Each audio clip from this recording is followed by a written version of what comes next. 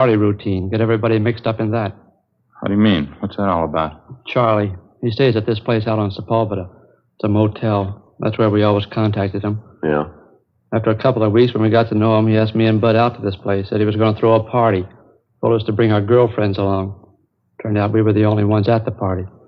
Me and Bud and the girls and Charlie Freiberg. Party lasted pretty late. I should have been smart enough to figure it out. I wasn't. What do you mean, Steve? Figure out what? Why'd Charlie be throwing parties just for us? The first 2 times there wasn't anything wrong. We just talked, danced with the girls, drank some beer. Charlie told us to have a good time. He threw a party every Friday night. Never broke up till after 3 o'clock. How old are your girlfriends, yours and Bud's? 17. They're both 17. They've been around, though. No use kidding you. They weren't very smart, I can tell you that. None of us were, I guess. Next couple of parties, Charlie had whiskey there. Dumb girls drank right along with him. So did we. Freiberg served the whiskey, did he? Yeah, that's right. He loaded the drinks, kept handing the girls a lot of stuff about how he used to be a director in pictures. He had a lot of connections in Hollywood. The last party I was at, he said he was going to get the girls' screen test. A lot of malarkey like that. Mm-hmm. What else, Steve? I don't know. I had a beef with Charlie about it. I walked out. I haven't been back since. Does he still throw these Friday night parties, do you know? Maybe. I don't know. There were 3 or 4 after the last one I walked out on. Dumb girls think Charlie's just great. God, so I can't stand the guy. How about the parties you didn't show up for, Steve? You get a rundown on them? Well, I heard a couple of things, yeah. Sure glad I wasn't there. How do you mean? Dumb girls never fails. The oldest line in the world. They still go for it. What's that? Tell them you're going to get them in the movies. We continued questioning the subject, 17-year-old Stephen Banner. He gave us a full description of the man who'd been selling him the books, Charles Freiberg, and also a description of the man known as Jack, the one who'd been supplying him with pictures and photographs. In addition, he gave us the addresses of the 2 men, a fair description of Freiberg's car, no license number, and the names and addresses of the 2 girls he and his friend had taken to Freiberg's parties. 1:20 p.m. Ed and I took the case of obscene books from the garage, loaded it in the back seat of our car, and Stephen Banner directed us to the high school attended by his friend Bud Spencer. We picked up the Spencer boy and drove him and Banner downtown to Georgia Street Juvenile, where we booked them in on 700B, Welfare and Institution Code, lack of supervision. We drove to the motel out on Sepulveda, but the suspect, Charles Freiberg, had moved out 5 days before, no forwarding address. It wasn't a dead end, though. From his motel registration card, we got the description and license number of his car. On the way into the office, we checked out the address of his confederate, the man known as Jack. He'd moved the same day as Freiberg, no forwarding address. Back at the office, DMV got a make on the license number for us. The car registered in Freiberg's name, 239 West 92nd Street. We went down to R&I and pulled the package on the suspect, 3:40 p.m. Last address on him was 3 years old. How's his record read? Well, he's been in the business before. A couple of ag charges, a 311 charge, too. Possession of obscene literature. Served 8 months in county jail. Mugshot there? Yeah, here. Mm-hmm. Close enough to the way the boy described him. I'd say so. His M.O., too. Huh? Same pitch the last time they got him, working the high school trade. Passed himself off as a studio man, movie director. How about the other man, Jack? You got anything there? No, not yet. I gave the information on him to the stats office. They're going to make a run for us. Well, I guess we better check on the kids' girlfriends, huh? Mm-hmm. Get their stories. Yeah, I suppose so. It sure gets me, Joe. What's that? Very young girls like that, out at motel parties till 3 a.m. drinking. Yeah. 17-year-olds, no reason for it, no reason at all. Well, I can think of one that might do. Huh? Their parents. We checked out the suspect's address furnished us by DMV and also the information from the R&I package. They went nowhere. We had a second interview with Stephen Banner and his friend Bud Spencer. We showed them Freiberg's mugshot and both of them identified it. We got out a broadcast and an APB on him. 4:12 p.m. Together with policewoman Doreen Statesel, Ed and I drove out to interview the 2 teenage girls involved, a Dorothy Ryan and a Laura Osborne. We stopped at the home of the Osborne girl first, but she wasn't there, and neither were her parents. An older sister told us that both the mother and father were working and that Laura was at a neighborhood school for models taking her weekly lesson. We checked at the modeling school, a converted second-floor social hall, where we finally located the girl, a tall brunette, dark eyes, fair complexion. The heavy makeup didn't do much to hide her age. While the modeling lesson went on, policewoman Statesel, Ed, and I talked to the girl off in one corner of the hall. Your friend, Steve Banner, he took you to those parties at Mr. Freiberg's place? That's right. Very nice man. He was always nice to Dorothy and me. Dorothy Ryan, she came to the parties with Bud. He's a friend of Steve Banner's. Mm-hmm. You have no complaint to make about this, Mr. Freiberg? He never caused you trouble of any kind? Charlie? Well, no. As I told you before, that business about Steve getting mad just because Charlie told us he'd get us in the movies. Well, it was silly, that's all. Plain silly. Charlie was just helping us. How do you mean, Laura? Well, he's in Hollywood, you know, Charlie Freiberg. He has lots of connections. He just wanted to help us get some good modeling jobs. That's why he took our pictures. There was nothing wrong. You continued going to these Friday night parties without the two boys, is that right? Yes, Dorothy and me. There wasn't anything wrong with it. We knew Charlie as well as they did by that time. A few bathing suit pictures, that's all. There was nothing wrong in that. Did you ever see prints of any of those pictures, either you or Dorothy Ryan? No, but Charlie's going to get us some. He promised he would. You know where he is now? No, he moved. I haven't any idea where he is. When's the last time you saw Freiberg, miss? About 10 days, 2 weeks ago. What's this all about, officer? You looking for Charlie? How does he usually contact you, Laura? By phone? Yeah, usually calls. Has he called you lately? Well, I don't know. Why are you looking for him? Can't you tell me? Routine investigation, miss. Oh, I'm sorry. I don't know where Charlie is. Why can't you tell me why you want him? We want him. Why? Can't you give me a reason? This is one of the reasons, Laura. Would you look at this picture? Charlie took this? It's his business, Laura. That's the way his police record reads. I can't believe it. That's one reason we want Freiberg. There's lots of others. You willing to help us, Laura? You said they'd be beautiful, glamorous. They're not. You know where he stays now? No, I'll find out, though. How do you mean? I've got a date with him. Supposed to meet him out on Wilshire and La Brea. When's that? 8 o'clock tomorrow night.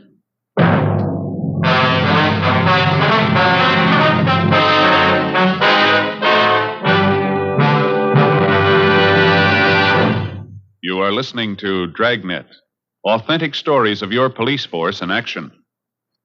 Compare Fatima with any other king-size cigarette. 1. Fatima's length filters the smoke 85 millimeters for your protection. 2. Fatima's length cools the smoke for your protection. 3.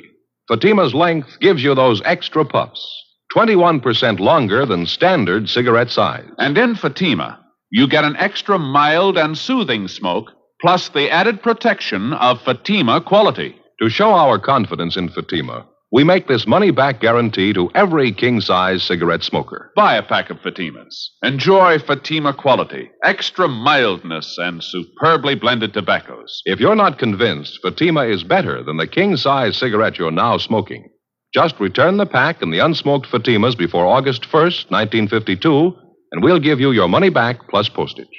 Fatima, Box 37, New York 1. Remember, each king-size Fatima gives you an extra mild and soothing smoke, plus the added protection of Fatima quality. Switch to Fatima today. Best of all, king-size cigarettes.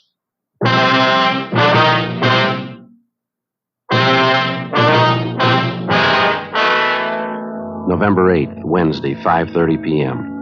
After our interview with 17-year-old Laura Osborne, policewoman Doreen Statesel, Ed, and I drove to the home of Laura's girlfriend, Dorothy Ryan, who was also present at the motel parties given by the suspect, Charles Freiberg. Her story of what had happened was essentially the same as the one we got from the Osborne girl. That night, we met with the parents of both girls. They were well-meaning and cooperative. They admitted their mistake. It was the same old story of lack of supervision and very little home life. The parents told us that they had no idea of what had been going on or the late hours that their teenage girls had been keeping. Besides promising closer supervision of the girls, they told us they would notify us immediately if the suspect Freiberg made any attempt to contact their daughters. 6:25 p.m. We got back to the office, put in a call to Stephen Banner's home, and notified his sister and brother-in-law that the boy was being held for further interrogation. We also notified the parents of Bud Spencer. The following morning, Ed and I went across the street to the district attorney's office, presented our case, and a warrant was issued on Charles Freiberg for 702 WIC, contributing to the delinquency of a minor. At 7 o'clock that night, Ed and I staked out on a cocktail lounge near the intersection of Wilshire and La Brea, the place where the suspect had told Laura Osborne to meet him. 7:30, 7:45. We waited. Think maybe we're in business, Joe. What? Down the corner there, waiting for the signal to change. Dark suit, dark hat. Yeah. Could be. Crossing over now, heading for the bar. All right, let's go.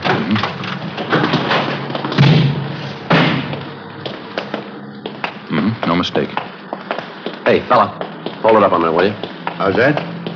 Police officer, is your name Freiberg? What? No, that's not my name. Is your identification, please? Yes, I've got my identification. Why? Can we see it, please? Why? What do you want? Your identification. What for? I haven't done anything. Let's go, mister. Talk about it downtown. Now, wait a minute. Just a minute. I don't want any trouble. I'll show you. There. Driver's license. The rest of my stuff. Charles Freiberg. It's an old address, isn't it? Yeah. Haven't had time to change it. Just got back in town. What's the matter, anyway? Where are you staying, Freiberg? No place. I just got back in town. I told you that. Not staying any place yet. No connections at all. Where's your car? I don't have one. Haven't had one for a year. I sold it. Look, how about filling me in? What do you want with me? You want to step over here, Freiberg, out of the way? All right. Just like to know what's going on, that's all. I'd like to see what you're carrying in your pockets. Take everything out, please, one pocket at a time. What is this, a shakedown? You can start with your coat pockets. All right. There. Okay? All right, now the other one. Okay? You said you don't have a car, Freiberg. No, of course not. I told you that. Well, what are you doing with that parking ticket? We walked the suspect Freiberg 2 blocks to the parking lot listed on the claim check that he had in his coat pocket. He had black hair streaked with gray, looked to be in his mid-50s. We questioned him on the way, but he'd admit nothing. We located his car in the parking lot and searched it. In the glove compartment, besides a half a dozen photographs and small books, we found a key with a metal disc attached to it. Stamped on the disc were the words West Side Studios, number 23.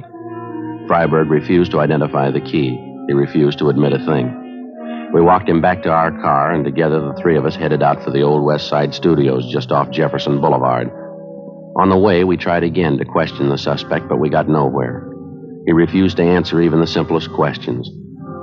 One look at the West Side Studios, and you knew right away the place had seen better days. It had been fairly prominent in the early days of motion picture making, but all that was left now was 2 square blocks of broken-down scenery, 1 dilapidated sound stage, and a row of weather-beaten cottages, the tar paper peeling off the roofs. We got out of the car and started up the walk. The faded sign over the main gate read West Side Studios, founded 1920. And down in one corner, admission by pass only. The guard shack at the gate was boarded up. No sign of a night watchman. We kept walking. How come they don't keep a watchman at the gate, Freiberg? Don't they make pictures here anymore? You bet they do. The place has been going downhill for a long time. It's coming back, though. Then you do know the place, is that right? Yeah, I know it. I should know it. What do you mean by that? Nothing. You rent an office here, is that it? Freiberg? Yeah, that's right. Straight down the way there, Cottage 23. What's your job? You in some kind of movie work? Yeah, have been for 30 years. More than 30 years. That's so? You an actor?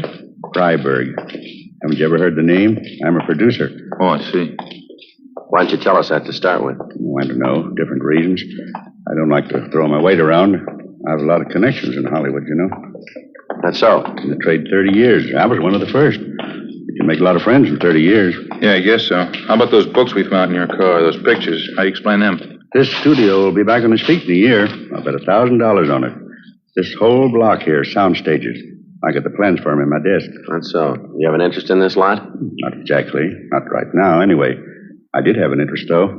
I will again. I was one of the original owners, you know. Still haven't got an explanation. How about the books and pictures we found in your car? Oh, that?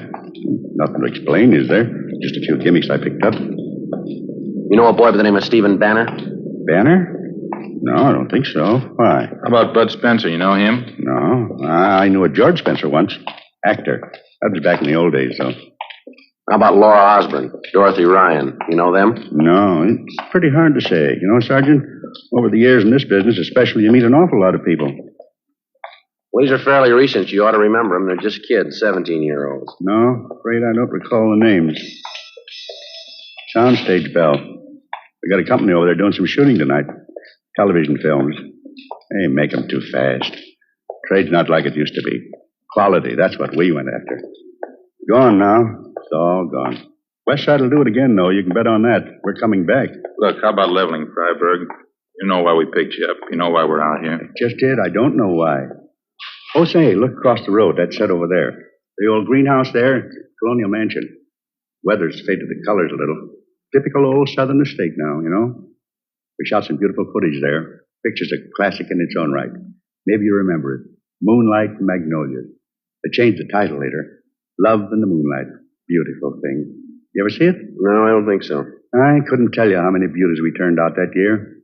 I was a young fella then. Song and strife, moonlight and magnolias, little orphan girl, sweetheart of the campus. That's your cottage there, Mr. Freiberg? What's that? Just down the way there, number 23? Oh, yeah. Completely forgot about it.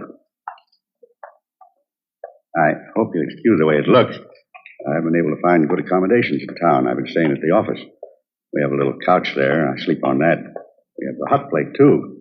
Good enough to boil a coffee in the morning. Mm-hmm. How come you couldn't find space in town? The hotels aren't that rushed, are they? Well, the ones I'm used to staying at, yes. I'd just soon camp here at the studio than stay at one of those places downtown. Say, wouldn't you like to see the rest of the lot? Pretty interesting if you've never seen a real movie lot. I mean a high-class one. We've seen them, Mr. Freiberg. We'd like to check your office. Oh, all right. This is it. Cottages need a good coat of paint, of course. It'll all be done pretty soon. West Side is going to come back strong. You can bet on that. Yeah, I guess so. Uh-oh. Watch it on that first step there. It's loose. Have to call maintenance and get that fixed. Yeah, it's all right.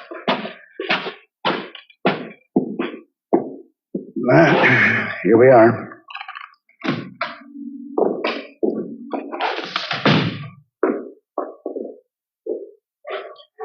Well, as you can see, the office isn't very much. What is it you wanted, gentlemen? You want to check that cabinet there, Ed? I'll take a look through these cases over here. Okay.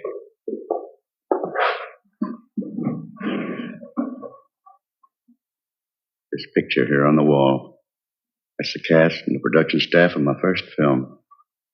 Here's the other one. Me and R.Z. Bernard. He autographed the picture for me, Bernard himself. Those were the days, all right. Quality. That's what we went after in pictures, real quality. Not like today. Gone. The good days. Fine pictures. It's gone. All gone. How about it, Freiberg? These cases of books here and these photographs. Not my fault, believe me. I had to make a living. I had to make money.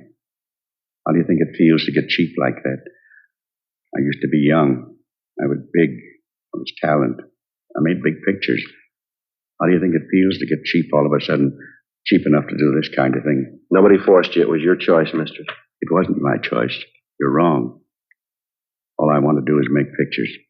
There isn't a chance anymore, not like the old days. You need hundreds of thousands, millions. It's gone. It's all gone.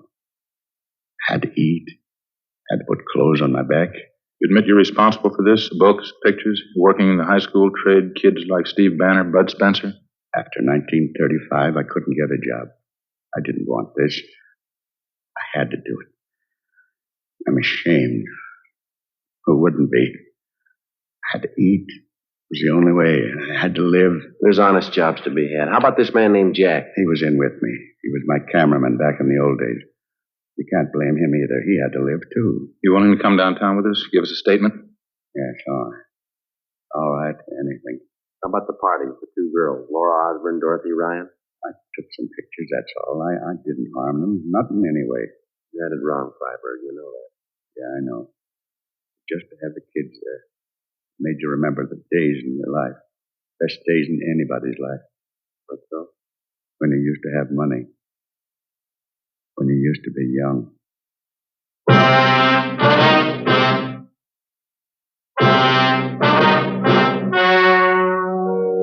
The story you have just heard was true.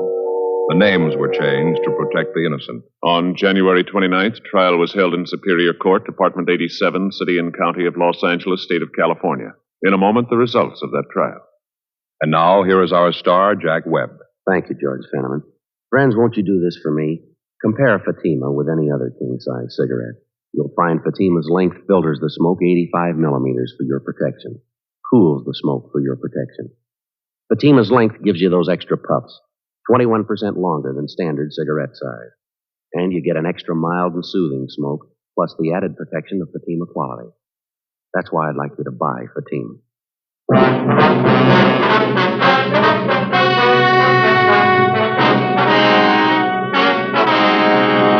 The suspects Charles Zeman Freiberg and his accomplice Jack L. Lavery were tried and convicted on 4 counts of contributing to the delinquency of minors. Both of them served full terms in the county jail. Contributing to the delinquency of minors is punishable by a fine of not more than $1,000 or by imprisonment in the county jail for 1 year, or by both fine and imprisonment.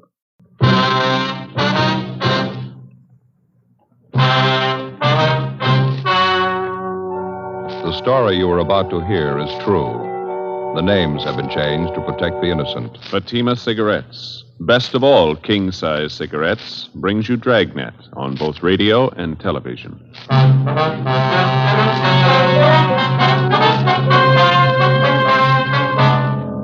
You're a detective sergeant. You're assigned a homicide detail. A 39-year-old housewife disappears suddenly. There's no explanation for it. 5 days later, evidence of possible foul play is uncovered. Your job, investigate. Fatima, America's first largest-selling blended cigarette. Now, best of all king-size cigarettes. Prove it yourself today.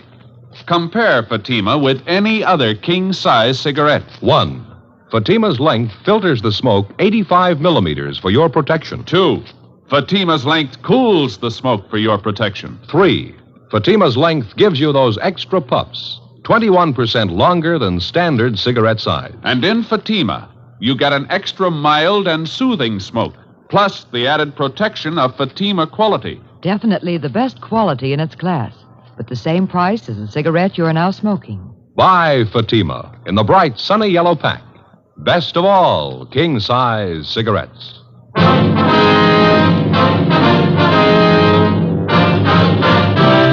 Dragnet, the documented drama of an actual crime. For the next 30 minutes, in cooperation with the Los Angeles Police Department, you will travel step by step on the side of the law through an actual case transcribed from official police files.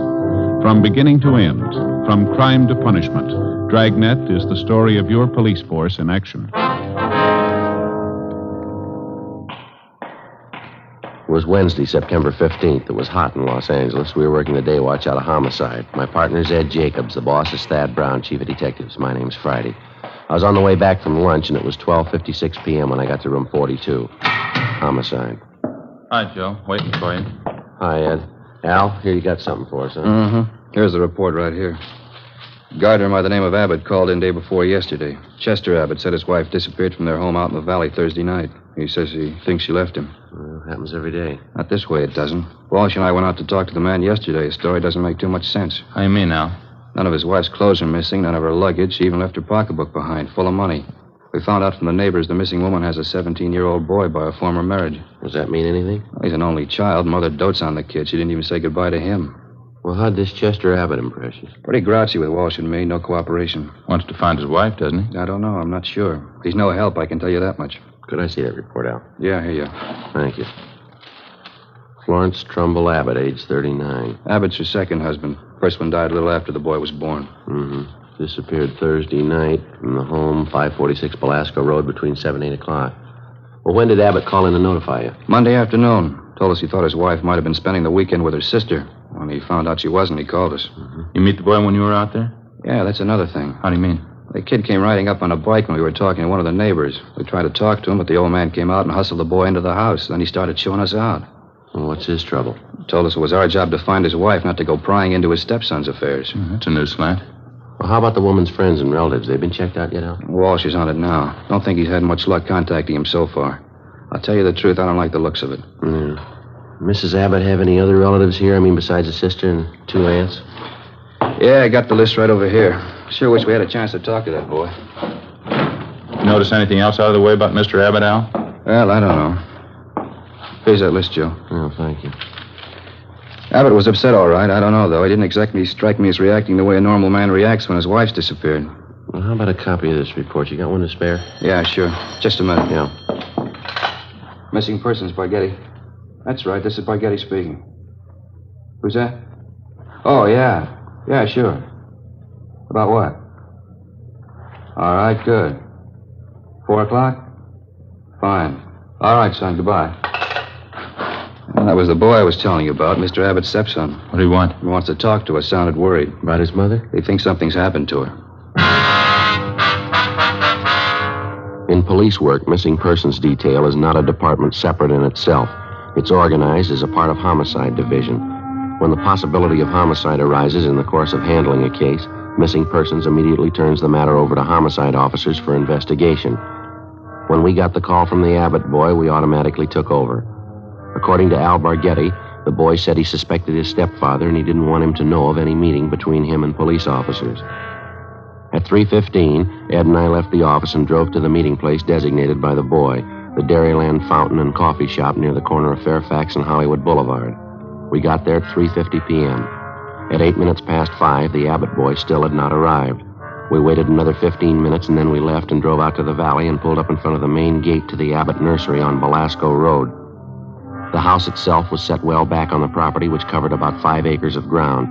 The entire nursery was surrounded by a 6-foot chain-link fence, and it looked like every available foot of ground inside was planted with some kind of flower or shrub. Mr. Abbott met us at the gate. He had 3 full-grown mastiffs with him. He held them on a chain. Yes, what do you want? Police officers, you Chester Abbott? That's right. What do you want? Well, if you can get those dogs quiet for a few minutes, we'd like to ask you some questions. Pretty busy now. Can't you come back tomorrow? No, it's important, Abbott. We'd like to talk to you now. All right, if you have to. Yes, time. Get down there. You two, Joe. Quiet. I said quiet. All right. Now, what do you want? Mind if we come inside, sir? These watchdogs of mine are pretty vicious. We can talk here at the gate. All right. We've been assigned to look into your wife's disappearance, Abbott. This is my partner, Sergeant Jacobs. My name's Friday. Mm-hmm. Find out anything about my wife yet? Nothing definite, no. Thought maybe you could help us. Mind telling us exactly what happened the night she disappeared? What do you mean, what happened? Well, when did you see her last? When did you first notice she was gone? Well, we had dinner Thursday night about 7 o'clock, then I laid down for a nap. Florence went out on the front porch for some air. I woke up a little before 8 o'clock and went outside to look for her. She was gone. No one saw her leave, Mr. Abbott? Not that I know of. Maybe one of our neighbors. You can ask them. They seem to know everybody's business. How about your stepson? Wasn't he home Thursday night? Bruce? No, he went out to a show with some other kids. When did he get back from the show, you remember? About 10 o'clock, I think. Why? Where's the boy now, Abbott? Who are you looking for, my wife or stepson? Both of them. Where is he? Gone. I took him over to my sister's in Alhambra. He'd been feeling bad since his mother disappeared. Figured the change would do him good. Well, when did you take him over to your sister's? This afternoon. What's that got to do with it? I'd like to talk to him. No, you can't. You won't allow it. The boy's too upset right now, and I can't allow it. I'm afraid you're going to have to allow it, Abbott. Listen, mister. You can get off this property right now if you're going to get fresh with me. No cops giving me any sass. Get down there, honey. Quiet. Nobody's giving you sass. We want to talk to your stepson, that's all. He might be able to give us a lead on the whereabouts of your wife. And I say you can't see the boy. You've been looking for Florence for a week, and you haven't found a thing. I'll get somebody else to look for her. It's my business anyway, nobody else's. It's our business if anything happened to her. What are you talking about? You better get your coat, Abbott. I'd like to talk to you downtown. Come through that gate, and I'll let these dogs go. We'd hate to shoot them, mister. Wait, what are you trying to prove anyhow? What do I have to go downtown for? I'll tell you when we get there. Now get your coat. Chester Abbott turned, made his way up the path and into the house. A few minutes later, he came out, closed the gate behind him, and got into our car. On the way back downtown, he talked pleasantly about the weather, the nursery business, and his dogs.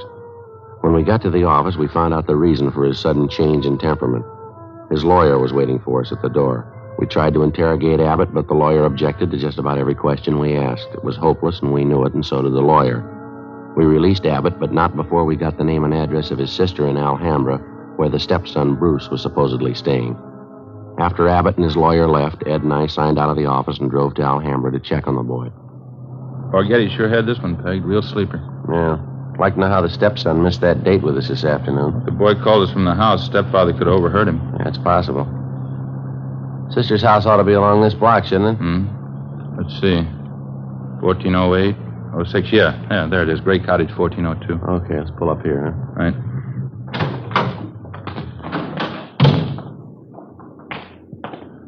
Nice looking place, well kept, huh? Nice neighborhood. Wonder how the lot prices run out here. I don't know. I'll get the bell.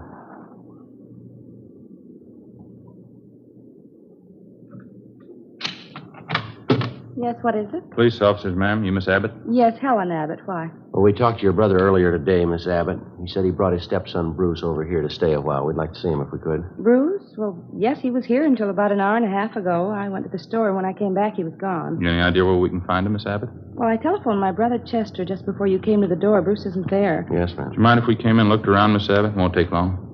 Well, why? I told you Bruce isn't here. It's the truth. There's no reason to lie about it, is there? Oh, no, ma'am, it's not that. Well, then what is it? No reason for me to lie to you. How about your brother? We went in and looked the house over from one end to the other. There wasn't a trace of the boy. We drove back to the Abbott nursery and satisfied ourselves the boy wasn't there. Meantime, the home of Chester Abbott's sister in Alhambra was kept under constant surveillance. No one came or went. The next morning, when Ed and I checked in for work as usual at 8 a.m., we met with Sergeant Al Barghetti. Well, I had half an idea there might be something wrong. What makes you so positive, though? That's just it, Al. We're not positive. It's the whole setup, I guess. Smells bad. How do you mean, for instance? Well, Abbott's lawyer, for one thing. If a man's innocent, he doesn't have his lawyer sit with him and tell him not to answer any questions. Yeah? Number two, the kid's phone call. He didn't show up for that date. You figure. I don't know. Could be he doesn't get along with his stepfather. Happens, you know. Maybe he's trying to get back at him for something or other. Well, that could be. Why is Abbott hiding him out, then? Pretty sure he's hiding him out? The way things been going, no other way to take it. Mrs. Abbott walked away from her home last Thursday night. Nobody saw her. She took nothing with her. No luggage, no clothes, no money. That's it. You checked with her family doctor? Yesterday. Told us Mrs. Abbott was in perfect health. Checked her bank statements, double-checked the name through Wanderer's file, repeaters found, missing persons. Couldn't find it in either one. Her relatives, too, huh? You talked to them? Some of them, yeah, Al. Got a few more to check out this morning. Well, one thing's certain. No clothes, no money, no luggage. She couldn't have gone very far. You checked all the angles, huh? Well, the sheriff's office, the jails, the hospitals. Sent out a teletype and an APV. She's been gone almost a week, and nobody's seen her. Now, how's that add up to you? Well, I got an idea. Yeah. I hope I'm wrong. 8:45 a.m. Ed and I left the office and continued making the rounds of the missing woman's friends and relatives. We checked at the Western National Bank, where Mrs. Abbott maintained another account. Her savings statement showed a total balance of $31,564.17. Her checking account had a balance of $842.71. At the Farmers Mutual, we found the record of an insurance policy issued to Florence Trumbull Abbott. It was a 20-pay life policy covering the insured in the amount of $30,000. The beneficiary was listed as the insured's son, Bruce Trumbull Abbott, if living upon receipt of such due proof. If not, the insured's husband, Chester J. Abbott. By the time we finished checking the missing woman's financial status, we figured we had a fair suspect in the husband, Chester Abbott. From casual reports, we knew he was a frugal man, almost to the point of obsession. If he was greedy as well, if he wanted or needed money badly enough to kill, then he had all the motives necessary to murder his wife. Maybe his stepson, too. 6:40 p.m., Ed and I drove back to the office. Go ahead. Long day. A lot of mileage. Yeah. Wonder if Al's still around. Hey, Barghetti. Al? Yeah, here. That you, Friday? Yeah. How'd you do? Get anything? A few things. Pretty fair luck. Good. I got some more for you. Just walked in here 10 minutes ago. Who's that? Bruce Abbott. He's waiting in the next room. We went into the next room and met the Abbott boy. He was small for a 17-year-old, dark-haired, thin, a little on the sickly side. He seemed nervous and upset. He told us that he wasn't able to keep the date he made with us on the phone because his stepfather did apparently overhear the conversation and drove the boy immediately to his sister's place in Alhambra.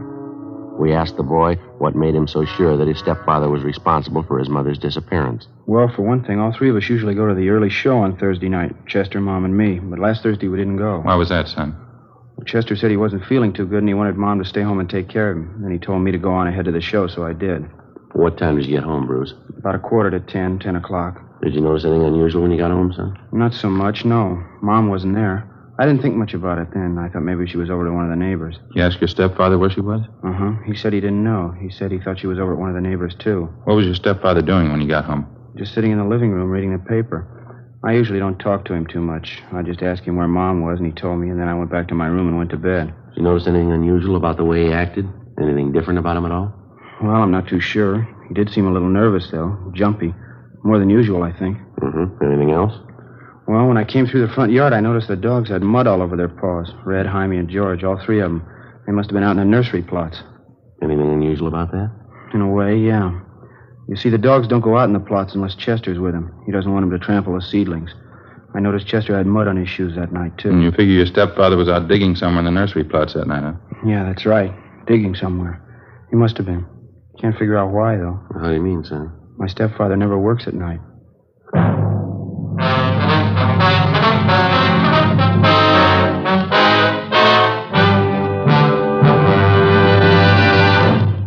You are listening to Dragnet, authentic stories of your police force in action. Compare Fatima with any other king-size cigarette. 1. Fatima's length filters the smoke 85 millimeters for your protection. 2. Fatima's length cools the smoke for your protection. 3.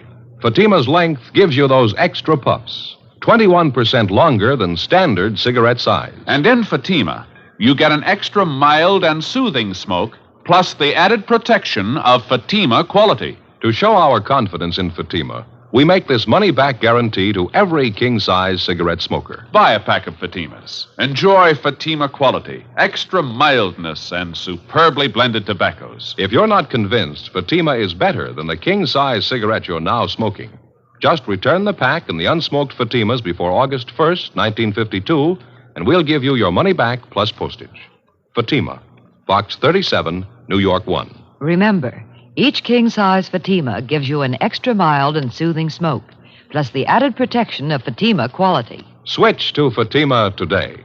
Best of all, king-size cigarettes.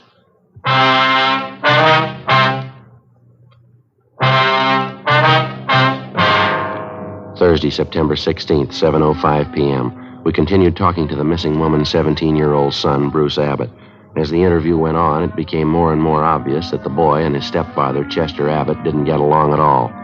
Apparently, the boy was jealous of him, and he was jealous of the boy. Besides his prejudice, Bruce also contradicted himself during the course of the questioning. 7:15 p.m., the interview went on. I understand that all right, son, but you say you can't think of any reason why your father'd be out working in the nursery plots that time of night? No, sir, I can't. I don't know how he'd get any work done. None of the plots are even lighted, only the greenhouses. Well, is it possible he could have gotten that mud on his shoes working in one of the greenhouses? No, sir, I don't see how. All the paths in the greenhouses are graveled. It's my job to see they're kept graveled. I know they weren't muddy because I fixed them the day before. Mm-hmm. Well, what do you think it means, Bruce? I don't know. I don't want to think about it. I just know he's done something. He's done something to her. Did your father, that is your stepfather, give you any reason for keeping you away from the police officers that came to your house? I mean, the first two officers who showed up? No, he said people were getting nosy, that's all. He said it might be better for me over at my Aunt Helen's place. Mm-hmm. Well, do you think your Aunt Helen might know where your mother is? I don't think so. We hardly ever see Aunt Helen. We don't know her well at all. Well, do you know if your mother and stepfather argued very much, son? I mean, big arguments. Sometimes, yeah. Mostly about me. How do you mean? Chester's pretty tight, you know. Doesn't like to spend money at all. He and Mom used to argue about whether I ought to get paid for the work I did around the nursery. Chester didn't want to pay me. That's so? Yeah, when I started working, he promised he'd pay me. I was saving up to buy a 31 Model A. After a couple of weeks, when he didn't pay me, I asked him about it. He told me I ought to be glad to work for him for nothing. And your mother argued with him about that? Sure, she got good and mad, too. She should have gotten mad. It was her money that bought the nursery anyway. Well, how'd you happen to get away from your aunt's place, Bruce? It wasn't too hard. Helen had some shopping to do, and she left me alone. She locked the door to my room. Even the screen over the window was nailed down, but I kicked it out and got away. I stayed at a friend's house last night. You thought much about where you're going to stay tonight, son? Well, I don't know. Sergeant Burgetti, I was talking to him. He asked me if I wanted to go out and have dinner and then stay at his house tonight. I don't know. Sounds like a good idea to me. I don't know. Sure nice of him to ask me. I think it'd be a lot better for you, son. Why don't you check in the next office, see if Burgetti's ready to leave, huh? Yeah. Okay, Sergeant. Thanks. Sure. You betcha. Joe, what do you think? It's hard to say. He might be lying. Before we signed out of the office that night, we met with Captain Lorman and outlined a plan to bring in the husband of the missing woman for questioning alone. We figured it'd serve two purposes: clarify the boy's position in the case and determine one way or another if the stepfather was withholding information about the disappearance of Mrs. Abbott. The big problem was to bring in Chester Abbott for interrogation without the knowledge of his lawyer. As we'd found out more than once, it was impossible to get anything out of Abbott with his lawyer present. We set up a plan to call at the Abbott home early in the morning, get the suspect out of bed, and bring him in before his lawyer could be notified. At 3:30 the following morning, Ed and I met at the office and started for the Abbott place. We brought along a couple of pounds of fresh horse meat to keep the dogs quiet if they raised a fuss. At 10 minutes past 4 a.m., we parked our car a few hundred feet down the road from the Abbott nursery and made our way toward the gate. I reached in and tried the latch. The dogs started up. How about it, Joe? Open? No, it's padlocked. We're going to have to climb the fence. Toss some of that meat over to him, will you? Yeah, okay. There. All right, that does it. All right, let's climb the fence. Keep an eye on the hounds. Looks like they could take a leg off. Yeah. Take it easy, Ed. All right. Watch that. Yeah. Here comes that other dog. Get some more of that meat ready. Yeah. There you are, boy. Go get it. Go on. All right, that's fine. Come on, let's hurry. Have a look, Joe. What? Windows along the side of the house. Lights just went on. Yeah, come on. Who is it? Who's there? Who is it? I'll set the dogs on you. Police officers, Abbott. Friday and Jacobs. What kind of business is this? What are you doing out here this time of night? You're under arrest, Mr. Abbott. What are you talking about? I think you heard me. You're under arrest. What kind of crazy thing is this? You're going to pay for this. I'll have your job. All right, you want to get your coat? You cops are asking for a pack of trouble. You know that. Get your coat. I'd like to know what you think you're doing. Where's my stepson, anyway? What have you done with him? I got a better one for you, mister. Huh? What have you done with your wife? 4:25 a.m. Ed and I drove the suspect, Chester Abbott, back downtown to the office. He was quiet and sullen. We headed down the hall for the squad room. Light still burning in the office. Yeah, probably Barghetti standing by. All right, Abbott, in there. You're going to pay for this. You can take my word on that. Ed, you want to take him in the office here and stay with him? I'll check with Al. Okay. All right, Abbott, inside.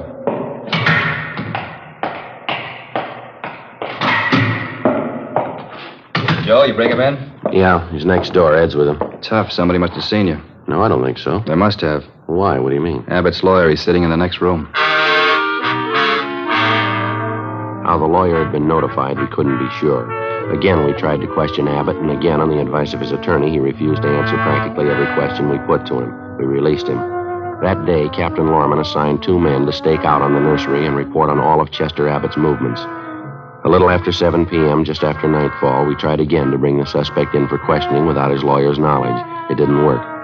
The men assigned to stake out on the Abbott place reported definitely that someone was tipping off the attorney whenever unknown visitors showed up at the nursery and drove off together with Mr. Abbott. There was nothing we could do about it. The following morning, Al Barghetti came up with a lead. Had a long talk with the boy last night. Think he came up with a pretty fair lead. How's that? The old man's responsible. We know there's only one way we'll get a conviction. Yeah? Find the body and enough evidence to tie him in.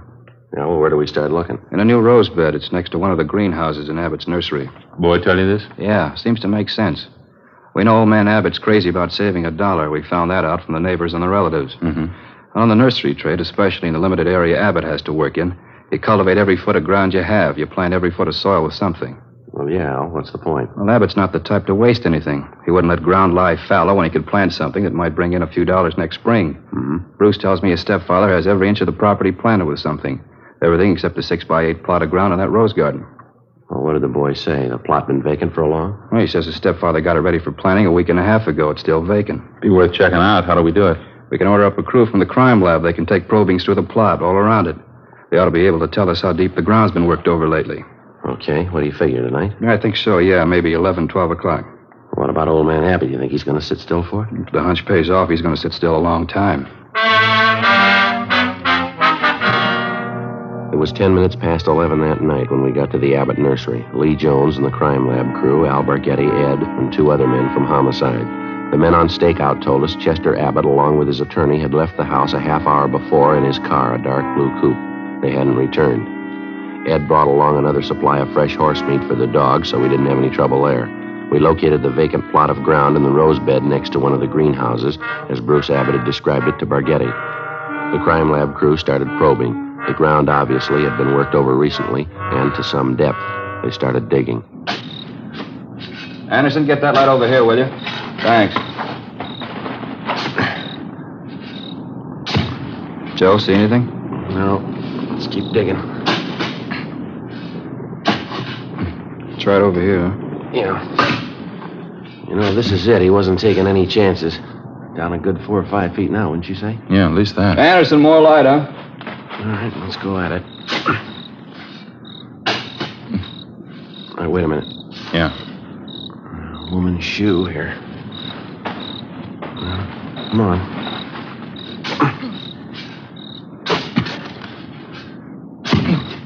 Just a minute. Yeah, that's it. The shoulder there, it's a body. Well, it paid off, Al. The boy had it figured. Yeah, too bad he was right. Ed and I went back to our car and notified communications to broadcast a warrant for murder on Chester Abbott. His description, together with a description of his car and license number, was rebroadcast every 15 minutes. The attorney was contacted, and he stated that Mr. Abbott had dropped him off at his home more than an hour before. He knew nothing of his whereabouts. Ed and I went back to check the Abbott home and found the front door unlocked.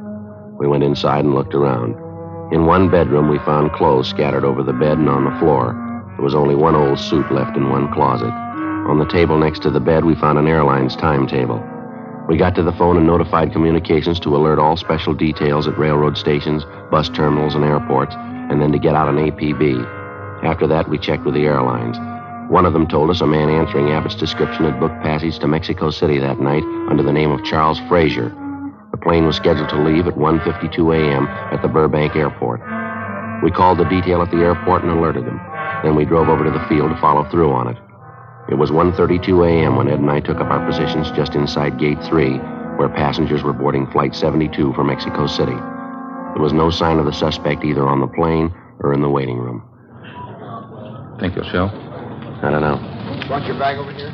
Where's Spaghetti? Over there by the cocktail lounge. See him? Oh, yeah. What time you got now? 1:38. Plane's due to take off in another 4 minutes, isn't it? Mm-hmm. Any sign of him, Al? No, nothing. Just made the rounds. Checked with Stevens and Cummings. If he got in, he came in somebody's suitcase. Couldn't have possibly gotten through without one of us seeing it. Well, he hasn't got much more time. Maybe it's a dead end, huh? You don't see how he could have gotten wise, do you? Over there. No, by the ticket counter there. You see him? Yeah, that's him. Come on. All right, just a minute, Abbott. I haven't got time now. I'll miss my plane. If you have anything more to say to me, you can wait till I get back. Afraid not, Abbott. And take it up with my lawyer. I'm in a hurry. We found your wife's body. How's that? In the rose bed next to the greenhouse. I don't know what you mean. You must be mistaken. No mistake. Hands behind your back. What's this all about? I haven't done anything. All right, let's go. No, just a minute. You got it wrong. I don't know anything about it. We think you do. Now, come on. Wasn't my fault. I didn't know what I was doing. I plead insanity. She drove me to it. We were arguing about the boy, and she slapped me. I didn't mean to do it. All right, let's go, Abbott. Can you wait just a minute more? What for? My plane. One for Mexico City. Funny, isn't it? What's that? I was so close. Just missed it. Not by more than 1 minute. No, you're wrong about that, Abbott. Just 1 minute, that's all. Well, you missed it before you ever bought your ticket. How do you figure? When you first decided to kill your wife. Come on.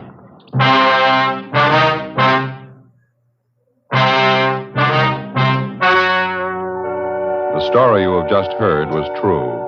The names were changed to protect the innocent. On December 19th, trial was held in Superior Court, Department 89, City and County of Los Angeles, State of California. In a moment, the results of that trial.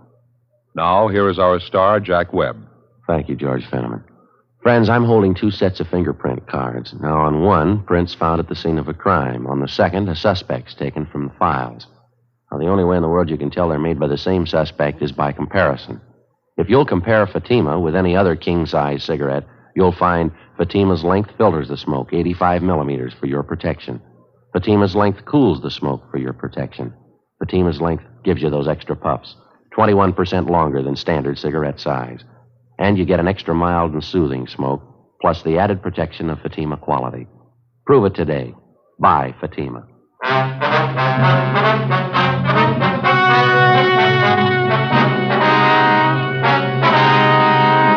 Chester Vernon Abbott was tried and convicted of murder in the first degree. The jury failed to recommend clemency. Abbott was executed in the lethal gas chamber at the State Penitentiary, San Quentin, California.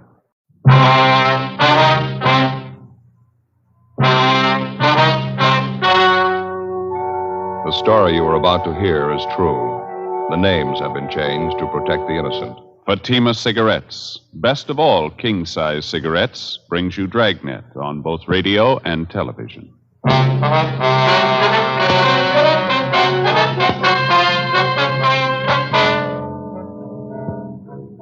You're a detective sergeant. You're assigned to Personnel Division. A resident of your city files a report of assault and battery.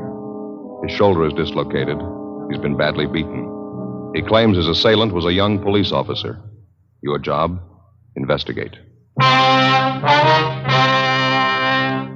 Comparison proves Fatima quality. Yes, comparison proves Fatima quality. Compare Fatima with any other king-size cigarette. 1. Fatima's length filters the smoke 85 millimeters for your protection. 2. Fatima's length cools the smoke for your protection. 3. Fatima's length gives you those extra puffs, 21% longer than standard cigarette size. And you get an extra mild and soothing smoke, plus the added protection of Fatima quality. Definitely the best quality in its class, but the same price as the cigarette you are now smoking. Prove Fatima quality yourself today. Buy Fatima in the bright, sunny yellow pack. Best of all king-size cigarettes.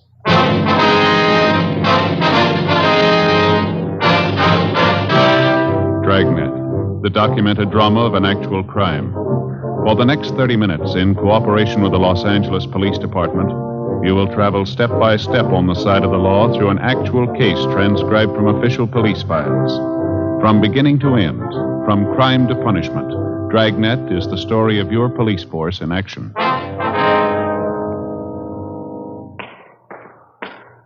It was Tuesday, June 11th. It was mild in Los Angeles. We were working the day watch out of BIA. My partner's Ed Jacobs. The boss is Lieutenant Jesse. My name's Friday. It was 10:23 a.m. when I got to room 83, the squad room. Joe, you catch up with the lieutenant? Yeah, in a meeting. He said he'd be out about 11:30. He wants us to handle it for the time being. Oh. Well, Joe, this is Officer Blanchard. This is my partner, Joe Friday. I'm glad to know you, Friday. I think I've seen you around Central a couple of times. Yeah, sure. How are you? Well, what's this thing all about? Do you mind telling me? You worked yesterday, did you? Yeah, that's right. My regular beat, South Central area. Anything out of the ordinary happen while you were on duty? No, not much. Made a couple of pinches, that's about all. Pretty quiet otherwise. Did you make one of those arrests at 7928 Cortlandt Avenue? Yeah, that's right. A woman, 2 men, users. All 3 of them were booked in violation of State Narcotics Act. Any of the 3 familiar to you at all, Blanchard? I mean, had you ever seen them before the time you arrested them? No, none of them. I knew the place, though. I've been keeping an eye on it lately. One of those old-fashioned homes converted into a rooming house. Uh-huh. I've been noticing some of the people going in and out of the place. They didn't look too good to me. And that's why I say I've been keeping an eye on the house. Now, what's the story on this, anyway? You get a kickback on an arrest I made? Well, we'd like to have your version of it first, Blanchard. Exactly what happened. How'd you come to make the pinch? Well, I was walking my regular beat. I think it was about 3:30 yesterday afternoon. I was going along Cortlandt, the 7900 block. A woman came out of the front door and hailed me. She complained about a 507 party in the house a couple doors down the street.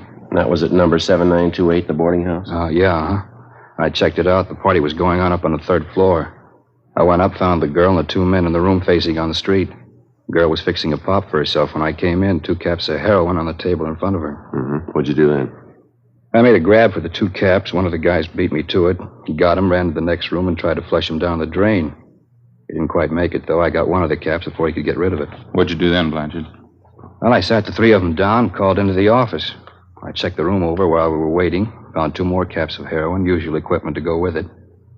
When the radio car showed up, the 3 of them were taken downtown to narcotics squad and booked. That's all I can tell you about it. Well, during the time you were waiting there in the room, Blanchard, did you have any trouble with the suspects at all?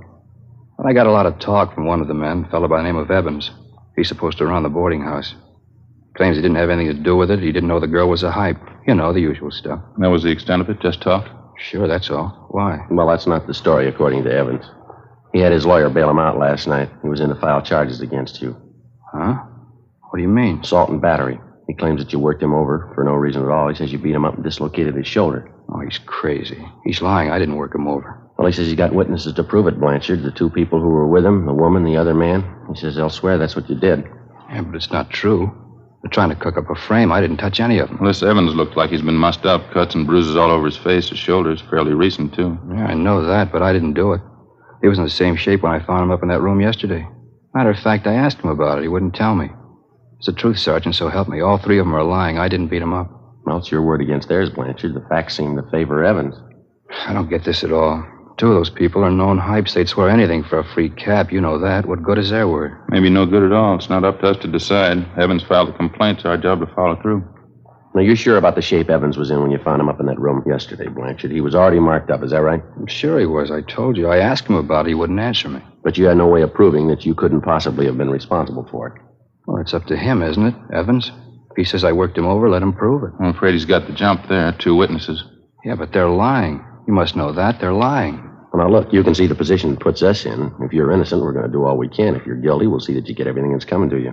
Well, you know it as well as I do, Sergeant. I had no reason to beat him up. I didn't do it. Well, it's not up to us, Blanchard. The court will have to decide. Doesn't make sense. None of it does. There's no other way to handle it. We got 4,500 men in the department. We don't claim they're all saints. Once in a while, one of them turns bad, and all of us get a black eye. You're in a jam, Blanchard. Like anyone else, you'll get a fair trial. Yeah. Well, what happens now? Do I draw suspension? Yeah, that's right. If you're cleared of the charges in court, there'll be a hearing before the board of rights. Am I through right now? We'll have to book you in at the main jail. Case will be presented at the DA's office tomorrow. Doesn't make sense. I had no reason to beat up Evans. No reason at all. You sure of that, are you? What do you mean? Of course I'm sure. Well, Evans claims you did have a reason, a good one. What? Well, he says you handed him a proposition. He wouldn't go for it, so you worked him over. What do you mean? What kind of a proposition? The bad kind. Huh? He says you wanted a payoff. Investigating charges against a police officer involves exactly the same procedure as cases where private citizens are concerned. Prove the suspect innocent or guilty. If Blanchard was innocent, it wasn't going to be an easy job proving it. If he hadn't beat up the complainant, George Evans, and dislocated his shoulder, it seemed the only way out would be to find the man who did. Either that or prove that the two witnesses Evans had come up with were lying. If Blanchard was guilty, if he actually had slugged and beaten Evans, we had to find sufficient evidence and we had to find a motive. 11:10 a.m., Ed and I took Officer Harry Blanchard over to the main jail where he was booked in and lodged in one of the cell blocks. Then we went upstairs to the women's jail where we interviewed one of the witnesses to the alleged beating, an Eleanor Rowland. She'd had previous arrests for vagrancy, grand theft auto, and petty theft, as well as an established reputation as a user of narcotics. She was 23 years old. Yeah, it was terrible. That cop really roughed him up, poor old Evans. Cop didn't have to treat him like that. How long have you known George Evans, Miss Rowland? You old friends? No, I wouldn't say that. I met him a couple weeks ago when I came down from north. San Francisco? Portland. I was visiting up there. I'm a Portland girl originally. Well, how about this other man you were with at the time Officer Blanchard picked you up, this Ray Sherman? He an old friend? Buster? Yeah, I've known him a few years. So you know Evans very well? Yeah, I guess you could say that. Ray's had a room at the boarding house a couple of years. I guess he's good friends with Evans. Say, can I ask you something? Yes, ma'am. You ever work narcotics up in Portland? No, ma'am, never have. Face is familiar. Could have sworn I met you in Portland. Do you want to run over that story again for us, Miss Rowland, about what happened yesterday? Not much to say, just the same as I told you. You usually stay at Evans' rooming house when you're in town, do you? No, it's only the second time I was there. How about George Evans? Was he there at the time? No, not first. Me and Buster had a pop, and then we sat around and talked. Evans came in a little later. Three of us talked. Told me and Buster not to bring any more junk in the house. He didn't want to get into trouble. Then, speak of the devil, a cop walked in. What happened then? Buster grabbed two caps off the table, tried to get rid of them. He only got rid of one, though. The cop got the other one. Well, how'd the argument start? You remember that? Between Evans and the officer, I mean. Well, I was a little high at the time. I don't remember it word for word. Evans said he didn't have anything to do with it, but the cop kept pressing him. He told Evans he'd forget about it if Evans would pay him off. Evans told him no, he wouldn't give him a cent, and then the cop started beating him up. You were in the same room with him all this time? Yeah, Buster and me. We saw it all, poor old Evans. He really got worked over. Cop didn't have to treat him like that. Say, are you sure you're not from Portland? Yes, ma'am, I'm sure. Now, about how many times would you say the officer hit Evans? Oh, I couldn't tell you that exactly. Dozens of times, I guess. Kept hitting him with his fists, pushed him all around the room. I was a little high at the time. I don't remember everything exactly. Sure could use a booster about now. Are you sure about everything you've told us, Miss Rowland? That's the truth? Yeah, that's right. Some of the details I didn't remember so well. He straightened it out for me, though. He told me just what happened. Who's that? George Evans. 11:50 a.m. Ed and I continued questioning Eleanor Rowland. The more we talked to her, the more we were convinced that at the time of the alleged beating, she was under a heavy dose of narcotics, and that for the most part, she picked up her version of the story from the alleged victim, George Evans. We went down to the second floor of the main jail to one of the interview rooms where we talked to the second witness, Ray Sherman, alias Tom Raymond, alias Buster Raymond. He also had a long record as a user of narcotics. He gave the same general version of the incident as the Rowland girl did, but despite the girl's story, he claimed he was not under the influence of narcotics at the time Officer Blanchard entered the room and made the arrest. Besides that, there were other discrepancies. 1:05 p.m., we had some lunch at the Federal Cafe, and then we drove out to interview the complainant in the case, George Evans. After checking at his rooming house, we finally located him in a neighborhood bowling alley. He was sitting at a bar adjoining the actual playing area, drinking a bottle of beer. Parts of his face and neck were bandaged, and his left shoulder was in a cast. He appeared friendly and cooperative. I kept telling the cop I didn't have any money. Told him I wouldn't give him a payoff even if I did. So he started working you over, that right, Evans? Yes, that's right. I don't have anything against cops normally, but this guy, that's something else. How do you ever get on the force anyway? Had you ever had any contact with Officer Blanchard before yesterday, Evans? Yes, I did, twice before. He came to the house, accused me of running a hideout for thieves, junkies. Tried to get me to pay him off then, too. I wouldn't do it. When was that, Evans? About 6, 8 months ago. Yeah, at least that. Well, how is it you didn't report Blanchard then? Well, that wouldn't cause any trouble, get mixed up in a law case. I figured I could take care of him myself. But after that going over yesterday, that was enough for me. I don't understand how the guy ever made the force to begin with. What's the matter? The shoulder of mine, he really tore it apart. How'd you spend your time yesterday, Evan? Do you mind telling us? No, I don't mind. I slept till about 12:30, 1 o'clock. Had a little bit of a hangover. Then I got up and made some breakfast and read the paper. That's about size. You mean you were in your room all day up to the time you went down the hall to Ray Sherman's room? That's right. Ray was there with this girlfriend of his, Eleanor. I didn't know she was a hype. That's the truth. Ray should have known better having her there. I don't like the kind of stuff going on around my place. Now, we've checked you through the record bureau, Evans. There's been 3 or 4 similar cases at your places the last few years, hasn't there? A couple, yeah. It's a real problem. I don't know how you keep them out. Whole neighborhood around here, you know. Pretty hard to stop it, I guess. We understand you were in the room there while the girl helped herself to a fix. Is that right? No, I wasn't in the room when she took the fix. I got there a couple minutes after. I didn't even know what was going on. You can ask Ray Sherman, the girl, too. They'll tell you I wasn't there. Well, that's something else we wanted to ask you about. Sherman and the girl don't seem too sure of their stories. Can you straighten us out there? How do you mean? Well, Sherman tells us one thing, the girl tells us something else. Can't seem to get together. Yeah, but I told him. You told him what, Evan? Well, nothing. I told him to tell the truth, that's all. That stupid Ray. He doesn't know half the time what he's doing. Well, that doesn't make him much of a witness then, does it? Well, what do you mean? He was there when that cop slugged me, beat me up. He could see that much. Well, that's just it. We're not sure he did. Huh? The girl says Blanchard worked you over in the living room there. Sherman says Blanchard took you out in the kitchen and beat you up. Now, which is it? I think I'm beginning to get the pitch. How's that? You're out to cover up for that cop. Is that it? Take care of your own? We're assigned to investigate this thing, Evans, just like any other criminal case. Blanchard's not getting any more of a break than any other suspect would. Yeah, sure. We still haven't answered our question. Where did it happen, living room or kitchen? The interview's all over, Sergeant. I got the pitch. You can take this back to your office. I'm going to get that cop convicted. If it's the last thing I do, you can count on that. What's the matter, Evans? All we did was ask you a simple question. Don't try to kid me, Sergeant. I got the angle. You're trying for a cover-up.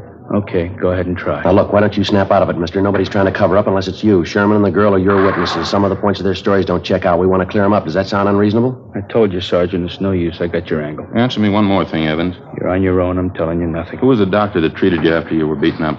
Down at Georgia Street, the emergency. You ought to know that. No, I mean for your shoulder. We checked over your car down at Georgia Street. No mention there of a dislocated shoulder. No, of course not. I didn't even know I had one until I was bailed out. I had my own doctor fix it. You mind giving us his name? Why should I? I was willing to go along, cooperate, then you started playing it cagey, trying to cover up for that cop. Now you work it out on your own. All right, mister. Any way you want it. You bet that's the way I want it. You had this whole thing framed from the beginning. Now you're off the track, Evans. You're not kidding me. You're trying to prove that cop's innocent, trying to make me out a liar. What am I supposed to do, help you prove I'm a liar? No, you've helped enough already. Ed and I double-checked through Officer Blanchard's departmental record. It showed that Blanchard had been working his present beat for a little more than 4 months. Evans had told us that Blanchard allegedly had solicited payoffs from him at least 6 to 8 months before. The following day, Ed and I made further inquiries in the neighborhood of Evans' rooming house and also among his friends and associates. For one thing, we found out that Evans had not spent the entire morning and early afternoon in the house. He'd been seen leaving his place by several neighbors at about 10 a.m. Through one of his contacts, we got the address of an ex-wife, since remarried, a Marie Evans Zarconi. We located her in a small apartment in the East Wilshire district, a small brunette woman about 35. Now, you tell us she used to be married to Evans. Yeah, that's right. Well, what kind of business was Evans in when you were married to him, ma'am? Well, he had that rooming house over on Cortland Yes, Avenue. ma'am, we know about that. Was there anything else? What's the matter, anyway? Just a routine investigation. We'd like to have as much background on him as you can remember. Are you on fairly good terms with Evans now? No, I haven't seen him since we split up. About a year and a half ago, I think. That's why I couldn't stand him. What was the trouble, ma'am? You mind telling us? He just isn't much good, that's all. You find a lot of names to fit him. He was in everything. How do you mean? That's why I got away from him. Every cheap, lousy racket you can think of, he was in it. Peddling dope, blackmail, making book, some of the two-bit rackets. He's been in all of them, one after the other. I had to get away. Rooming house on Cortland Avenue, that's where he's been operating all this time? As long as I've known him, yeah. About 3 years, I'd say. Mm-hmm. Is narcotics just a sideline with him, or does he go in for it pretty heavy? He was in it pretty heavy when I left him. I don't know what he's been doing since. I don't care. Just soon forget all about it. Yes, ma'am, I can understand. What's the matter now, anyway? Got a case against him? Well, not exactly. Evans is filed against a police officer, assault and battery, soliciting a bribe. We're investigating the charges. Sounds like him. Some cop really rough him up? Well, we don't know, ma'am. That's what we're trying to find out. Oh. Well, I'd like to help you out. Don't think I can, though. Well, just one more question, ma'am. While you were married to Evans, did you have a family doctor? I mean, one that you called regularly when you were sick? Yeah, we did. Why? Well, what was his name? Can you remember? Yeah, Dr. Chase. Would you like his address? 2:47 p.m. We got to Dr. Chase's office, and luckily we found him in. Take a look at this magazine, Joe. What? National Geographic. Looks like a real old one, wouldn't you say? Yeah, it sure does. Cover's torn off there. Yeah. What do you know about that? It's older than I thought. Look at this here. Yeah, what do you got? These pictures, eh? Look. 4 pages of them. Pretty grand affair, huh? Yeah. Teddy Roosevelt breaks ground for Panama Canal. How about that? Yeah. Sorry to keep you waiting, gentlemen. That's perfectly all right, Doctor. Let's see now you want to know about... Mr. Evans, Doctor. George Evans. Oh, yes, Evans. What was it exactly, Sergeant? What did you have in mind? Well, the first thing we'd like to know is if you've treated Evans recently, the last week or so. Yes, as a matter of fact, I have. He was in here, well, let me see now. Let's see, yes, I thought so. He was in here 3 days ago. I had some bad cuts and bruises. Mm-hmm.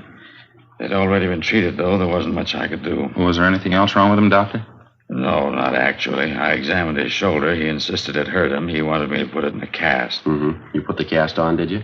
Well, there really wasn't any need for it, but I put it on anyway. A little bit of psychiatry. Thought it'd make him feel better. Well, how do you mean, Doctor? Wasn't any need for it? Just one of those peculiar things. I've been treating Evans for some time, you know. Yes, sir. That's what we understand. It's fairly unusual. Hardly a rare case, though. Suppose you might call it a trick shoulder.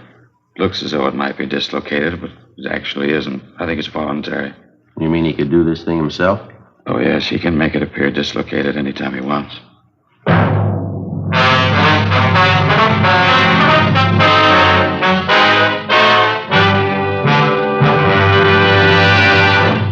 You are listening to Dragnet, authentic stories of your police force in action. Fatima, America's first largest-selling blended cigarette. Now, best of all, king-size cigarettes. Prove it yourself today. Compare Fatima with any other king-size cigarette. 1. Fatima's length filters the smoke 85 millimeters for your protection. 2.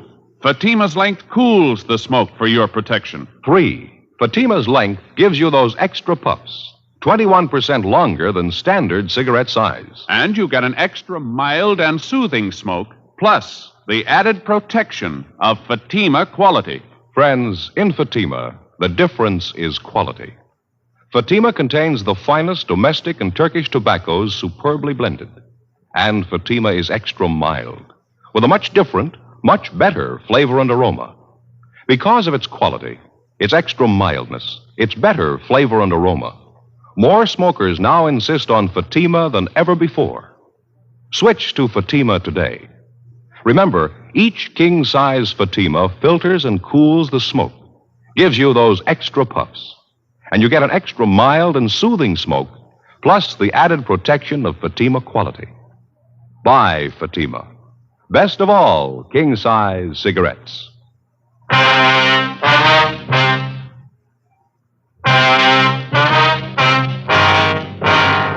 Saturday, June 15th, 10 a.m. The investigation continued. Meantime, the newspapers were still making front-page material out of the story. One of the morning banner lines read, "Cop slugs cripples citizen to get payoff," and another one, "Police brutality rouses entire city." Our investigation went on. Early Saturday afternoon, Ed and I succeeded in locating a former friend of Evans who told us that he'd seen him downtown the morning of the day on which the alleged beating had taken place. The same time Evans had told us he was in bed nursing a hangover.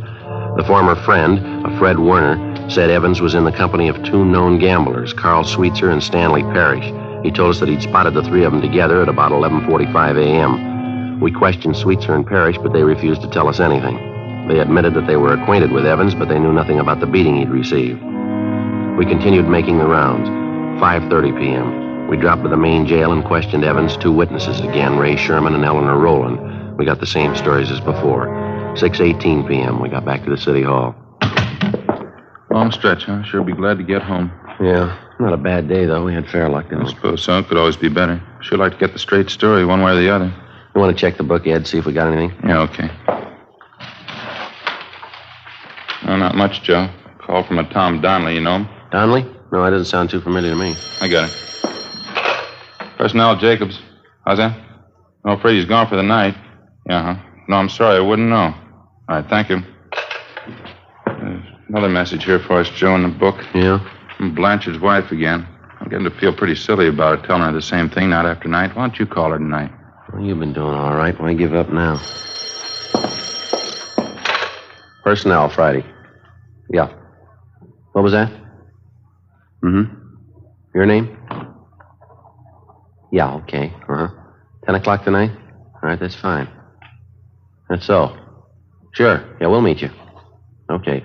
10 o'clock. Yeah, fine. Bye. Sounds pretty good. Who was it? Guy by the name of Martin Kimbrough says he knows George Evans. He wants to talk to us tonight. What's the pitch? I don't know. Might be straight, might not. What'd he say? About Evans being worked over. He claims he knows all about it. Yeah? He says Blanchard couldn't possibly have done it. 7:05 p.m. We went over to Frank Tang's place, had some dinner, and then we drove out to interview the man who'd identified himself on the phone as Martin Kimbrough. We located him at the designated meeting place, a small bar just off Beverly Boulevard and Normandy Avenue. Kimbrough was a small man, slight build, middle-aged. He seemed less sure of himself than he did on the phone. He said that he knew George Evans fairly well and that up until 6 months before he'd been on good terms with him. He didn't go into details, but he gave us the general idea that Evans had cheated him on some business deal the two of them had been engaged in. We asked Kimbrough about the beating Evans had taken. He said it was common knowledge among the people he traveled with that gamblers Carl Sweetser and Stanley Parrish were responsible for beating up Evans. He'd welched on a gambling debt, and the two of them had been after him for months to pay off. He also said he knew a close friend of the two gamblers who told him that in private, Carl Sweetser openly boasted of beating up Evans. According to Kimbrough, the beating had taken place about 1 p.m. the Monday before, the same day Officer Blanchard allegedly had given him the beating. We located Sweetser in the coffee shop of a small hotel on South Rampart Street. I'm afraid I don't know what you're talking about, Sergeant. I don't know any George Evans. I've never heard of him. We understand you do, Sweetser. Heard you used to play cards with him. Got it from a couple of people. That's all. I guess they made a mistake. I don't remember the name at all. Maybe he's going under a different one, huh? Well, how about his description? You ought to remember that. Well, maybe I meet quite a few people. It's kind of hard to place all of them, you know. What's the guy look like? Oh, he's tall, dark complexion, dark hair, scar under his chin. He dresses pretty well, usually wears a suit. No, doesn't mean a thing to me. Runs a rooming house over on Cortlandt Avenue. He's been in quite a few rackets on and off. Sorry, I'm afraid I wouldn't know him. Now, look, we haven't got any beef with you, Sweetser. That's not the point. Evans is trying to get away with a fast one. We're out to stop him. We could use your help. How about it? I don't see how I can help you. What's the beef, anyway? We think you know. It's been all over the newspapers the last couple of days. Oh, yeah. A young cop? What's Evans got against him, anyway? He's trying to save face. We figure that's what we hear, anyway. Well, what do you mean? Well, I think you know how Evans likes to play the big shot. It wouldn't do his stock much good around town if the real story got out. I don't follow. What story are you talking about?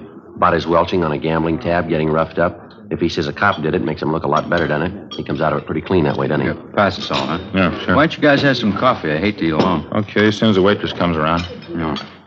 Oh, what else you hear about this Evans? Pretty bad boy, that, right? Bad enough. He's got a fast mouth, telling quite a few stories around the neighborhood. That's so.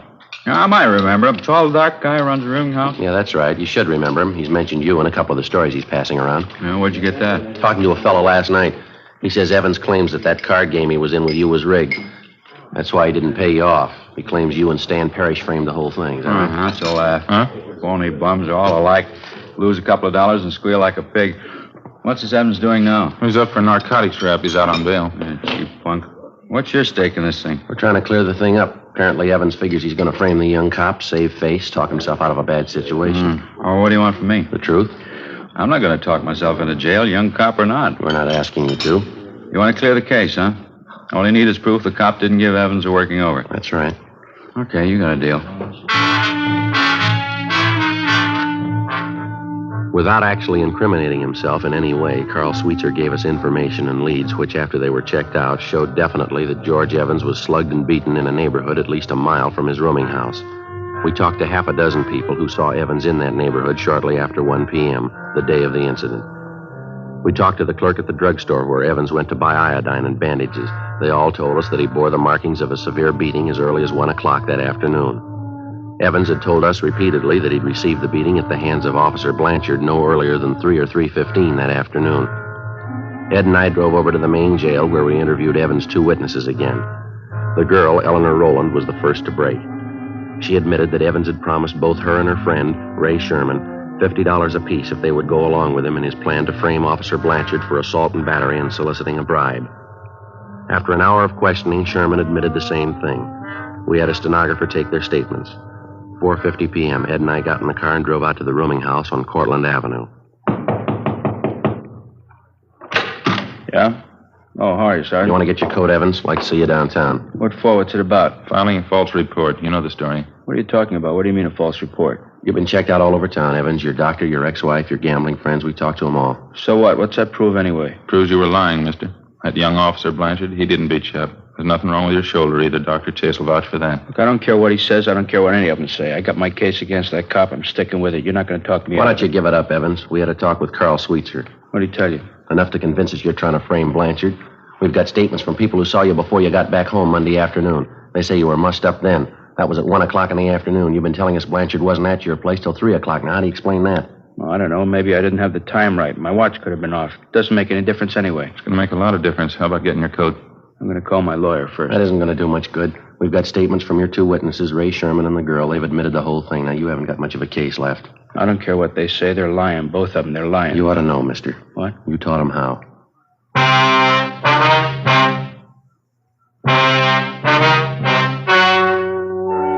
The story you have just heard was true. The names were changed to protect the innocent. On September 2nd, trial was held in Superior Court, Department 89, City and County of Los Angeles, State of California. In a moment, the results of that trial. And now, here is our star, Jack Webb. Thank you, George Fenneman. Friends, I sincerely want you to smoke Fatima and prove Fatima quality. You know, we have a lot of confidence in our king-size cigarette. Enough confidence to make you this money-back guarantee. Buy a pack of Fatimas. Compare them with any other king-size cigarette. If you're not convinced Fatima is better, just return the pack and the unsmoked Fatimas by August 1st, 1952, and we'll give you your money back plus postage. Fatima, Box 37, New York 1. Buy Fatima. Best of all, king-size cigarettes.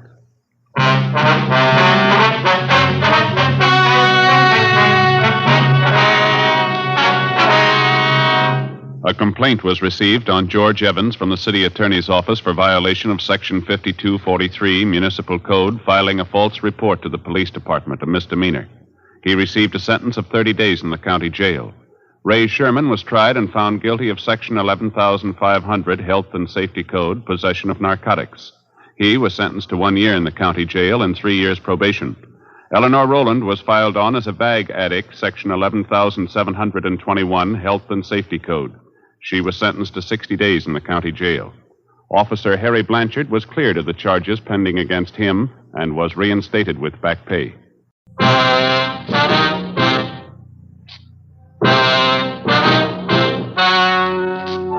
The story you are about to hear is true. The names have been changed to protect the innocent. Fatima Cigarettes, best of all king-size cigarettes, brings you Dragnet on both radio and television.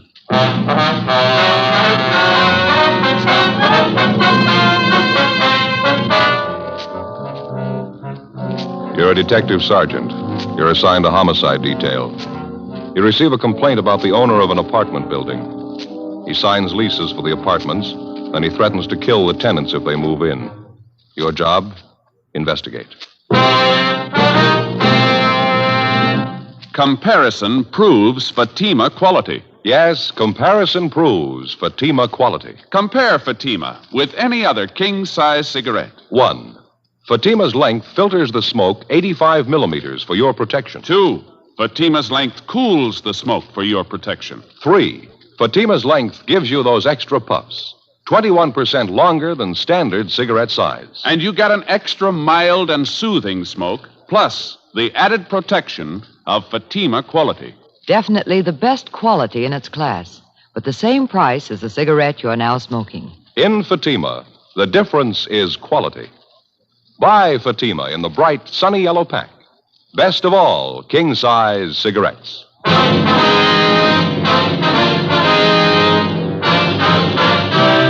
Dragnet, the documented drama of an actual crime. For the next 30 minutes, in cooperation with the Los Angeles Police Department, you will travel step by step on the side of the law through an actual case transcribed from official police files. From beginning to end, from crime to punishment, Dragnet is the story of your police force in action. It was Wednesday, May 9th. It was hot in Los Angeles. We were working the night watch out of homicide detail. My partner's Ed Jacobs. The boss is Captain Lorman. My name's Friday. It was 6:47 p.m. when I got back to the Capitol Avenue Auto Court.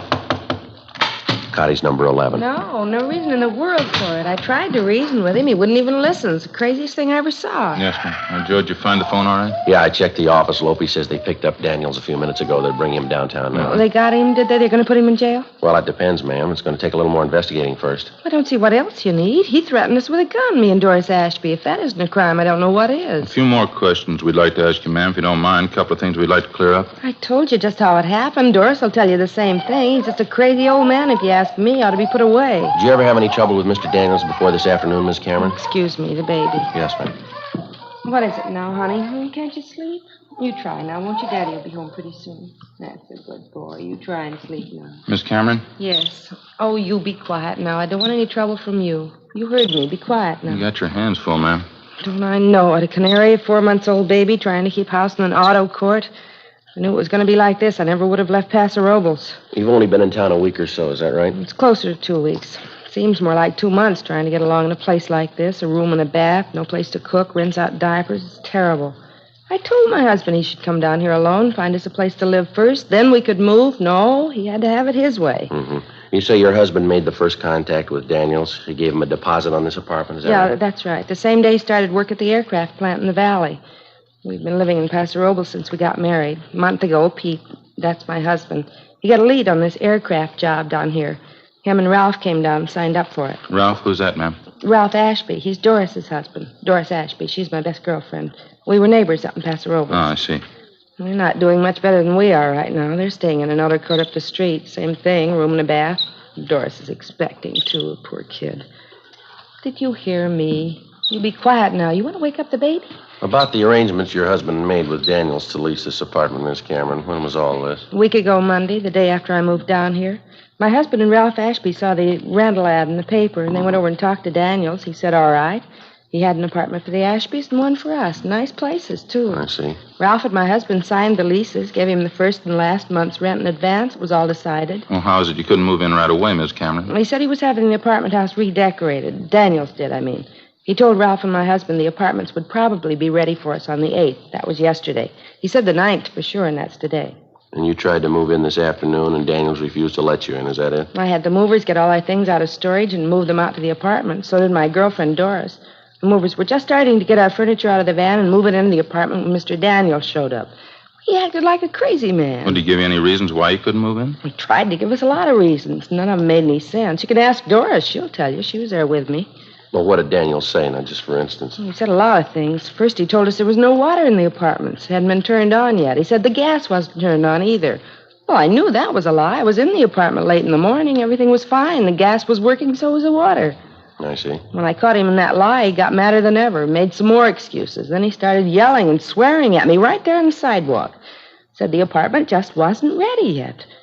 I told him to go climb a tree. We signed the lease. We paid the rent. We were moving in anyway. Told the movers to go ahead, take in the furniture. Well, what did Daniels say then? Nothing. He just got real purple in the face, and he put his hand in his coat pocket, and he took out a gun, pointed it at me and Doris, and I had the baby in my arms. Imagine that. He actually told you he'd shoot you if you tried to move in the apartment, is that right? Oh, in so many words, yes, he did. He threatened the moving men, too. They tried to talk to him. He wouldn't listen. We all tried to talk to him. He didn't make any sense at all. I wasn't going to take any chances with the baby in my arms. Doris and I got in the car and drove away. So did the movers. They left with us.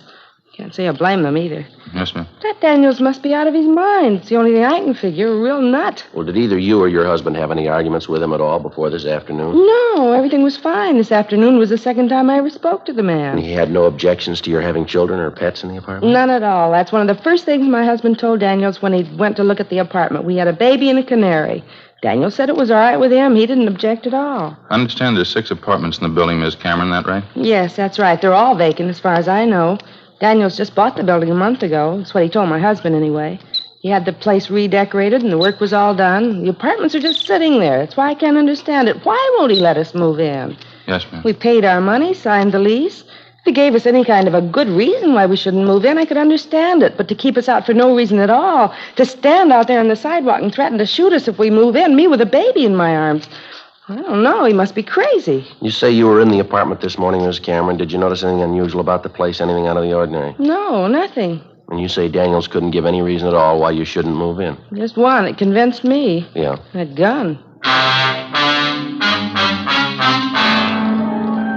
Before we left Mrs. Cameron, we took her crime report and had her sign it, and then we drove back downtown to the squad room where Gene Bechtel and Lloyd Bond were waiting with the suspect, Edward Daniels. They'd already checked him through R&I. He had no previous criminal record. They gave us a .22 caliber H&R revolver along with 6 shells which had been found on the suspect at the time of his arrest. The gun had been loaded. Pawn shop records showed that the weapon had been purchased by the suspect and had been registered in his name. We had stenographer Eleanor Eastlack type up the crime report, and Ed and I took Daniels down the hall to the interrogation room. He was a small, thin man, blue eyes, gray hair.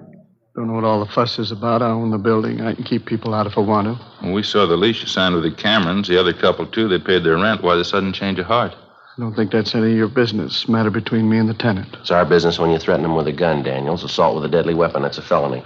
Didn't hurt the woman. Just wanted to scare her, that's all. Just a couple of farmers anyway. Never should have given him the lease in the first place. Lousy kid with him and that bird chirping all the time. How'd you happen to have that gun with you this afternoon? Didn't happen to have it. Carry it all the time. It's my business, isn't it? Registered down here. Mean you got a permit to carry this gun? Don't need a permit. It's registered, isn't it? Who gave you the idea because the gun's registered you can carry it around your pocket? Friend of mine. Nothing wrong with it, is there? Having a gun registered is nothing more than keeping a permanent record of it. You can keep the gun in your home or in your office, but it doesn't give you the right to carry it around with you. Oh? Why didn't they tell me that when I had it registered? You were told, Mr. Daniels. You know that.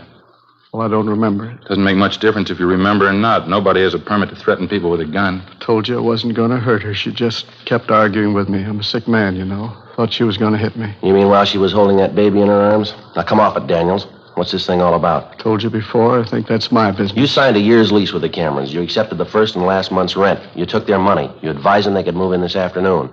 When they try to move in, you meet them at the front door and threaten them with a gun. Now, what's it all about? None of this makes any sense. Changed my mind. I'm not ready to rent them out yet. Well, then why'd you sign that lease with the Camerons? How about it, Mr. Daniels? If there's something in that building you're trying to cover up, you might as well tell us. A couple of men out there now checking it. You can go ahead and check. I don't care. They won't find anything. Got nothing to hide. How long you lived here, Daniels? 18, 20 years. Why? Where'd you live before you came here? Ohio. Cleveland, Ohio. You ever been arrested?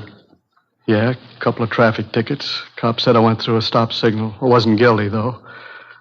What's the point, anyway? What are you trying to get at? Trying to force me to let those people in that apartment? I'm not trying to force you into anything, Daniels. Business about the lease is a civil matter. That's between you and the Camerons.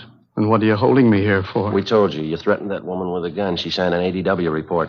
What do you mean, ADW? Assault with a deadly weapon. Now, that's a pretty serious charge, Daniels. Didn't hurt the woman. Didn't even touch her. Pointed the gun at her, didn't you? Yeah. The gun was loaded, wasn't it? Yeah. It was capable of being fired? Yeah, but I wasn't going to shoot her, I told you.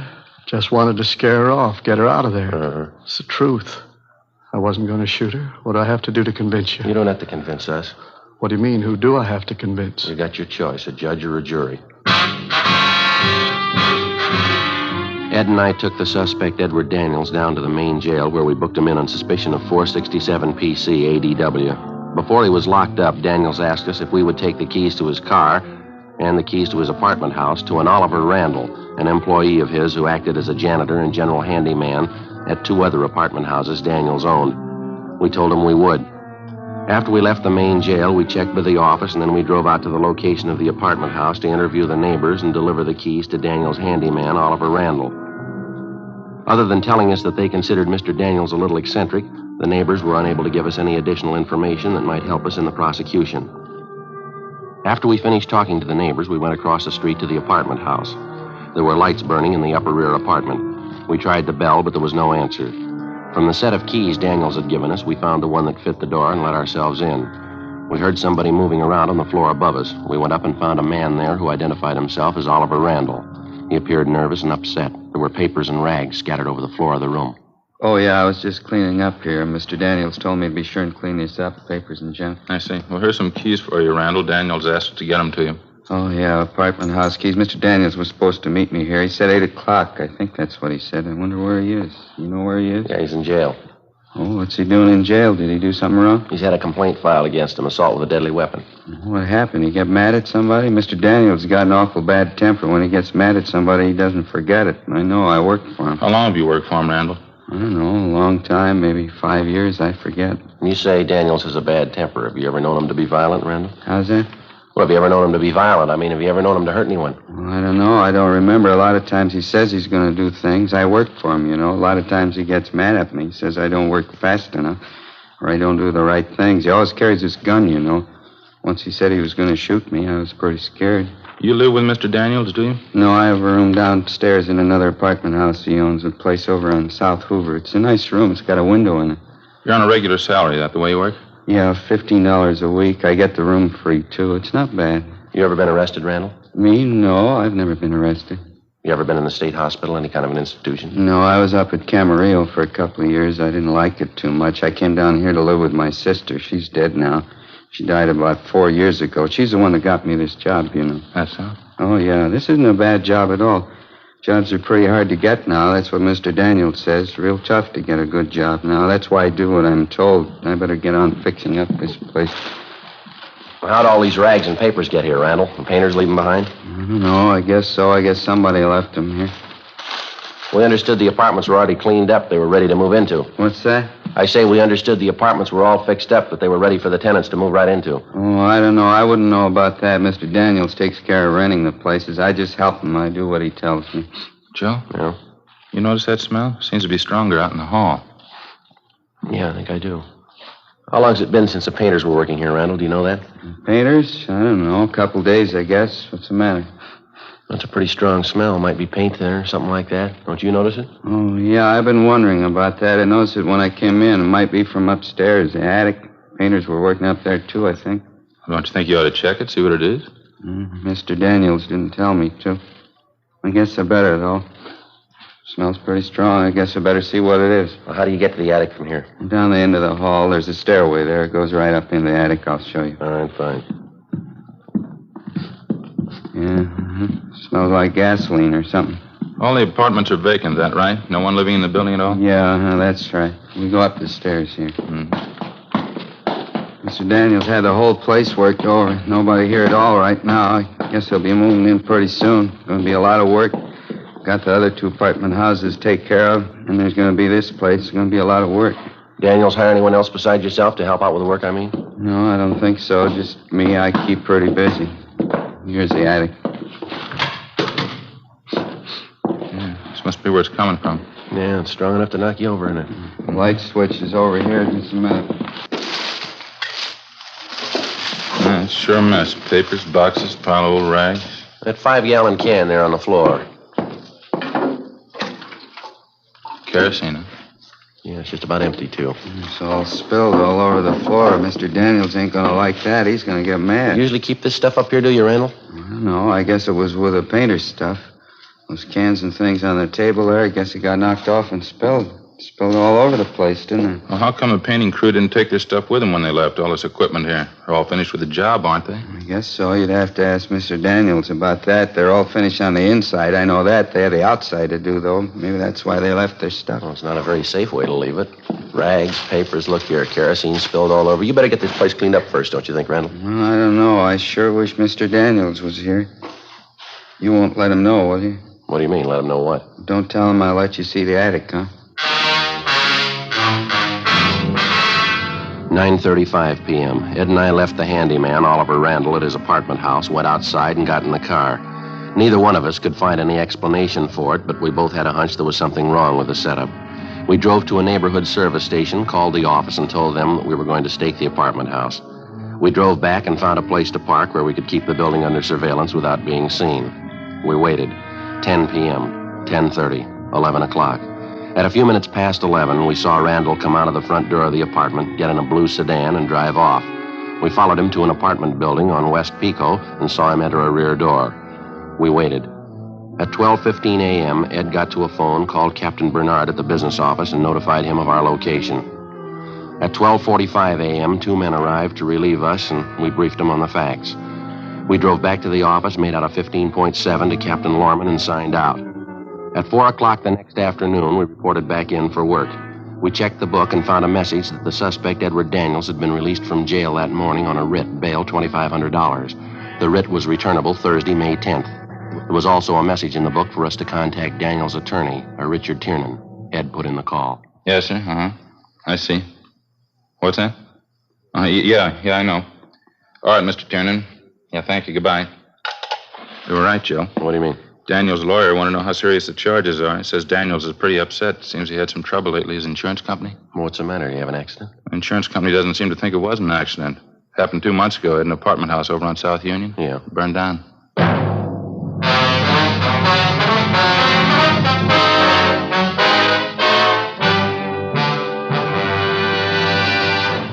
You are listening to Dragnet, authentic stories of your police force in action. Fatima, America's first largest selling blended cigarette.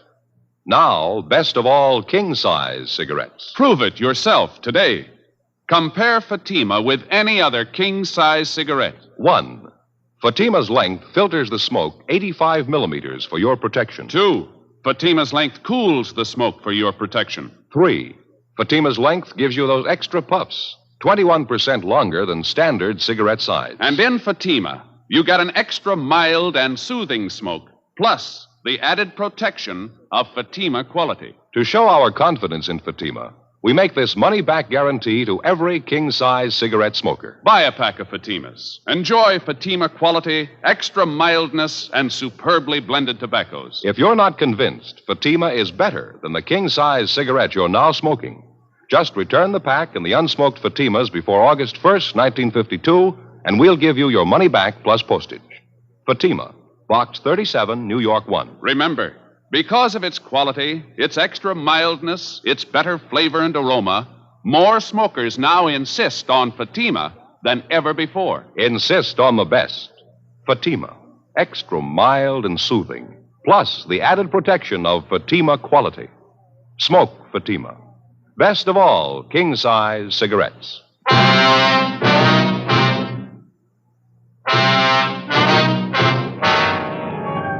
Thursday, May 10th, 4:30 p.m. We contacted the fire department's arson squad to find out if the fire at Daniels' apartment house on South Union Avenue 2 months before was under investigation. After checking back, they told us investigators from the arson squad had found a large amount of kerosene to be present in some of the burned timbers found in the debris after the fire was put out. They said that Mr. Daniels had admitted after the fire that the apartment building had been recently redecorated and that kerosene, paint, and other inflammables had been stored in the attic of the building. Ed and I contacted the insurance adjuster handling the case, a Snyder Peebles, and he told us there wasn't any doubt in his mind that the fire at Daniels' apartment house 2 months before was of incendiary origin. But he said so far the investigators were unable to prove it. The one thing that seemed to puzzle him was if Daniels planned on burning down the building, why did he go to the trouble and expense of redecorating first? Well, as soon as it was dark, Ed and I drove out, relieved the men on stakeout at the apartment house on West Pico, where the handyman, Oliver Randall, had his room. They reported no unusual activity during the day. 7:32 p.m., Randall came out of the apartment house, got in a car, and drove off. We followed him. If we got this Randall made right, it shouldn't be too long before we find out. Daniels is using them to work something out. Pretty sure we can count on that. Yeah, maybe. I'll watch it, Ed. He's turning down Union. Yeah. He's pulling up ahead. Don't crowd him now. There's a good spot here. Shouldn't be able to see us. All right, pull up in here. All right. That's fine. He's getting out of the car. He's going over to the house. Down the driveway. Going around back. He's out of sight now. All right, let's go. Still no lights in the place. Oh, yeah, there they go, in the basement. All right, easy. Let's take it easy. All right. Yeah, I think I can see the back door from here. All right, come on, easy now. What is it? All right, easy with this door, Ed. Don't let it bang. Where now? Sounds like somebody upstairs, doesn't it? All right, come on, watch your step.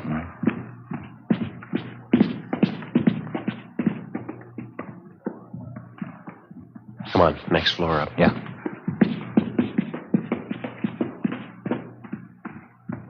Yeah, it's up in the attic. Come on.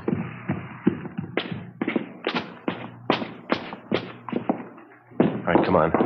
Through this door. Back in the corner, Ed. I see him. All right, hold it, you. What's the matter? There's a fire, Ed, over in the corner. I'll get it. Hold on to him. Right. Well, don't put it out. You need any help, Joe? You getting it all right? No, I'm getting it all right. Just a minute. There, I got it. Okay. You want to get the lights? I got them.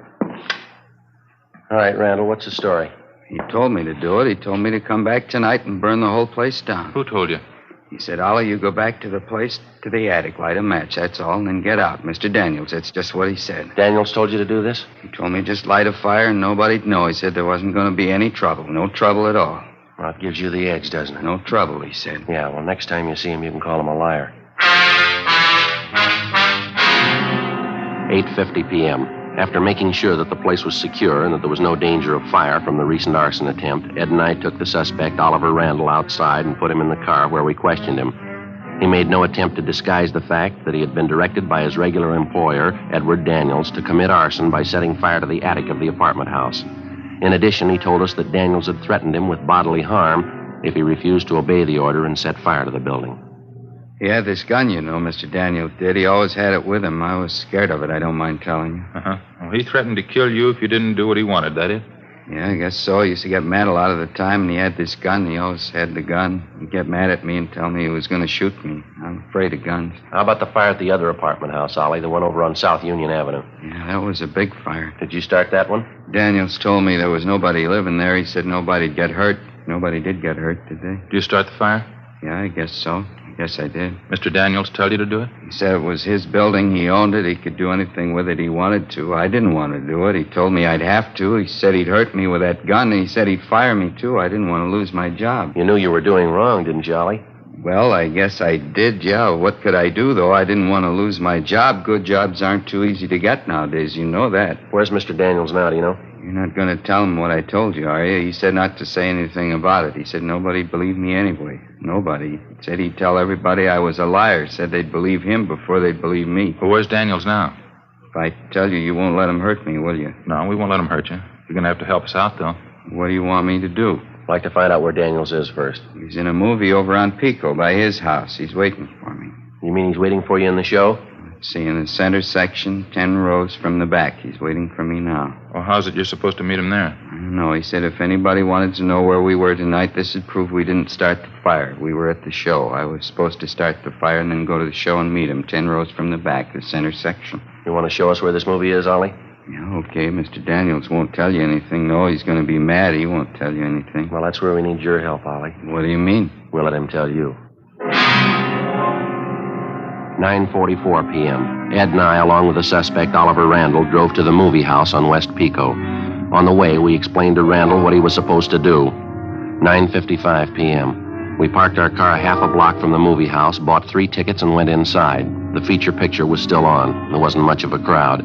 We sent Randall down the aisle ahead of us and watched him move into the 10th row and sit down next to somebody. Ed and I followed him down and found seats in the row directly behind him. We recognized the man sitting next to Randall as Edward Daniels. Hello, Mr. Daniels. I did it just the way you told me up in the attic. It was okay. Nobody saw you? You didn't have any trouble at all? No, it was okay. I don't feel so good about it, though. What do you mean? What are you talking about? I don't know. Maybe somebody might find out. Don't you think we'd get in trouble if they found out? You just keep your mouth shut. I'll attend to that. Nobody's going to find out. All right, Daniels, you mind coming outside? We'd like to talk to you. What are you doing here? Come on, we'll talk outside. What's this all about? We'll let you tell us. All right, what do you want? You arresting me? That's right, mister. Why? What's it supposed to be this time? Think you know, arson, conspiracy. Caught Randall here, caught him right in the act. He told us the whole story. What? Ollie? What story? What is this? I told you I didn't want to do it, Mr. Daniels. I told you we'd get in trouble. Fool, stupid fool. Should have known better. Yeah, you should have. Just 2 questions for you, Daniels. Why'd you burn down your own property? Why'd you redecorate the buildings first? I never forgot it. Told him when it happened. I wouldn't forget it as long as I lived. What do you mean, forget what? 24 years ago, I was just starting out. A small store back in Ohio burned down. Real fire. Lousy insurance company that wouldn't believe me. Had to sue. Lost the whole thing. Had to start all over again. I told him I'd never forget it. Told him I'd make him pay. And you've been nursing this grudge for 24 years? Why not? Why shouldn't I? I lost everything I had. Well, why'd you redecorate the apartment houses if you planned to burn them down? Simple. Gave me a good excuse. I could have all those things stored in the buildings. Paint, kerosene. Besides, who'd think I'd burn down the building right after I got done redecorating? Not a bad idea. Worked pretty good, didn't it? Yeah, you're going to jail. You figured.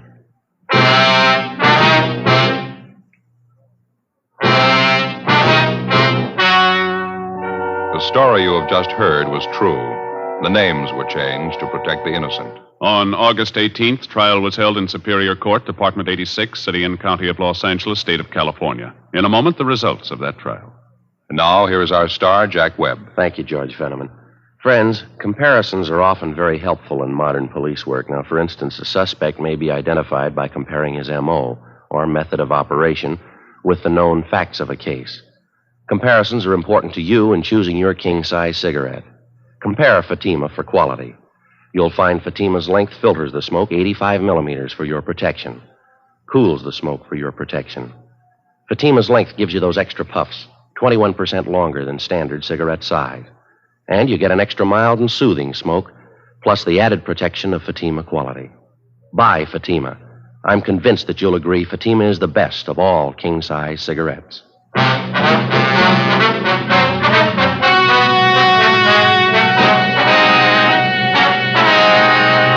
Edward John Daniels was tried and convicted of 2 counts of conspiracy and 1 count of arson and received the sentence as prescribed by law. Conspiracy is punishable by imprisonment in the state penitentiary for not more than 2 years. Arson is punishable by a prison term of not less than 1 or more than 5 years. Daniels' accomplice, Oliver Randall, was examined by 3 psychiatrists appointed by the court and was found to be mentally incompetent. He was placed in a state hospital for the mentally deficient. The charge of assault with a deadly weapon against Edward Daniels was dismissed.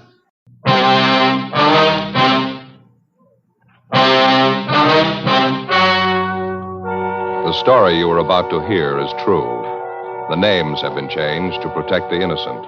Fatima Cigarettes, best of all king-size cigarettes, brings you Dragnet on both radio and television.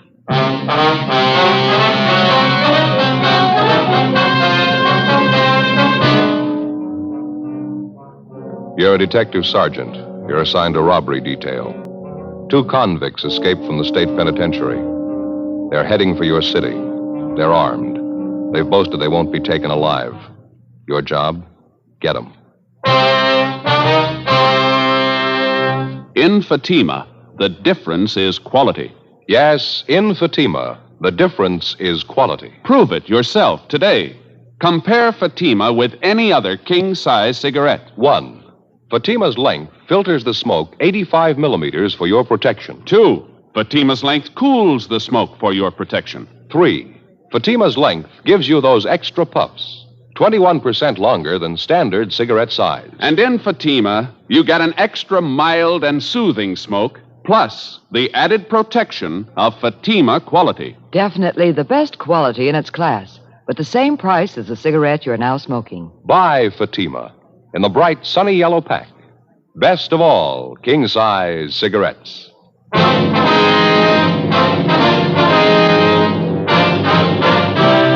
Dragnet, the documented drama of an actual crime. For the next 30 minutes, in cooperation with the Los Angeles Police Department, you will travel step by step on the side of the law through an actual case transcribed from official police files.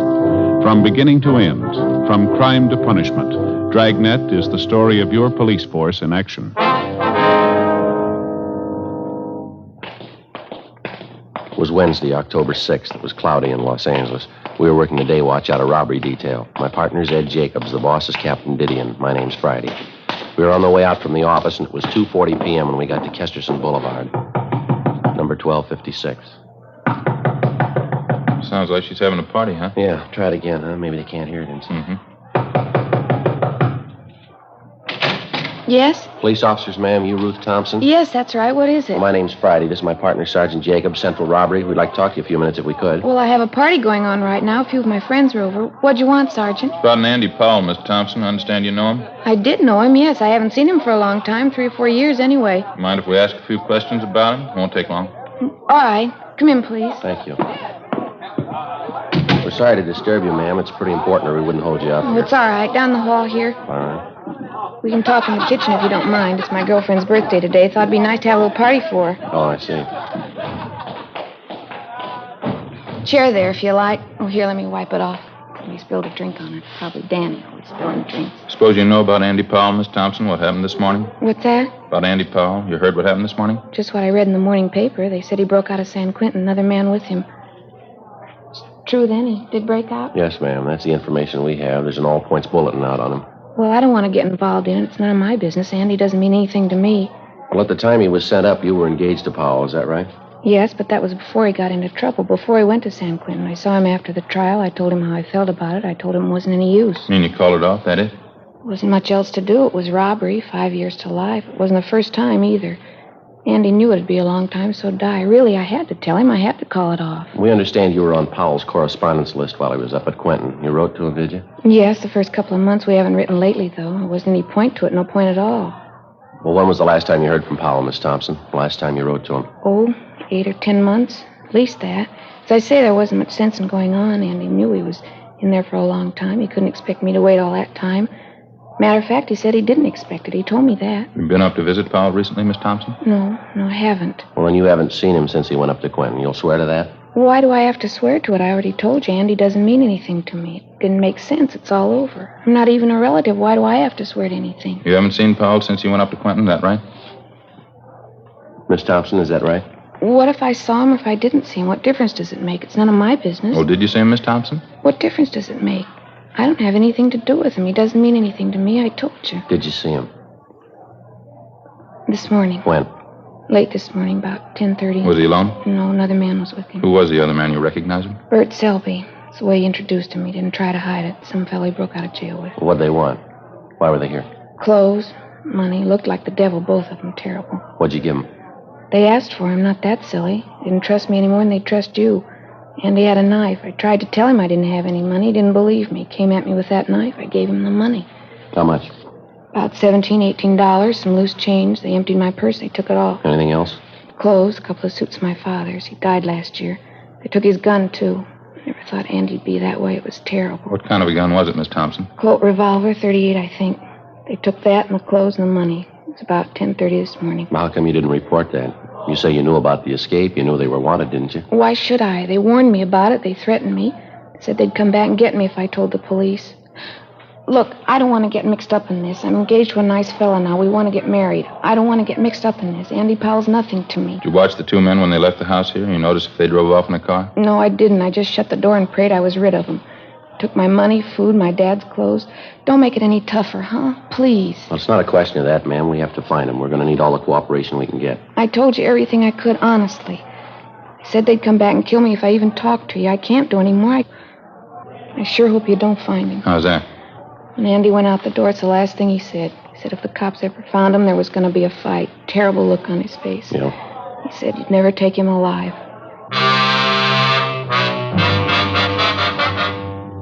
The APB had come in a few minutes before 8 o'clock that morning. It was from the warden's office, San Quentin. The two suspects had been assigned to an early morning work detail at the penitentiary, and they were first reported missing at the 7 a.m. count.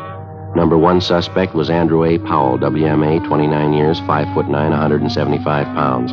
Brown hair, blue eyes, tan complexion. Suspect number two, Bertram O. Selby, WMA, 31 years, 5'11", 160 pounds, blonde hair, gray eyes, tan complexion.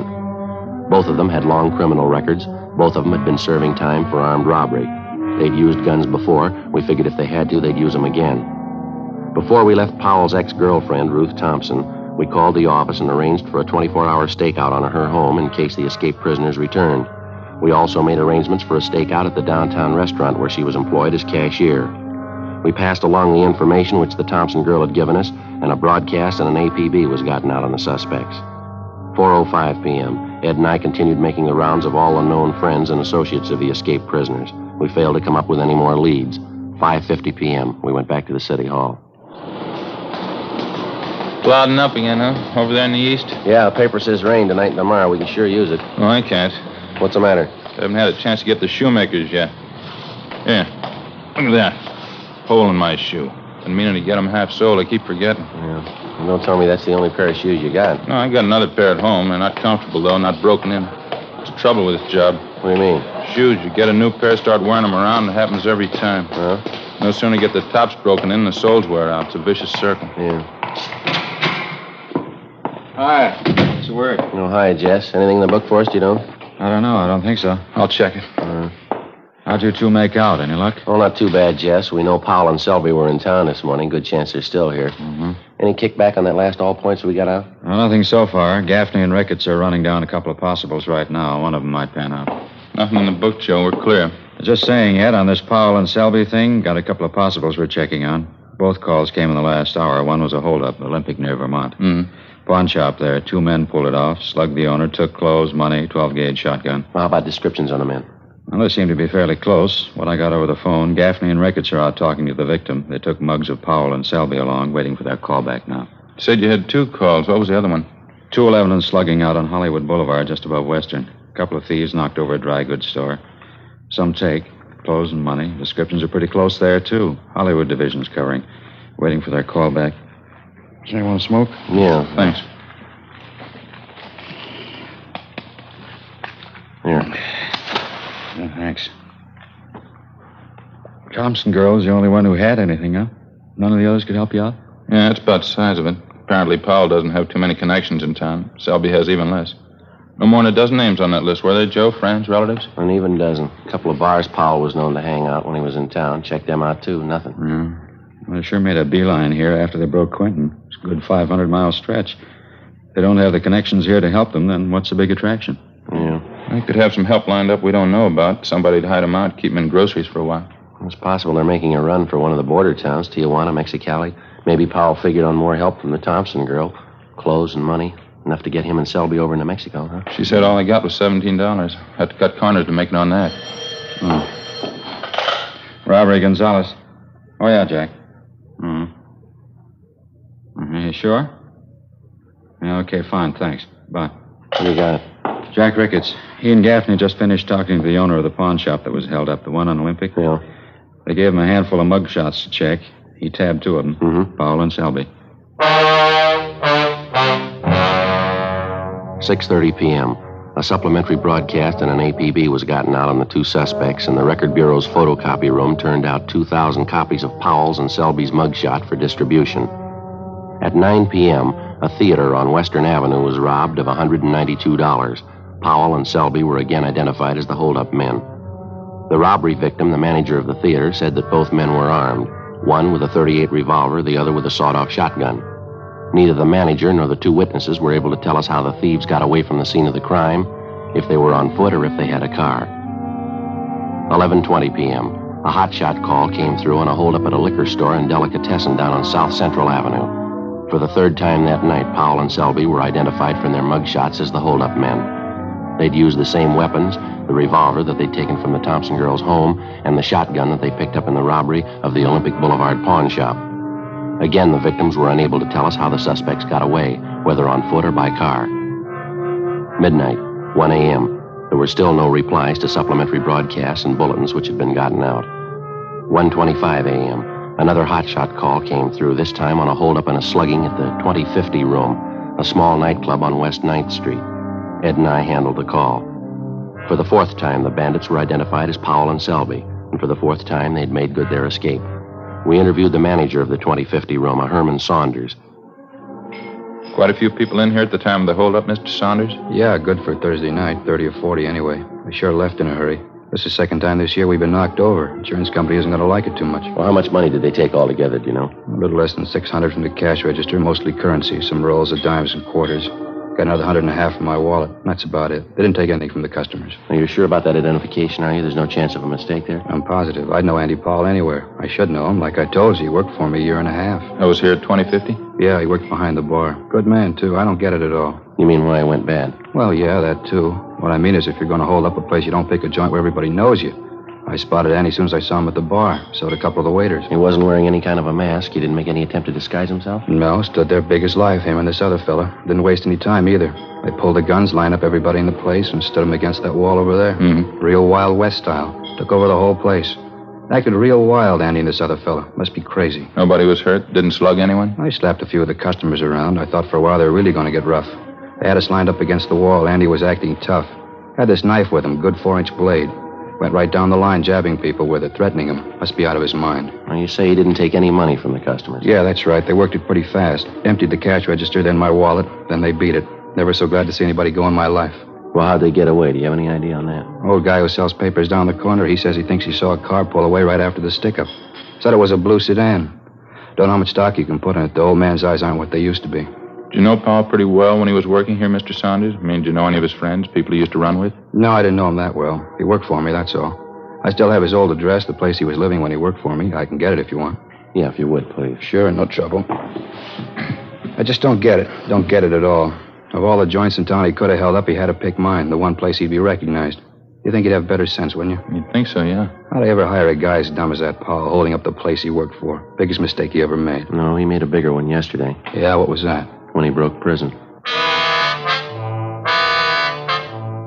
2:05 a.m. Further investigation at the scene of the latest holdup failed to turn up any new leads.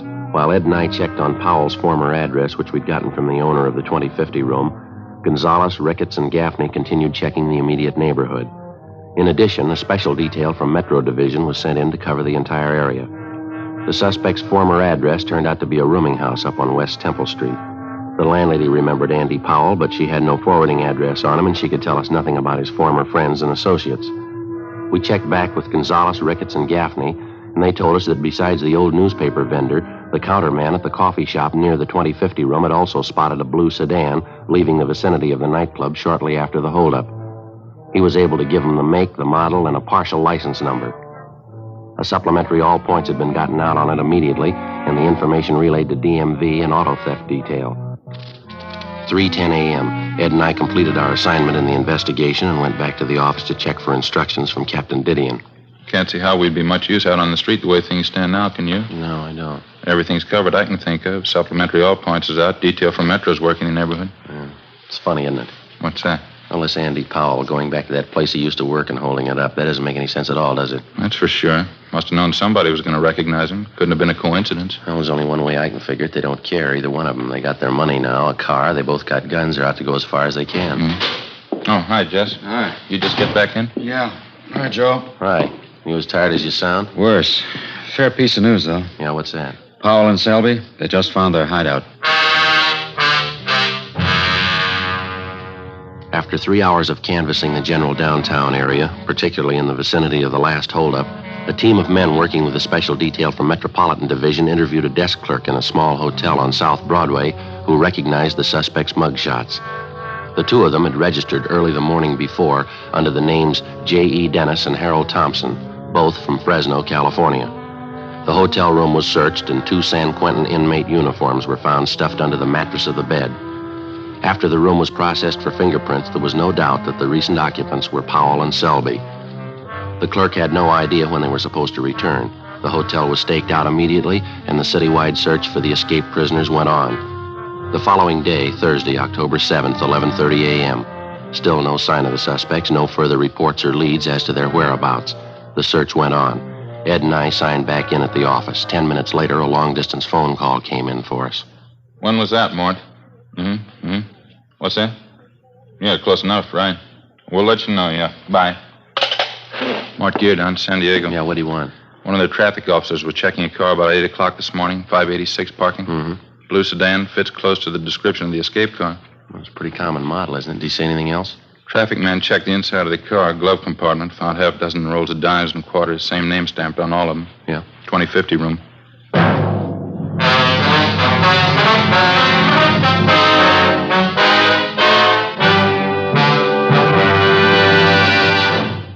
You are listening to Dragnet, authentic stories of your police force in action. Comparison proves Fatima quality.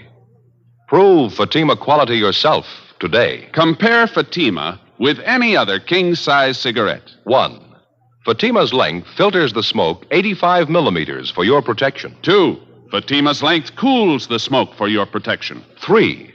Fatima's length gives you those extra puffs, 21% longer than standard cigarette size. And in Fatima, you get an extra mild and soothing smoke, plus the added protection of Fatima quality. Friends, to show our confidence in Fatima, we make this money-back guarantee. Buy a pack of Fatimas. Enjoy Fatima quality, extra mildness, and superbly blended tobaccos. If you're not convinced Fatima is better than the king-size cigarette you're now smoking, just return the pack and the unsmoked Fatimas by August 1st, 1952, for your money back plus postage. Fatima, Box 37, New York 1. Remember, because of its quality, its extra mildness, its better flavor and aroma, More smokers now insist on Fatima than ever before. Insist on the best. Fatima.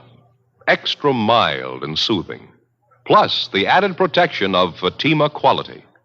Smoke Fatima. Best of all, king-size cigarettes.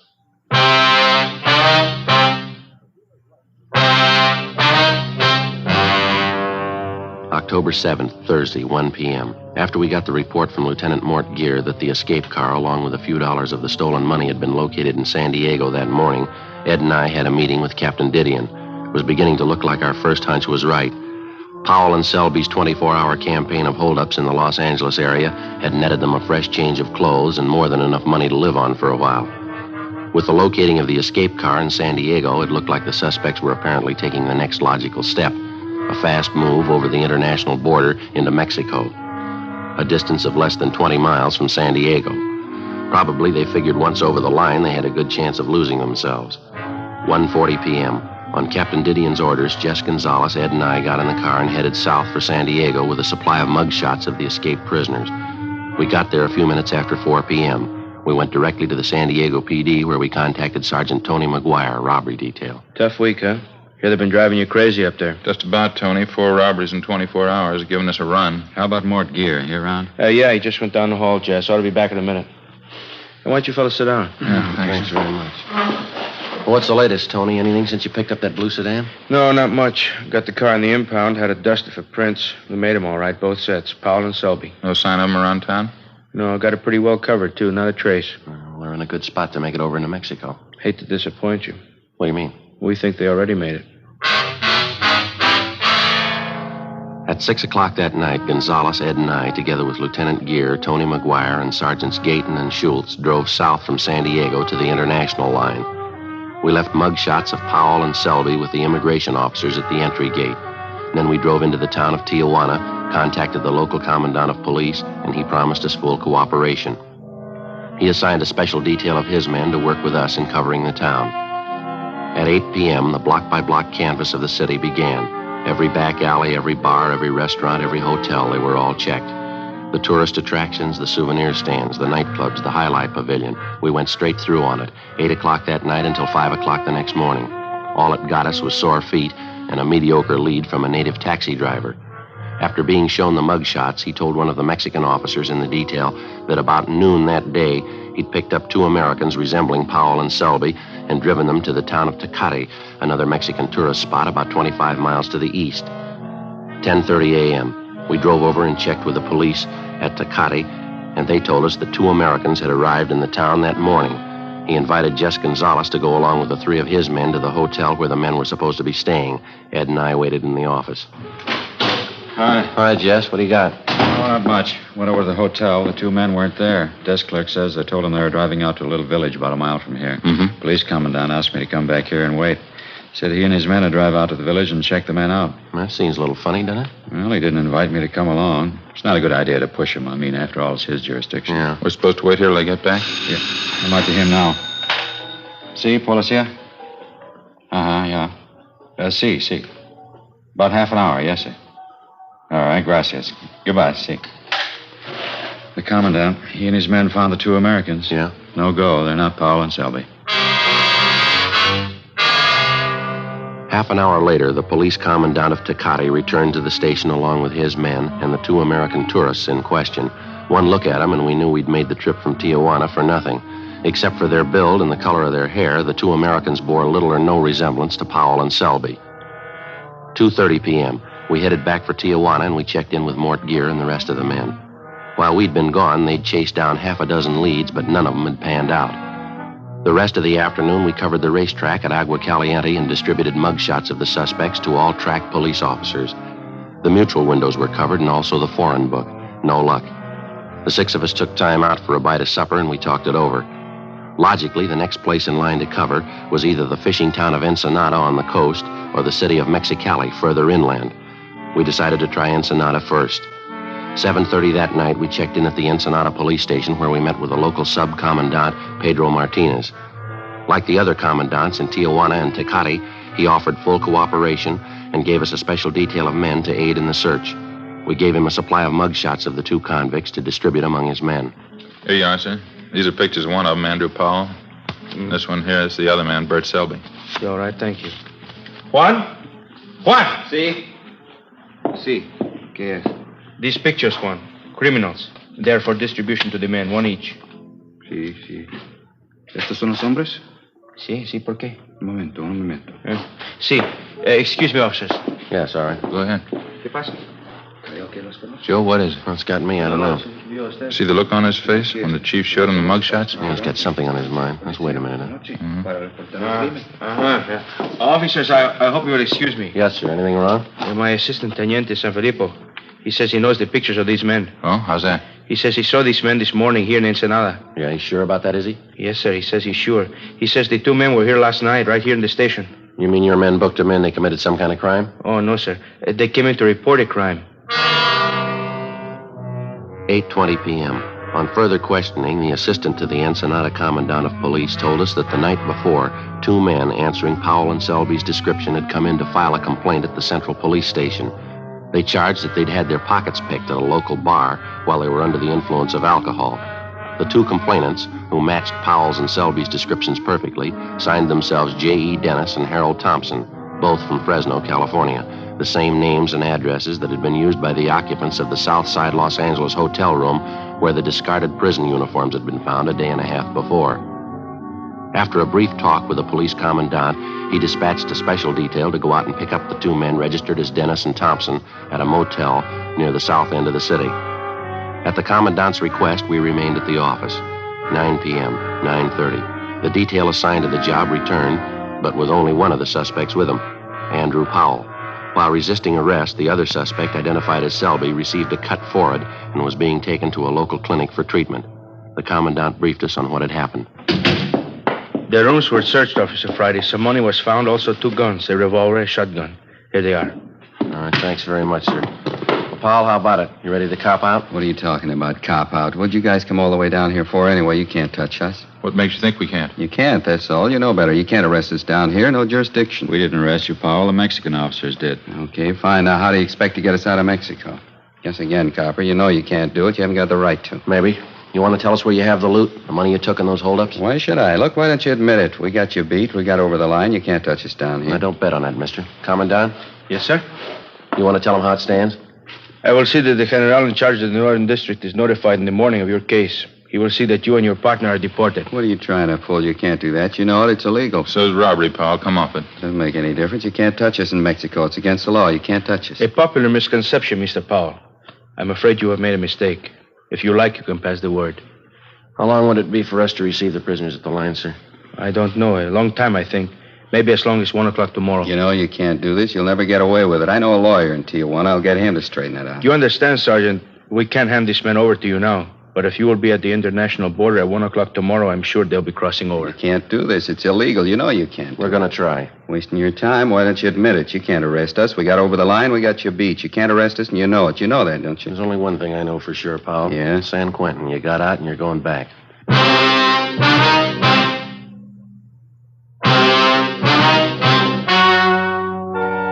The story you have just heard was true. The names were changed to protect the innocent. On December 9th, trial was held in Superior Court, Department 87, City and County of Los Angeles, State of California. In a moment, the results of that trial. Now, here is our star, Jack Webb. Thank you, George Fenneman. Friends, try a pack of Fatimas tomorrow and compare them yourself. We're so sure that you'll enjoy Fatima's extra mild and soothing smoke that we'll give you your money back if you don't enjoy Fatima more than the king-size cigarettes you've been smoking. Now, in my opinion, nothing proves our confidence in Fatima more than that. So buy a pack tomorrow. I know you'll agree with me that Fatima is the best of all king-size cigarettes. That in Fatima, the difference is quality.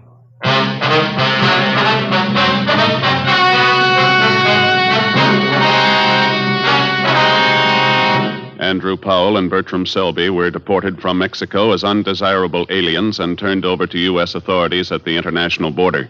They were immediately arrested by police officers on the American side and returned to Los Angeles for trial. They pled guilty to 4 counts of first-degree robbery and received sentences as prescribed by law. First-degree robbery is punishable by a prison term of from 5 years to life. After being returned to San Quentin, Powell and Selby were filed on, tried, and convicted of escape. Both of them are now serving life terms in Folsom State Penitentiary, Represa, California.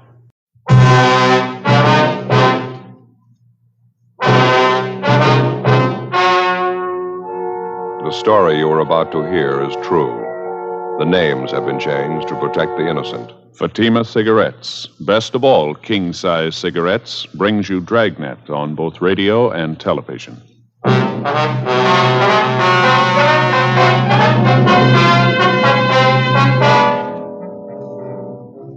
You're a detective sergeant. You're assigned to homicide detail. A 38-year-old woman disappears. She leaves her sister and her 4 children behind. There's evidence of foul play. Your job, find her. In Fatima, the difference is quality. Yes, in Fatima, the difference is quality. Prove it yourself today. Compare Fatima with any other king-size cigarette. 1.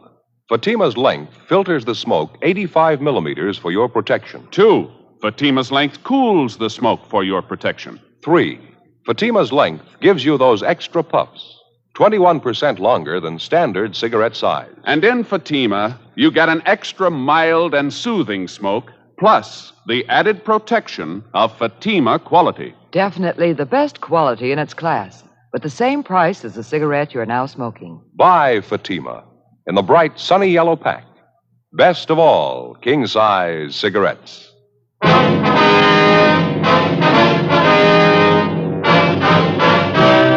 Dragnet, the documented drama of an actual crime. For the next 30 minutes, in cooperation with the Los Angeles Police Department, you will travel step by step on the side of the law through an actual case transcribed from official police files.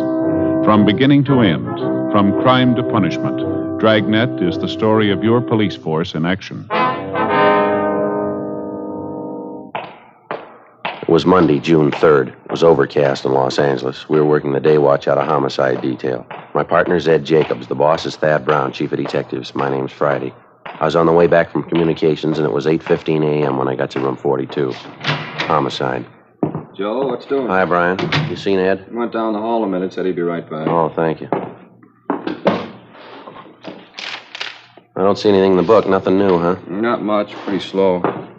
How's your mother, Joe? Heard she wasn't feeling too well. No, she's not, as a matter of fact. Doctor says it's anemia. It's going to take a little time to get over it, I guess. No, sorry to hear it. I got to do some checking down at the auto desk. If I get any calls, have them switch it down there, will you? Yeah, I sure will, Brian. Thanks. You betcha. Oh, excuse me, Ed. Pardon me, Tom. Hi, Ed. What'd they give you? Missing report, woman. How about the mail? No, it's nothing. That the missing report there? Yeah, it's all here. Some woman out on 64th Street, name's Rose Baker. She's been gone about a week. Mm-hmm. Last seen Tuesday, May 27th, 10 p.m.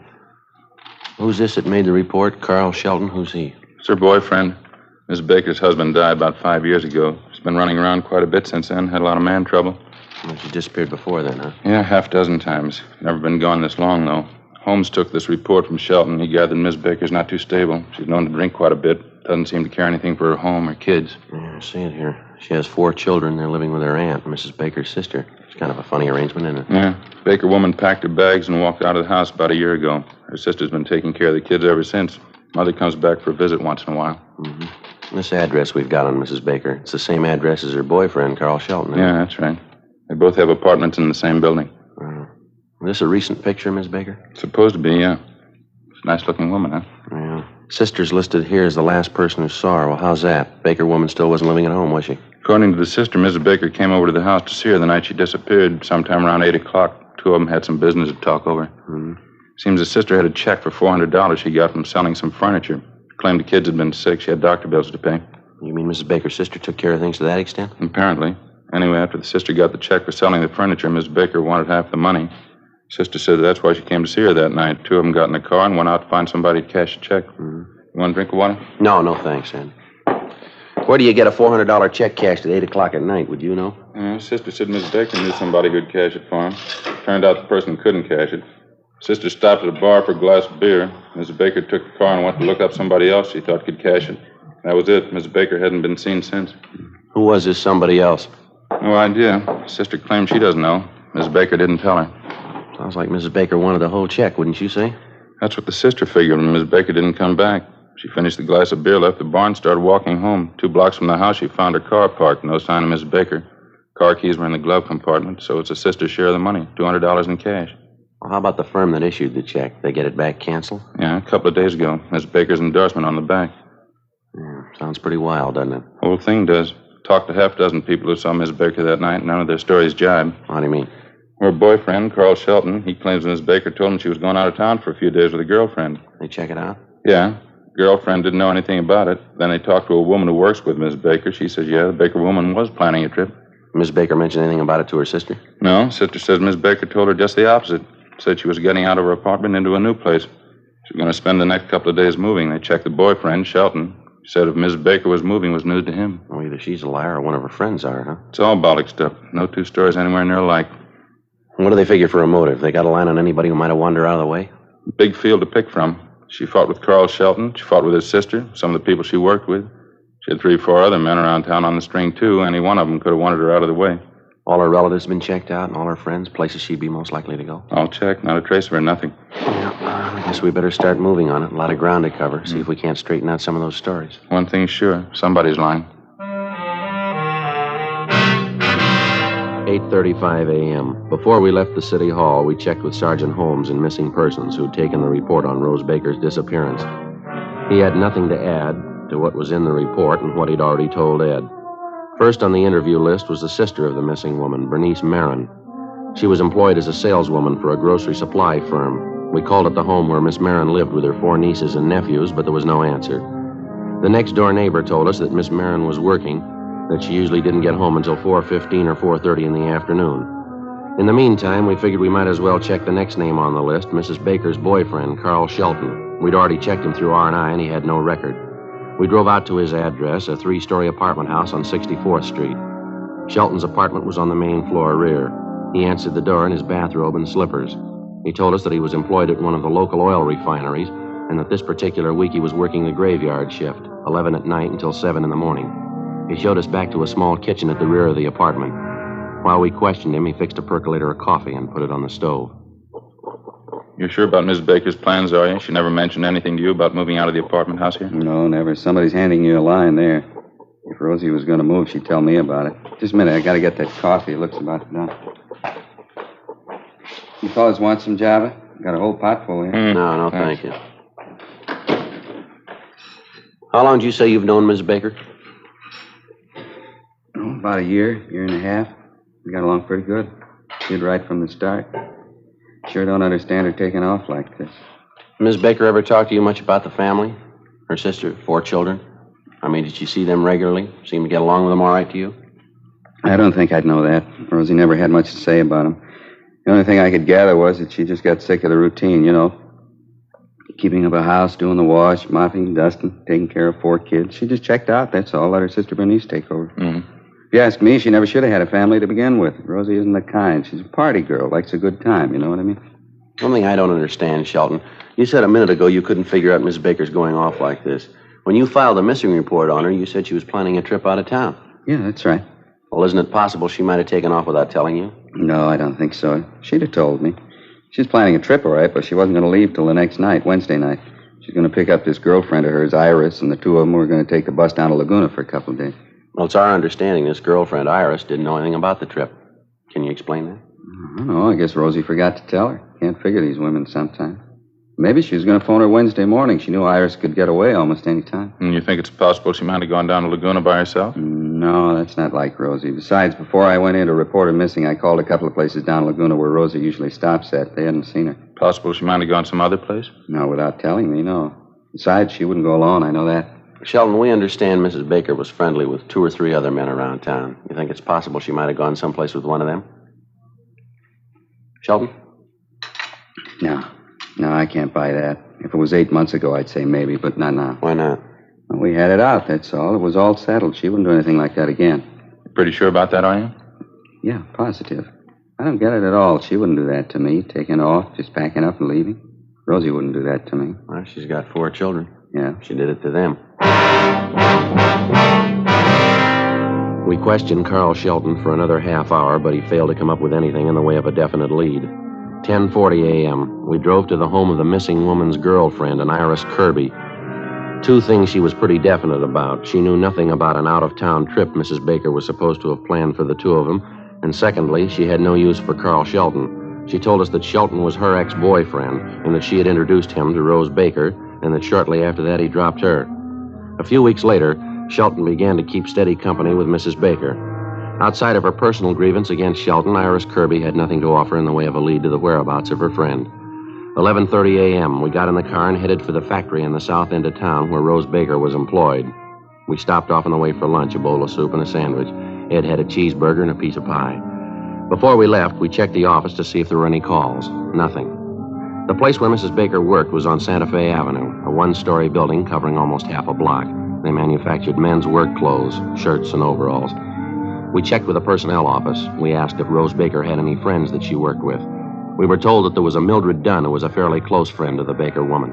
Ed and I waited in the office while they sent down to the plant for Mildred Dunn. Ms. Dunn? That's right. Police officers, my name's Jacobs. This is my partner, Sergeant Friday. How do you do? How are you? I'd like to ask you a few questions about Rose Baker, Mrs. Dunn. I understand you're a pretty close friend of hers? Yes, that's right. I've known Rose ever since she came here. She works on the machine next to me.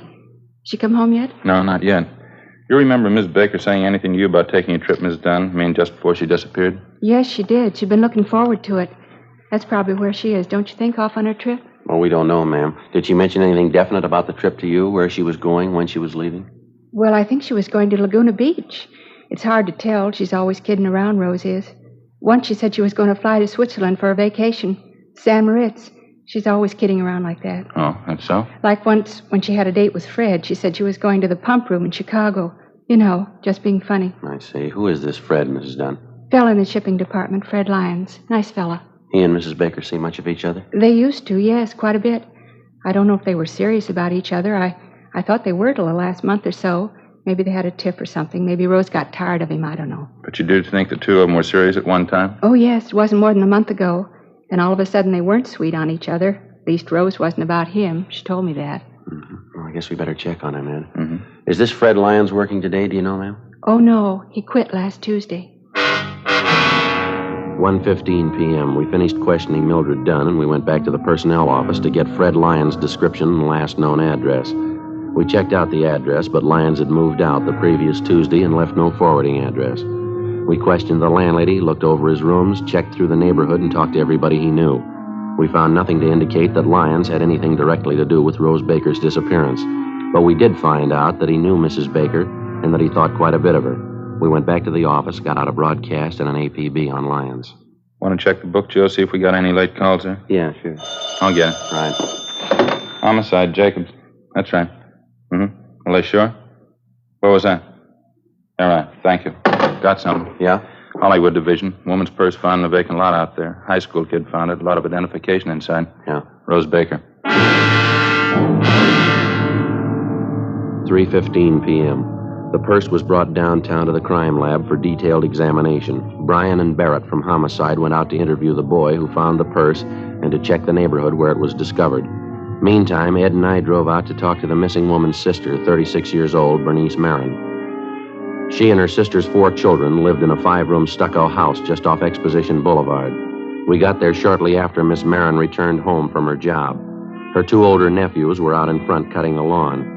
She showed us into a neatly kept living room where we interviewed her. She was a plain-looking woman, brown hair, gray eyes. She showed little concern about her sister's disappearance. I gave up trying to keep track of her a long time ago, Sergeant. I haven't any idea where she's gone. I used to worry about her. I don't anymore. Well, how about that purse of hers that was found this afternoon, Miss Marin? Wouldn't you say that makes it a little unusual this time? I don't think so. She loses things all the time. I don't know what she does when she goes off on those things. I don't want to know. Gets drunk and does a lot of fooling around, I suppose. She's lost 2 or 3 purses the same way. What about last Tuesday, the night she disappeared? You notice if she'd been drinking then? Yeah, I got the idea she'd had a couple of highballs before she came over. She wasn't drunk, but she wasn't feeling any pain. Oh, say, would you excuse me? I want to yell at the kids out there. Yes, ma'am. Frank! Frank, that's enough of that playing around out there. Let's get started pushing that lawnmower, huh? Okay, just trying out a new system. Almost half done now. You better hurry it up. You still got the backyard to do, remember? Yeah, okay. The only good thing that came out of that, married sergeant, those kids out there. Yes, ma'am. There's 2 more besides Frank and Bobby, the girls, my nieces. One's 9, one's 7. Mm-hmm. Marvelous kids. Girls are just as pretty as pictures. I'm glad I have a chance to take care of them. I guess I just like kids. Can't understand it when people don't appreciate them. I don't have a family of my own. Oh, I see. Miss Marin, when you were with your sister last Tuesday night, you say she didn't mention anything at all about taking that trip out of town? No, just the opposite. Like I told you. She said she was moving out of her apartment into a new place. That's why she needed the money. Mm-hmm. Well, what's the story about this money your sister came to pick up, Miss Marin? I don't think I quite got that clear. Well, we had this baby grand piano that my mother gave Rose and me just before she died. Kids have been sick the last couple of months, one thing and another. I needed a little money to catch up on some doctor bills, so I sold the piano. I hated to do it, but the bills had to be paid.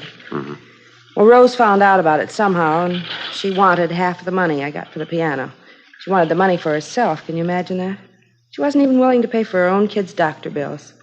It'd be different if I was charging her to take care of the kids. I just do it because I like them. Mm-hmm, I see. Well, anyway, she found out about it, and I had to split the check with her. The whole thing was for $400. I understand your sister got the check cashed that night. That correct? Yeah, that's right. It was 8 o'clock at night, but Rose said she knew somebody who'd cash it. She wanted the money that night. And to save an argument, we got in the car and went to see this friend of hers, some bartender. He couldn't cash the thing, so Rose took the car and went out to look up another friend she thought would cash it. I didn't want to go chasing all over town with her, so I stayed at this bar and had a beer. Mm-hmm. And that's the last time you saw your sister, is it? Yes, I waited a couple of hours, and then I walked home.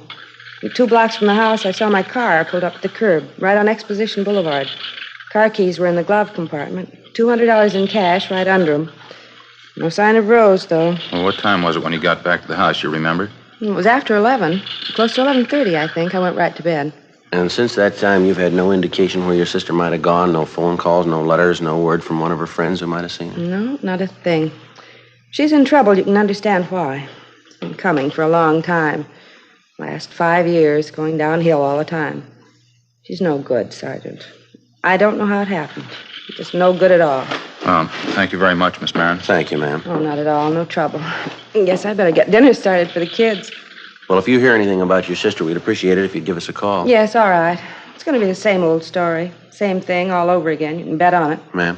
She'll come back when the money's gone. 5:15 p.m. Ed and I drove back downtown and went directly to the crime lab. The missing woman's purse, which had been found in the vacant lot out in Hollywood, had been examined thoroughly. They'd found nothing that would provide us with a new lead. We checked communications, but there was still no answer to the APB we'd gotten out on Fred Lyons, the man who'd worked with Rose Baker and who dropped from sight the same day she did. 5:30 p.m. We got back to the squad room. Hi, Brian. You just get back? Yeah, you get the word? No, what's that? Mrs. Baker, they just found her body.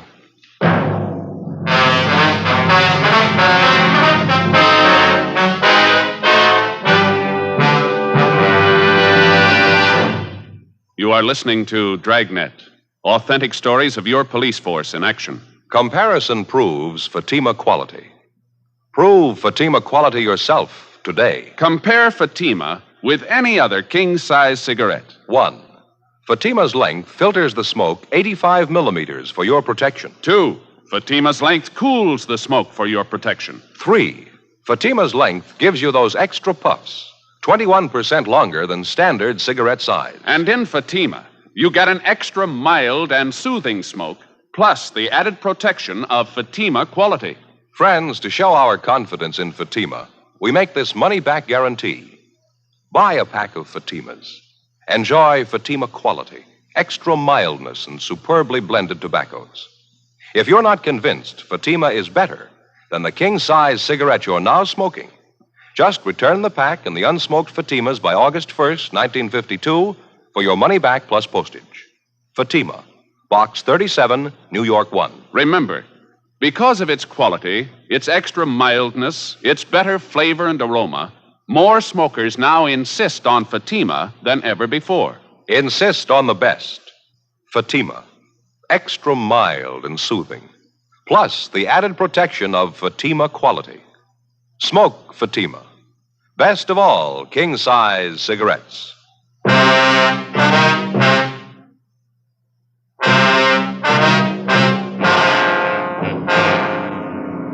June 3rd, Monday, 6 p.m. The body of 38-year-old Rose Baker had been discovered in the Hollywood Hills area. Approximately 3/4 of a mile from the intersection of Mulholland Drive and Oak Knoll Terrace, a dirt road branched off to the left of Mulholland and wound about 300 yards down the hill to a dead-end stop. Just below the guardrail, which circled the edge of the road, there were 2 eucalyptus trees. They overlooked a deep ravine covered with scrub oak and patches of laurel. Halfway down one slope of the ravine, they found the body of the missing woman. There were 2 bullet holes in the left side of the skull. There was another one at the base of the throat. In her clenched right hand, there was a 50-cent piece. The immediate area surrounding the body had been roped off, and Lieutenant Lee Jones and the crime lab crew were making their preliminary investigation. There was no sign of the murder weapon. The coroner arrived, and when the preliminary investigation was completed, the body was taken downtown to the county morgue. All clothing and personal effects were removed from the body and sent to the crime lab for detailed examination. Rose Baker's sister, Bernice Marin, was brought to the county morgue and identified the body. A few minutes after 10 o'clock that night, Ed and I got back to the office. I got it. Homicide, Friday. Is this Sergeant Friday? Yes, sir, that's right. This is Carl Shelton, Sergeant. You were out to talk to me this morning, you remember? Oh, yeah, Sheldon. I heard about Rosie just a couple of minutes ago. I got to talk to you, Sergeant. There's something I got to tell you. Was that so? Do you want to tell me now? Well, I don't want to tell you on the phone. I'll drive in to see you. I'll leave right now. Well, yeah, all right. Do you mind telling me what it's about? Yeah, I know who killed Rosie. 11:08 p.m. Carl Shelton arrived at the office. Ed and I took him down the hall to the interrogation room where he gave us his story. He told us, first of all, that he was well acquainted with most of the regular customers at the tavern where Rose Baker and her sister had first stopped to cash the $400 check. He told us one of these people, a Leroy Hansen, had contacted him after he read in the morning paper about Mrs. Baker's murder. I've known Leroy at least 4 or 5 years. Used to work with him. He wouldn't lie to me.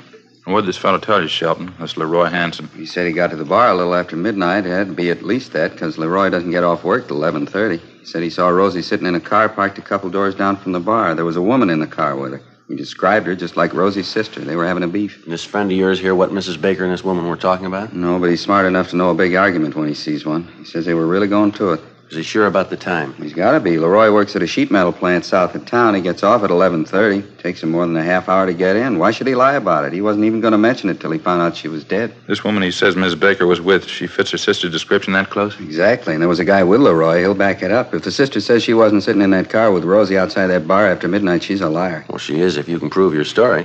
Here's the phone. You ask Leroy. 11:22 p.m. We put in calls to both of the men who were supposed to have seen Rose Baker and her sister Bernice sitting in a parked car outside the tavern 6 nights before.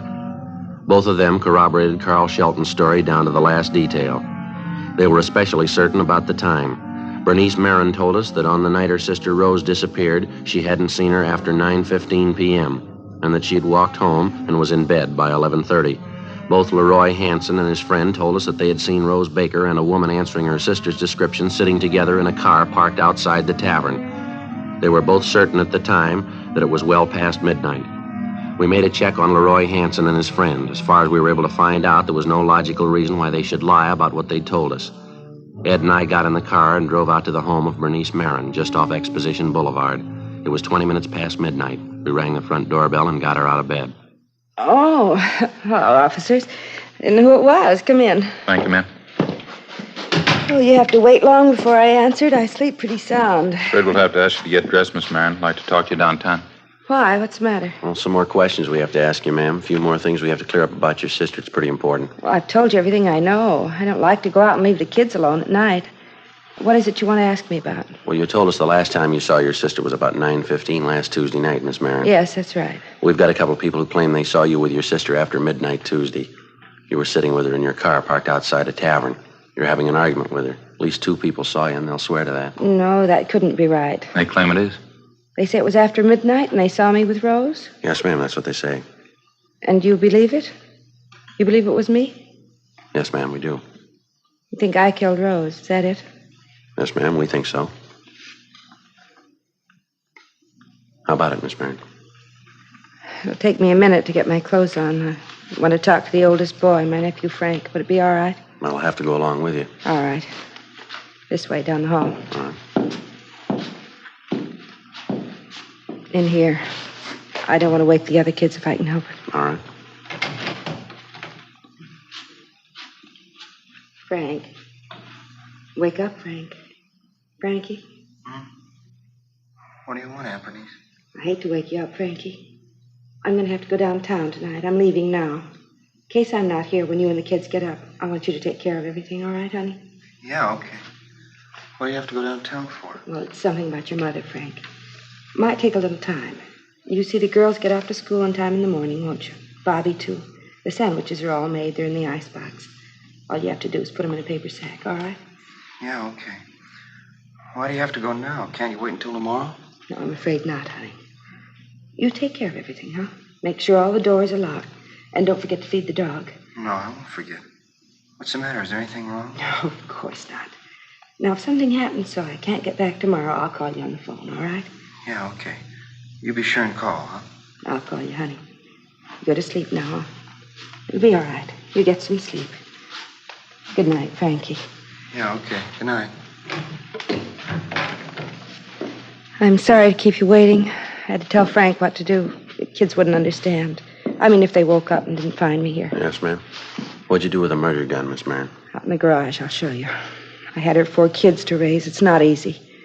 You know what it costs to feed them, put clothes on their back?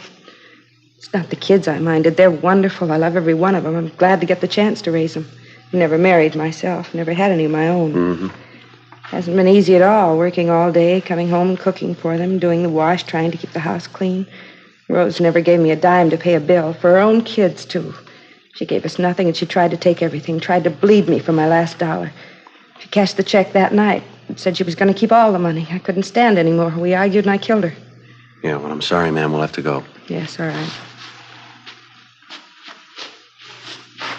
What'll I do, Sergeant? What'll I say? I advise you to tell the truth. You'll get a fair trial. I know that. It's not what I mean. What do you mean? Inside there, what am I going to say? How'll I explain it? Ma'am? The kids. How do you tell 4 kids you killed their mother?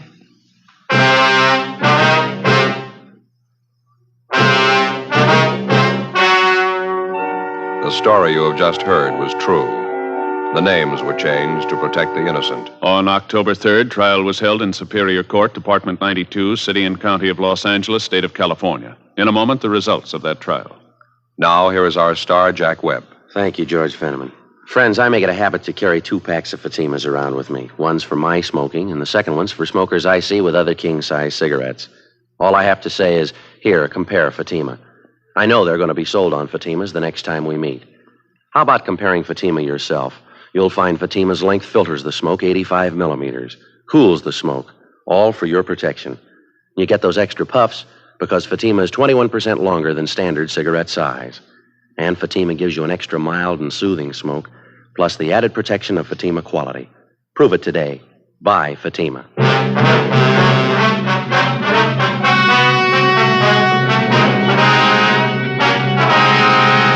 When their aunt, Bernice Alberta Marin, was apprehended on suspicion of 187 PC, the 4 Baker children were taken into protective custody by juvenile authorities. Bernice Marin was indicted for murder and entered a plea of self-defense.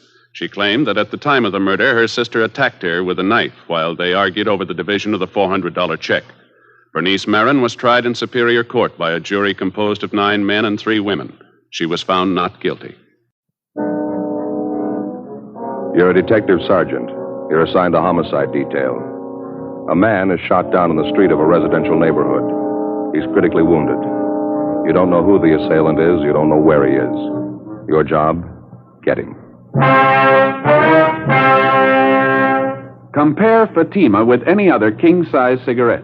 Prove Fatima quality yourself. You'll find Fatima's length filters the smoke 85 millimeters for your protection. Fatima's length cools the smoke for your protection. You'll find Fatima's length gives you those extra puffs, 21% longer than standard cigarette size. And in Fatima, you get an extra mild and soothing smoke, plus the added protection of Fatima quality. Definitely the best quality in its class, but the same price as the cigarette you're now smoking. Buy Fatima in the bright, sunny yellow pack. Best of all, king-size cigarettes.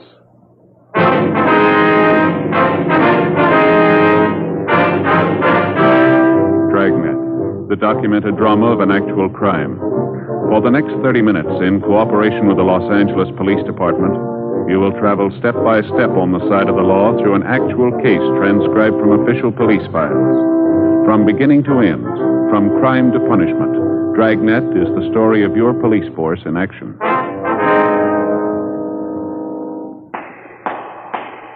It was Thursday, January 20th. It was mild in Los Angeles. We were working the night watch out of homicide detail. My partner's Ed Jacobs. The boss is Thad Brown, chief of detectives. My name's Friday. I was on the way back from dinner, and it was 9:57 p.m. when I got back to the city hall, room 42. Homicide detail. Hi, make it in time? No, they were closed up. Oh, that's too bad. Where'd you eat? Well, that cafeteria down the street was terrible. Nothing at all, huh? Well, I figured I'd be safe with a corned beef hash. Even that wasn't much. Soggy, you know. Probably standing all day. That's too bad. I asked Johnny if he'd stay open a couple of minutes late. Told him you were coming right over. The place was closed tight when I got there. Couldn't raise any money. Tough luck. Short ribs were really good tonight. Some great pie, too. Boysenberry. Best I had anyway. Mm-hmm. Say, you got any of those bicarb pills in your locker? I could sure use one. I'm afraid not. Gave the last one to Gene Bechtel tonight. Oh. He ate at the cafeteria, too. Hiya. Oh, hi, all. What do you say? Any phone calls for me yet? Muriel down at the staff's office called. That run you asked for, they got it ready. It was the only call, huh? Yeah. What is it, Al? Something wrong? No, why? You've been moping around like you lost your best friend. What's the matter? You mad at the world? No, just my in-laws. The wife had her father and mother over for lunch today. The old man's getting to be a real pain in the neck. Don't get along with him, huh? I keep trying to. Doesn't seem to do much good. All he can think of is money. It's all he can talk about. Why let it bother you? My in-laws have been talking about it for years. Forget it. He won't let you. The minute he puts his foot inside the front door, it's the first thing you hear. Crusty old guy. That pipe he smokes enough to knock you over. Why don't you duck out when they come over? Tell them you got a call. You have to go to work. Well, the wife's onto that one. She makes me hang around. Keeps telling me her father and mother like me. You never know it. The old guy's a real tyrant. See, the wife comes from a big family. Every time I see her old man, he has to make a point of telling me how smart his other sons-in-law are. How much dough they're making. Yeah, same routine every time. One of his daughters married a carpenter. He's making $20 a day. One of them married a hod carrier. He's making $25 a day. Always ends up asking me how much I'm making. Why don't you tell him it's none of his business? I did today. That's what started the argument. I walked out. Crusty old guy. Yeah, so I get it. Homicide, Friday. Yes, sir. Where? Mm-hmm. Would you repeat? Yes, sir, I have it. Fine, thank you. Yes, sir, right away. Shooting. Kirkman near Alpine. Let me grab my coat. No details? Man down on the sidewalk, apparently hurt bad. Neighbor said it was a family fight. Come on, we better hustle it, Al. Let's go. That's one good thing about this job. What do you mean? Trouble. You don't know what it is till you hear about other people's.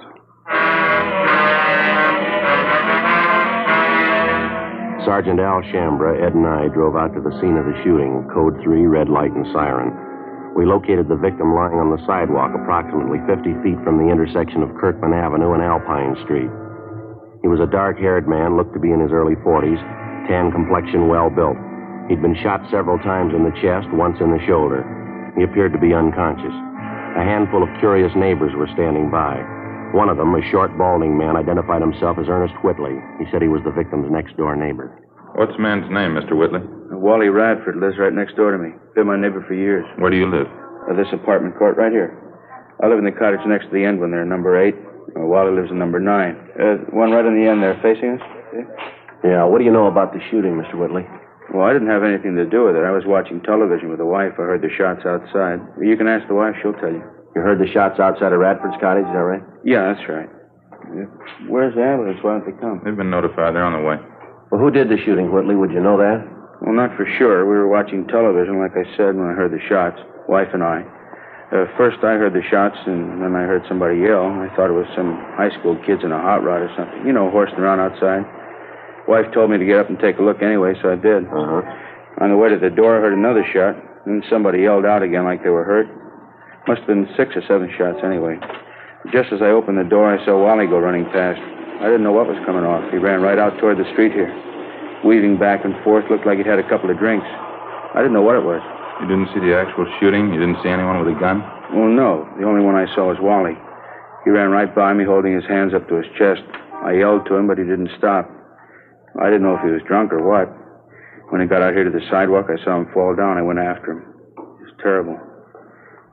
Say, either one of you got a smoke? Yeah, sure. Look, I'm still shaking like a leaf. There you go. Swell. Thank you.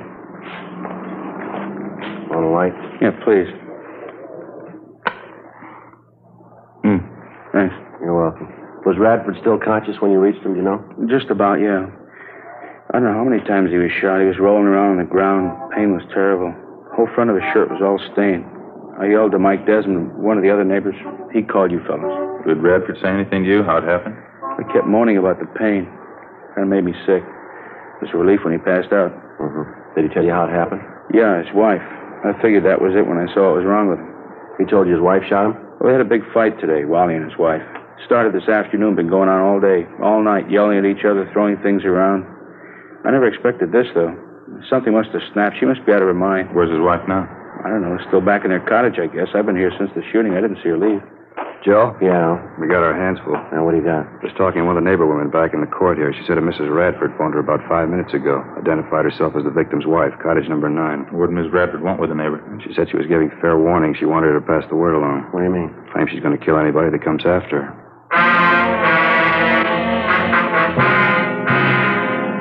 10:28 p.m. The ambulance arrived, and the attendants administered first aid to the victim of the shooting, Wallace Radford. Before he was rushed to Georgia Street Receiving Hospital for further treatment, Radford regained consciousness long enough to confirm the fact that it was his wife who shot him. That was about all he could tell us before the sedatives took effect. The 2 officers and 2 of the radio cars which were standing by were detailed to keep the crowd away from the apartment court where the shooting took place, in particular Cottage 9, where the Radfords lived. The blinds were drawn in the house. There were no lights showing. We called the Radford cottage on the phone, but there was no answer. Al Shambra and Ed circled around and back for a closer look at the place.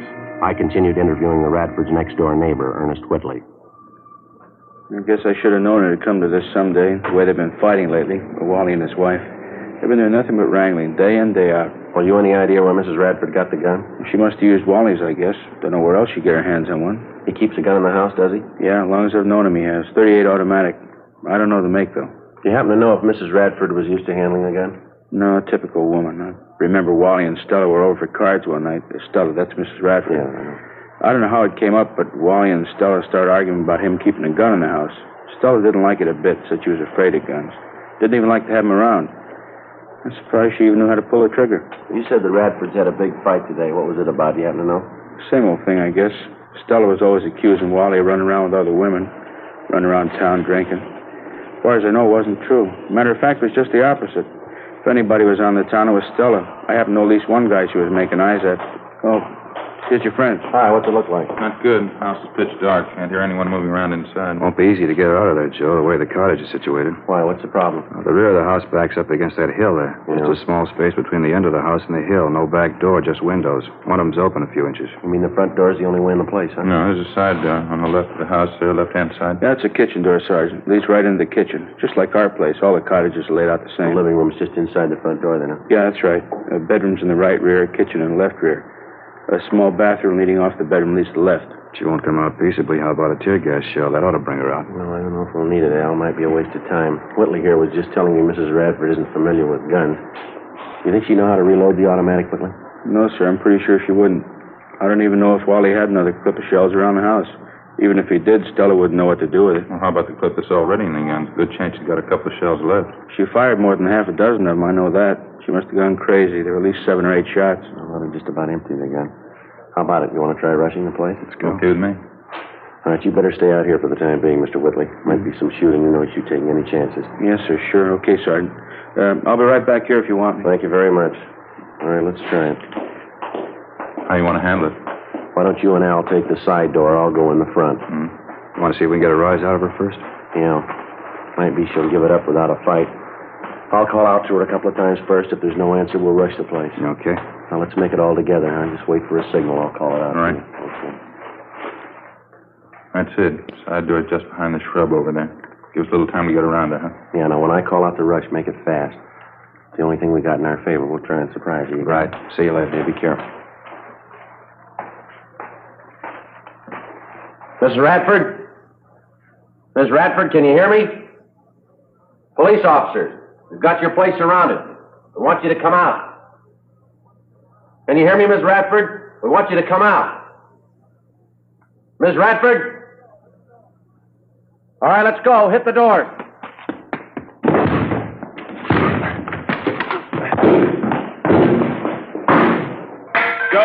Joe, you all right? Yeah, what about you? In the kitchen. It's empty. Okay, just a minute.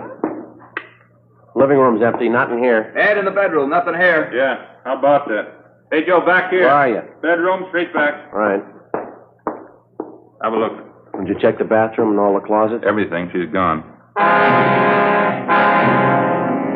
10:46 p.m. We double-checked the cottage, all the buildings, and possible hiding places adjoining the Radford house, and then we combed through the immediate neighborhood around the apartment court. There was no trace of the suspect, Stella Radford. In the apartment, we found a picture which neighbors told us was a good likeness of Mrs. Radford. Al Shambra got to a phone, called the office, and a local broadcast and an APB was gotten out on her. We figured she probably slipped out of the house without being noticed during the general excitement immediately after the shooting. Her phone call to one of the neighbors warning that she'd kill anyone who came after her only served as a stall to give her more time for a getaway. 10:55 p.m. Ray Pinker and the crime lab crew arrived and began their preliminary investigation.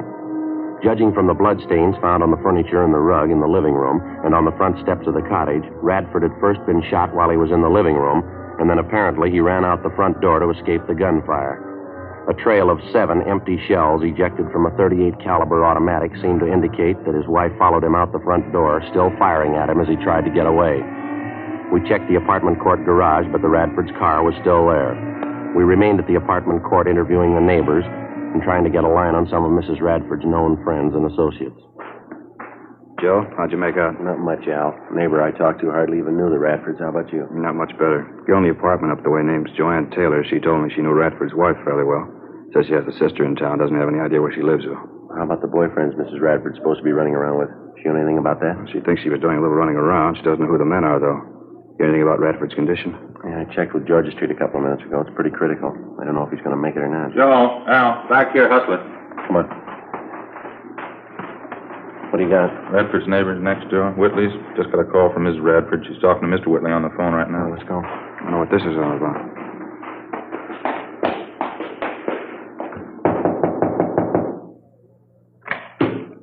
Oh, yeah, Sergeant. I was just going to run and get you. You have Mrs. Radford on the phone? I did, yeah. She hung up just before you came in.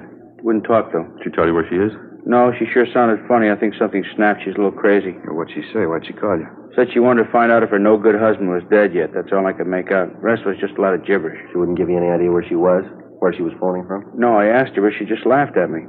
Might still have a chance to find out, though. Yeah, how's that? She's going to call me back. While Ed and I waited with Mr. Whitley in his apartment, Al Shambra got to another phone in one of the adjoining apartments, called our business office, and gave them the number of the Whitleys' telephone. He asked them to make arrangements as soon as possible to have all incoming calls at the Whitleys traced to their origin. Meantime, Ed and I were briefing Ernest Whitley as to what he should say if and when the suspect, Stella Radford, called him back. There was no phone extension in his apartment, so the only way we'd be able to monitor the conversation would be for Whitley to share the receiver with one of us. We waited. 11:30 p.m., 11:45, midnight, 12:15 a.m.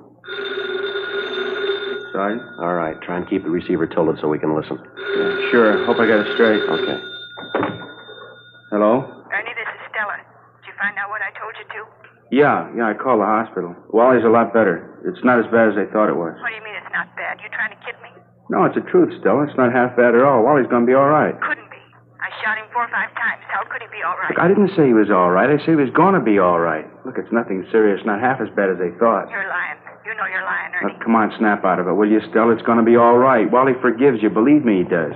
Now, look, why don't you come home? We'll get the whole thing straightened out. There won't be any trouble. Why don't you stop trying to kid me? It's not going to be all right. I've seen the last of you and the last of Wally. Stella. I'm with my boyfriend now. We're getting out of town. Now, wait a minute, Stella. Use your head, huh? Don't go rushing in anything. You don't have to tell me. I know what I'm doing.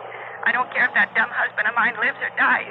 But just tell him he'd better not try to follow us. Oh, Stella. My boyfriend's an ex-con. He's got a gun and he knows how to use it. Well, Stella, will you listen a minute? You can tell that to the cops, too, in case they're going to follow us. They try and stop us and they're going to have a fight in their Look, heads. you keep talking. Will you listen for just a minute? Where are you now? Let me come down and talk to you. Not a chance. Just be a waste of time. I'm leaving with my boyfriend in half an hour. You can tell Wally I hope he dies. Wait a minute, Stella. He gave me a message for you, honey. He left something with me. He wants you to have it. What? His wallet. He gave it to me just before he left for the hospital. Got $94 in it.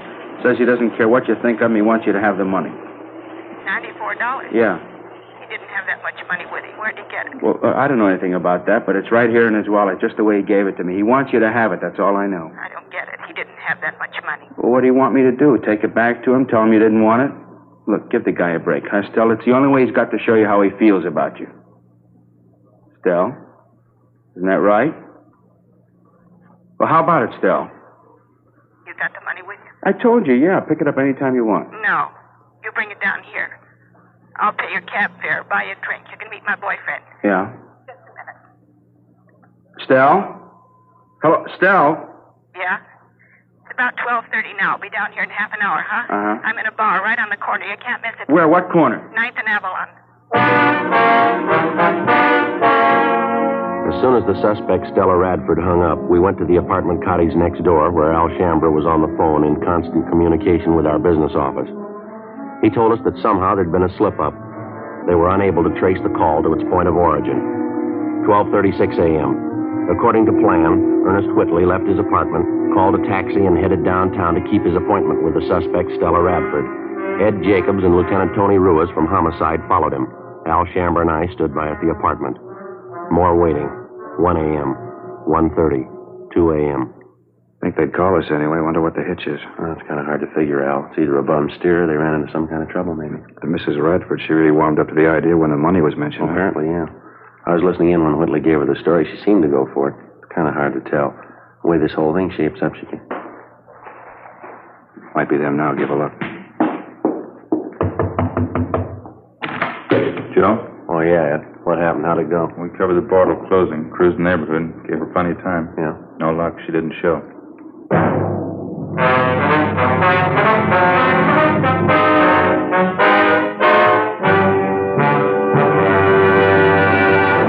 You are listening to Dragnet, authentic stories of your police force in action.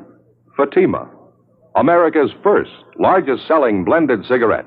Now king-size. The only king-size cigarette that makes you this money-back guarantee. Buy a pack of Fatimas.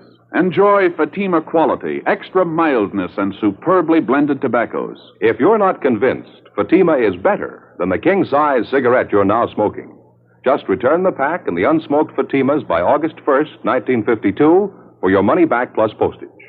Fatima, Box 37, New York 1. Buy Fatima. Compare them with any other king-size cigarette. 1. Fatima's length filters the smoke 85 millimeters for your protection. 2. Fatima's length cools the smoke for your protection. 3. Fatima's length gives you those extra puffs, 21% longer than standard cigarette size. And you get an extra mild and soothing smoke, plus the added protection of Fatima quality. Remember, more smokers now insist on Fatima quality than ever before. Buy Fatima. In Fatima, the difference is quality. Best of all, king-size cigarettes.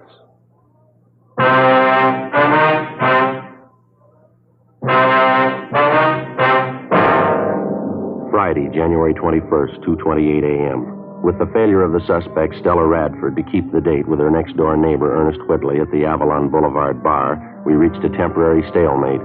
Despite the fact that checks were made at all restaurants, bars, and other business places in the vicinity of 9th and Avalon open that time of night, there was no report or trace of the suspect. While the search continued, we stood by at the Whitley apartment in the hope that Mrs. Radford might call back. A check of our Records and Identification Bureau failed to turn up any record on either the victim or the suspect, his wife.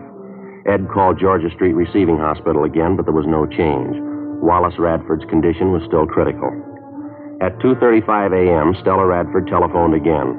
While we listened in, she told Whitley that she'd had no intention of keeping that appointment with him at the Avalon Boulevard bar. She told him that she knew he was working with the police, that she saw officers follow Whitley to the bar where they were supposed to have met. She again warned him of the consequences in the event anybody tried to apprehend her.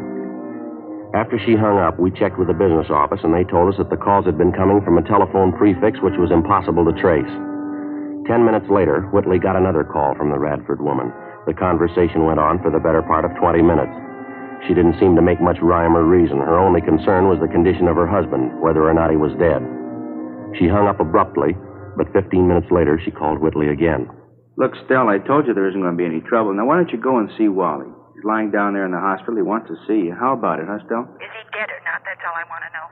My boyfriend and I are leaving first thing in the morning. I want to find out before I go. Why don't you at least give me a chance to talk to you, Stella, huh? We've been good friends. You know I wouldn't do anything to hurt you, you or Wally. Now, let me talk to you, huh? There's nothing to talk about. If you got anything to say, you can tell me now. All I want to do is find out about I Wally. told you he's hurt, but he's going to be all right. It's not serious. Stella? Why don't you stop lying to me? But I'm not lying, Stell. I wouldn't lie about something like that. What's the matter with you anyway? You been drinking? What's it your business? You're not kidding me, Artie. You're trying to help the cops. Don't you think I know that? What kind of a fool you think I am? But I'm trying to help, Stell, that's all. Sure, you're trying to help. Not me, though. You're trying to help the cops. I know they're with you. When we made that date to meet at the bar, you told them all about it. No. You left the house and they left right after you. I know Stell, all about it. no, you got it wrong, honey. I'm trying to help both of you, you and Wally. I'm trying to help the best way I know how. Now, why don't you come home? I told you we'll straighten the whole thing out. There won't be any trouble. Don't hand me that. I said we're leaving town, me and my boyfriend. Now, what about that money? $94. She said Wally wanted me to have Yeah, that's right. He does. Now, how can I get it to you if you don't trust me? Get away from the cops, that's all. Oh, Stell. Maybe I could use the money, but I'm not giving myself up. Look, you're wrong about the cops, Stell. Believe me, you are. Now, why won't you let me meet you someplace? Any place you want, just let me talk to you. How many times do I have to tell you there's nothing to talk about? All I want to know is about Wally. Is he dead yet? But I told you, he's not dead. He's going to be all right. Look, why can't you believe me? It's not what they thought. Wally will be okay. Ed, in the next room. But what for, Stell? Why? Now, come on, snap out of it, huh? No, it's the truth, so help me. Yeah, what's the matter? Well, it just happened to strike me. You hear that streetcar that just went by a minute ago? Yeah, I did. Why? Did you notice a little before that when we were listening on the phone? Sounded like the same thing coming over the line, didn't it? Yeah, come to think of it, it did. Matter of fact, I heard it a couple of times coming over the phone. It's pretty regular. Yeah, that's what I mean. Streetcars have been passing by here regularly, too. Not much of a time lapse, either. Not much more than a minute. Mm-hmm. Well, I mean between the time when we hear it over the phone and the time the streetcar actually passes this place. Yeah. Well, if we've got the right angle, there's only one way to figure it here. She's phoning from somewhere in the neighborhood, and she's fairly close, wouldn't you say? Where do we start looking? Well, car tracks only run two ways. 3:30 a.m. Ed and I went back into the next room and continued to monitor the conversation between Whitley and Mrs. Radford. Whitley seemed to know how to keep the suspect talking, even though the purpose of her conversation seemed to make little or no sense. At 3:42 a.m., while we listened in, on the other end of the line, we again heard the sound of a streetcar approach and pass. Ed checked his watch. Approximately 1 minute, 38 seconds later, we heard a streetcar pass by in front of the apartment court. Before Ed and I left, we jotted down a note for Whitley asking him to keep Mrs. Radford on the line just as long as possible. We got in the car and drove north along the car tracks at about the normal speed of a streetcar. 1 minute and 38 seconds of driving brought us a distance of little more than 8 blocks. It was on the fringe of a park area. There were only 3 residential buildings in the immediate vicinity.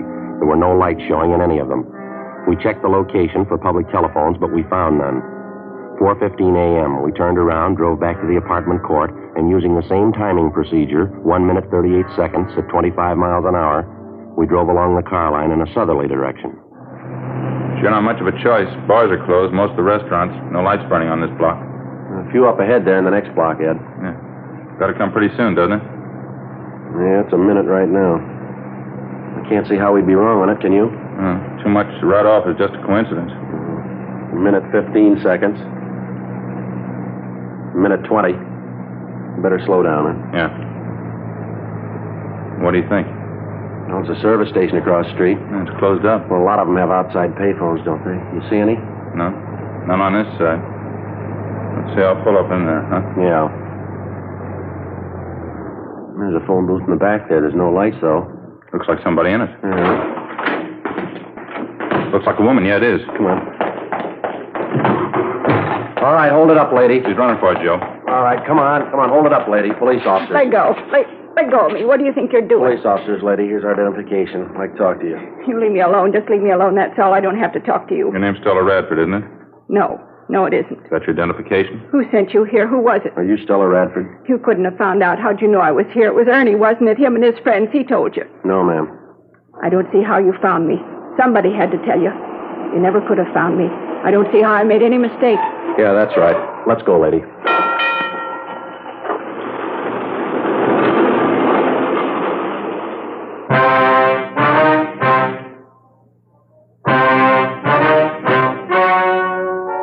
The story you have just heard was true.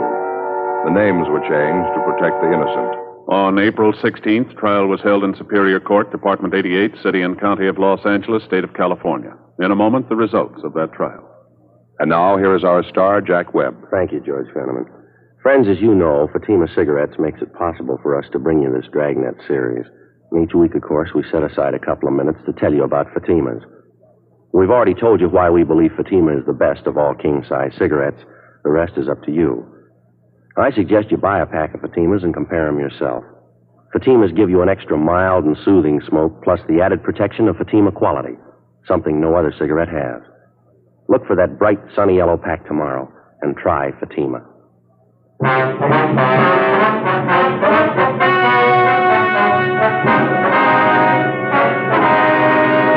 The victim of the shooting, Wallace John Radford, recovered from his wounds and refused to press charges against his wife.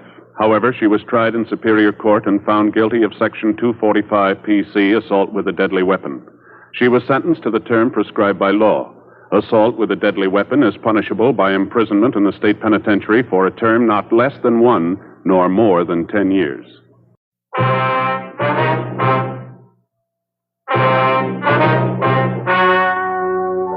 The story you are about to hear is true.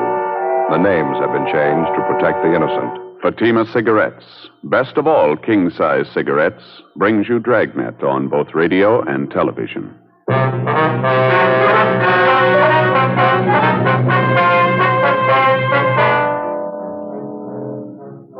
You're a detective sergeant.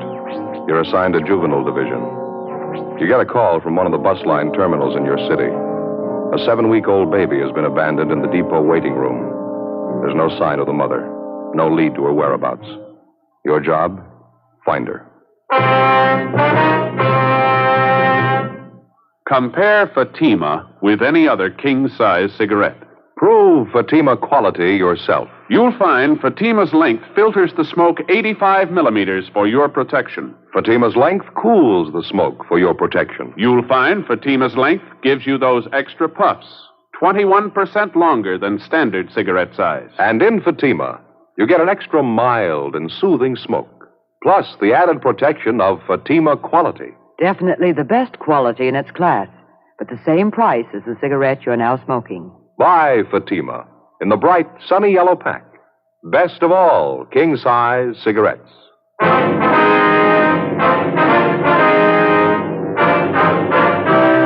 Dragnet, the documented drama of an actual crime.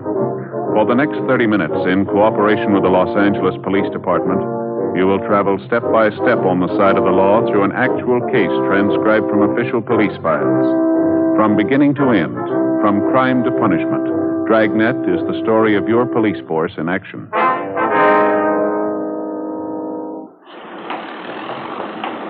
It was Wednesday, August 14th. It was hot in Los Angeles. We were working the day watch out of Juvenile Division. My partner's Ed Jacobs. The boss is Captain Stein, Commander, Juvenile Division. My name's Friday. We were on the way out from the office, and it was 11:05 a.m. when we got to the corner of 6th and Los Angeles streets, the bus depot. Excuse me, ma'am. You Mrs. Lewis? Yes, that's right. Are you the police? Yes, ma'am. This is my partner, Sergeant Jacobs. My name's Friday, Juvenile Division. Oh, how do you do? I'm certainly glad you're here. I've been waiting around this depot for hours. I don't know what to do. Baby must be getting pretty heavy, ma'am. Like to sit down over here and tell us about it? All right, thank you. Oh, yeah, that's all right, honey. You sleep now. Sleepy, bye. Poor little thing, it's just a shame. Yes, ma'am. The report we got didn't go into detail. Some woman left the baby with you, is that right? Yes, as soon as we got off the bus this morning. She said she'd only be gone a few minutes. It's been hours. I don't know what to do. Well, did you know the woman, Mrs. Lewis? Her name's Dorothy Miller. She's from Arizona, Tucson. We got off the bus, and she asked me if I'd hold her baby while she went to get her luggage. She said she'd meet me right there by the information desk. Been waiting ever since. She hasn't come back. I don't know what to think of it. Well, how well do you know this Dorothy Miller, ma'am? Well, not too well, but she seemed like such a nice girl. Friendly and very sociable. We sat together all the way in. You got on the bus with her Tucson's at it? Oh, no. I'm from Cincinnati. I got on the bus there and then went down to Dallas. Had a visit with an aunt of mine down there. I see. I got another bus at Dallas to come out here. Went along the southern route. Very nice. Same bus I came in on this morning. I'm out here to meet my husband, Army man. He's coming in on a transport from overseas. Coming in tomorrow. Mm-hmm. Now, you say this Dorothy Miller boarded the bus at Tucson with the baby. She rode all the way into Los Angeles with you. Yes, right into this depot. She sat in the seat next to mine. We struck up a conversation. Got to be quite good friends. He's such a cute baby. I just can't imagine. Well, how'd the Miller woman seem to you, Miss Lewis? All right? I mean, was there anything odd about her behavior? Anything unusual? No, nothing at all. Seemed to me to be a perfect mother. Took good care of the baby. Wonderful care. That's what's so upsetting. For her to go off like this, leave her baby with a stranger, it doesn't make any sense. Well, now, you say you talked to this Dorothy Miller quite a bit along the way, ma'am. I beg your pardon? What was that? Maybe if we move out the car, Joe, it'd be a lot easier to talk out there. That's a good idea. Ms. Lewis, would you mind coming along with us to our car? It's parked just down the street. Should be a little quieter there, huh? Yes, all right. I have these two valises All right, I'll here. get them, ma'am. Oh, thank you. Be out this way. Excuse me. Sorry. Pardon me. Sorry? Pardon us, please. Help you with one of those, Ed? No, that's okay. Just down the street here, ma'am. Oh, my. Isn't it a beautiful day? What a shame, all this trouble. Yes, ma'am. Can you make it all right, Ms. Lewis? Oh, yes, I think so. Want to slip the valises in back? There's plenty of room there. Yeah, okay. Give your hand. Okay. Now, about this Miller woman, Ms. Lewis, I was going to ask you. Yes? Well, did she happen to tell you where she lived in Tucson, if she had any people there, any family? No, I don't recall anything like that. She talked about some of the girlfriends she had there, their babies. She didn't mention any of them by name, though. How about her description, Ms. Lewis? Anything unusual there? No, I wouldn't say so. Small girl, 5'3" or 4", I'd say. 110 or 15 pounds, dark hair, shoulder length, dark eyes, nice complexion, very pretty eyes. About how old would you say? 20, that's what she told me anyway. She said she had a birthday in May. I remember we talked about that. She was born under the same sign I was, Taurus the Bull. Mm-hmm. And all the talk she had with this Miller girl, she never gave you any reason to think that anything was wrong with her? She didn't seem to be despondent, depressed about anything? Perfectly normal girl, as far as I could tell. I just can't get over it. I can't imagine her doing anything like this. Well, how'd she seem this morning when you got in on the bus? Pretty much the same? Yes, I think so. We got off the bus together. She had her hands full with the baby, so I helped her off with the hand valise she was carrying. When we got inside the waiting room, she mentioned that she had to go pick up some luggage from the check stand. She asked me if I'd mind very much holding her baby while she went after it. I said no, not at all. She went around the corner of the baggage stand, and that's the last I saw of her. You checked around the depot, did you? And you had her paid? I talked to everyone in the place. The porters, ticket clerks, information desk, traveler's aid. Not one of them could help. I tried everybody. Oh, there. It's all right now. We'll find your mother. Yes. You try and sleep. Sleep some more now. Wonderful. He's adorable. It's a little boy. She said his name's Stephen. Yes, ma'am. Well, you say you've been waiting around the depot 3 hours. Has the baby been fed? Yes, this hand valise the Miller girl gave me to hold. I found a bottle full of formula in it. The man at the coffee shop warmed it for me. The little fella here finished it off. The way he eats, I guess he'll be wanting some more pretty soon. I guess we better get back in, huh? Yeah, I guess so. Can't imagine it. I just can't imagine it. Ma'am? This little boy, just look at him. Yes, ma'am. Her own baby. So small and helpless. How could she go off and leave him? Well, I guess she had a reason. Must have been important. A 7-week-old baby? What's more important than that?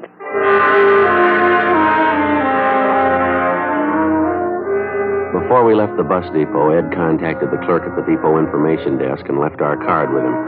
If anyone came in to make inquiries about the abandoned child, he was to advise them to get in touch with us. 11:48 a.m. The woman who'd been left with the baby, Mrs. Marjorie Lewis, agreed to return to the office with us and give us a complete report on everything she knew about the case. As soon as we got back, we briefed Captain Stein on what happened, and he assigned policewoman Betty Stone to come in and help out with the baby. A cursory examination seemed to indicate there was nothing abnormal about the baby, no apparent deformities. We checked the blanket and the baby's clothing, but we found no identifying marks of any use to us.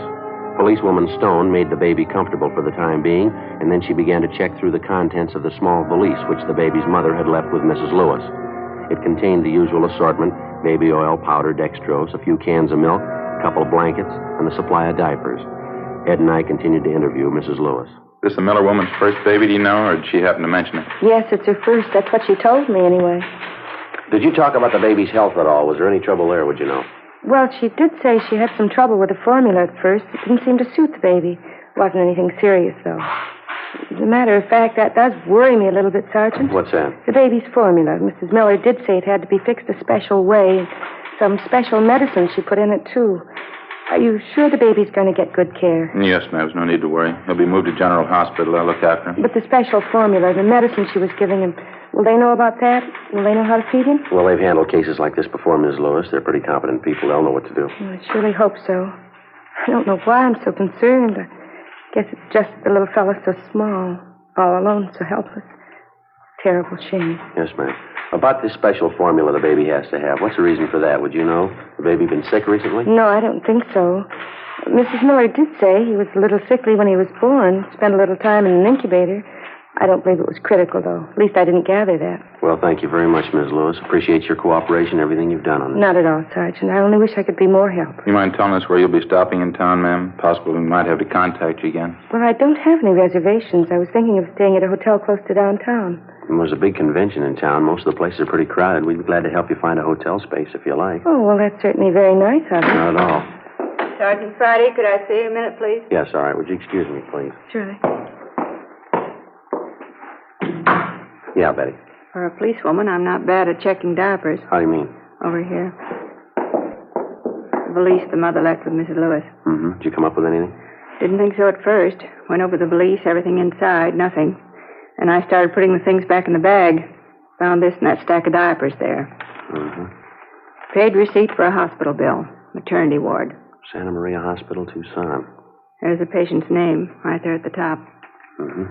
Dorothy Miller. 12:30 p.m. A local broadcast and an APB was gotten out on Dorothy Miller. And then we sent a communication to the Tucson Police Department laying out the story for them and asking them to check with the Santa Maria Hospital there for a possible lead on the missing mother. Meantime, the baby was removed to General Hospital.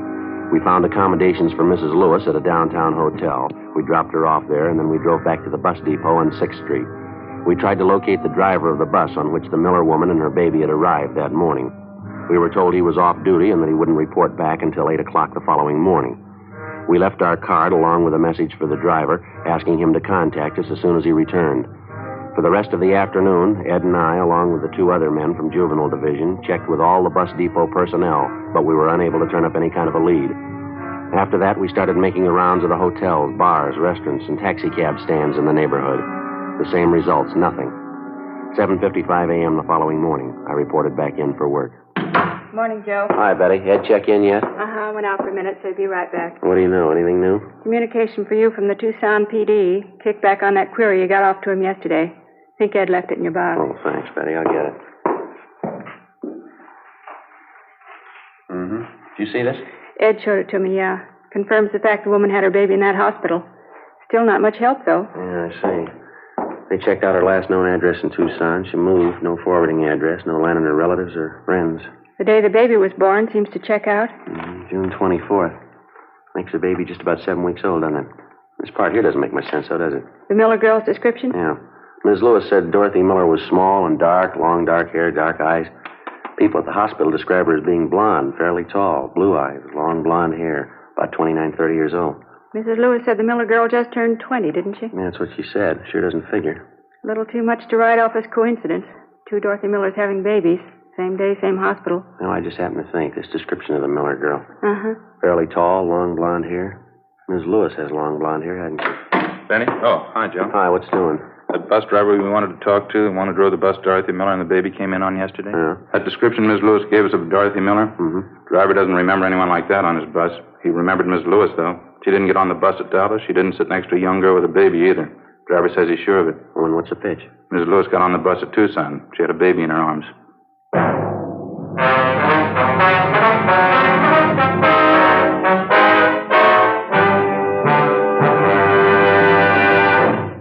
You are listening to Dragnet, authentic stories of your police force in action. Fatima, America's first, largest selling blended cigarette. Now king size. The only king size cigarette that makes you this money back guarantee. Buy a pack of Fatimas. Enjoy Fatima quality, extra mildness, and superbly blended tobaccos. If you're not convinced Fatima is better than the king size cigarette you're now smoking, just return the pack and the unsmoked Fatimas by August 1st, 1952, for your money back plus postage. Fatima, Box 37, New York 1. Buy Fatima. Compare them with any other king-size cigarette. 1.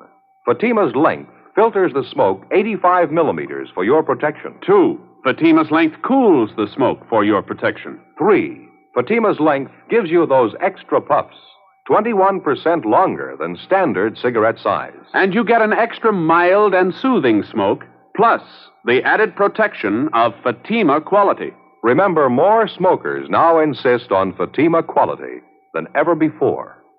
Buy Fatima. In Fatima, the difference is quality. Best of all, king-size cigarettes.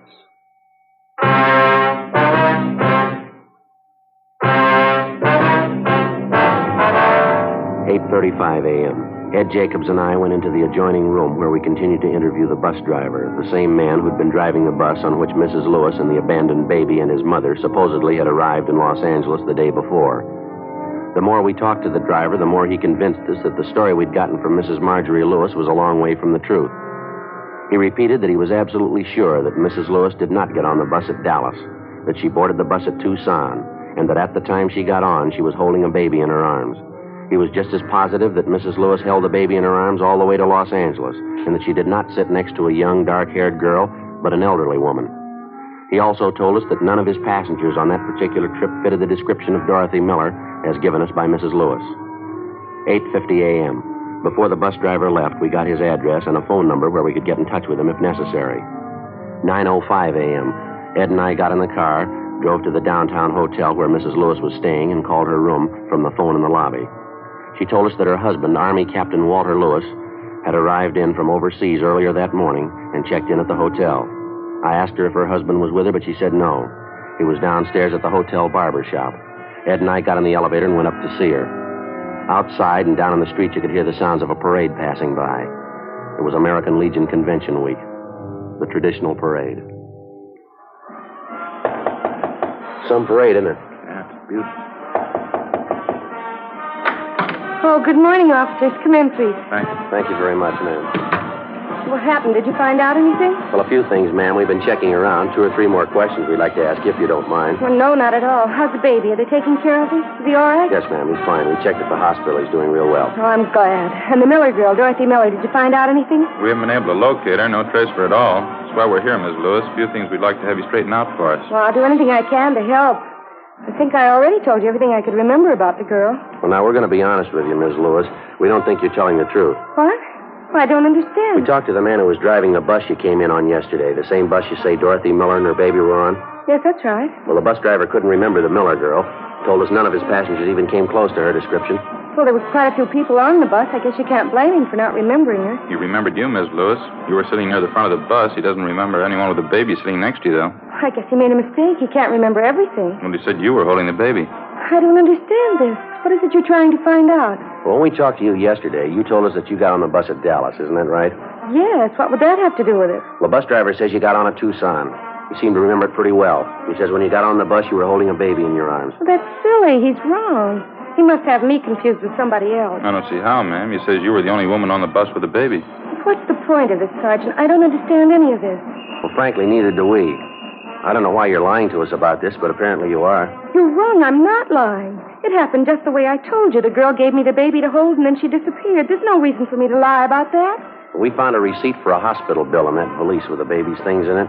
The receipt was made out to Dorothy Miller. Well, that proves it, doesn't it? She was on the bus with me, and her baby was with her. The check was made with the hospital at Tucson. They remembered the name Dorothy Miller. She gave birth to a baby boy about 7 weeks ago. She wasn't the same girl you described to us, though. Description wasn't even close. Well, then it must be a mistake.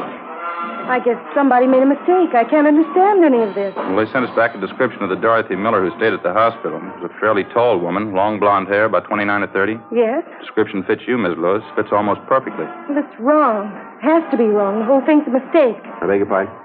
I say the whole thing is a mistake. It has to be wrong. No, I don't think so, ma'am. Why don't you tell me? What do you think? Tell me, please. There is no Dorothy Miller. There never was. There's no such person, ma'am. That's what you really think? I invented it? I made it all up? Did you? And the baby? What about him? There's no Dorothy Miller. What about the baby? I don't know. Do you want to tell us? Ms. Lewis? Yes. Yes. Miss Lewis, can I get something for you? Thank you. I'm all right.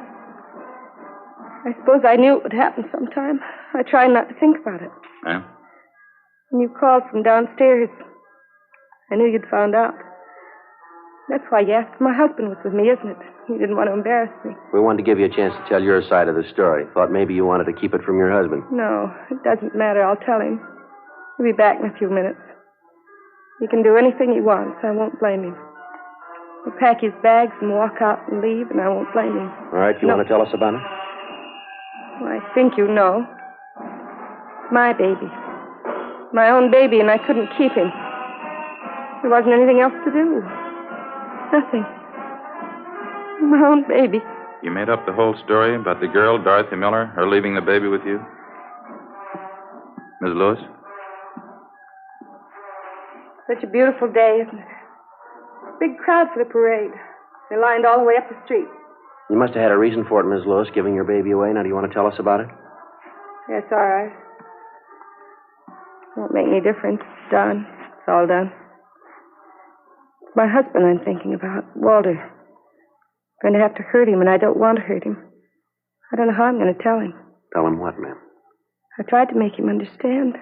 All the time before he left for overseas. It was almost 2 years ago. I tried to make him understand. He wouldn't listen. He didn't believe me. He thought I was fooling. Yes, ma'am.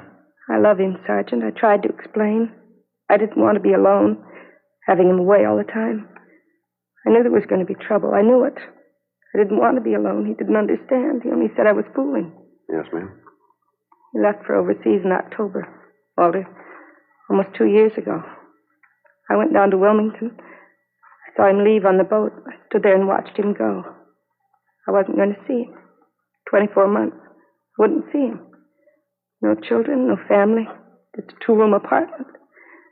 If he only believed me. If he only would have taken me with him. Where were you living at that time, ma'am? Up the coast, just this side of Santa Barbara. I told Walter. I couldn't be alone. I needed something. If he only had children, if he'd only taken me with him. It didn't have to be this way. He could have taken me with him. He could have arranged it. He wouldn't. He left me here alone. I tried to tell him. He left me here alone. Yes, ma'am. I took it for a year. A whole year. 2-room apartment, being alone. I wrote to Walter twice a week. He wrote to me. It didn't do any good. He didn't want me with him. A whole year. And it got too much. You mean you could have joined him overseas? I don't know why. Kept writing to him. He kept putting me off a whole year. It got too much.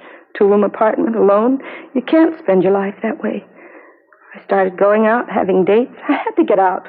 Started going to parties, different people. Guess I drank too much. Didn't want to be alone. Guess I always drank too much. Mm-hmm. There's one party. Don't even remember who I went with. Guess it was drinking, I don't know. When I left, I don't even remember who I was with. It didn't have to be this way. It didn't have to happen like this. Are you all right, Ms. Lewis? Or something we can get you? No, I'm all right. I didn't know what to do when I found out. Saw the doctor. He didn't understand either. I mean, the way I felt. He said the baby would be born in June. I cried. He didn't understand. Yes, ma'am. When the time came, I went to Tucson, Arizona. Had my baby. At least I wasn't alone. Used a different name at the hospital. Dorothy Miller. Maybe it wasn't Walter's baby, but it was mine. It was mine. I thought at first it wouldn't make much difference, but it did, though. It did. Yeah? I knew what it'd mean. I loved Walter. I still love him. But if he found out, I knew what it would mean. I couldn't even think about it. I love Walter. I couldn't even think about telling him. So you figured on giving up the baby, huh? Giving him away, is that the idea? I can't tell you how many times I worked it out in my mind, day after day. I almost went crazy with it. Walter, the baby, which one? I finally decided Walter. Don't you think it's fair? Don't you? Well, I wouldn't know, ma'am. It's your decision. It's up to you. I don't know how to tell him. Won't you help me, please? Help me tell Walter. All right, if you like. It's such a terrible thing. I mean, to make a choice when you have to hurt somebody. To have to choose between the two of them. One of them has to be hurt. Ma'am? My husband or my baby. Which one?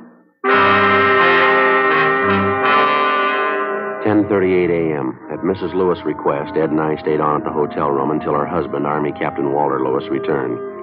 He was a tall, dark-haired man in his late 30s, dark eyes, tan complexion. Mrs. Lewis was waiting in the adjoining room. It wasn't easy, but as best we could, Ed and I briefed the husband on what had happened. His first reaction was fairly normal. He took it pretty hard.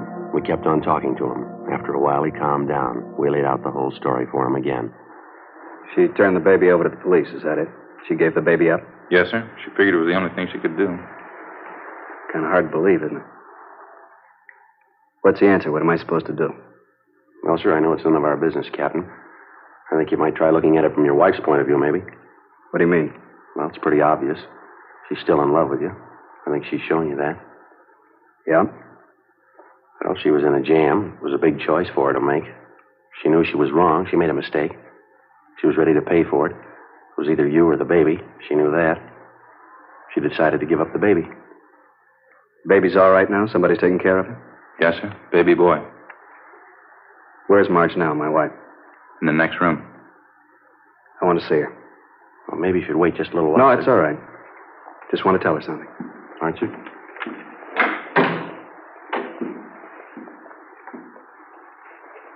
Marge? What can I say, Walter? Sorry. Sorry, there isn't anything else I can say. You don't have to say anything, Marge. You can do what you want. I won't blame you. Got a right to. Do anything you want. I just want to tell you, Walter, I love you. And I'm sorry. I'm sorry. Sit down, Marge. Come on, sit down. I won't blame you, Walter. Anything you do, I won't blame you. It's going to be all right, honey. Nothing to cry about. Everything will be all right. Try and take it easy, dear. We got a little mistake here. I guess I made my share of it. It'll all work out. Officer? Yes, sir. I'd like to ask you a favor. You got a car downstairs? Yes, sir, we do. Wonder if you'd mind dropping us by the hospital. I'd like to see my son.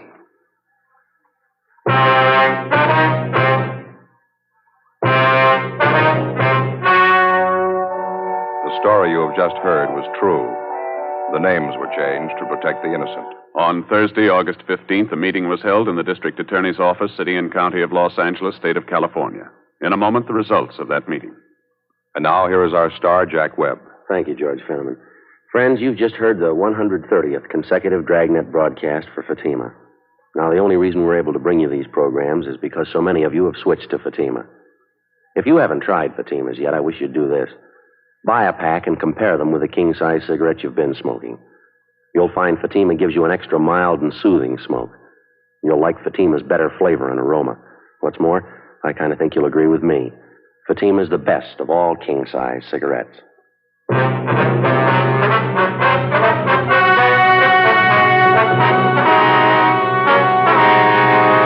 At the meeting in the District Attorney's Office, it was decided that in the interests of justice, no criminal complaint be filed against Mrs. Marjorie Lewis. The baby was released to the custody of her and her husband.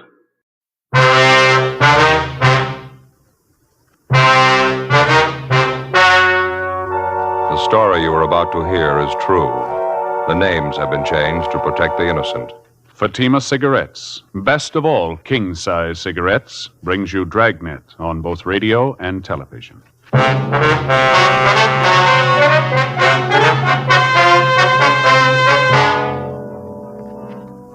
You're a detective sergeant. You're assigned a bunco detail. An experienced confidence man has set up operations in your city. From his first two victims, he gets more than $8,000. You've got one good lead on the suspect, his method of operation. Your job, get him. Prove Fatima quality yourself today. Compare Fatima with any other king-size cigarette. You'll find Fatima's length filters the smoke 85 millimeters for your protection. Fatima's length cools the smoke for your protection. You'll find Fatima's length gives you those extra puffs, 21% longer than standard cigarette size. And in Fatima, you get an extra mild and soothing smoke, plus the added protection of Fatima quality. Remember, Fatima gives you more for your money. Buy Fatima in the bright, sunny yellow pack. Best of all king-size cigarettes.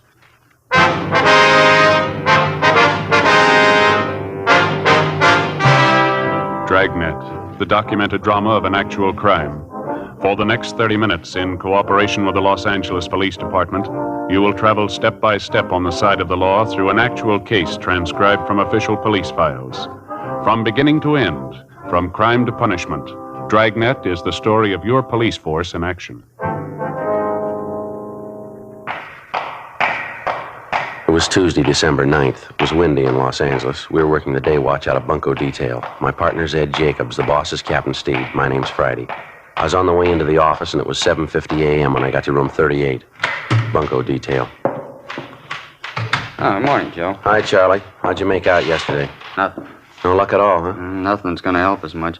Got the same description on the guy, used the same name, same M.O. Didn't get anything we don't already know about him. How about you? Your luck any better? No, about the same. Checked out the building where the suspect rented office space. He moved out 3 days ago. No forwarding address. Checked the hotel he was supposed to be stopping at. Didn't pan out. Give him time. He'll stick his neck out again. Well, it doesn't guarantee we'll reach him. Too late to start when the complaints come in. We're going to have to dig up a faster way of getting to him. Hey, you got a match? Yeah, sure, Charlie. Here you are. Thanks. You bet. Oh, by the way, what's this I hear about your partner? What? Ed Jacobs understands you're losing him. Oh, yeah, temporarily anyway. What's the deal? Well, he's going on a loan out up at the academy. Going to be an instructor up there 2 months anyway, maybe more. When does this happen? Tomorrow, the 10th.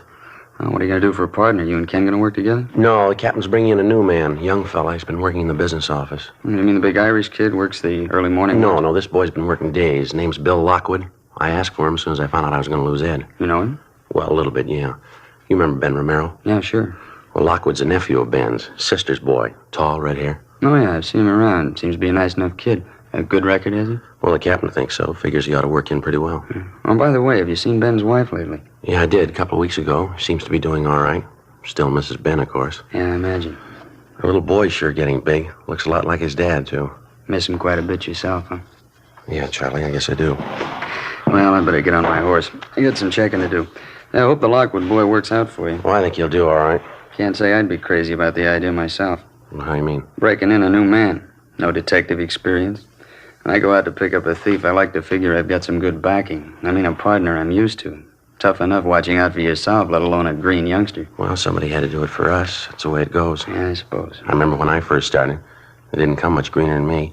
Partner did all the work, took all the chances, helped me every foot of the way. He never mentioned it once. I never forgot that. He's a good cop. What was his name? Ben Romero.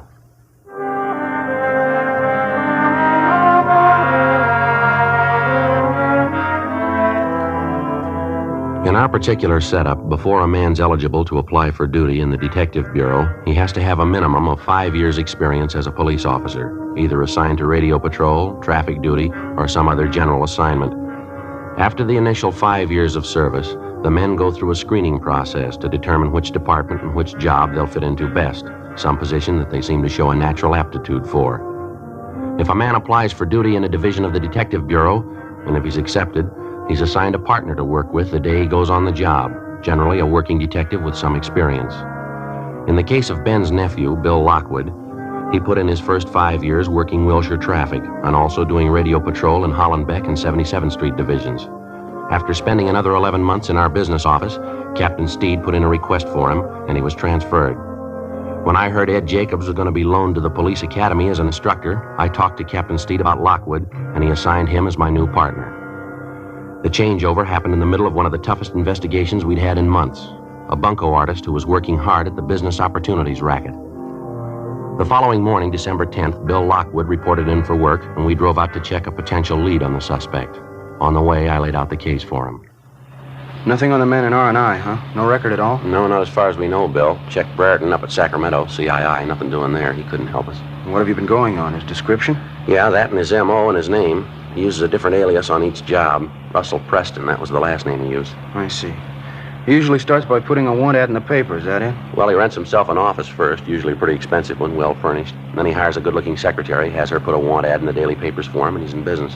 How do the ads read? The usual? Yeah, typical thing you see in the daily paper. A business opportunity for people with vision, good investment, high profits. Apply now, you know. And then he gives his address and phone number. There's nothing clever about it, but people still go for it. He get many replies, do you know? Well, we figure he got between 20 and 30 on that last deal he pulled. Seems all he has to do is land one victim out of the bunch with enough money, and he's got it made. Took his first victim here for $5,000. Second one for $3,200. Both elderly women. Took them for their last dollar. About the way he sets up the deal with these different businessmen, Joe, I don't think I got it quite straight. Well, how do you mean? Well, say the owner of that manufacturing plant that's Russell Preston lined up. Yeah. You say Preston went to the plant, introduced himself as a business advisor, told the owner of the plant he had some people with money to invest. He convinced the owner he was legitimate. Yeah, that's right. Then Preston had his two victims shown through the plant and convinced them they ought to invest their money in the business. Yeah, that's it. Do you mean to say the plant owners were acting in good faith? Well, they were all checked out, Bill. Everything about them. They all have good business reputations. They didn't know any more about the deal than the victims. They needed more capital for their business, and they figured this was it. This Preston, or whatever his name is, sure must have a line that won't stop. He's got everything that goes with it. Nice clothes, well-mannered, good-looking.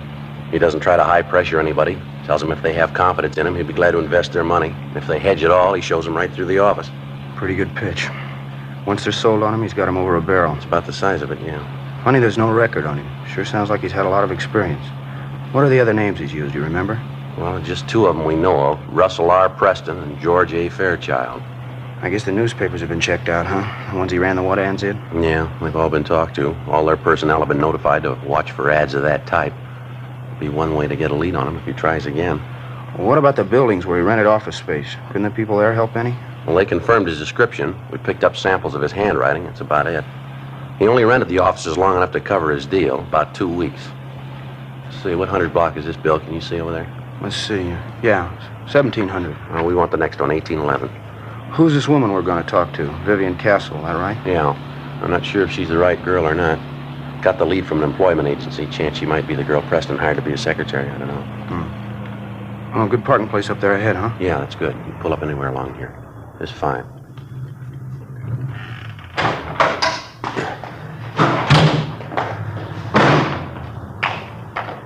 Two doors down, Joe. Real estate office, 1811. Yeah, I see it.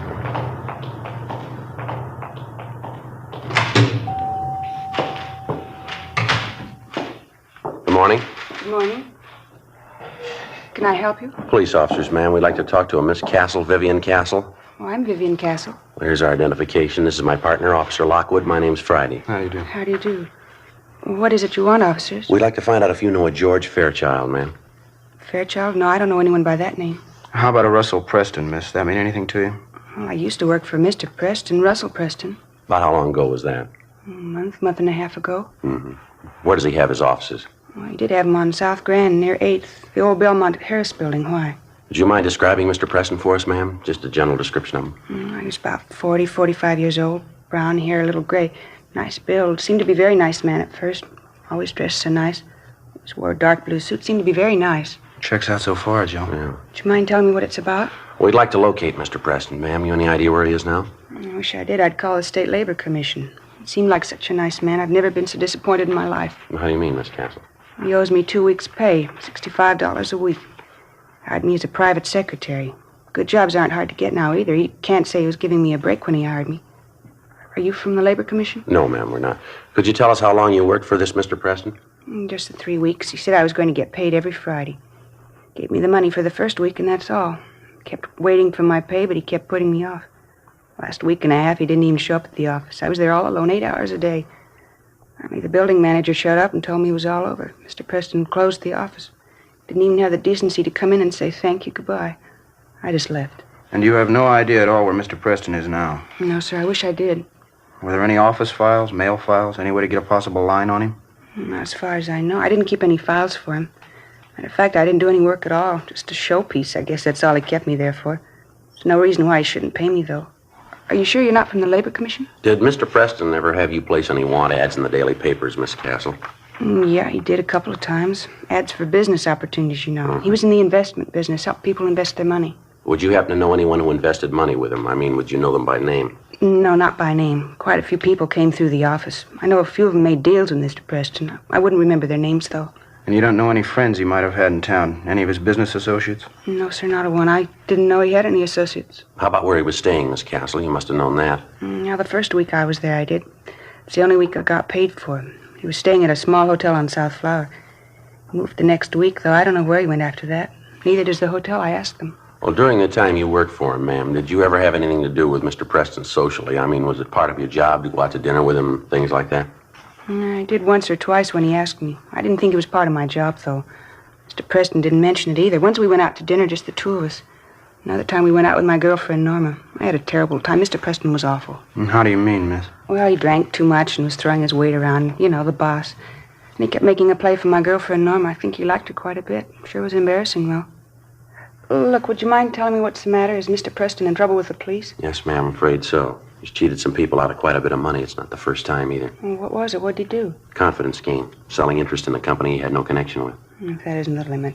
I guess it's my own fault. I should have known better. It's happened before. Ma'am? They hire you. They give you a beautiful office, nice soft chair to sit on. They never give you any work to do. You don't have to lift a finger. I finally got the drift. Yeah. Those are the kind you have to watch out for. Bill Lockwood and I continued questioning the former secretary of Russell Preston, alias George Fairchild, but she was unable to come up with any kind of a definite lead as to the suspect's whereabouts. We left our card with the girl, and she promised to contact us in the event she came across any information regarding Preston. For the rest of the day, we ran down 3 more possible leads. They came from an informant, a head waiter in a second-rate nightclub, a small-time grifter with an axe to grind. And they all figured they had the right answer, where to find Preston. We checked out the 3 locations they gave us, a motel out near Santa Monica, a rooming house in Hollywood, a cocktail lounge in Highland Park. Not one of the 3 paid off. Russell Preston, alias George Fairchild, wasn't known at any of the places, either by name, dress, or physical description. During the next 3 weeks, along with Sergeants Charlie Riblett and Ken Scarce of Bunco Detail, Bill Lockwood and I ran down every possible lead on the suspect. Hotels, the want-ad departments of the daily papers, managers of downtown office buildings, secretarial employment agencies, small businesses advertising stock for sale. They got us nothing. Despite all the precautions and all the legwork, on January 6th, we got a call from a Mrs. Marie Barrett in the Westlake Park area. She owned and managed a toy shop just off Wilshire Boulevard. Bill Lockwood and I drove out to talk to her. Yes, and they told me it was the opportunity of a lifetime, a big opportunity. I just can't believe it. Can't understand it. Why, he even took me out and showed me the factory. Him and the man who ran the place. They're making plastics. Showed me the whole plant. You say the plant was out in Glendale, ma'am. Whereabouts? It was right along San Fernando Road, maybe a mile or 2 before you get to the airport. They showed me through the whole plant. Who showed you through, Miss Barrett? Owner of the place in this, Mr. Fairchild. It's a big place, making plastics of all kinds. Can't say I wasn't impressed. What was Mr. Fairchild's first name? Do you remember? George Fairchild and Associates. That was the name on the door of the office when I went up to see him. Of course, I really didn't have a notion of investing any money when I first went up. It was a newspaper ad, you know, and I answered lots of them. Kind of a hobby with me. Yes, ma'am. So I went up to see him, and we talked. And as I say, I wasn't thinking of investing any money, but Mr. Fairchild seemed like such a nice man. Seemed to have a good business head on his shoulders. Well, ended up with me putting my whole savings account into the plastics plant. $6,400, every penny of it. I haven't heard from Mr. Fairchild since. I just don't know what to think. I can't understand it. Do you have any idea where to contact this Fairchild now? Any address, telephone number? Well, I called his office. It's in the Oxford Exchange building. Mm-hmm. There's no answer, though. They say it's disconnected. I've been trying for a week to contact Mr. Fairchild. I mean, $6,400. I just don't know what to do. It's all my savings. I don't know what to do. Oh, well, you excuse me, please. Customer can't afford to miss a sale now. Yes, ma'am. You go right ahead. Ellen, will you help this lady, please? Looks like he scored again, huh? I wouldn't doubt it. She seems to do a fair business here, huh? I mean, after Christmas and all. Yeah, I suppose. Of course, the women go for it. You hang up a sale sign, you can't beat them off with a club. That's right. See this gadget here? Pretty clever, huh? Yeah. Miniature Sherman tank. What's it do? Watch. Yeah, well, how about that? Pretty cute, isn't it? Cannons on the side, sparks coming out. My nephew got one for Christmas. It got a lot of power. Treads will climb over just about anything. Uh-huh. Sorry to keep you waiting, officers. Customers have to be attended to. Surely we understand. Now, about this money you gave Fairchild and Miss Barrett, the $6,400, how'd you work that? I mean, did you give him a check, or how'd you do it? Yes, I gave him a check. It was cashed the same day I gave it to him. I found that out from the bank. What was it you were supposed to get for your money, ma'am? Interest in the plastics company, 1/5 interest. Seemed like such a good idea at the time. Did you ever discuss the deal with the owners of the plastics company? I mean, when Mr. Fairchild wasn't around? No, I guess I never did. Mr. Fairchild didn't think it was a good idea. Said he wanted me to get the most for my money. Said he was afraid if the company owners talked to me alone, they might argue me into taking less profit. Didn't want me to talk to him at all if he wasn't around. And you weren't suspicious of him at all, huh? Mr. Fairchild? No. Very nice man. There are a few things he did that made me a little uncertain, but he always explained everything to me. He always had a good reason for everything he did. Nice man, clean-cut, well-dressed, beautiful manners. Never take him for anything but a gentleman. You'll see what I mean. Where did you meet him? Yes, ma'am. Just a perfect gentleman. I don't know what to think. I can't call him a crook. He just isn't that kind. Well, he took your money, Miss Barrett. Yes. What else would you call him? 2:18 p.m. When we got through interviewing the latest victim, Marie Barrett, Bill Lockwood and I drove out to the plastics company on San Fernando Road where we talked to the owner and manager. The story was pretty much the same. The suspect, using the name of George Fairchild, had called on them 3 weeks before, introducing himself as an investment counselor. He told them he had clients with money to invest in a growing industry such as theirs, and they went for the story. They told us Fairchild had come back 2 or 3 times with different persons whom he introduced as his clients. They'd been shown through the plastics plant and given a sales talk. That's about all the company owners could tell us. When we got back to the office, we checked their names through the regular business channels and found out they were reputable businessmen. There was nothing to indicate that they had anything to do with the suspect's bunco operations. 4:30 p.m. Hey, Joe. Yeah, Bill. A girl out here to see us, the one who used to be Preston's secretary, Vivian Castle. Oh, yeah. She say what she wanted? No, seems a little anxious. Officer, I'm glad I found you in. How are you, Miss Castle? I'm all right. I was going to phone you, but I couldn't remember your number. Lost the card you gave me, so I decided to come down. You remember talking to me, don't you, about Mr. Preston, my old boss? Yes, ma'am. Have you heard from him? Well, no, I haven't, but you remember me telling you about my girlfriend, Norma? Mm-hmm. I mean, the time Mr. Preston took me out, Norma and her boyfriend were with us? Yes, ma'am. And the way Mr. Preston kept making a play for Norma. Well, I saw Norma at lunchtime today, first time in weeks. Mm-hmm. She told me she got a call from Mr. Preston. I told her I'd tell you all about it. She's got a date with him. When? For dinner Friday night.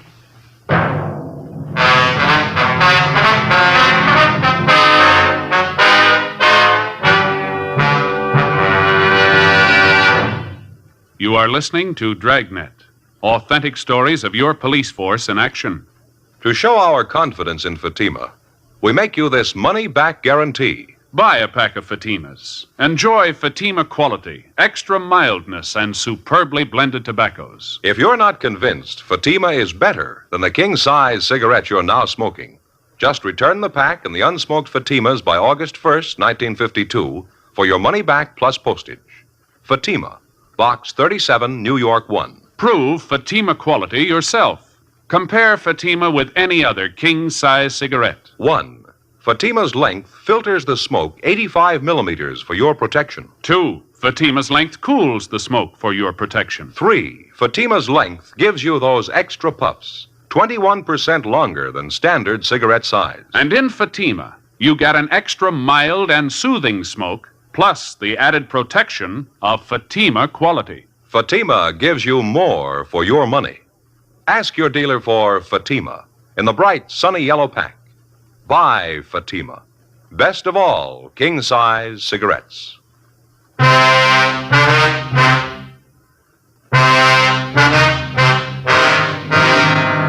Wednesday, January 6th, 4:50 p.m. We called Vivian Castle's girlfriend, Norma Cummings, and then we drove out to talk to her. The Cummings girl told us that Russell Preston had telephoned that morning and made the date with her for Friday night at 7:30. He said they were to have dinner at a nightclub out in the Wilshire district. He also mentioned to her that he was staying in a hotel, but she didn't know the name of the location. We made arrangements for a stakeout at Norma Cummings' apartment. The girl agreed to cooperate with us. Thursday, January 7th. We checked with the personnel at the different restaurants, bars, and nightclubs which Preston and the Cummings girl were to visit. Some of them remembered Preston, but as far as they knew, he hadn't been back. We left our cards with each one of them, and we asked him to contact us if he should return. Just after lunch on Friday, we got a phone call from Norma Cummings. When was that, miss? Uh-huh. Did you find out where he was? I see. Mm-hmm. Will you be there for the rest of the day? All right, fine. Yeah, we'll call you back. Goodbye. Yeah? Cummings girl. She's at work. She just had a phone call from Preston. She tried to find out where he was. No go. Well, what do you have to say? That dinner date he had with her tonight? Yeah. He called it off. Later that afternoon, we went out and talked to the Cummings girl. She told us Preston explained on the phone that he had to cancel a date that night because of some business deal that had come up. He told her he'd get in touch with her over the weekend. He didn't. By Thursday of the following week, she still hadn't heard from him. 2 days later, on a Saturday afternoon, we got a call from one of the cocktail lounges Preston had visited. The bartender remembered us being in there to inquire about the suspect, and he'd saved our card. He said Preston was there now with another man drinking at the bar. We asked the bartender to try and delay the suspect as long as possible. Then we got in the car and drove to the location. It was too late. The The bartender explained that he tried to delay the man that he thought was Preston, but he didn't have much luck. The suspect had left a few minutes after the bartender had called us. He'd been drinking heavily. The man Preston had been with was still there. He was sitting at an old upright piano in the back of the place trying to pick out a tune with one finger. Bill and I went back and talked to him. He gave his name as Fred Sandell. Yeah, that's right. I was drinking with a fellow. Why? What's the matter, officer? Did you ever see the man before? Yeah, once or twice. In here? No, the place up the street, 780 Club. I had a couple of drinks with him in there. You know his name? Well, what's the angle? You want him for something? Oh, it's just a routine check. We'd like to talk to him. Well, I don't know. I might know his name. Yeah?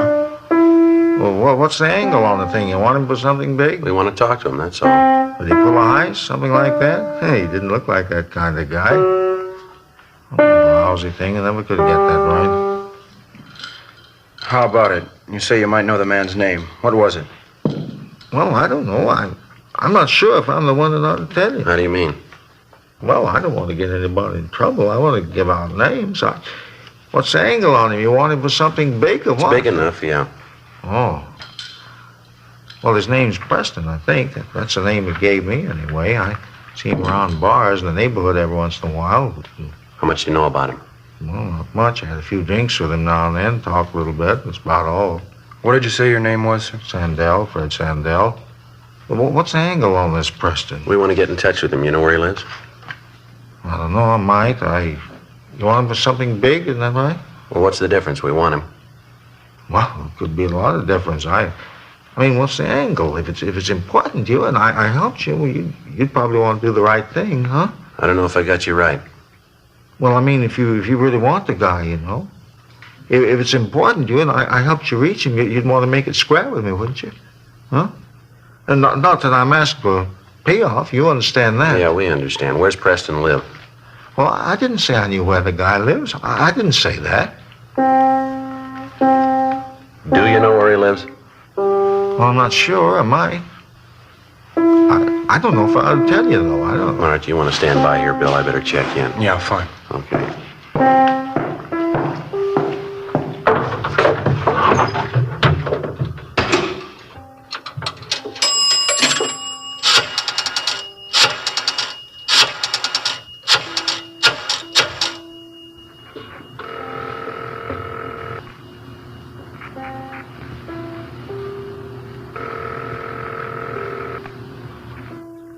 City Hall.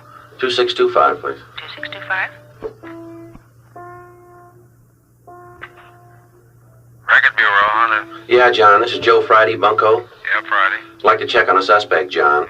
He gives the name of Fred Sandell. He's a WMA, about 45, 5'10", 170 pounds, brown hair, brown eyes, ruddy complexion, small scar just below the left ear. Okay. Want me to call you back on that? Yeah, would you please? I'm at Dunkirk, 35016. Right, I'll call you. Thanks. Oh, say, John, could you switch me over to Bunco, please? I'm calling from outside. Yeah, sure. Hang on. Thank you. Yes? Would you switch? Switch this call over to Bunco detail, please? Bunco detail, surely. Bunco, Riblet. Joe Friday, Charlie. Anything doing? Oh, yeah, Joe, quite a bit. That suspect of yours, Russell Preston, Mm-hmm. he's been picked up. Yeah? Well, how'd that happen? A radio car picked him up 8th and South Grand. Drunk charge, I understand. He was pretty well plastered, wandering around in the middle of the street. Had quite a bit of money on him. They brought him into robbery for questioning. Are you sure he's Preston? Yeah, description checks, a couple of sets of identification on him, too. One for Russell Preston, one for George Fairchild. Well, where they got him now? Next door, interrogation room. Ken Scares is talking to him. He's copying out on 2 of the jobs he pulled. Okay, Charlie. Thanks a lot. We'll be right in. Right, Joe. All right, bye.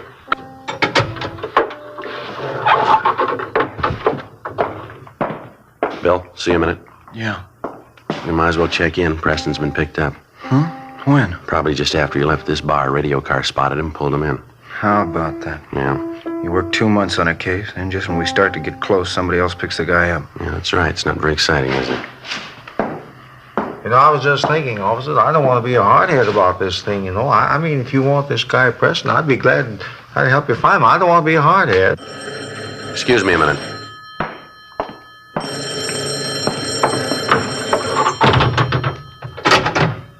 Yeah? John Hunter, Friday, Record Bureau. Oh, yeah, John. I got a make on that name you asked for, Fred Sandell. Uh-huh. There's a warrant on him. Grand Theft Auto. Got a pretty long record. You want me to read it off? No, that's all right, John. Right. Bye. Right, thank you.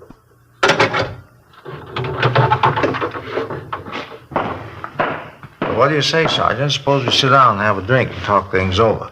And I'll show you where I think this Preston hangs out. I mean, if we make the right deal, Well, it's already been made. Do you want to grab your top coat there? We'd like to talk to you downtown. Me? What for? What are you talking about? Grand Theft Auto. They want you, mister.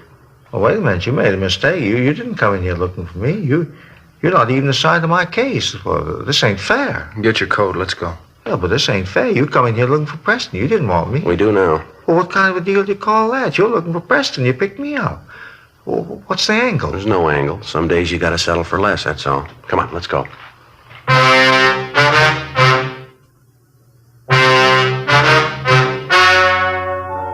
The story you have just heard was true.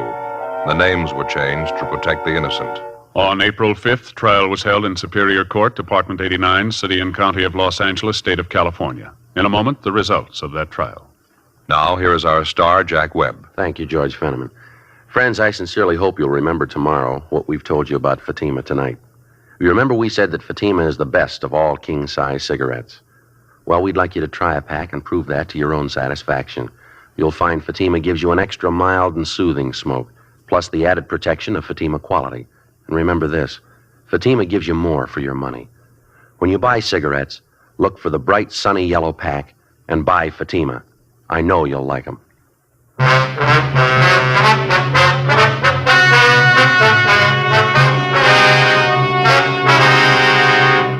Russell R. Preston, alias George Fairchild, alias Robert Fairchild, was tried and convicted on 3 counts of grand theft. Fred Sandell was tried and convicted of grand theft, 1 count. Both men received sentences as prescribed by law.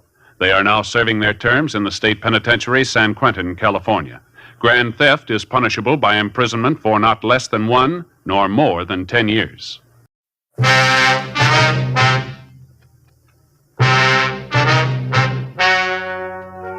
The story you are about to hear is true. The names have been changed to protect the innocent. Fatima Cigarettes, best of all king-size cigarettes, brings you Dragnet on both radio and television.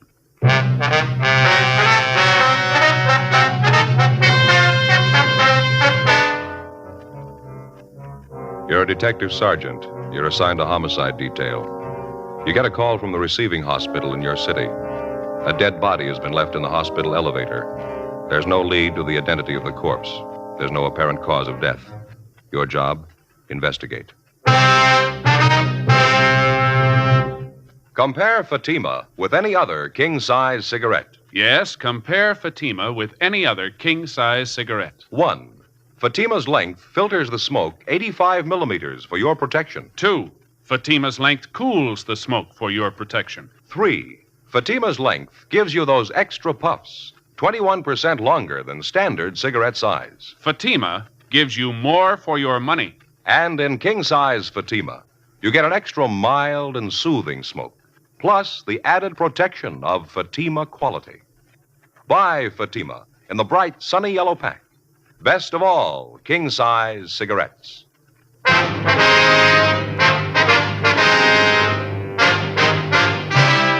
Dragnet, the documented drama of an actual crime. For the next 30 minutes, in cooperation with the Los Angeles Police Department, you will travel step by step on the side of the law through an actual case transcribed from official police files. From beginning to end, from crime to punishment, Dragnet is the story of your police force in action. It was Wednesday, November 9th. It was foggy in Los Angeles. We were working the night watch out of homicide detail. My partner's Bill Lockwood. The boss is Captain Lorman. My name's Friday. It was 11:28 p.m. when we got to the 3rd floor at Georgia Street Receiving Hospital, Dr. Terrell's office. Friday, glad to see you. Been waiting for you. We made it as soon as we could, Doctor. I'd like to have you meet my new partner, Bill Lockwood. Dr. Terrell, Bill. How are you? I think I've seen you around, Lockwood. Yes, sir. How are you? I understand you got a problem, Doc. What's the story? Odd one. Happened a few minutes after 11. You want to sit down a minute? I'll fill you in before we go back and take a look at the body. Thank you very much. I understand it's a woman, that right? Yeah, Grace Morgan. She's a night nurse on duty. She told me she was sitting at the desk checking over some patients' cards. It was about 5-10 minutes after 11 when she heard the elevator come up. Mm-hmm. She heard the elevator stop and the doors open. Kept on checking the cards there, didn't pay any attention to it, and then she realized nobody got out of the elevator. She looked up, and the elevator doors were still open. She saw this young woman slumped over in a wheelchair, sitting there in the elevator. The woman was alone, was she? That's right. The nurse went over and wheeled her out of the elevator. The woman was wearing a nightgown, a bathrobe over that. She was unconscious. Nurse called me. The two of us took the woman into a treatment room. I examined her. She was dead. Any indication how long? Body was still warm. She'd only been dead a short time. Any idea of the cause of death? I noticed a couple of abrasions on her right shoulder, another one in the right temporal region. Not positive, but I don't think any of them were severe enough to cause death. No other markings at all? No, she seemed to have been in good physical condition. Noticed a strong smell of alcohol, though. Could be she'd been drinking. Is the nurse pretty sure the woman came up the elevator alone? Possibility one of the attendants might have brought her up? No, I checked with the attendant on duty down the first floor lobby, Ray Collins. He didn't bring her up. He said a man came in the lobby about 11 o'clock. Said he had a sick woman out in his car. He asked for a wheelchair to bring her in. Ray asked if he could help, but the man said he'd take care of it. That's all Ray knows about it. He let the man have a wheelchair, then he went in the back room to change some linens on the ambulance stretcher. Any possibility one of the other attendants might have brought her up in the elevator? No, Collins was the only attendant on duty. I'd like to talk to him. Is he still around? Yeah, I knew you'd want to see him. He was off duty 11:30. I held him over. He's down at the corner having a sandwich. He ought to be back in a few minutes. And what do you figure, Doctor? Think the woman could have operated the elevator herself? Possible. Not too probable, though. It's a self-operating elevator, automatic. Someone could have wheeled the woman into the elevator, pushed the button for the third floor, and then stepped back. Would have taken her straight up. Yeah. The nurse is sure the elevator didn't go back down after it got up here, huh? Positive. She heard the elevator doors open. They stayed that way. She kept waiting for someone to come out, and that's what attracted her attention. I see. How about identification? Did the woman have a purse with her or anything like that, Doc? No, all she had was what she was wearing, nightgown, slippers, and bathrobe. Let's go back and have a look. I'll show you. Okay, thank you. You say the only markings on the body are those abrasions on the shoulder and the forehead. Yeah, that's right. And you don't think that's why she's dead? You any ideas at all? Well, I wouldn't want to say, Lockwood. Strange one. Gonna have to wait for the autopsy. Well, how about the wheelchair the woman came up in, Doc? Where's it now? Back here in the same room with the body. I gave notice it wasn't to be touched. I knew you'd want to check. Oh, fine. In here. All right to smoke in here? Yeah, sure. Fine. Want a cigarette? No, thanks. Bill? No. Over here on the table. Nurse put the woman's clothing over there. Nightgown, slippers, bathrobe. I see. Seems to be a fairly young woman. I'd say in her early 30s. Nice-looking girl. Well-groomed. Notice her hair and fingernails. Well-kept. And bruise there on her head. Took a pretty good blow to cause that, wouldn't you say? Yeah, might even be worse than it looks. Hard to say right now. Other abrasions I was telling you about, right here along the clavicle, seem to be fairly distinct. 3 or 4 of them. That's all of them, huh? That's it. Like I say, we'll know more after they post the body. Take a look at the clothing over here. Want to check over the bathrobe, Bill? Yeah. There's no label here. Size marking, though. Size 34. Just an ordinary rayon nightgown. Seems to be fairly new. It's not damaged. Nothing on the bathrobe, Joe. Both pockets empty. No visible markings. Manufacturer's label here. Fairly common trade name. Laundry marks? No, none showing. We can have the crime lab check them over. How about the slippers? No, it's the same. Nothing. You fellas want me to notify the coroner? No, we'll get it, Doc. We have to call in for the crime lab crew anyway. It looks like a rough one. We don't even know what we've got. I can't figure it. If somebody murdered the woman, why'd they bring her here to die? Yeah. If she was sick or hurt and they were worried enough about it to bring her here, why'd they want to get rid of her? Leave her alone in an elevator. Yeah. Doesn't make sense. Somebody's got something to hide.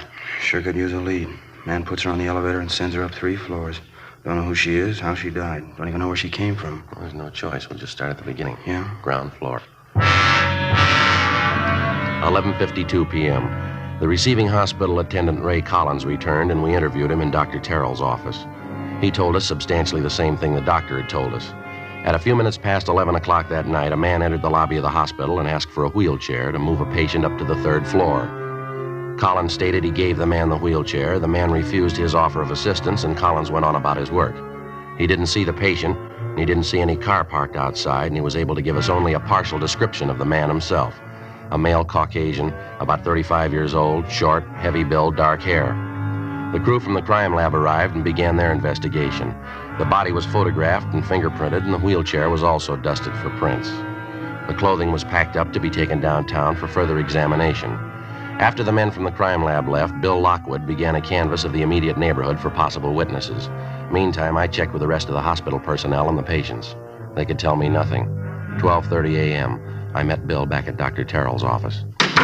How'd you do, Joe? Any luck? Well, I talked to the nurses and some of the other attendants. They couldn't help any. Checked with the dispatcher on incoming and outgoing ambulances. Nothing there. What about you? No good. Most of the business places around here are locked up. Talked to the newsboy down at the corner. He was about the only one on the street. He didn't see anything. Sure going slow, isn't it? Might give Bergman a call, see if he's got the woman's prints classified yet. How about the coroner? Show up yet? Yeah, I think he's in there now. Yes, ma'am. Give me station 2557. Yeah, that's right. Latent prints. Hi, let me talk to Bergman, please. Right. Yeah, Dean, Joe Friday.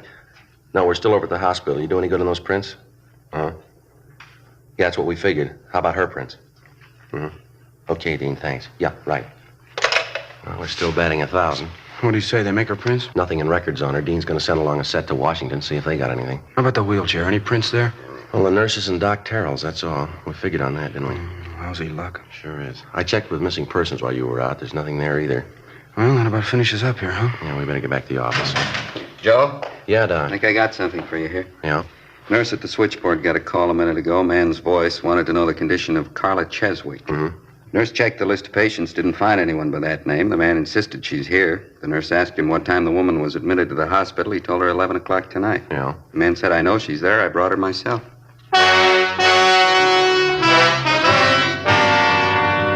Along with Dr. Terrell, Bill Lockwood and I went down the hall and talked to the nurse who'd received the phone call.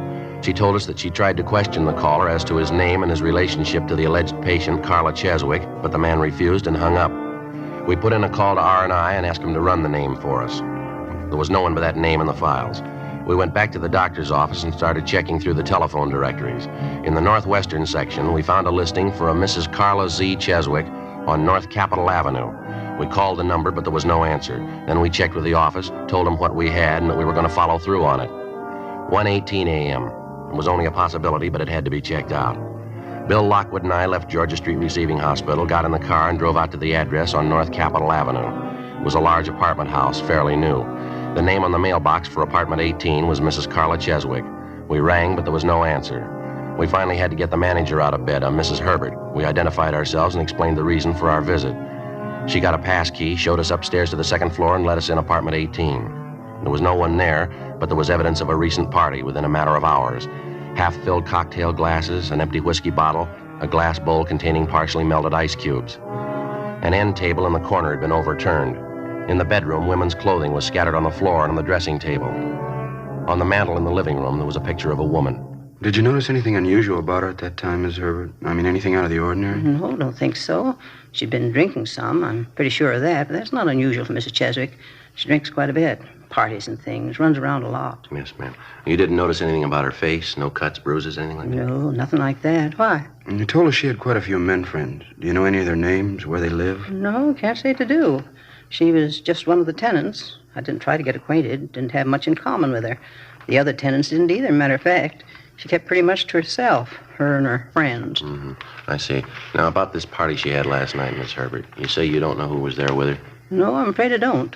When I called her on the phone to ask her to quiet things down, I heard that one man's voice talking. That's about all, though. I couldn't tell you who was there. Well, is there anyone at all that you know of that was close to her? I mean, someone we could talk to about her. Well, her husband, I suppose. He's the only one close to her I know. He comes around every month and takes care of the rent. Kind of a peculiar thing, but I never questioned it. I figured it's their business, live and let live. Do you have any idea where we can find the husband, ma'am? No, I'm not sure. He works at a machine shop out near Glendale. I have his home address in my rent book downstairs if you want it. Yes, ma'am. We'd like to have that if we could. Would you happen to know how Mrs. Cheswick and her husband got along? I mean, the separation of theirs. Was it friendly, or did they still quarrel quite a bit? No, as far as I know, they got along all right, as long as they didn't have to live together. Poor Mr. Cheswick, I feel sorry for him. He's going to take it hard. His wife, I don't know whether to blame or pity her. She was a terrible disappointment to him. That's so? I had a long talk with him once. Seemed like such a nice man, hard worker. And his wife, he was so disgusted. I mean, drinking all the time, going out with different men. Bitter disappointment. He told me how he felt. Well, did he seem violent on the subject? I mean, did he feel anger toward his wife? Would you know? No, just pity. Said he'd rather have her dead than go on the way she was. We checked through the dead woman's apartment for names and addresses of some of her men friends, but we found nothing. The crew from the crime lab went over the apartment thoroughly. The only evidence found were fingerprints on some of the cocktail glasses. Along with the apartment manager, Mrs. Herbert, we went downstairs and she gave us Mr. Cheswick's home address and also his place of employment. 2:30 a.m. We got to a phone and called Cheswick's home, but the people he was staying with told us that he wasn't there. He was working the all-night shift at a farm implement factory on Glendale Boulevard. 3:05 a.m. Bill and I drove out to the factory and checked with the night personnel superintendent. He directed us to the factory repair shop where Cheswick was employed as a welder. The foreman at the repair shop pointed him out for us. Cheswick was working on the welding line, a tall, thin man, slight build. Bill Lockwood and I went back and introduced ourselves. Yes, sir. Ernie Cheswick. That's my name. What can I do for you? I'd like to talk to you for a few minutes if we could. It's about your wife, sir. Carla? What's the matter? Is she in trouble again? Well, it might be better if we could step outside and talk. It won't take very long. All right, I got to finish up this little job here, if you don't mind waiting. A couple of pieces of tubing. It won't take a minute. Sure, you go right ahead. You might stand back a couple of steps. This thing pops a little. Okay, thanks.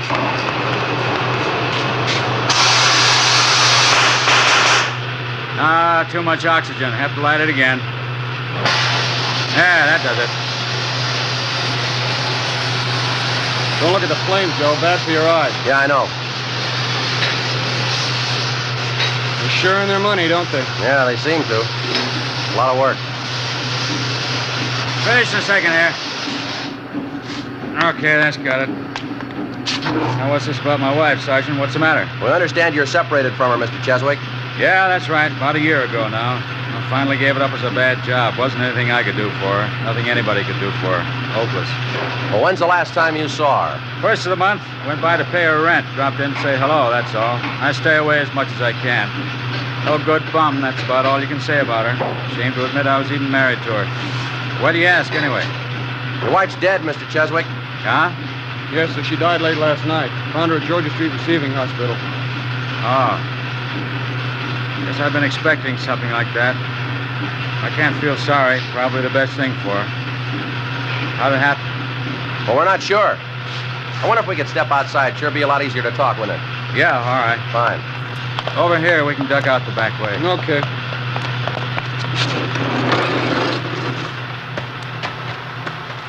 You say they found her at Georgia Street, huh? What was it? She in an accident? Oh, so it doesn't look like that. We're going to have to wait for the coroner's report. What time do you check in at night for work, Mr. Cheswick? You're supposed to be on the job by 10 o'clock. I punched in before that tonight. Why? A routine question. I suppose the men around the plant will vouch for you. You checked in at 10 and you've been here ever since? Yeah, that's right. You can ask any of them. What's the pitch? You think I had something to do with it? Carla getting killed? Well, we didn't say that, Cheswick. Your wife's dead, and we have to check on all the leads, all the possible suspects. Well, I don't know how it happened, but I didn't have anything to do with it. She wasn't well. I lived 9 years with her. Lousiest 9 years of my life. Booze, parties, going out all the time. She wasn't a wife. She didn't know what the word meant. Understand she'd been running around with different men lately. Do you happen to know any of them? No, I don't know. I couldn't care less. Stupid dame, Sergeant. That's the easiest way you can let her off. I tried to make a go of it. Wasn't any good. I worked for her, tried to give her everything she wanted. Didn't make any difference. Yeah? She was a bum. Some of them must be born that way, a bum dame. I could have killed her. I had reason enough to. I didn't. How about your wife's drinking habits? She do most of it at home, or did she go out to bars? Always at the bar. Only one place she ever went to. Place on 8th and Rosewood, right on the corner. Went there all the time, 6, 7 nights a week. She'd hang over the bar all night. How'd you like to put up with that for 9 years, huh? Drinking, going off somewhere on weekend. How come it lasted that long, Cheswick? I don't know. I guess I should have had my head examined. Just a bum. I figured I could change her. Kept trying. Never worked out. After the drinking, she'd have these terrific headaches. It'd make her sick. I'd stay home from work and take care of her, wait on her hand and foot. She always made promises, nothing but a liar. As soon as she got well, she'd start it all over again, same thing. Yeah. Just a bum, a tramp. No good at all, no good. A tramp, no good tramp. Cheswick? Mr. Cheswick, is there anything we can do? Carla. She's dead. Carla.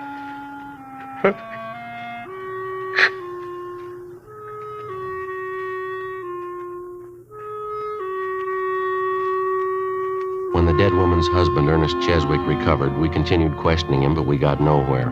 Before we left the plant, we checked his time card, talked to the machine shop foreman and some of the men Cheswick worked with. We got the same story all along the line. Cheswick had showed up for work at 9:46 p.m. the night before and had not left the plant since that time. 4:35 a.m. Bill and I got in the car, drove back to the office, and typed up a 15.7 report for Captain Lorman. 8:30 a.m., over in the county morgue, the body of Mrs. Cheswick was being posted. A few minutes past 10 a.m., Bill Lockwood and I drove out to a bar on the corner of 8th and Rosewood, the same bar where Ernest Cheswick told us his wife did most of her drinking. It was a typical neighborhood cocktail lounge in the early morning.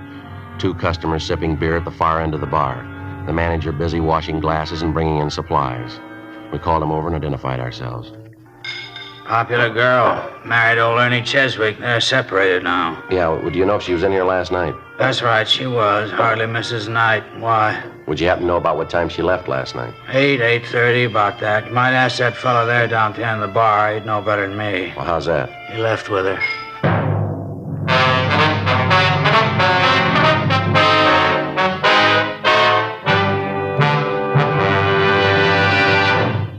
You are listening to Dragnet, authentic stories of your police force in action.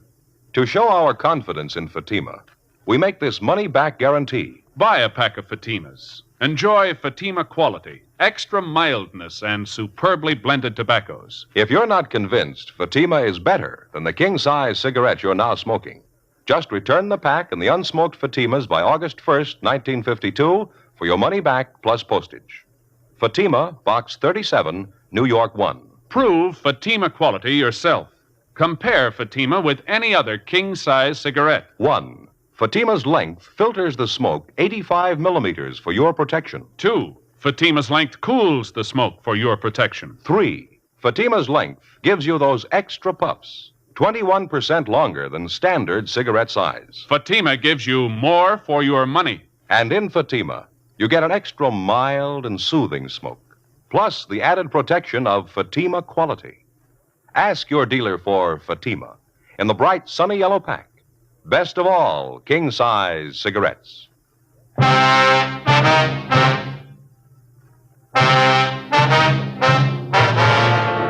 November 10th, Thursday, 10:14 a.m. The manager of the cocktail lounge pointed out the man at the end of the bar who was supposed to have left the place shortly after 8 o'clock the night before with the dead woman, Carla Cheswick. Bill Lockwood and I went up to the man, identified ourselves, and questioned him briefly. He appeared tense and highly nervous. He told us his name was John Gables, an assistant sales manager for a downtown jewelry concern. He didn't deny that he was in the bar the night before, but he refused to admit that he left with Mrs. Cheswick. He insisted he didn't even know her. We asked him to account for how he spent his time the night before, but he refused. We got in the car and drove downtown to the city hall. While Bill took the suspect to the interrogation room, I stopped by the R&I counter and had to make a run on Gables. He had no previous criminal record. I called the morgue, but there was no report on the autopsy yet. 10:52 a.m. I signed in at the office, briefed Captain Lorman on the developments, and then I headed down the hall for the interrogation room. We had a couple of drinks together, and that's all there was to it. You can ask anybody who was there. She got up and left by herself. I didn't go with her. Joe. Yeah. Gables here was just telling me he did see Mrs. Cheswick in the bar last night. Had a couple of drinks with her. Why'd you hold out, Gables? Why couldn't you told us that when we asked you? I didn't remember then. You came up to me in the bar, started asking questions. I got all rattled. Couldn't make any difference, though. I didn't even know her name. Just had those couple of drinks with her, and then she got up and left. That's all. I didn't go out with her. The bartender says you did. He's sure of it. Says he can get half a dozen other people to back him up. He's wrong. He's got to be. He's thinking of somebody else. Well, if you didn't leave the bar with Miss Cheswick, when did you leave? I don't know. About 5 or 10 minutes later, I guess. Where'd you go then? I walked around a little bit, got a little fresh air. And I went to a show. Which one? I don't remember the name of the place. It's on Rosewood, a couple of blocks down from the bar. What picture did you see? I'm not sure. I had a couple of drinks. You went to the movies? You don't even know what you saw? Well, I told you I had a couple of drinks. I was feeling pretty good. I just don't remember, that's all. Not much of an alibi, Gables. What are you talking about? I don't need an alibi. A woman's dead, mister. You were with her the last time she was seen alive. I wasn't with her. I don't care what anybody tells you. I wasn't with her. This movie you say you went to. What time did you get out? After midnight, I think. I don't remember. Where'd you go after that? Bar, had a few more drinks, and then I went back to my hotel. Which bar was that? Place on West 7th. I go there sometimes. I know the bartender. What time did you leave there? Closing time, 2 o'clock, and then I went back to my hotel. You say you know the bartender there. I guess he'd be glad to vouch for you. I mean that you were there when you said you were. I don't know. Maybe not. He was pretty busy last night. Maybe he didn't notice me. How about your hotel? Huh?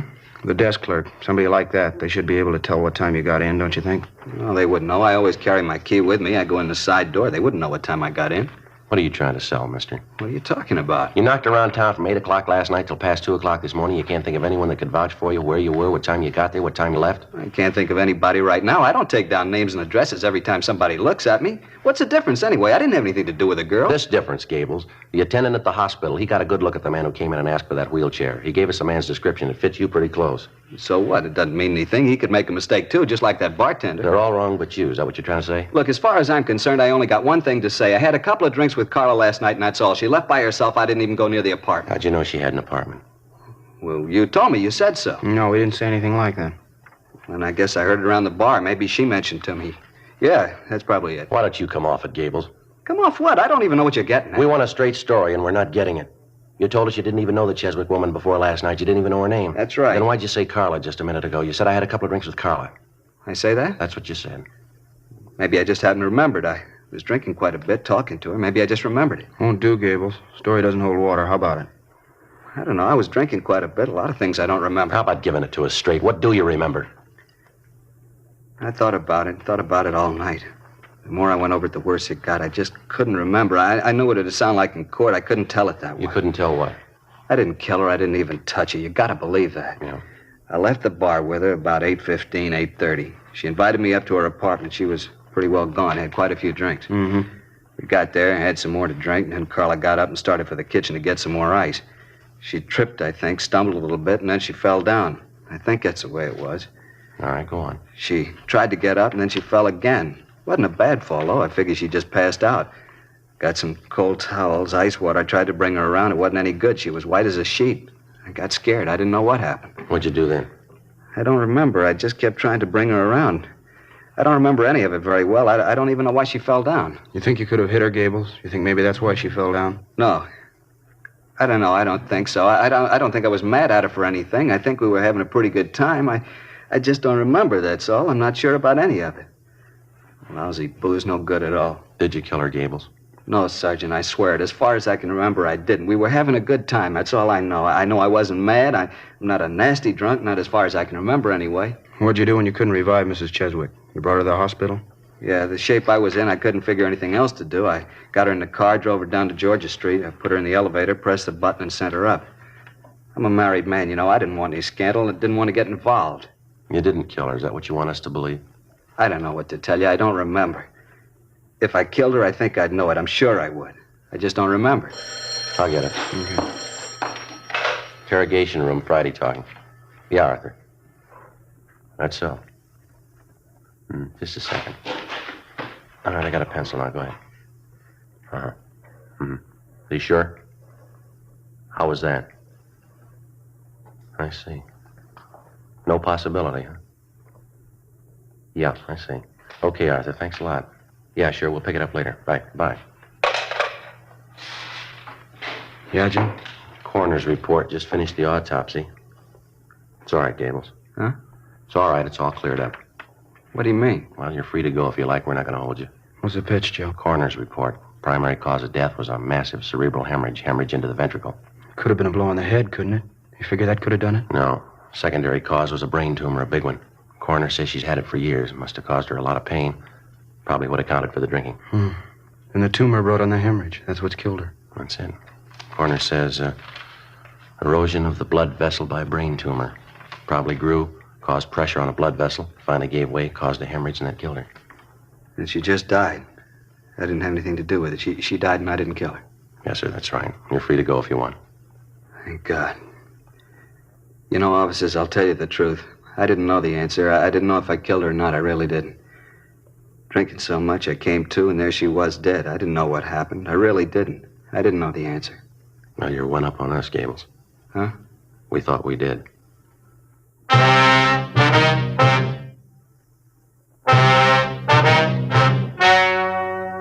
The story you have just heard was true. The names were changed to protect the innocent. On Thursday, November 10th, a meeting was held in the office of Captain of Homicide. In a moment, the results of that meeting. And now, here is our star, Jack Webb. Thank you. Friends, there's not much I can add to what George Fenneman and Hal Gibney have already told you about Fatima's. If you smoke them, I know you'll agree with me that Fatima is the best of all king-size cigarettes. If you haven't tried them yet, well, there's only one way to prove it to yourself, and that's to buy a pack and give them a try. I wish you would kind of check up on what we've been telling you. Compare Fatima's with any other king-size cigarette. You'll like Fatima's better flavor and aroma. It's extra mild and soothing smoke. In Fatima, the difference is quality. Buy a pack tomorrow. Fatima.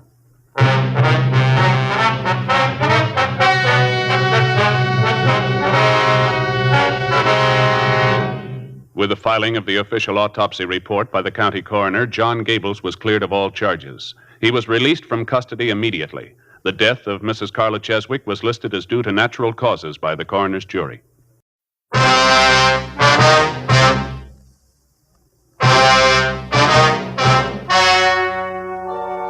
The story you are about to hear is true. The names have been changed to protect the innocent. Fatima Cigarettes, best of all king-size cigarettes, brings you Dragnet on both radio and television.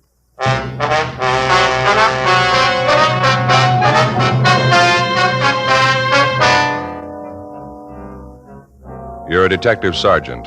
You're assigned to burglary detail. For more than 2 months, a wave of safe burglaries has been sweeping your city.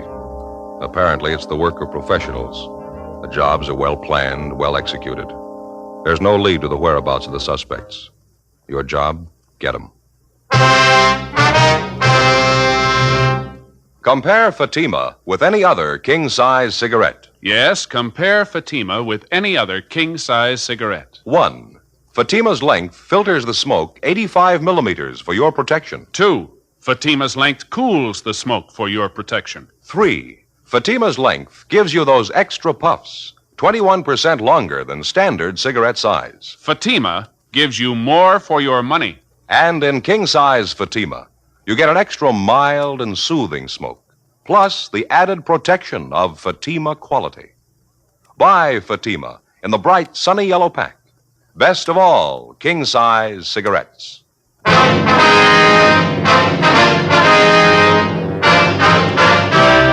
Dragnet, the documented drama of an actual crime.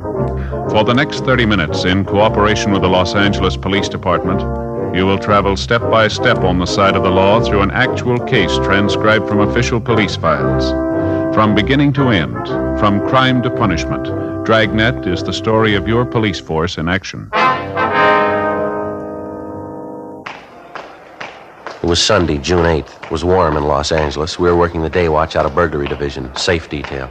My partner's Bill Lockwood. The boss is Captain Wisdom. My name's Friday. I was on the way back to the office, and it was 8:36 a.m. when I got to room 45, burglary division. Joe? Oh, hi, Smith. There's a note in the book for us from the captain about your partner, Lockwood. Yeah, what's that?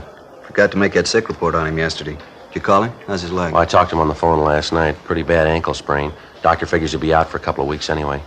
Who's the fella you got there? Suspect Jones and McCready picked up on stakeout, drugstore, 3rd and Ventura. What do you got on him? McCready says they picked him up about 4:45 this morning. Yeah. He and Jones were staked out inside the drugstore.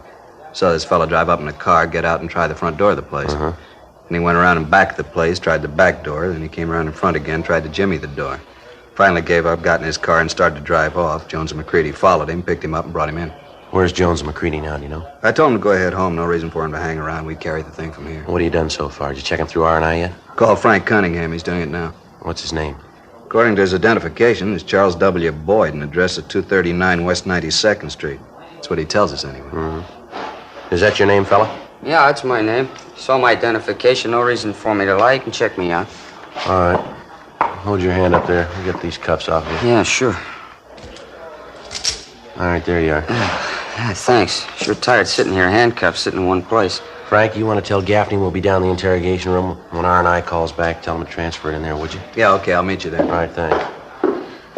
All right, Boyd, let's go. I'd like to talk to you down the hall. Yeah, let's get this thing over with. I don't feel good. I want to get out of here. What are you shaking for? There's nothing to get nervous about. Are you sick? Yeah, I haven't been feeling good at all the last couple of days. Hey, wouldn't you know it, out of smokes. Hey, say, would you happen to have a cigarette, please? Yeah. Here. Thanks. There's a light for you.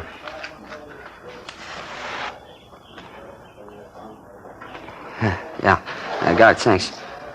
All right. Turn around a minute, will you? Let me look at your eyes. Huh? Turn around. All right, let's go.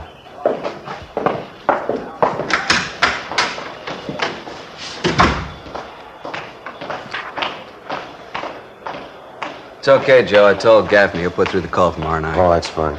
You sure this won't take long? I'd like to get out of here and get home. I've been sick for a week. I ought to be in bed right now. We'll make it as fast as we can. All right, in here. Have a chair, Boyd. Yeah. All right, mister. You say you're not feeling well, you're tired, you want to go home. So are we. We've been working all night. Now, how about getting to the bottom of this thing? Oh, sure, I'm all for it. Try to explain to the guys who picked me up. I don't know what it's all about. Ask me anything you want. Now, let's start it here, Boyd. What were you doing out there hanging around that drugstore at 4:45 this morning? It's the same thing I told the other officers. I was sick. I wanted to get something for my nerves. Jumpy as a cat. I couldn't sleep. Well, the drugstore was closed. That was pretty obvious, wasn't it? Yeah, that's right, it was. I just drove up there, tried the door, and then I saw the joint was closed, so I left. That's all there is to it, just what I told the other No, officers. that's not true, Boyd, and you know it isn't. You hung around the store for more than 10 minutes. You tried the front door, and you waited a couple of minutes. You went around to the back. You tried to get in back there. You couldn't make it, so you came around front again. You tried to jimmy the front door, didn't you? No, that's not it. You got it all wrong. How about this, Boyd? This your crowbar? Yeah, what about it? Just a car tool used to fix flat tires. Carry it around all the time in the car. You carry it on you? No, not all the time. I just happen to have it, that's all. Now, look, Boyd, that's not going to get it. The officers that picked you up saw you using this bar in the door of that drugstore. I thought you were willing to get on to facts. You were going to square with us. How about it? Sure, I'll square with you. I wanted to get over as much as you do. Just tell me what you want to know. All we want is the truth. This address on your ID, the one you gave us, is that your true address? You're living there now? Yeah, that's right. Check it out if you want. I'm not lying. No reason to lie. We think there is. This address of yours is just about 10 miles away from where you were picked up. Now you tell us how much sense it makes driving 10 miles to a drugstore at 4:30 in the morning. Well, I had to. I was sick. It was the only place open. You're lying and you know it, mister. You had to pass at least 2 all-night drugstores on the way. Why couldn't you stop at one of those? I didn't see any stores open. I was sick. I just kept driving till I spotted a place I thought was open. Looked to me like it was open. A lot of lights in the window, inside the store, too. I didn't know it was closed till I tried the door. You usually try doors with a crowbar, Boyd? Oh, look, what are you getting at? You think I was trying to break in that place? Yeah, that's what we think. Well, what for? What do I want to break in there? I wanted to get something for my nerves, that's all. I wanted to find a drugstore. Why should I break or open a place and just get a bottle of medicine? Huh? We don't think you were looking for medicine, Boyd. Well, then what was it? Well, what do you figure? This is what we figure, mister. You were going in that store to burglarize the safe. The area's the same, the time element's right, so's the type of business. The M.O. matches right down the line. I don't know what you're talking about. 6 safe jobs in the last 2 months. The same time element, the same general area. Drugstores, liquor stores, and markets. What about it? I don't know what you're talking about. It's the truth. I'm not a burglar. You got me wrong. I never touched a safe in my life. How many times you been arrested, mister? Huh? How many times you been arrested? Well, a couple of times I've been picked up. Nothing serious, though, so help me. It's the truth. I never touched a safe in my whole life. It's not going to do much good lying to us, Boyd. We'll get everything we need from records. Well, I got a record. I ain't denying that, but I'm no burglar. Then what were you doing at 4:45 this morning trying to get in that drugstore if you're not a burglar? I tried to explain to you. I wasn't trying to break in. I needed some medicine, something for my nerves. I thought the place was open. I'm a sick man. I swear on a Bible officer. That's just the way it was. I get it. Yeah, Friday talking. Oh, yeah, Cunningham. Charles Boyd, yeah, that's right. That's him. What do you got? Uh-huh. All the same. I see. Give me the last 2 arrests. No, the last 2 arrests again. Yeah. May 9th, May 22nd. All right, Cunningham. Yeah, thanks very much. Frank, you got that folder there, those crime reports? Yeah, here you are. What do you have to say? Boyd was in custody May 9th, May 22nd. What was he in on? Narcotics. He's a user. Long record. It's all the same, though. Never been picked up for anything but narcotics. Just about rules him out, huh? 9th and the 22nd. If he was in jail, he couldn't have had anything to do with those last 2 jobs. Yeah, it's about the size of it. You got it straight now, huh? I told you. You thought I was lying, didn't you? I'm no burglar. You know what my record is. I never touched a safe in my life. Just checking it out, Boyd. Sometimes it happens this way. Yeah, sure. No hard feelings. I'll take off now and go home. I'm not feeling well at all. I guess it's okay if No, I you go. just sit still, Boyd. You're not going yet. What do you mean? Red tab on your card down at the Record Bureau. Your last arrest, May 22nd, violation State Narcotics Act. You went out on a $1,500 bail. Yeah, that's right. It was all legal. I paid for it. Why didn't you show up for your preliminary hearing? We got a bench warrant for your arrest. Oh, no, they wouldn't do that to me, would they? I was sick in bed. I couldn't make it to court. You just look at me. You can tell, can't you? I ought to be in bed. Yeah, you don't look good at all. Of course I don't. I'm a sick man, really sick. I ought to be in a hospital. Well, maybe that's where they'll send you. We continued questioning the suspect, Charles Boyd, who finally admitted that he'd gone to the drugstore early that morning for the purpose of burglarizing the place to obtain narcotics. He told us it was his first attempt at burglary, and further interrogation proved beyond a doubt he had nothing to do with the current wave of safe burglaries. He was booked on the bench warrant, and narcotics detail was notified of his arrest. For all practical purposes, we were right back where we'd started from 2 months before when the campaign of safe jobs first started. Boyd was just another in a long line of possible suspects who had to be tracked down and checked out. In the final analysis, they meant nothing to the case, but tracking them down and checking them out meant long hours of legwork, days, even weeks, and then more hours spent interrogating them. Boyd typified the possible suspect. He added nothing, but he couldn't be ignored. In the weeks that followed, stakeouts continued in the general area where the safe burglaries had been operating. No further leads.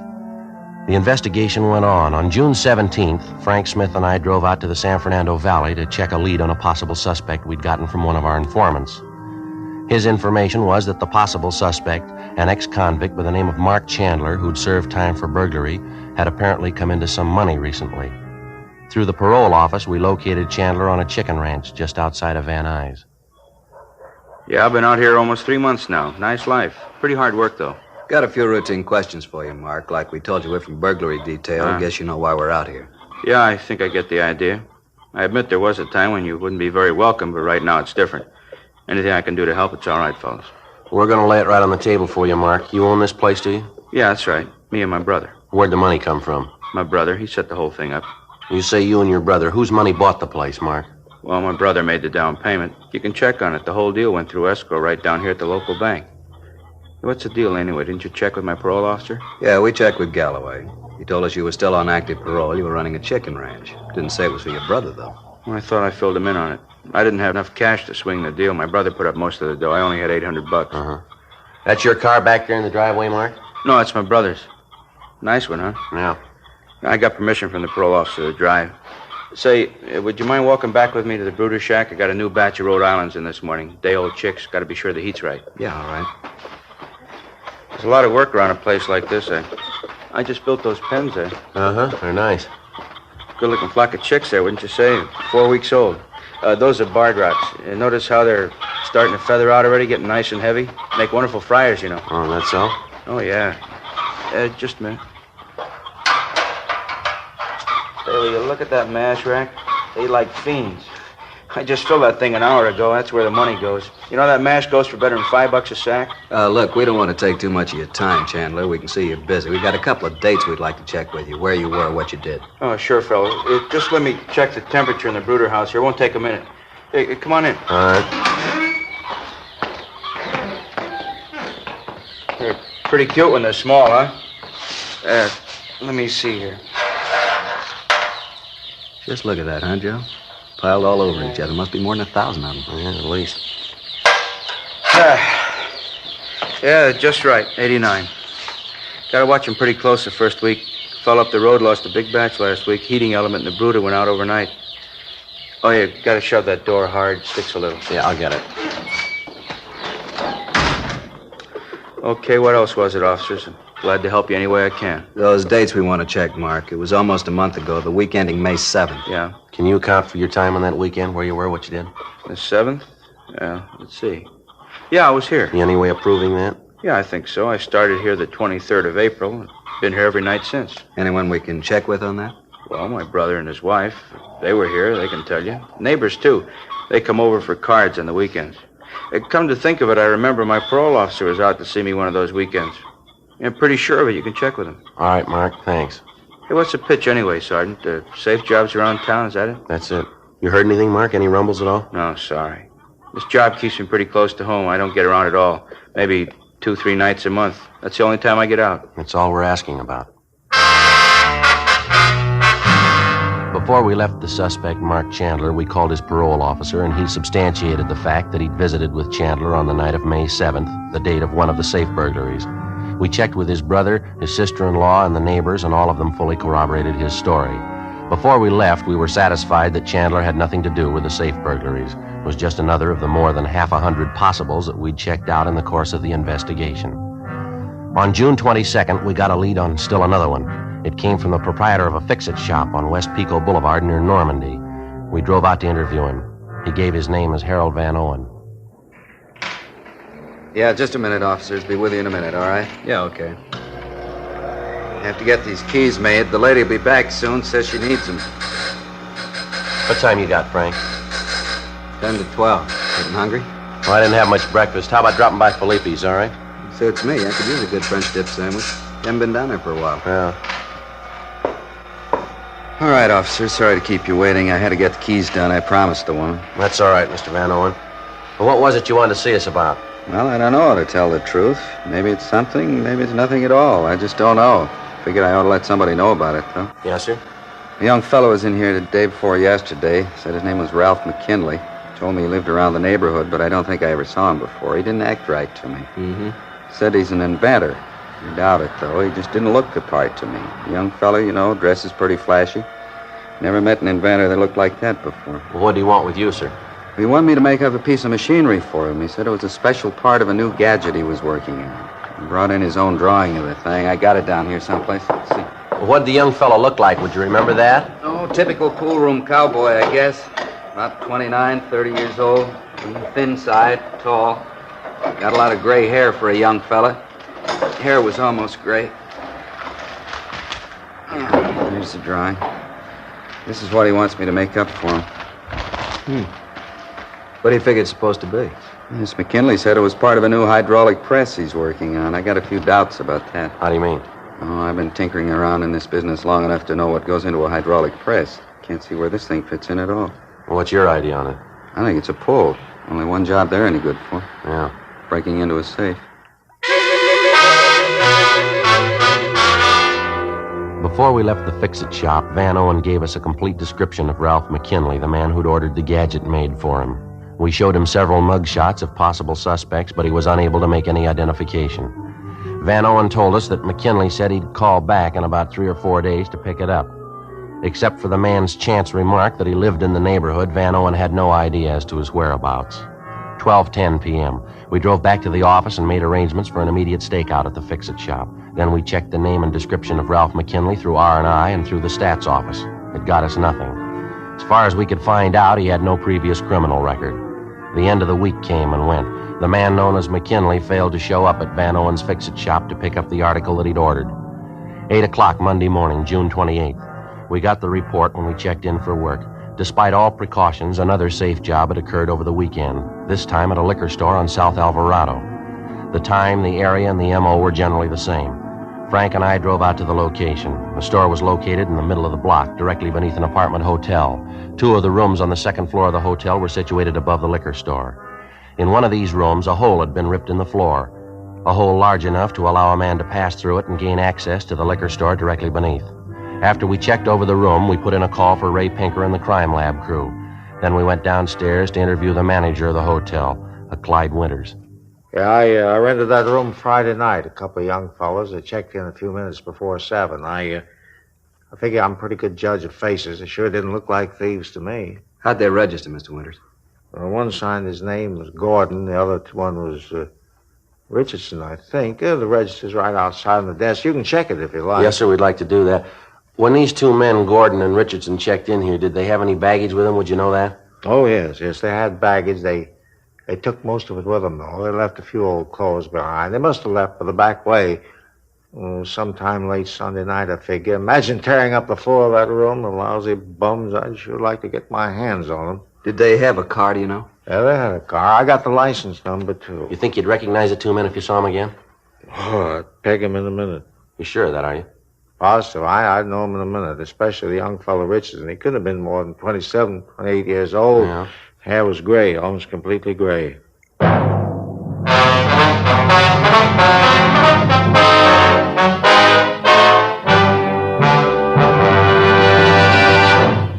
You are listening to Dragnet, authentic stories of your police force in action.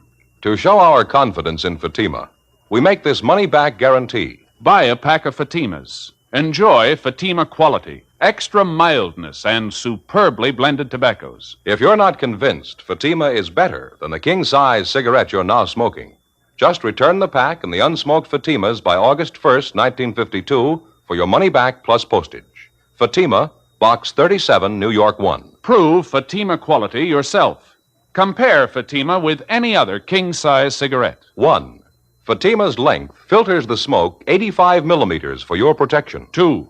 Fatima's length cools the smoke for your protection. 3. Fatima's length gives you those extra puffs 21% longer than standard cigarette size. Fatima gives you more for your money. And in king-size Fatima, you get an extra mild and soothing smoke, plus the added protection of Fatima quality.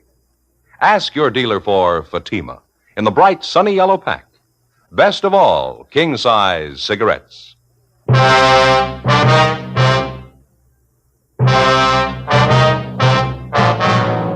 Monday, June 28th, 8:55 a.m. The crime lab crew arrived at the scene of the latest safe burglary, the liquor store on South Alvarado, and began their investigation.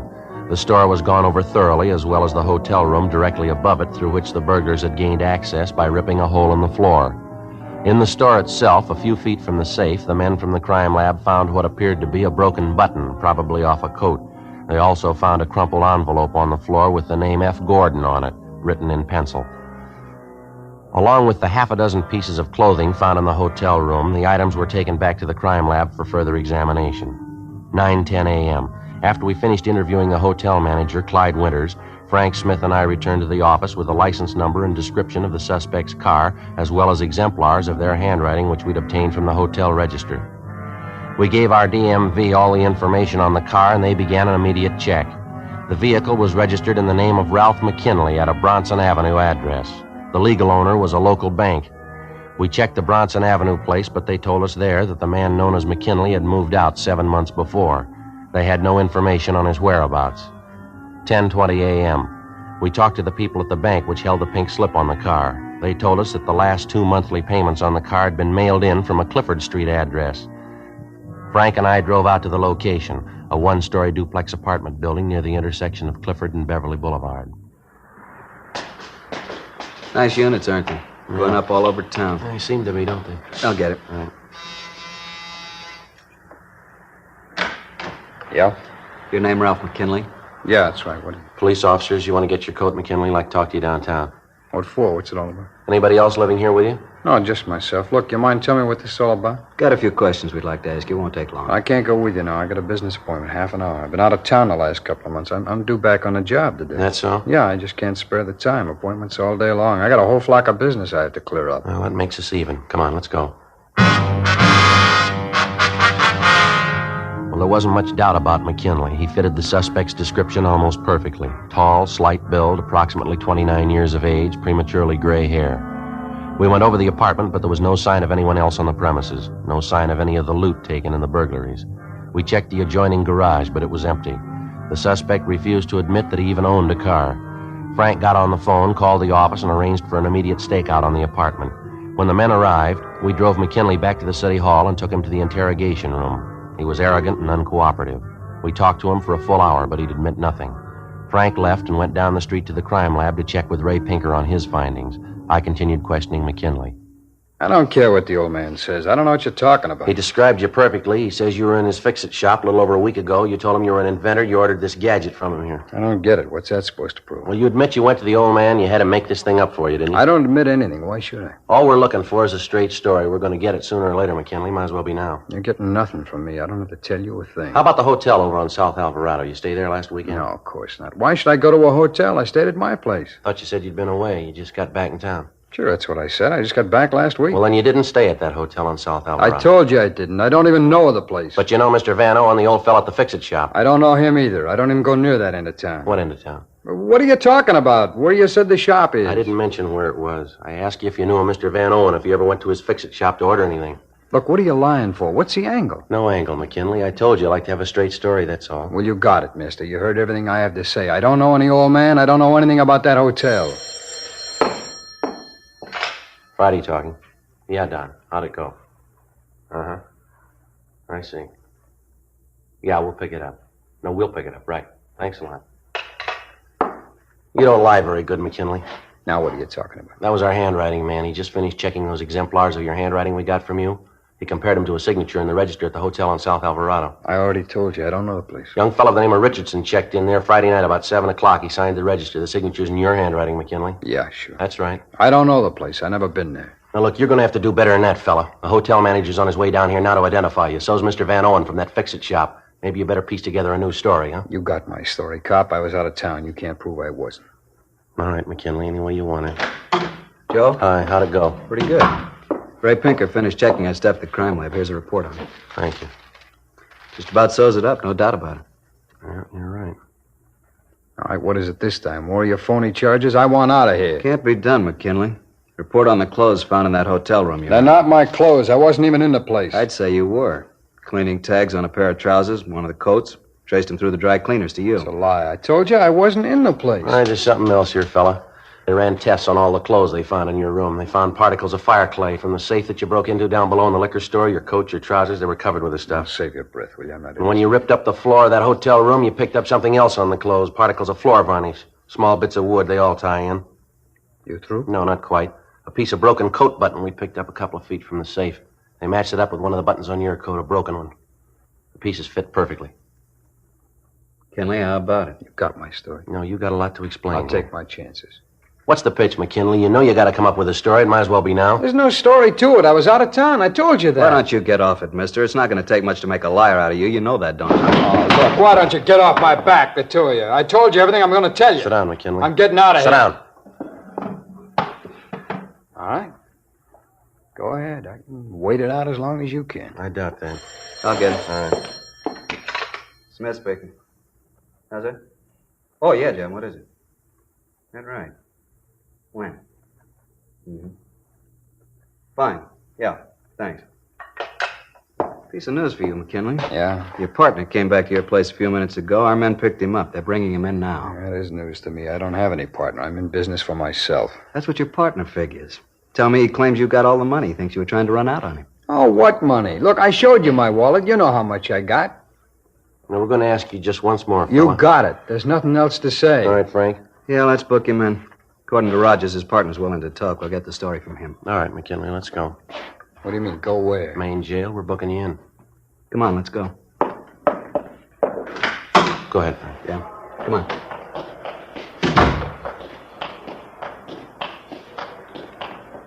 What did he say anyway, this guy you say they picked up? Oh, your partner? Well, we told you what he said. Why? What's the matter? Nothing. I just asked. Better order up a stenographer, huh, Joe? Have her ready to take the statement when they bring the guy in. Yeah, it's a good idea. Sergeant? Yeah. Let's go back, I'll tell you.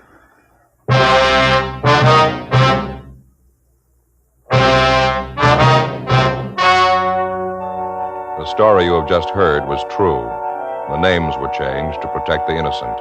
On September 19th, trial was held in Superior Court, Department 91, City and County of Los Angeles, State of California. In a moment, the results of that trial. Now, here is our star, Jack Webb. Thank you, George Fenneman. Friends, just a parting word about Fatima. I know a lot of you have promised yourself that you'd give Fatima's a try, but, well, you just haven't gotten around to it yet. So I'd appreciate it if you'd kind of keep us in mind the next time you buy cigarettes and ask your dealer for Fatima's. You'll find Fatima gives you more for your money. Compare them with any other king-size cigarette, and you'll find Fatima does have a better flavor and aroma. You'll like its extra mild and soothing smoke. Tomorrow, buy Fatima. Best of all, king-size cigarettes.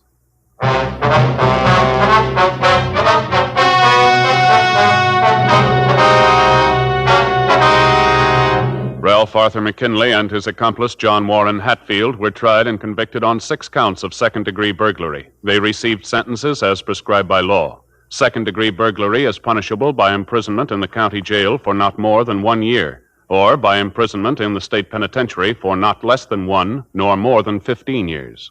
The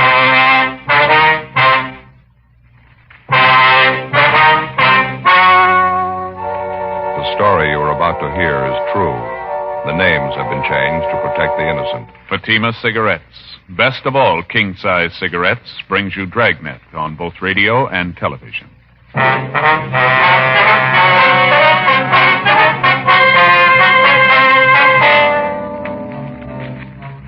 You're a detective sergeant. You're assigned to vice detail. A professional gambling ring has set up operations in your city. Dozens of citizens are being victimized. The gamblers keep on the move, changing their locations day to day. Your job? Get them. Compare Fatima with any other king-size cigarette. Yes, compare Fatima with any other king-size cigarette. 1. Fatima's length filters the smoke 85 millimeters for your protection. 2. Fatima's length cools the smoke for your protection. 3. Fatima's length gives you those extra puffs, 21% longer than standard cigarette size. Fatima gives you more for your money. And in king-size Fatima, you get an extra mild and soothing smoke, plus the added protection of Fatima quality. Buy Fatima in the bright, sunny yellow pack. Best of all, king-size cigarettes.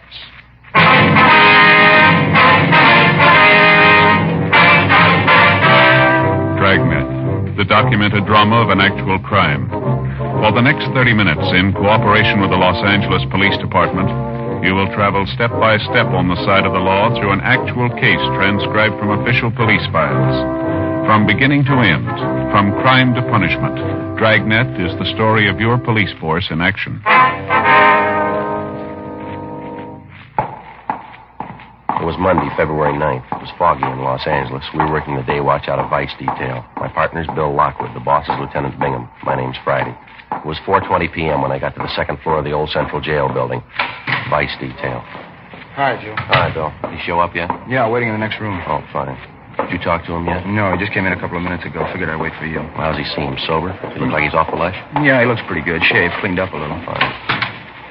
Dave, how are you? Oh, hiya, Friday. Thought I'd drop by and see you. Remember you were talking to me last week about that thing. You hear anything, Dave? Yeah, I think I might have something for you. I think it's what you're looking for. Tried to get you on the phone last night. You weren't in. Well, you should have left a message. Oh, I didn't want to do that. You know how it is. Guess I shouldn't even be coming up here like this. You got some kind of a permanent address, Dave? Phone number? Someplace we can contact you? No, I'm still floating around a little. Mm-hmm. Now, about this thing we were talking about, what'd you hear? I picked up a little chatter. I think it's what you want. Say, you fellas had your coffee. I haven't had mine. What do you say? Okay, how about the place down at the corner? Fine with me. All right, you want to check us out, Bill? Tell him we'll be back in about 10 minutes. Yeah, fine. Thank you. All right, Dave, we walk this way. Okay. You're looking pretty good, Friday. World treating you okay? Well, I can't complain, I guess. Go ahead. Thank you. Guess we better wait for your partner, huh? What's his name? Lockwood. Oh, yeah, sure. Skipper's got something for us when we get back, Joe. All right. You're looking pretty good yourself, Lockwood. Yeah, real good. You seem to be in pretty fair shape. That pocket full of change sounds healthy. That's not too good. Still got a few dimes to rattle. Hasn't been coming too fast lately, though. You still setting pins down there at that bowling alley? Yeah, uh-huh. A lot of help hanging around, though. They really got to hustle for it. That's so. Oh, yeah. A lot of the alley's changing over to those automatic machines, you know? Mm-hmm. Quite a few guys out. Lousy machines can set pins better than a man can. Hi, Matthews. How are you? Hi, Joe. Hi, Bill. What do you say, Jack? Not too much. Hey, who's that guy? He works out of the office. Why? Nothing. I thought I'd seen him around. Yeah. No, down this way, Dave. Just a couple of doors. Oh, yeah. By the way, did you hear anything about Tony? You know if he's in town? No, I've been working on it. That dirty Tony, he's not going to show. Go ahead, Dave. Yeah, well, thanks. Now, why don't you two grab the back table? I'll order up. All right, fine, Bill. Black with sugar, huh? All right. Cream and sugar for you, Joe? Yeah, all right? that's fine. Bring a couple of those jelly donuts, could you? Okay. All right. Well, what's the story, Dave? What do you hear? I heard about it last night, right after I left the alley. You told me to keep my ears open, you know. Yeah. Said you figured there might be something on that new bunch hanging around the bar down from the alleys. You figured they might tie in with a new bunch of high rollers in town. Yeah. What'd you pick up? I think you figured right, from what I heard anyway. Mm-hmm. Here you go. Have a donut, Dave? Oh, yeah, thanks. You make a fine waiter, Lockwood. Thanks. We don't get a lead pretty soon. I may have to take it up. Dave was just telling me that he figures he might have something for us. He picked it up at the spot down from the alleys last night. Well, like I said, after I was through at the alleys, I stopped by the place and had a couple of beers. Can't afford anything else. A few nickels they'd pay me. Lucky to get enough to eat the way things are going. Yeah, it's pretty rough, I know. Well, what's the pitch you got, Dave?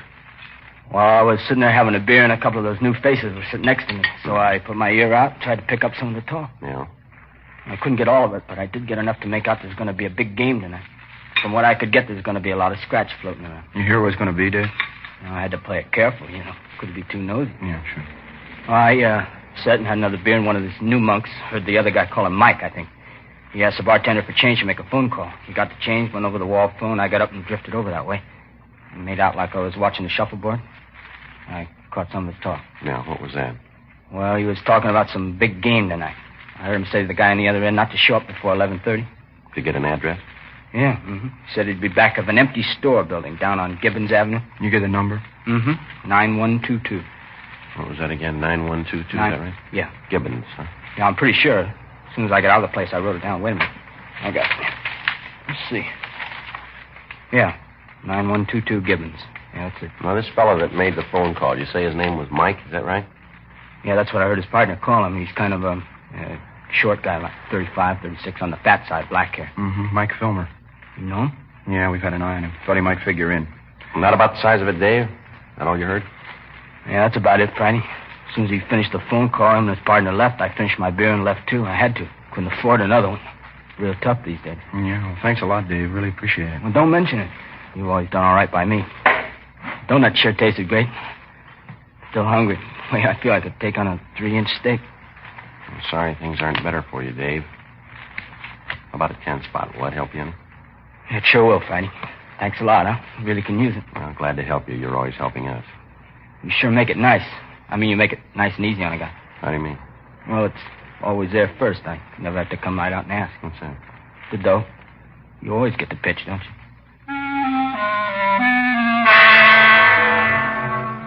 Almost a month before, we had begun receiving complaints about a newly established gambling ring which had set up operations in the city. After the first few complaints, we succeeded in identifying some of the men involved in the ring and also some of the places they frequented. The nature of most of the complaints against them was such that we knew we were dealing with a well-organized criminal element.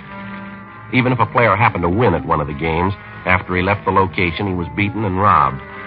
Despite the fact that we had some of the suspects identified, we still lacked sufficient evidence to prosecute them successfully.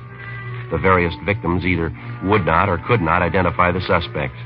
We knew the gang was running 3 or 4 games a week, each one of them at a different location, each one of them at a different time. In the trade, that's known as a floating game. After we left our informant, Dave Carter, we headed back to the office and briefed Lieutenant Bingham. That afternoon, we checked the address on Gibbons Avenue and found it to be a vacant store building with a for rent sign in the window. There was an entrance in front and one in the rear, windows along both sides of the building, and a plasterboard partition dividing the inside of the store into 2 parts. The place was deserted. At 10 o'clock that night, Bill Lockwood and I staked out in our car down the street from the store. Sergeant Fred Taylor and Jack Matthews were staked out in their car from another point of observation.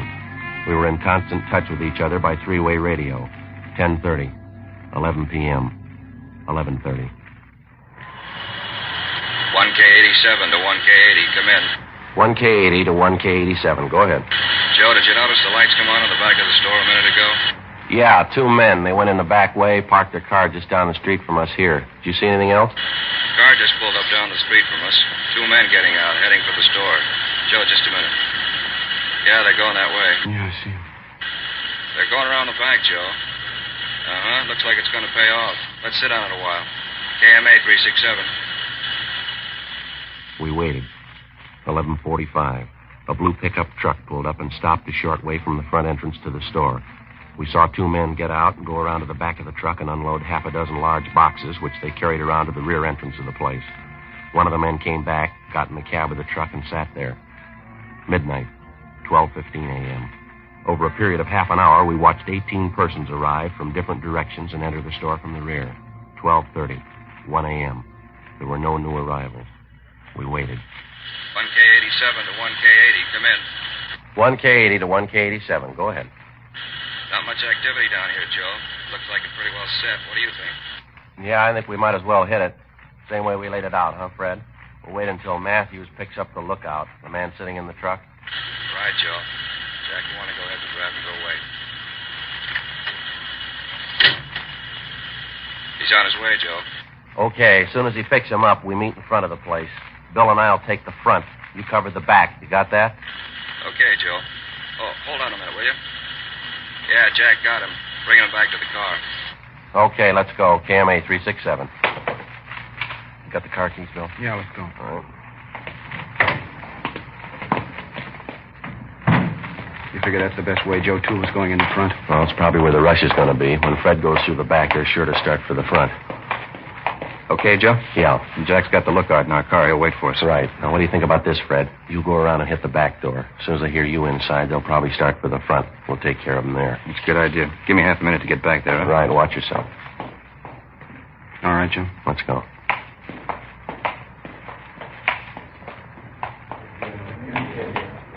They're still going. Not wise to us. Yeah, let's hold it right here. Police officer, you're under arrest now. Hold it right there. Come on, Bill. Let's hit it. Shots, Joe.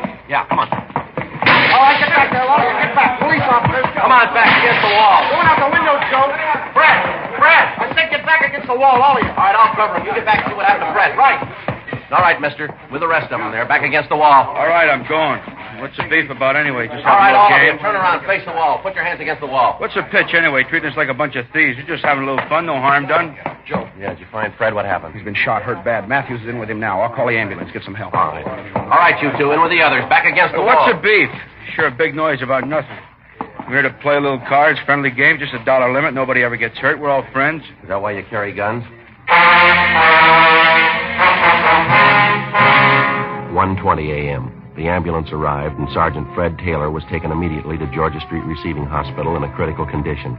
He'd been shot twice through the upper portion of the chest. He'd been unconscious from the time of the shooting.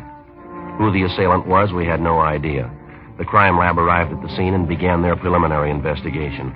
Meantime, homicide officers had arrived, and all units in the area were assisting in the investigation, making a house-to-house canvass and checking all backyards, alleys, and unoccupied buildings for possible suspects in hiding. Out of the total number of men present in the store at the time of the shooting, Bill and I had been able to detain 9 of them. The remainder had either scrambled out side windows or the rear door and then apparently made their way over back fences. The 9 we did get were taken downtown for interrogation. All of them had been searched, but no weapons had been found. Bill Lockwood and I remained at the scene assisting the homicide officers. 2:05 a.m. An additional 4 men who'd been present at the gambling game that night were picked up in the area, transported downtown, and held along with the other 9 at homicide detail. 2:20 a.m. Bill and I were called downtown to assist in the questioning. We got nowhere with the first 3 suspects. It was the same with the 4th.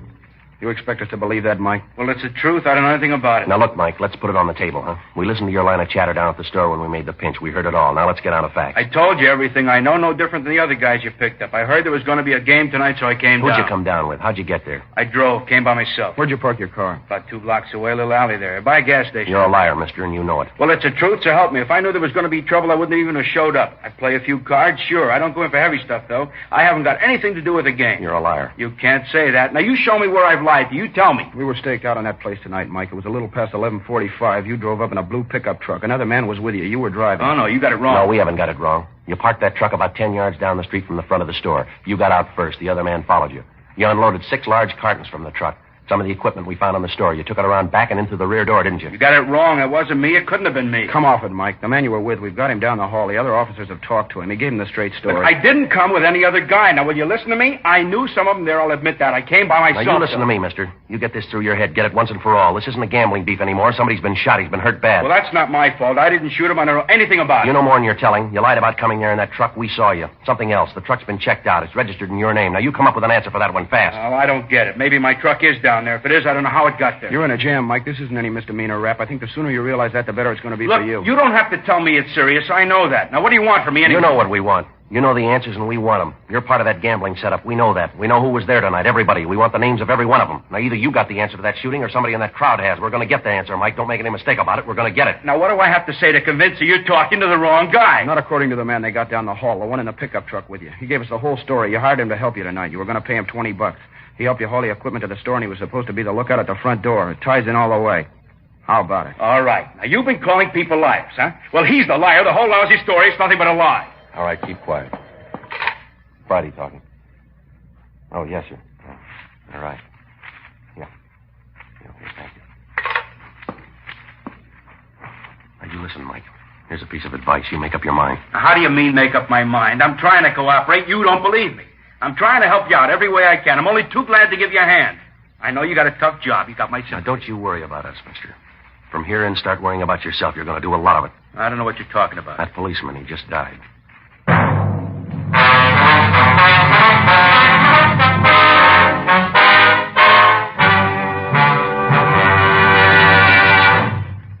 You are listening to Dragnet, authentic stories of your police force in action. To show our confidence in Fatima, we make this money-back guarantee. Buy a pack of Fatimas. Enjoy Fatima quality, extra mildness, and superbly blended tobaccos. If you're not convinced Fatima is better than the king-size cigarette you're now smoking, just return the pack and the unsmoked Fatimas by August 1st, 1952, for your money back plus postage. Fatima, Box 37, New York 1. Prove Fatima quality yourself. Compare Fatima with any other king-size cigarette. 1. Fatima's length filters the smoke 85 millimeters for your protection. 2. Fatima's length cools the smoke for your protection. 3. Fatima's length gives you those extra puffs, 21% longer than standard cigarette size. Fatima gives you more for your money. And in king-size Fatima, you get an extra mild and soothing smoke, plus the added protection of Fatima quality. Ask your dealer for Fatima in the bright sunny yellow pack. Best of all, king-size cigarettes.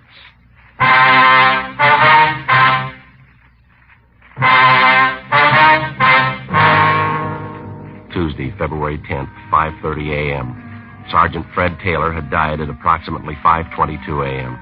Cause of death was listed as hemorrhage and shock due to the 2 gunshot wounds in the chest.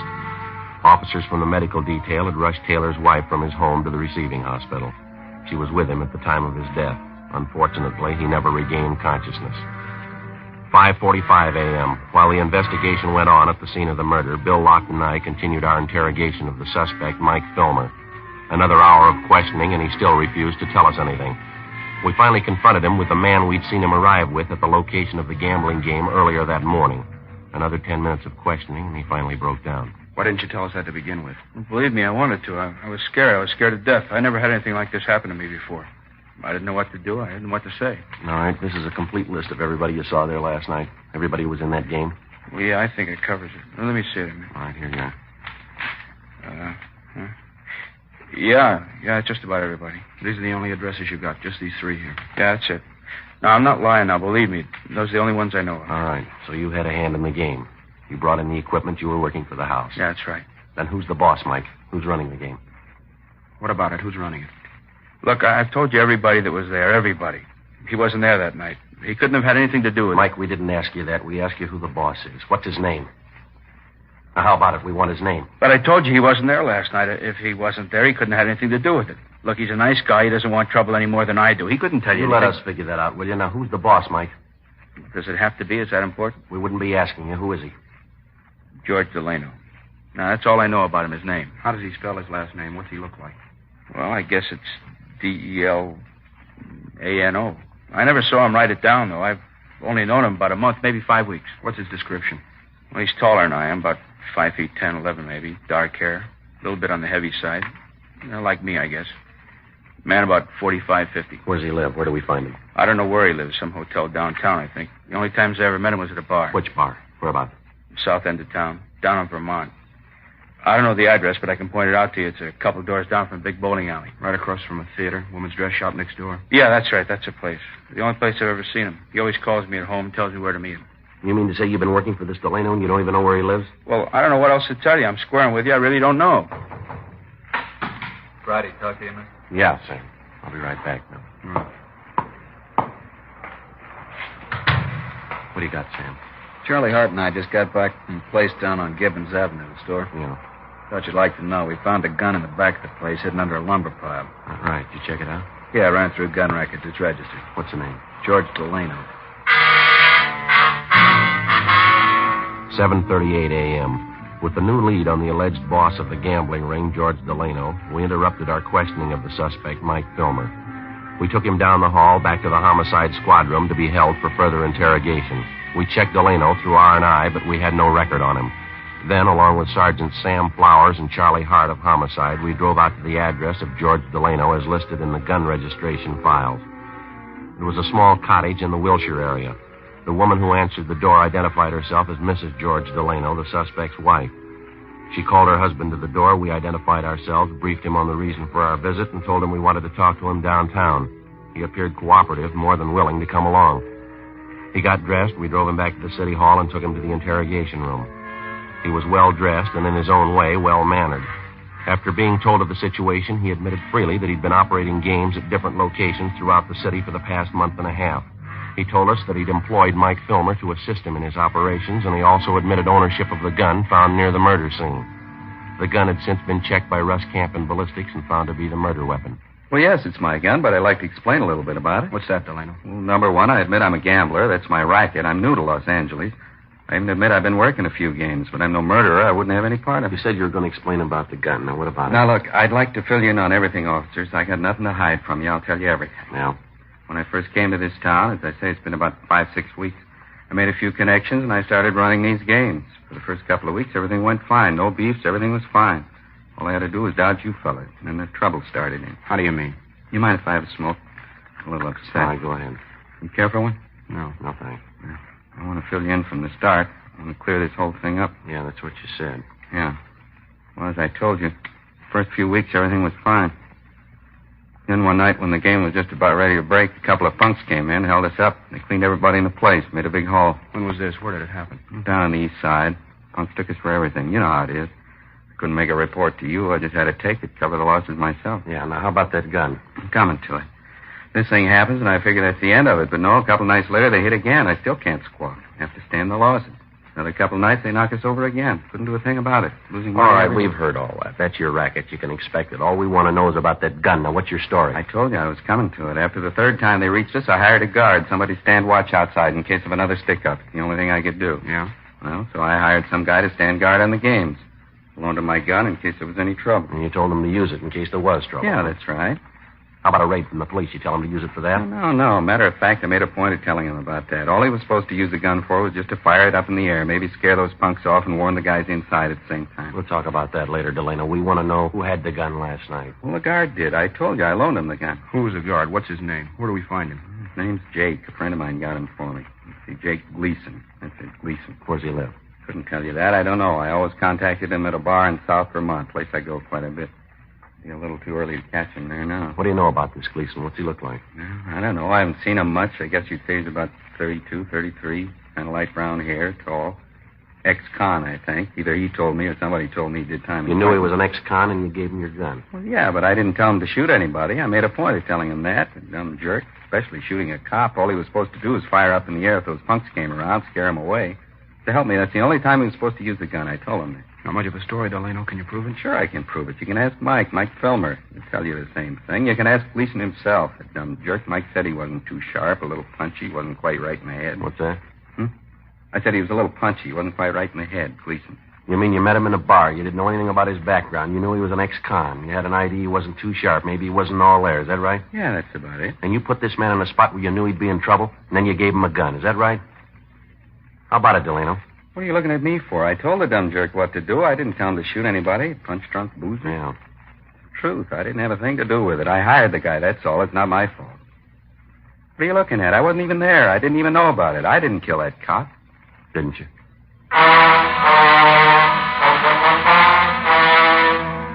9:23 a.m. We continued questioning George Delano. He told us that he'd instructed Jake Gleason, the ex-convict, to stand guard at the rear of the store where the gambling games were held. He insisted that his instructions to Gleason were that if he had to fire the gun at all, he was to fire it in the air, and then only as a warning signal in case of robbery attempt. Delano was detained by homicide officers pending further investigation. We checked the name and description of Jake Gleason through R&I and found his record and mug shot. We showed the mug to Delano, and he identified it. Gleason's record showed him to be on active parole. 10:30 a.m., we contacted the parole office. They gave us his address, and Bill and I checked it out, a second-rate hotel on South Flower Street. The manager told us Gleason had left the hotel about 7:45 that morning and that he was not expected back until after 6 o'clock that night. He also told us there was a chance we might locate him in one of the bars around the neighborhood. 10:45. We started making the rounds of the bars in the immediate vicinity. The third place we stopped at was practically deserted. The jukebox at the back of the place was turned up to full volume. There was a smell of disinfectant, whiskey, and stale perfume. There was one customer drinking at the far end of the bar. It was Gleason. Stand up, Gleason. Police officers. All right. Shake him down, Bill. Clean, Joe. All right. Hands in back of you. Yeah. You want to kill that jukebox, Bill? Yeah. All right, you know why we want you. Yeah, I know. Knew there wasn't any sense running. I knew you'd be around. All right, let's go. Could you do me a favor? I mean, wait a minute, just a minute. Yeah? Just like to tell you I didn't mean it. I guess it's my own fault. I shot him. I shouldn't have had the gun. Shouldn't have taken the job. I shot him. I didn't mean it. All right, come on. There ought to be a way, don't you think? I mean, there really ought to be a way. What's that? I didn't mean it. No reason to kill him. I didn't even know him. I just keep thinking, There's only a way if I could take it back again, you know? Yeah, we know. I mean, if I could go back and change it, make it all different. I mean, right from the beginning, I wouldn't even look at a gun. I'd change everything. You bet I would. I wouldn't even look at a gun. If I only had the chance, you know? Second chance. There ought to be a way, second chance. You started with a gun, Jake. Yeah? You never had a first one.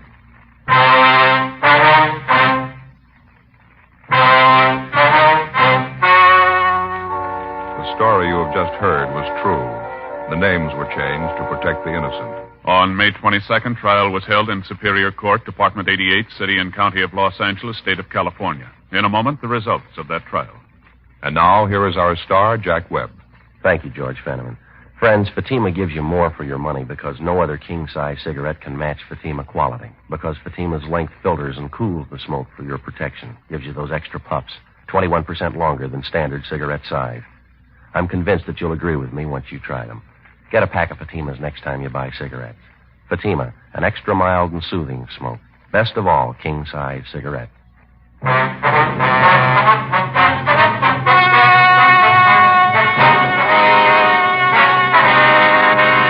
Jacob Allen Gleason was tried and convicted of murder in the first degree and was sentenced to a life term in the state penitentiary. George Delano, Mike Filmer, and all other principals were found guilty of violating the municipal code 43.01, gambling, and received sentences as prescribed by law. George Delano and Mike Filmer were sentenced to 6-month terms in the county jail. Others received proportionate sentences. The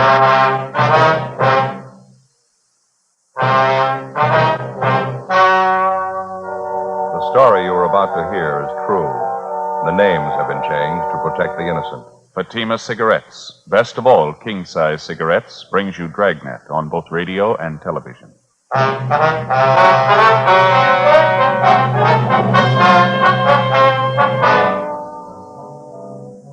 You're a detective sergeant. You're assigned a robbery detail. A United States mail truck is held up and robbed. 22 sacks of registered mail are taken. The holdup men escape. There's no lead to their identity. Your job? Get them. Compare Fatima with any other king-size cigarette. Yes, compare Fatima with any other king-size cigarette. 1. Fatima's length filters the smoke 85 millimeters for your protection. 2. Fatima's length cools the smoke for your protection. 3. Fatima's length gives you those extra puffs, 21% longer than standard cigarette size. Fatima gives you more for your money. And in king-size Fatima, you get an extra mild and soothing smoke, plus the added protection of Fatima quality. Buy Fatima in the bright, sunny yellow pack. Best of all, king-size cigarettes.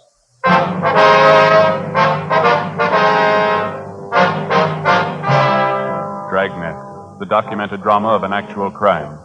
For the next 30 minutes, in cooperation with the Los Angeles Police Department, you will travel step by step on the side of the law through an actual case transcribed from official police files. From beginning to end, from crime to punishment, Dragnet is the story of your police force in action. It was Monday, August 4th. It was hot in Los Angeles. We were working the night watch out of robbery detail. My partner's Frank Smith. The boss is Captain Didion. My name's Friday. I was on the way back from communications, and it was 11:05 p.m. when I got to room 27A, the squad room. That's it. There wasn't anything else to do. One of them had a gun pressed right up against the back of my head. I didn't dare make a move. All right, bud, take it easy. Joe? Nothing yet. The broadcast and the APB are out on him. How you feeling, Houston?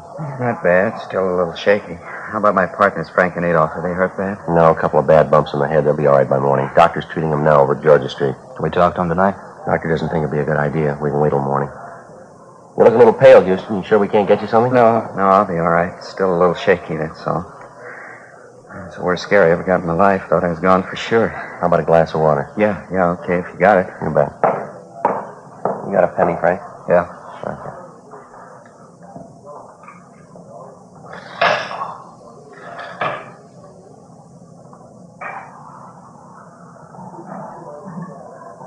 Just talking about the getaway car when you came in, Joe. Yeah.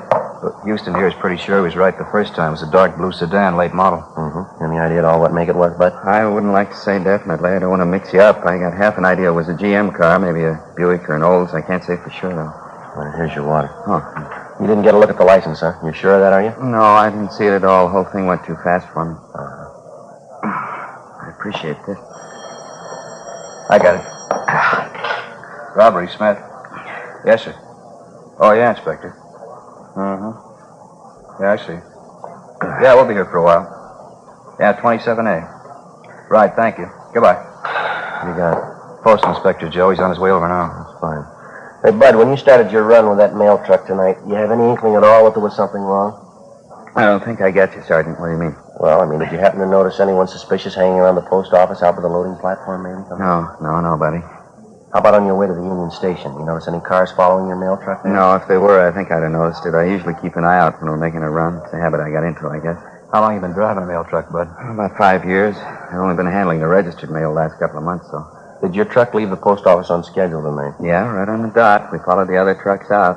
You see, the trucks that pick up the ordinary mail, they leave first, and then our truck leaves right after them. We only handle registered stuff. I see. The same routine tonight, no different. And you were the driver of the truck, that right, Bud? Yeah, that's all I do is drive. Frank's a clericate off the guard. That's regulations. On trucks that handle just the straight mail, the driver's the only one aboard. Registered mail trucks got to have 3 men, the driver, the clerk, and the guard. Yeah, we know. You usually drive the same route from the post office to the Union Station, do you? Yeah, we go the same way every night. Straight down Temple Street, turn right and go down Ferguson to Alameda, then over Alameda to Union Station, make the pickup or the delivery, and then we come back the same way to the post office. And that's the route you followed tonight, huh? Yes, sir, that's it. Only we didn't make it back this time. I'd like to make sure we got this straight now, Bud. Do you mind checking us out on exactly what happened from the time you got to the Union Station? No, I don't mind. Well, try to relax if you can. Just take your time. Try to remember everything, will you? Say, would you mind very much if I called my wife first? I know I'm going to be late getting home. I don't want her to worry. You bet. Go right ahead, Bud. What's your number? I'll dial it. Oh, thanks. It's Pleasant, 29321. Okay. You got a family, Bud? Yeah, 3 kids. Mother-in-law, too. She lives with us. Here you are, Bud. Oh, thanks. Lorraine? Oh, hi, Mother. Did I get you out of bed? No, nothing's wrong. I just called to say I'd be a little late tonight. I didn't want Lorraine to worry. No place? Oh, I'm not in a bar. Why do you have to say things like that? If that's the way you feel all right, just tell Lorraine, will you? Hello? Mother-in-law, you never get off your back. I'm sorry to interrupt, officer. It's all right, Bud. You want to go ahead now? Let's see. You wanted to know what happened after we left Union Station? Yeah, that's right. What time was it when you left the station? Right after we loaded the mail sacks on the truck, 28 sacks, all registered. We took off. What time was that? Scheduled time, 9:56. Left the station, headed for the P.O. Drove the same route, along Alameda to Ferguson, then up Ferguson. As I turned the corner, I picked up their headlights in the rearview mirror. Then they started crowding us. I knew something was wrong. Too late to do anything. They pulled up alongside, forced you into the curb, then? Yeah, the darkest part of the street, too. It was a big sedan, I know that, a 4-door job. Dark blue, and it was a late model, I'm sure. You notice anything special about the car, Bud? I mean, maybe a dented fender, some special accessories on it, anything like that? No, nothing I'd be sure about. I was too busy trying to keep going, get out of their way. I didn't have much of a chance. They forced us up on the sidewalk. I saw a telephone pole coming at me. I had to stop. What happened then? I threw a bright spotlight on us. Blinded me for a minute. And these 3 men got out of the car and came at us, guns in their hands. It all happened in a couple of seconds. I was never so scared in my life. Did you get a good look at any of the men? No, I didn't. It was pretty dark. The place they stopped us at. I couldn't be sure I'd recognize any of them if I saw them again. Well, what'd the men do when they came up to the truck? Put their guns in our face, made us get out of the truck and climb into their car, the blue sedan. And one of them got in the mail truck behind the wheel. His name was Sid. I heard that. One of the men said, "Follow us in the truck, Sid. You know where to go." That's what he said. You happen to hear any other names? No, that was the only one. And Sid seemed to be the boss. He was giving the orders anyway. They put you and your 2 partners in the back seat of their car? Yeah, and the 2 thieves were in the front seat. One drove and the other held a gun on us. He kept the lower part of his face covered with a handkerchief. You could see the mail truck following a little ways behind us. Mm-hmm. They drove you straight down Alameda, is that right? Yes, sir. Like I told you before, I think it was about a mile and a half. And they turned off right into that alley by the warehouse, same place you found us. I figured that was the end. They got us out of the car, Frank and me and Adolf. They had us line up against a brick wall there, hands up in the air, facing the wall, and then they opened up the back of the truck and transferred the mail sacks to their car. Well, any conversation while all this was going on? Not too much, no. You see, one of them, I think that was Sid. He covered us with a gun, a shotgun. The other 2 moved the mail sacks from the truck to the car, and every once in a while the Sid would tell them, "Come on, faster, we're short on time." think that's what he said. Well, why'd they slug your two partners, this Frank and Adolf? Any reason for It's that? coming to that. You see, when they got all the mail sacks in their car and they were ready to pull out, the other two guys came over to Sid, and one of them said, "What are we waiting for? Let's kill him and get out of here." Yeah? Right away, our clerk, Frank, he began pleading with them not to kill us. I guess Frank was thinking of his wife and his little kid. How'd the thieves react? Well, they slugged him, cracked him with a gun, and hit him a couple of times. Frank went down. He started crying. Just a young kid, you know. Yeah, we know. Well, this other guy told Sid again. He said, "Come on, let's kill him. Let's get out of here." He's the one who had something wrong with his voice. It was real husky, you know, like he had a cold. Go ahead. Well, I got to say, this Sid wasn't much for killing us. He told the other guy he didn't think they ought to kill us because they'd set him up for a murder rap besides mail robbery. The other two guys told Sid, "What's the difference? If we're going to rob the mails, we might as well go all the way." And they argued about it a minute or so. Yeah. And my other partner, Adolf, he began to plead with him. He said, "Please don't kill us." I was sick to my stomach. I couldn't even talk. What'd you say? I said I was sick to my stomach. I couldn't even talk. Is that when they slugged Adolf? Yeah, this Sid slugged him. He hit him worse than he did Frank. He kept beating him and beating him. I still hear it. I just got sick. Well, make a long story short, this Sid finally said, "We'll give him a gambler's chance. We'll toss for it." Huh? That's just what he said. He said, "We'll toss for it." And he says, "Hey, you." And he motioned to me. He said, "I'm going to toss a coin. You call it. If you lose, we kill the three of you. If you win, we don't." So help me, it's the truth. I didn't know what to do. I tried to talk them out of it. Yeah. They wouldn't listen. The Sid told me either I called it or they'd kill us then. Took a coin out of his pocket and flipped it in the air. I called head. Guess I don't have to tell you. I won. Something new for the book. How'd it go after that, Bud? Tied up the three of us and drove off in their car. About 15 minutes later, that night watchman found us and called you fellas. You know the rest. And you're sure you wouldn't be able to identify any of the hold-up men if you saw them again? No. You're real sure? No, their general build, that's the only thing I'm sure of. This fella Sid was tall on the thin side, about 45, 50 years old. The other two were fairly short, stocky. Like I told you, that one fella's voice, deep and husky, I think I'd know him if I heard him talk again. Excuse me a minute. Robbery Friday. Yeah, Walt. How's it going? Yeah, not much doubt. All right. Fine. Yeah, fine. The getaway car, they just found it. Where, Joe? Up in Elysian Park, just off Riverside. What about the mail sacks? They find them, too? Yeah, every one of them. Empty.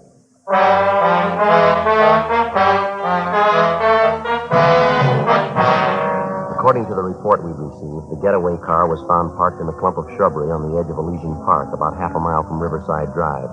All of the 28 registered mail sacks were found scattered in and around the car, and with the exception of a few pieces of mail, the sacks were empty. A crew from the crime lab was dispatched immediately to the scene to check the car and the mail sacks for fingerprints and to cover the entire area for physical evidence. The mail truck was also gone over for prints at the point where it had been located. The officers at the scene, Sergeants Bitteroff and Gonzalez, continued the investigation on their end. 11:50 p.m. After the inspector from the post office department arrived, we continued our interview with Bud Houston, one of the three victims of the mail truck robbery. We ended the interview a few minutes after midnight, and Houston was driven to his home. The following morning, along with the postal inspector, Frank Smith and I talked to the other two victims, the clerk and the guard who were with Houston at the time of the holdup. They could add nothing to what their partner had already told us. The investigation went on. Every possible angle was checked and rechecked. 3 days passed. Nothing. Thursday, August 7th, 5:40 p.m. Hi, Joe. How'd you make out? Oh, it's sour. Nothing at all. The guy wasn't even in town the night of the holdup, and he can prove it. You have any luck? No better than yours.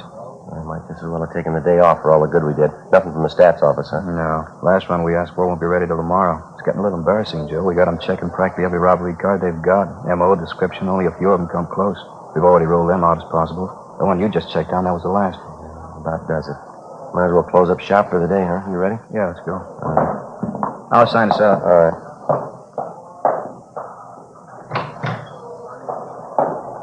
Okay, Joe. Now, that mail truck driver, Houston, he and his partners were in checking through our mug books again this afternoon. Oh, yeah, I forgot about that. They come up with anything? Well, they spotted one mug shot, parolee from Quentin, only a partial ident. 3 of them couldn't even agree on that. I checked on the man. He's back in Quentin for a month. I can't say the 3 of them aren't cooperative. They've sure been working for us, haven't they? Hey, Joe, you in a hurry? How about watching up? Yeah, all right. Been a long time since we've had one start as slow as this one. You'll run into worse, Frank. I mean right from the start, Joe. We find the getaway car, plenty of prints on it. Can't get a make on any of them. Yeah, no. Find out the car was stolen. We check the owner. Location leads nowhere. Prints on the steering wheel of the mail truck, parts of the mail sack, still no make. How tough can it get? Well, they might have something when their kickback comes through from Washington. The hold-up men weren't amateurs, we know that. Joe, you check with Gonzalez and bid her off today. I didn't see him. Yeah, they're not doing much better than the rest of us. They got an informant hot on the thing. He's supposed to have some work for him tomorrow and a couple of possibles. Hey, how about the money taken from the mail they got? List of the serial numbers on the bills going out to everybody? Yeah, revised list went out late last night. Copies sent all over the country. Right? Yeah, Mac, we're here. Call for him. Okay, Okay, thanks. Be right there. Okay, let's go. All right. Hope this call means something, Joe. Wouldn't mind going late tonight. What do you mean? My sister-in-law, Florence, she's having me and the wife over for dinner, some kind of fancy pork dish. What's the matter with that? She never cooks anything until it's done. She likes things raw. Oh, that's so? Imagine what that roast pork's going to be like. We'll all end up with trichinosis. Yeah. Go ahead. Mac?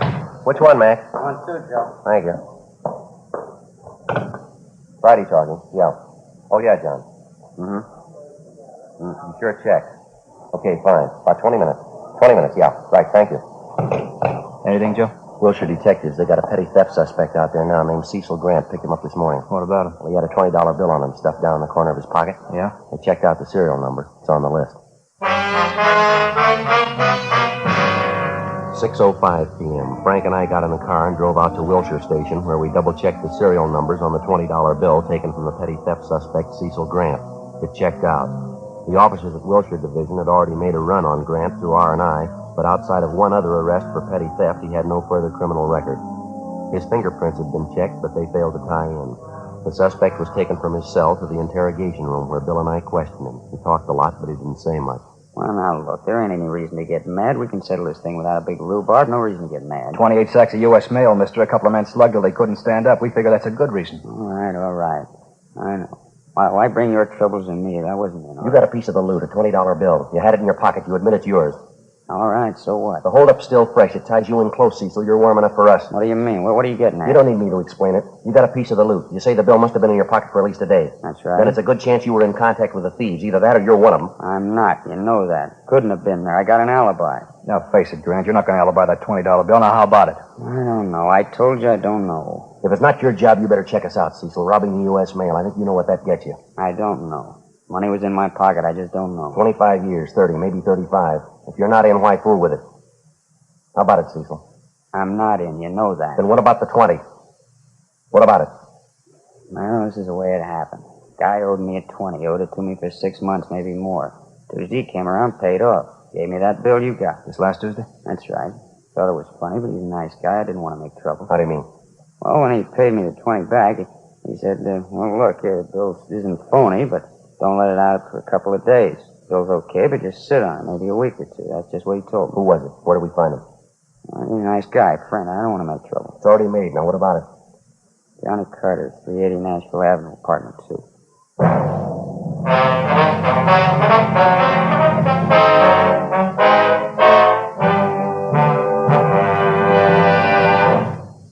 You are listening to Dragnet, authentic stories of your police force in action.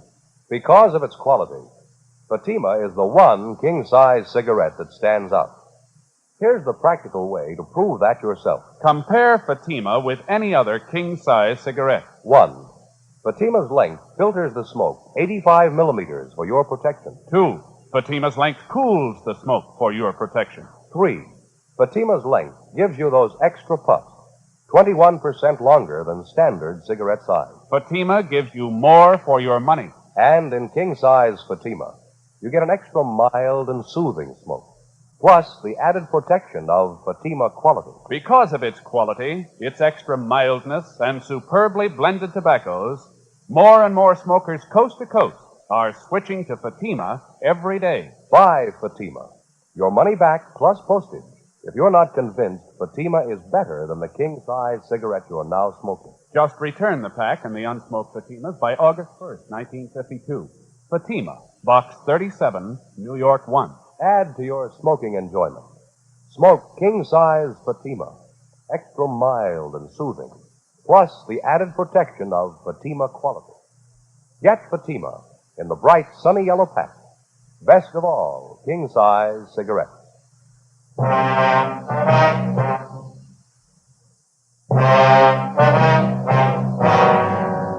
August 7th, Thursday, 6:55 p.m. We called R&I, but they had no make on the name John Carter. My partner, Frank Smith, and I left Wilshire Division and headed out to check on the address given us by the theft suspect, Cecil Grant.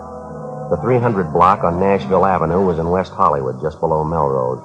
Number 380 was an aging two-story apartment house. The architecture was old Spanish, a relic of the mid-20s. The name John Carter appeared on one of the mailboxes, but when we rang, there was no answer. We contacted the apartment manager, and he told us John Carter worked at night at a downtown garage. Along with the manager, we went up to the second floor and checked through the suspect's apartment. We found nothing to indicate that he'd taken part in the mail holdup. After a routine interview with the manager, we got the name and address of the garage where Carter was employed, and we left. 8:23 p.m. We pulled up and parked half a block away from Carter's place of employment, an all-night service garage on South Figueroa. Frank waited in the car, and I headed up the block alone toward the garage. In the event Carter was one of the mail truck holdup men, there was a possibility his two Confederates might be employed at the same place he was. If this was the case, we didn't want to tip him off.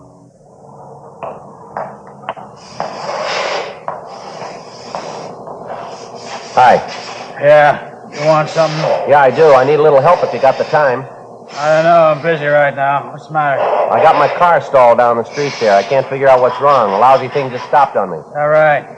Check the gas tank? Yeah, nothing as simple as that. I got almost a full tank. Well, I hate to bother you. You think you could come down and take a look at it? It's not far, just a half a block down the street. I'm pretty busy. You can see that. I don't know. Sure appreciate it if you give it a look. I'm not much of a mechanic myself. Probably something real small. My car's almost new. I don't know. Just a minute. All right, that's going to have to do.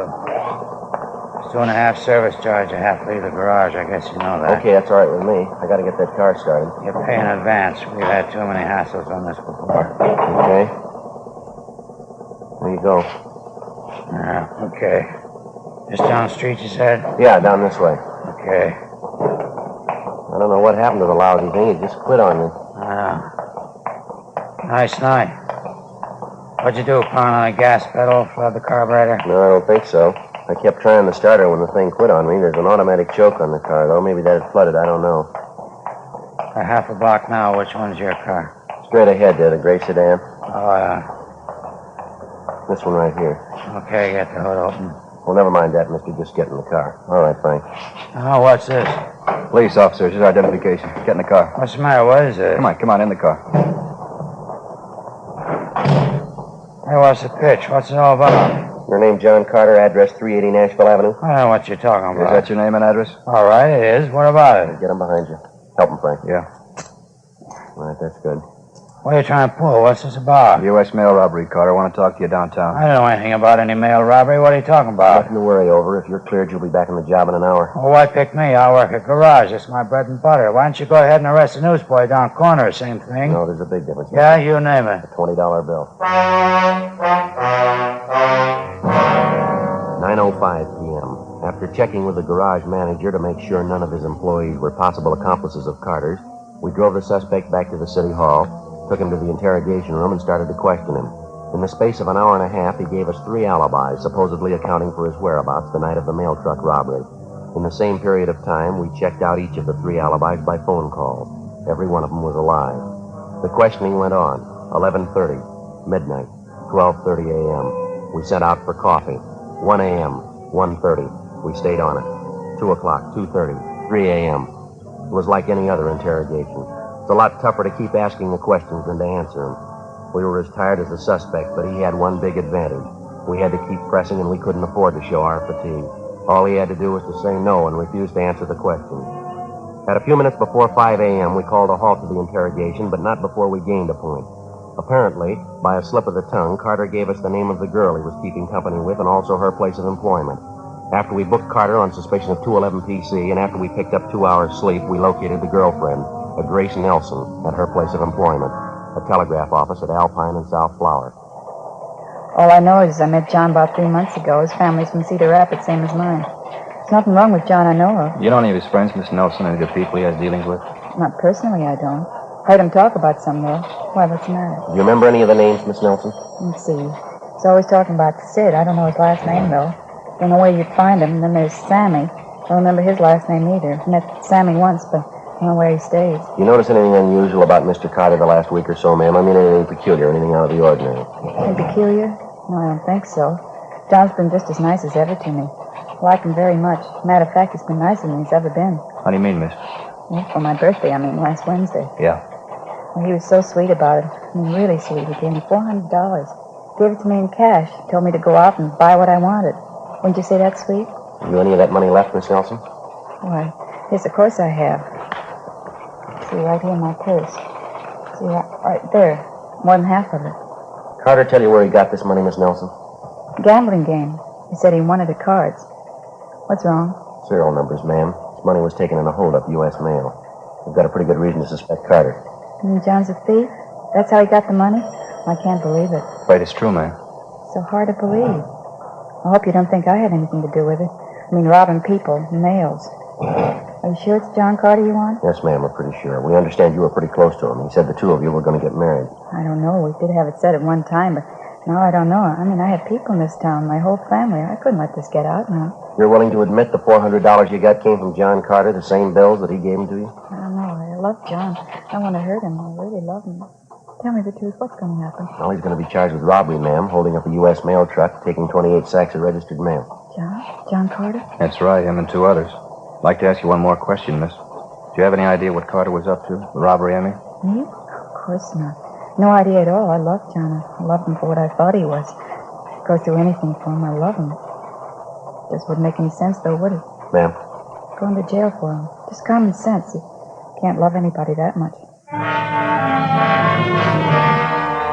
That afternoon, we had the suspect, John Carter, brought from his cell to the interrogation room where he was confronted with the testimony of both Cecil Grant and Grace Nelson, two of the people he'd given some of the stolen money to.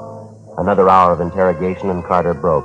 He admitted taking part in the holdup and gave us the name of his partner. He named as the leader and mastermind of the robbery a Sidney Grover at an address in Highland Park. Frank and I checked it out. Yeah? Police officers, you Sidney Grover?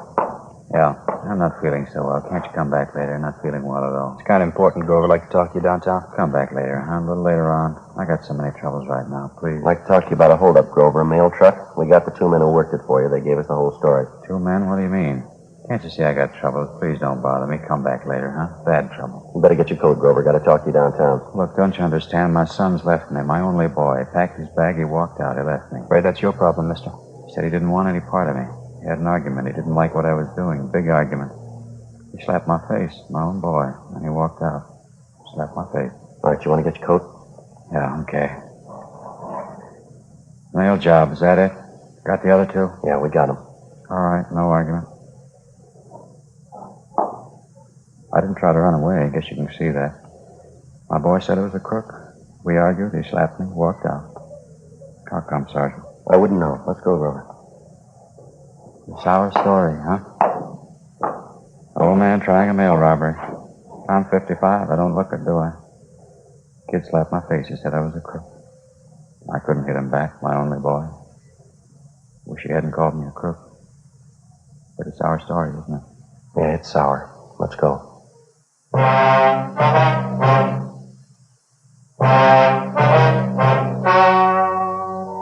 story you have just heard was true. The names were changed to protect the innocent. On November 29th, trial was held in Superior Court, City and County of Los Angeles, State of California. In a moment, the results of that trial. Now, here is our star, Jack Webb. Thank you, George Fenneman. Friends, there's one thing I'd like you to remember the next time you buy cigarettes. Fatimas give you more for your money. That's because no other king-size cigarette can match Fatima quality, and because Fatima is 21% longer than standard cigarette size. That added length means that Fatima's extra mild and soothing smoke is cooled and filtered for your protection. Get a pack tomorrow and compare them with the cigarettes you've been smoking. Fatima, best of all king-size cigarettes.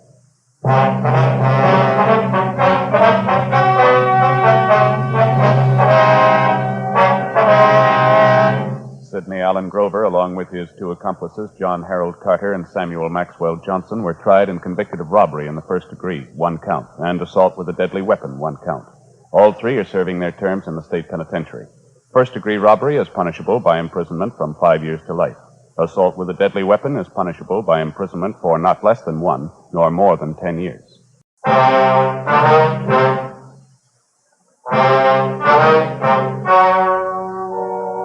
story you were about to hear is true. The names have been changed to protect the innocent. Fatima Cigarettes, best of all king-size cigarettes, brings you Dragnet on both radio and television.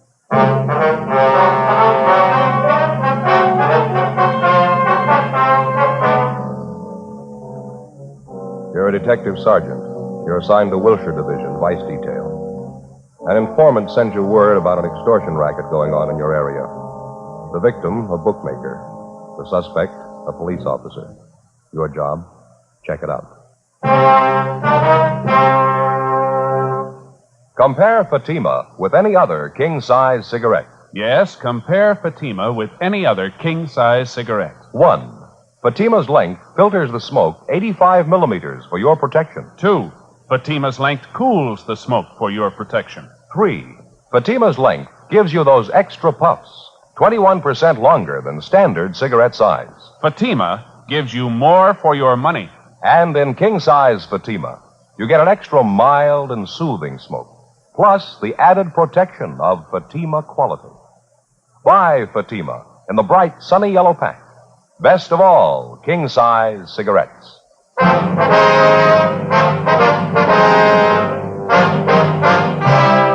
Dragnet, the documented drama of an actual crime. For the next 30 minutes, in cooperation with the Los Angeles Police Department, you will travel step by step on the side of the law through an actual case transcribed from official police files.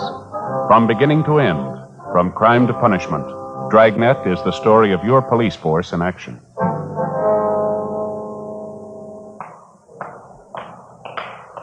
It was Tuesday, October 18th. It was hot in Los Angeles. We were working the day watch out of Wilshire Division, Vice Detail. My partner's Frank Smith. The boss is Captain Hayes. My name's Friday. We were on the way downtown from the office, and it was 9:35 a.m. when we got to the felony section of the main jail, the interview room. Sit down, Mr. Lawrence. Thanks. Got your message when we checked in this morning. What's it about? Well, I finally made up my mind. I've had enough of this. Say, either one of you got a cigarette? I left mine back in the cell. Yeah, sure. Here you are, Lawrence. Oh, thanks. You bet. There's a match for you. Now, what's the story? What's on your mind? Well, I've been thinking about it most of the night. I didn't get very much sleep. So you remember yesterday? I mean, when you arrested me? Yeah. Well, it's just like I told you then. I'm not trying to kid anybody. I admit it. I've been taking a few bets. It wasn't any big operation, though. You know that. Just laying off a few bets for my friends, people in the neighborhood. We know all that, Lawrence. We went through that yesterday, didn't we? Yeah, I know. I just wanted to make sure we got it straight. We aren't any big operators. We just ran the bookmaking as a, sideline. Mm-hmm. Business hasn't been too good lately.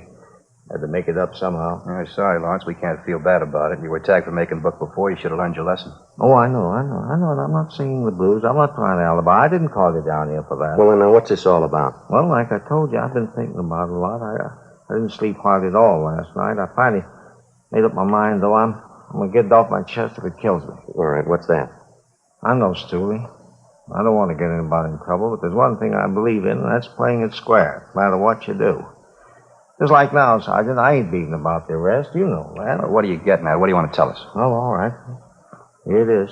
You know what the record is. I stood a pinch for bookmaking a year and a half ago. I got the thing all squared away, and it came back to my business. I learned my lesson. I didn't want any more trouble, so I laid off the books. All right, fill us in. What about this policeman? I'm getting to it. Just a minute. Hey, I'm sorry. You got another cigarette, please. I'm a little jumpy this morning. Yeah, Lawrence, sure you. Thanks. Oh, thanks a lot. Well, like I was saying, when I cleared up the last beef, I forgot all about the horses. I was off them for good. The wife made me promise. I wouldn't have anything more to do with them. We'd just run the business, live on what they made, and we'd get along fine. All right, go ahead. Everything was going fine, too. Business wasn't too good, but we made out. Then the trouble started. Yeah. My oldest boy, that's Harry Jr. Mm-hmm. He had an accident on the job, and he broke his hip. I had to help his family out while he was in the hospital. Like I say, the business wasn't making too much money, but we made out, though. Yeah. Then, Go ahead. Yeah, well, then just as soon as Harry got well, the wife came down. Gallbladder. She had to have an operation. Really cost money, Yeah. Well, wife is resting at home. She didn't come down to the store. I started with the books again, just taking a few bets on the side, just a few. Mm-hmm. I didn't really want to do it. Just one of those things, I didn't have anybody to go to. The bills had to be paid. Where does this policeman fit into it, this Ray Williams? Well, I'm just coming to it. No. Well, he came in the store. He said he wanted to make a bet. I didn't know him from Adam, so I played careful, I told him I wasn't making books. And then he said he was a good friend of Myra's.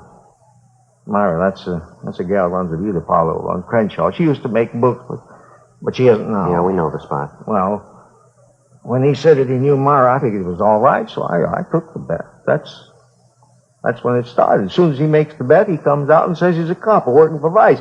I thought he was just kidding, and he flashes this identification. What kind of identification? Bag? What kind of a bag? Well, I don't know. Just a bag. Looked all right. All right, have a look. This one here, was it like this one?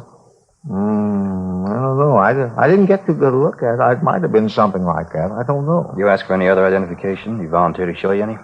No, I didn't ask for any. I was scared.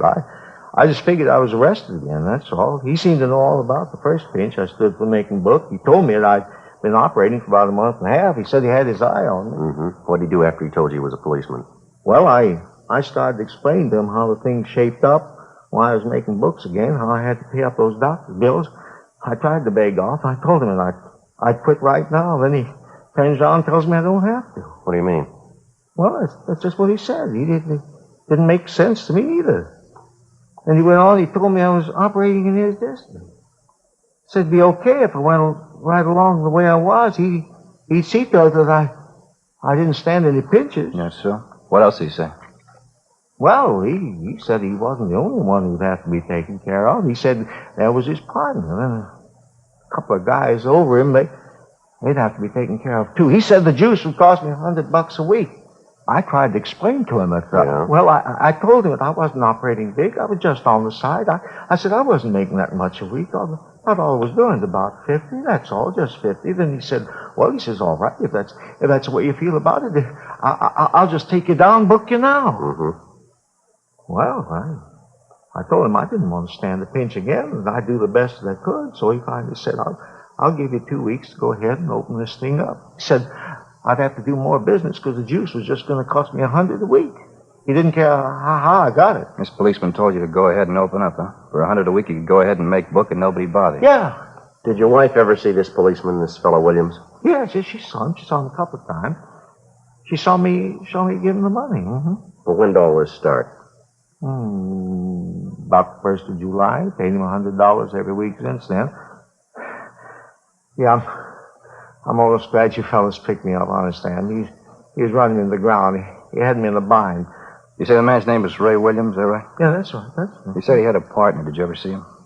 No, I never did. Did Williams ever come in with anybody? Did you ever see him with anybody? Well, no. No matter of fact, I never did. One time I asked him who his partner was. He says, none of my business. What kind of a car does he drive?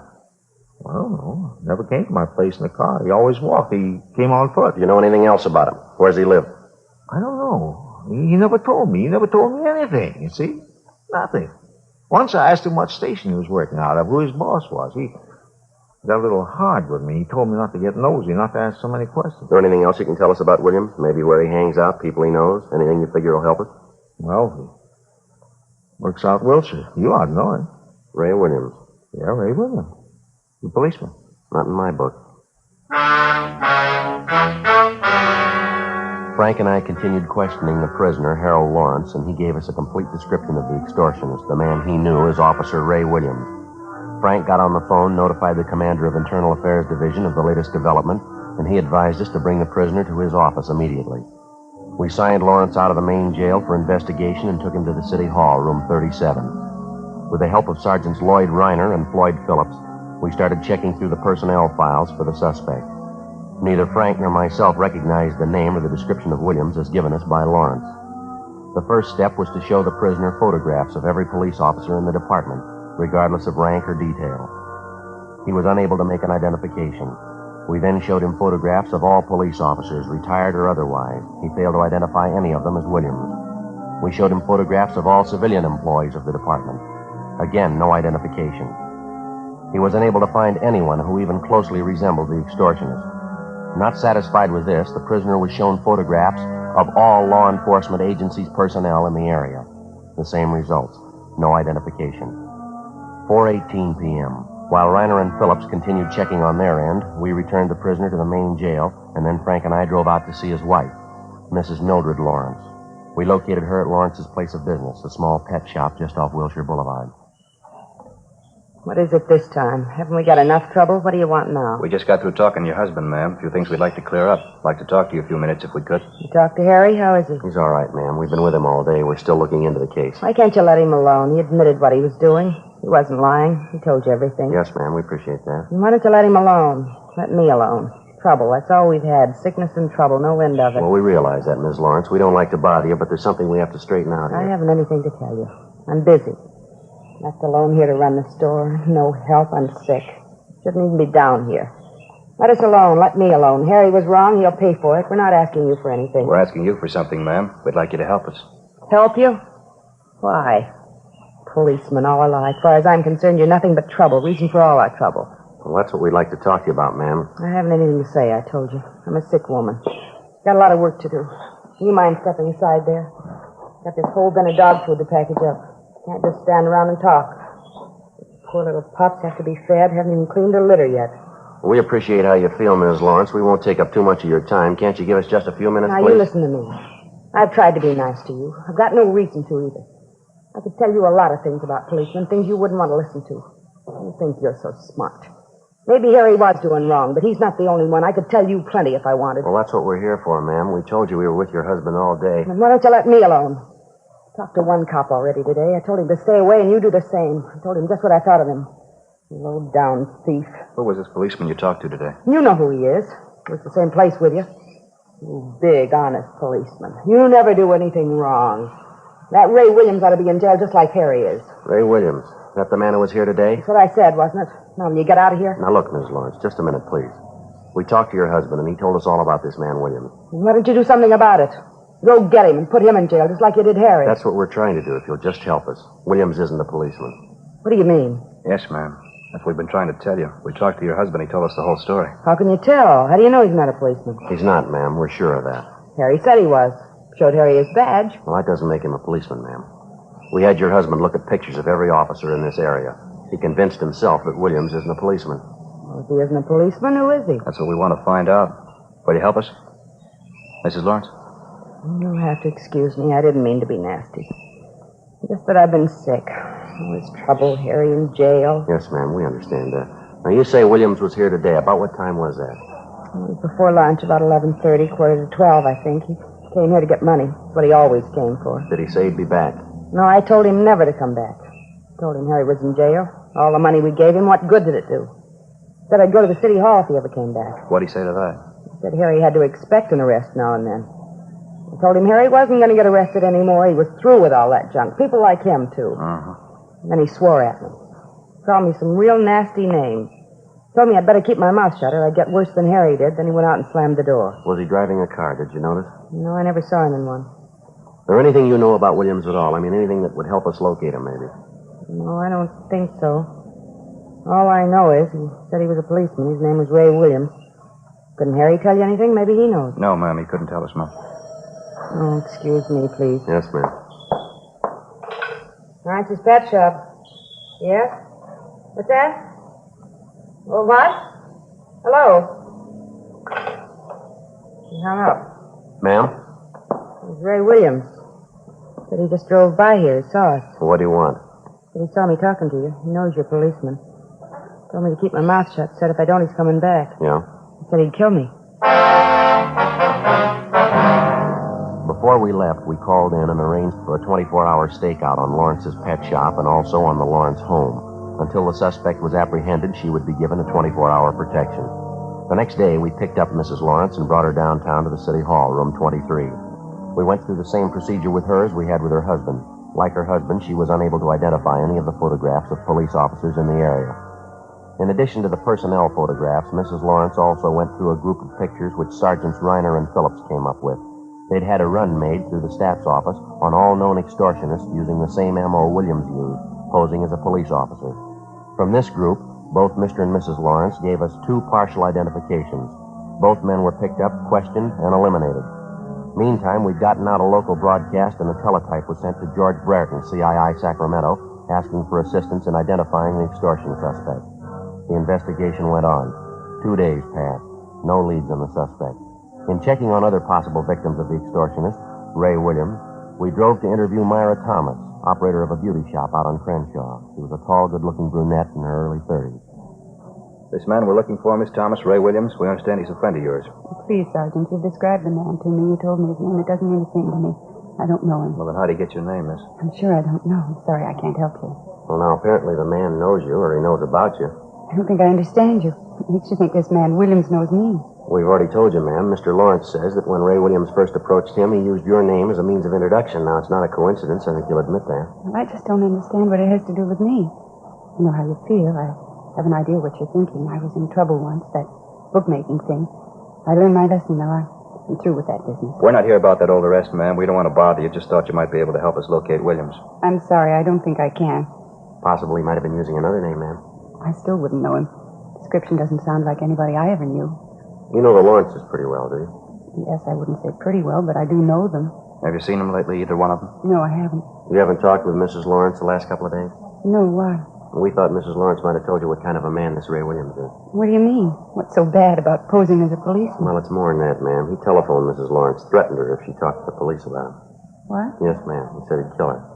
Oh, no. Yes, ma'am, that's right. Couldn't be. He wouldn't do a thing like that.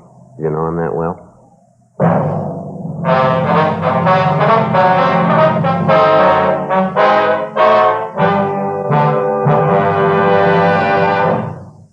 You are listening to Dragnet, authentic stories of your police force in action.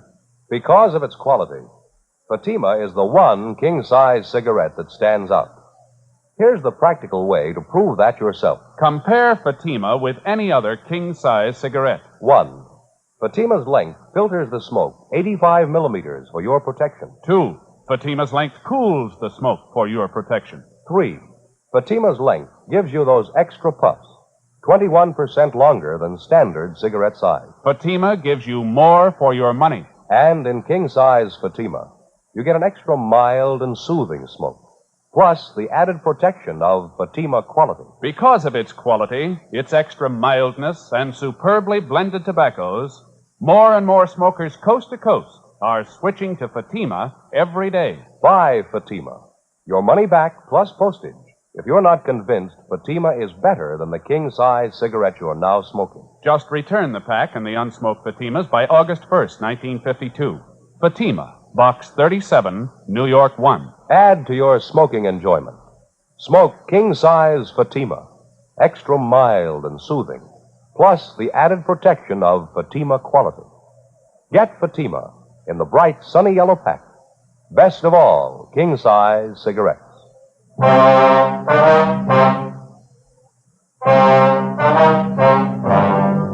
The idea of an extortionist posing as a policeman to obtain money certainly was nothing new. The idea is as old as crime itself. It's one of the most vicious types of extortion in the eyes of law enforcement agencies because so many such cases go unreported to proper authorities by the victims. Usually, the victim is a person of circumstances with something to hide. The extortionist discovers the person's secret by one means or another, and he begins the never-ending process of draining the victim of his last dollar, all under the guise of being a police officer. If the victim's intelligent enough, at the first approach by the extortionist, he takes the matter to the proper authorities.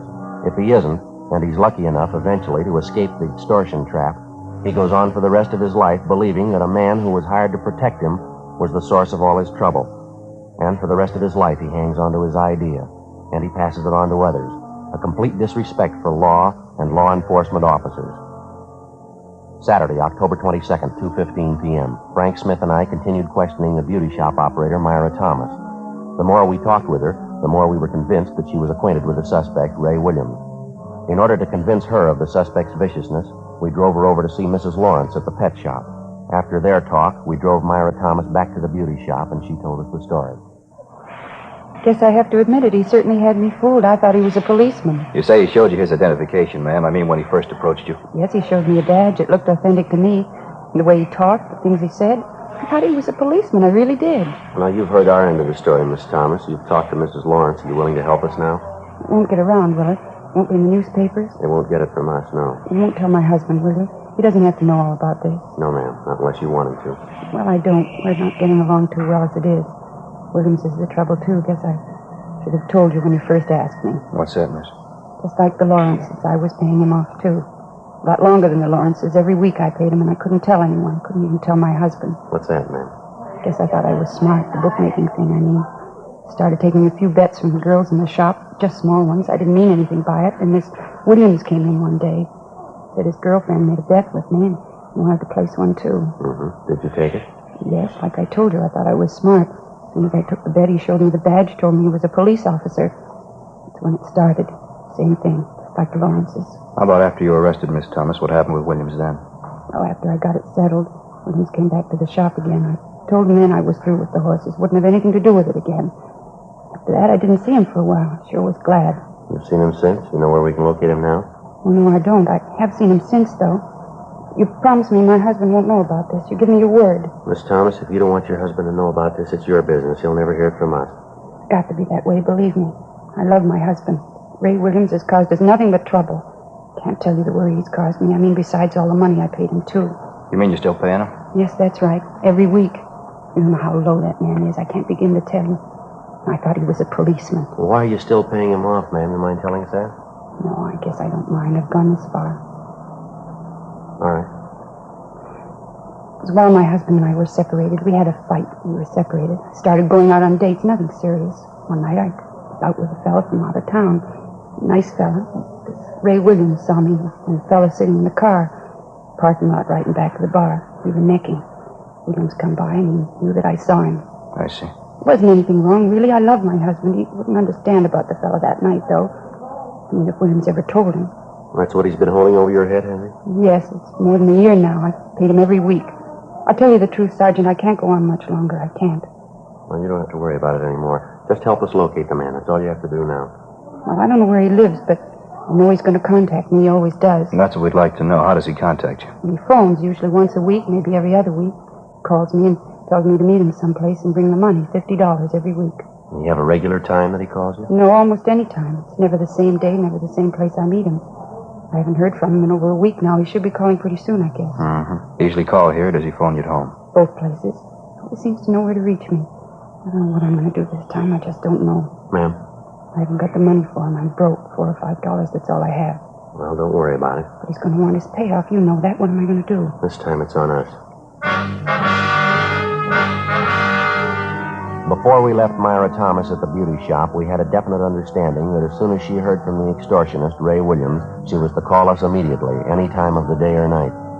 Then we called the office and made arrangements for stakeouts to be placed both at the beauty shop and at Myra Thomas's home in case Williams decided to contact her in person. The Thomas woman was given a plain envelope containing $50 in marked bills, which she was to hand over to the suspect the next time he demanded his regular payoff. 2 days went by.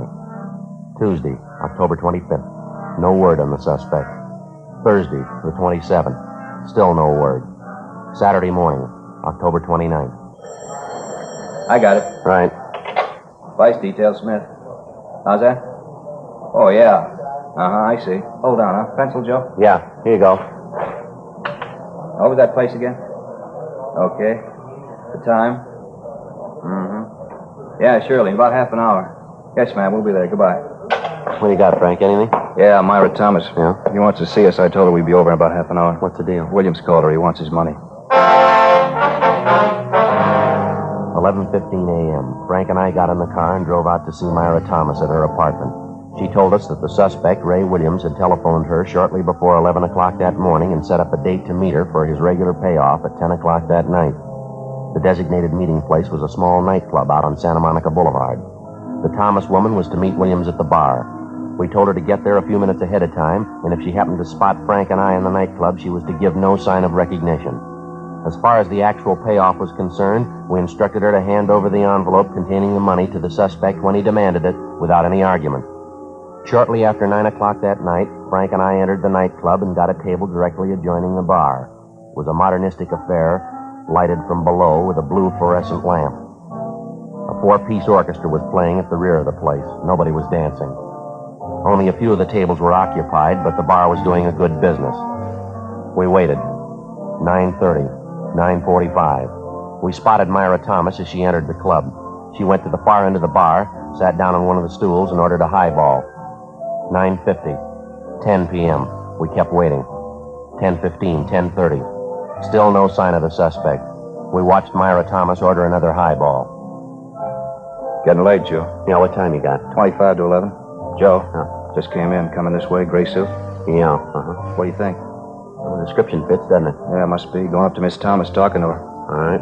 He's got the envelope. All right, just a minute. Let's give him room. He's leaving. Going for the front door. What do you say? All right, let's go. Not wasting any time. Come on, let's hurry. Down the street. Come on. All right, mister, hold it. What's the matter? What do you want? Police officers would like to talk to you. Me? What about? What's the matter? You got your identification? Well, sure, right here. What do you want? We'd like to look at it. Oh, sure, I hear you. Oh, excuse me. That's your badge? Oh, no, it's nothing. Where'd you get that phony badge? Friend of mine? Why, what's the matter? What do you got in your right-hand pocket? Nothing, just an envelope. Why? Is there money in that envelope? What's that? I said, is there any money in that envelope? Currency. Yeah, I think so. Why? What's the difference? You know the serial numbers on the bills in that envelope? Look, I don't know what you mean, serial numbers on the money. What are you getting at? You got 7 pieces of paper money in that envelope. 3 $10 bills and 4 5s. Yeah, what about it? Extortion, mister. You know the pitch. Now, come on, let's go. Now, hold it. Wait a minute. Let's get this straight, huh? So I got an envelope in my pocket. Ordinary envelope. That's supposed to make me a criminal? No. No more than that badge makes you a cop. Come on.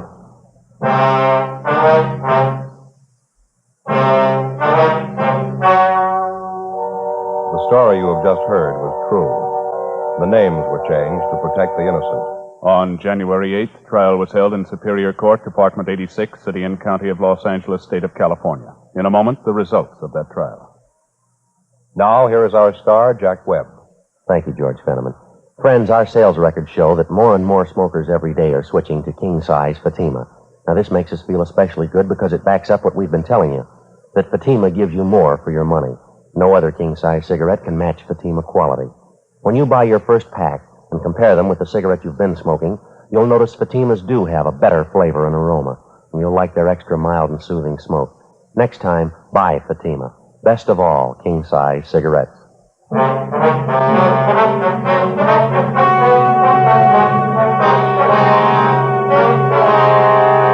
Raymond Edward Williams was tried and convicted of extortion 1 count and impersonating an officer 1 count. He received sentences as prescribed by law and is now serving his term in the state penitentiary.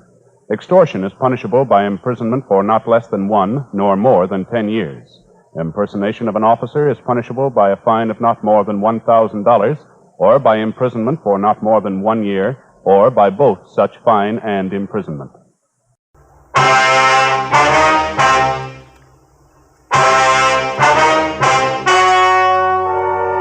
The story you are about to hear is true.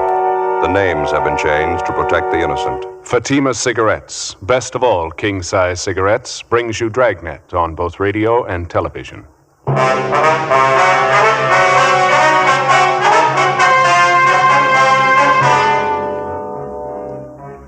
You're a detective sergeant. You're assigned a juvenile detail. An 8-month-old baby is stolen from its mother. It's the 3rd case of child stealing reported in less than 3 weeks. There's no lead on the suspect. Your job? Get him. Compare Fatima with any other king-size cigarette. Yes, compare Fatima with any other king-size cigarette. 1. Fatima's length filters the smoke 85 millimeters for your protection. 2. Fatima's length cools the smoke for your protection. 3. Fatima's length gives you those extra puffs, 21% longer than standard cigarette size. Fatima gives you more for your money. And in king-size Fatima, you get an extra mild and soothing smoke, plus the added protection of Fatima quality. Buy Fatima in the bright, sunny yellow pack. Best of all, king-size cigarettes.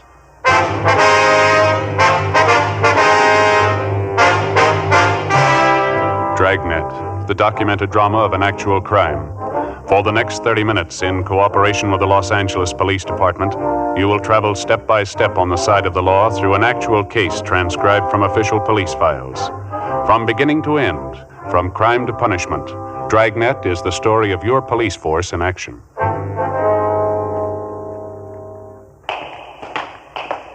It was Wednesday, June 18th. It was warm in Los Angeles. We were working the day watch out of Juvenile Division. My partner's Frank Smith. The boss is Captain Stein. My name's Friday. It was 6:30 p.m. when we got back to 1335 Georgia Street, second floor, the squad room.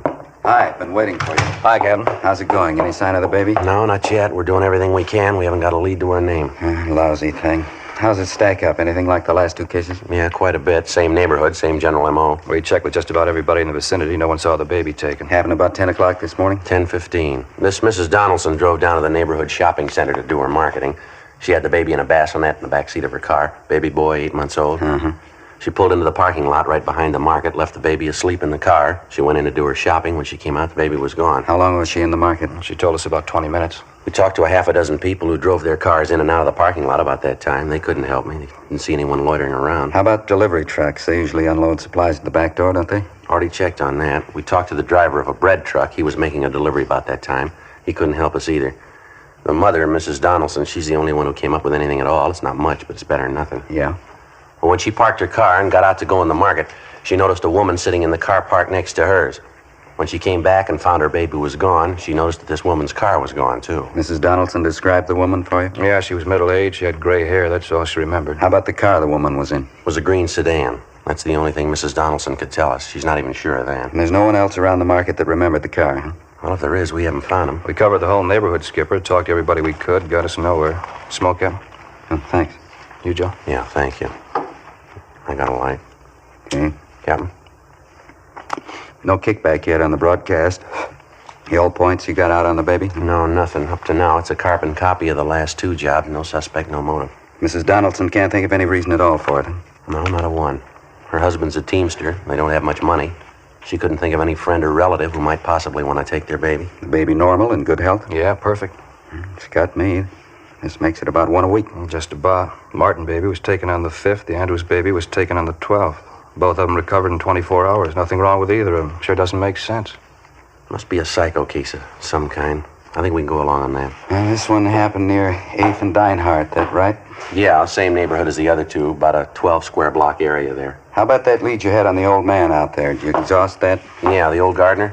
We double-checked him this afternoon. He wasn't anywhere near the market when the Donaldson baby was taken. How about the other two people you had your eye on?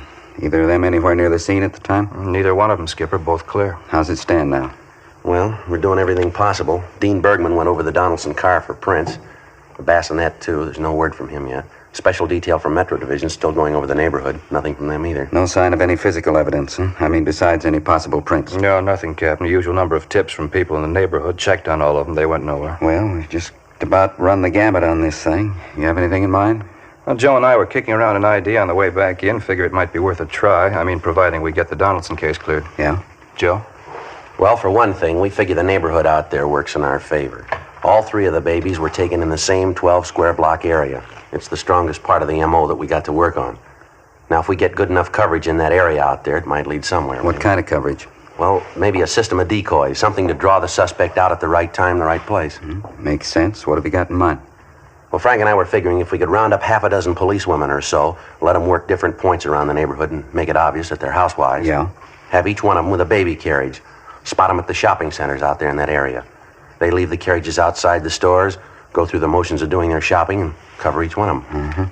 What do you do for bait? I think we can fake it, Skipper. Put a life-size doll in each of the carriages, keep it pretty well covered. Fair chance it'll get us a nibble if we work it right. About half a dozen policewomen, that's what you figure? Yeah, I figure that ought to do it. Excuse me. Yeah. Juvenile Division, Captain Stein. Yeah, that's right. How's that? I see. Mrs. Bolger. Yes, ma'am, I understand. How's that? Yes, ma'am, if you like. All right, thank you. Goodbye. Queer one. Yeah. Either one of you contacted Mrs. Marion Bolger the last month or so? No, it's not familiar to me. How about you, Frank? Don't recall the name. Why? That was her on the phone. She wants to be investigated. Says she wants to prove to us that she's not involved in any of these child-stealing cases. How do you spell that name? Marion Bolger, Bolger, Ewing Street address. No, I never heard of her. What's the pitch? Got me. She kept saying she's got to have her name cleared. She's innocent. Kept insisting she didn't steal the Donaldson baby. No, we didn't say she did. We don't even know the woman. You're going to. Check her out. We ran the name Marion Bolger through R&I, but there was no previous criminal record on her. 7:25 p.m. Frank Smith and I left the office and drove out to the Ewing Street address to interview the Bolger woman. Before we called at her home, we checked with some of the neighbors. Most of them had a favorable opinion of her. They described her as a pleasant woman, slightly eccentric. The only complaint was that the Bolger woman was very fond of children and that she kept most of the youngsters on the block well supplied with cake and candy, despite repeated objections from the youngsters' parents. Other than that, they seemed to like her. 8:05 p.m. Frank and I called on Mrs. Bolger, and she ushered us into a neatly furnished living room. She was an older woman, possibly in her early 60s, dark brown hair streaked with gray. It's the honest truth, Sergeant. Anybody who really knows me would tell you I wouldn't do a thing like that. I love children. I want all of them to be happy. I wouldn't steal anybody's Just a baby. minute, Mrs. Bolger, please. Something we'd like to get straight. I don't care how it looks. I don't care what they say. I didn't do it. I didn't steal those other two babies. I didn't steal the Donaldson baby either. How'd you know the Donaldson baby was missing, ma'am? It just happened this morning. The evening paper. The whole story's in there. It's the first I knew about it, so help me when I got my evening paper. Please, Sergeant, you got to believe me. All right, now try to take it easy, ma'am. What gives you the idea that we're accusing you of taking those babies? Well, you haven't yet. Not in so many words. You're thinking about it, though. I know that. You've been told. How do you mean, told what? You know what I mean. All those stories going around about me. Just because I like children, because I enjoy them. I understand them. Just because of that, they try to make me out a witch or something, trying to say I took those poor little babies. All right, just a minute, ma'am. Who said you took the babies? Down at the store this afternoon. I heard them. That grocery clerk and that silly Mrs. Murdoch. They laughed about it. Tried to make out there's only fooling. Well, I knew better. They weren't fooling. They meant it. Accusing me of such a terrible thing. I just don't know when I've been so upset. Well, now, what grounds would they have for saying anything like that, ma'am? I mean, even if they were fooling. Only because I love children, that's all. People in the neighborhood are the same way. They don't like me. They go around saying things about me. Just because I understand their children better than they do. Just because I know how to treat children. No, I think you got it wrong, Mrs. Bolger. The only complaint your neighbors have is that you treat children too well. A little too much candy, huh? Well, nothing wrong with giving a child candy. Good homemade fudge. I make it myself. Besides, how would you know about that? We talked to your neighbors, ma'am. They had a lot of nice things to say about you. Yes, I just bet they did. Nasty, dirty stories. They've been passing them all over the neighborhood about me. No, ma'am, you've got it wrong. Just let me show you. Come in here, this way, the dining room. Yes, ma'am. Look at that. Look at that. Yes, ma'am, it's very nice. You see how I decorated the table? Paper streamers all over the room. It is supposed to be a party for the children in the neighborhood. I worked a whole week getting it ready. I made the cakes myself, decorated them too. I made everything in my own kitchen. Candy, sandwiches. It took me a whole week. And they didn't even come. They didn't come. Ma'am? The neighborhood children. It was supposed to be for them. Special summer party I wanted to give them today. They didn't even come. The parents wouldn't let them. Not one of them. It's a crime. Terrible crime. All this good food. Well, now, maybe there was a mistake, ma'am. There wasn't any mistake. I invited the children, 14 of them. Mothers wouldn't let them come. I had everything ready. Little favors for each one of them. Now, look. Ice cream's all melted. Hot cocoa boiled away to nothing. Yes, ma'am. Even the paper streamers are coming down. Such a mean thing to do. Keeping children from a party. Such a mean thing. Well, we don't like to bother you, Mrs. Bolger. Just like to ask you a few routine questions, and we'll let you alone. Anything you want to know, Sergeant? Can you account for your time this morning, ma'am, between 9 a.m. and 11 a.m.? Yes, of course I can. I was right here in the house getting things ready for the party. My friend Aggie Benson was with me. She's a school chum of mine. She was helping me get things ready. Well, then you didn't leave the house at any time this morning, then? No, sir, I didn't. You can ask Aggie. She'll tell you. Do you have a car, Mrs. Bolger? Oh, my, no. I wouldn't know what to do with it if I had one. I never learned to drive. Why'd you want to know? Just routine, ma'am. Well, I guess we better be going, Frank. All right, Jim. And you don't believe those stories, do you? I mean, just because I like children, I'd steal those babies. You don't believe that, do you? No, ma'am. We haven't any reason to believe it. I knew you'd understand. I wouldn't do a thing like that. I just love children, Sergeant. Never had any of my own. Living here by myself. No husband, lonely. Terrible thing being lonely. Yes, ma'am, it is. There's only one answer for it. Children. Big family. It's an old saying. It's very true. Ma'am. When you get to be 63, you want something else to wake up to beside the morning paper. 8:40 p.m. Before we headed back for the office, Frank and I made a thorough check on Mrs. Bolger, her background and her alibi. We found nothing to link her in any way with the child stealings. 9:15 p.m. We got back to the city hall and went directly to Leighton Fingerprints, where we met with Dean Bergman. He'd found several sets of prints on the Donaldsons' car and on the bassinet from which their baby had been stolen. Most of them were those of the parents, Mr. and Mrs. Donaldson. Bergman was unable to identify the 2 foreign prints found inside the car. We contacted the officers in charge of the special detail checking the neighborhood where the latest child stealing had occurred. They'd failed to uncover a lead. 7:48 a.m. the following morning. Friday? Morning, Captain. Good piece of news. The Donaldson baby, they just found him. Where? Highland Park area. They found him in a cardboard box. Apparently he's all right. Little exposure. Doctors are checking him over now, Georgia Street. How about the suspect? Any sign of him? Not a trace. It was little or no different than the first 2 cases. Some 21 hours after he'd been abducted from the car in the parking lot at the rear of the market near 8th and Dinehart, the Donaldson baby had been recovered apparently unharmed. The cardboard box in which the baby had been found was gone over for fingerprints. Routine investigation at the scene and in the neighborhood where the child had been found failed to turn up a lead on the abductor. Frank and I checked with Dr. George Hall, who'd examined the child. After that, we talked with Mr. and Mrs. Donaldson. The details of the case coincided almost point for point with the first 2 abductions. The baby had been taken, then recovered in a 24-hour period. Outside of slight exposure, the child was unharmed. Also, like the 2 cases preceding it, something which the child was wearing at the time of his abduction was missing. In the first case, it was a small pink sweater. In the second, a pair of shoes the baby was wearing. In the case of the Donaldson baby, it was a sterling silver ID bracelet with the initials JD engraved on it. During the next 5 days, Frank and I ran down every lead we could get our hands on. They went nowhere. Our system of policewomen decoys was put in effect.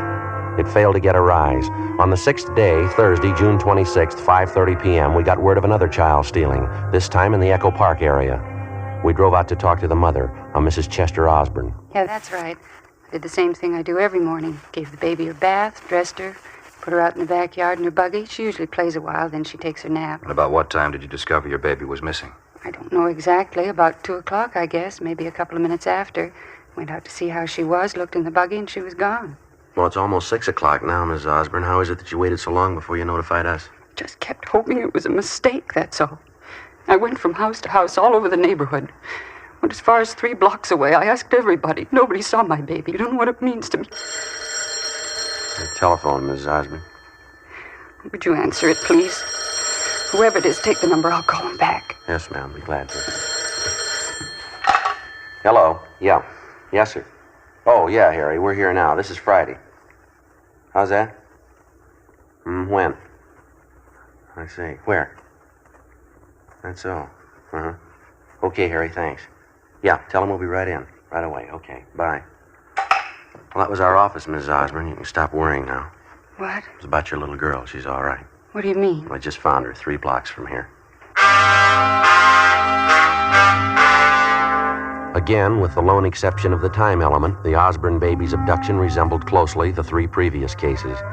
The crime occurred in the same general area. The same general method of operation was employed. And again, outside of slight exposure, the child was recovered unharmed. There was also an article of clothing missing, a pink knitted bonnet. And, as in the previous 3 cases, the suspect had abandoned the baby without detection. Routine investigation by the crime laboratory crew and juvenile officers working the case failed to turn up a lead. During the week that followed, additional personnel for both decoys and stakeouts were assigned to the area without results. Friday, July 4th, 10 a.m. Joe, you busy? What do you got, Frank? Gal by name Mildred Leslie just called in on this child stealing thing. Looks like it might be something. Yeah, what's the pitch? Well, this Leslie girl's employed as a maid for a Mr. and Mrs. Roth, R-O-T-H. She's a stockbroker. She's worked for him a year or so, she says. Yeah. The Leslie girl's an upstairs maid for the Roths. She's been following this baby stealing case in the papers right along. She thinks maybe Mrs. Roth can tell her something about it. Yeah, how's that? Well, the Leslie girl was cleaning Mrs. Roth's bedroom yesterday. She came across a few things stored back in one of the closets. Baby things. Pink sweater, pink bonnet, and a pair of baby shoes. And she says they've all been used. They're not new. Well, a lot of mothers save baby clothes, things like that. No, the Roth woman wouldn't have a reason to. Yeah? She's never had any children.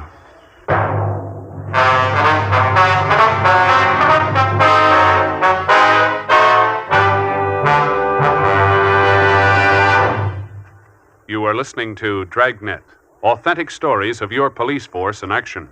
The only way you can prove to yourself that Fatima is the best of all king-size cigarettes is to compare them with the brand you've been smoking. Yes, compare Fatima with any other king-size cigarette. 1.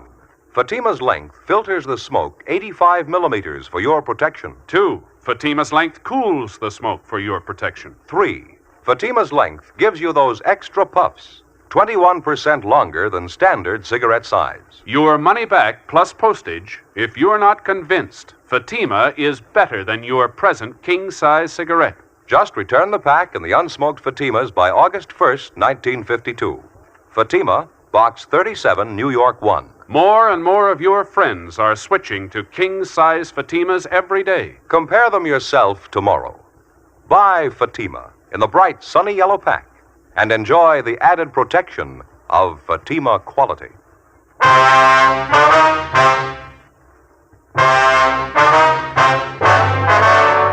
Friday, July 4th, 11 a.m. Frank Smith and I left the office and drove out to interview Mildred Leslie at her apartment.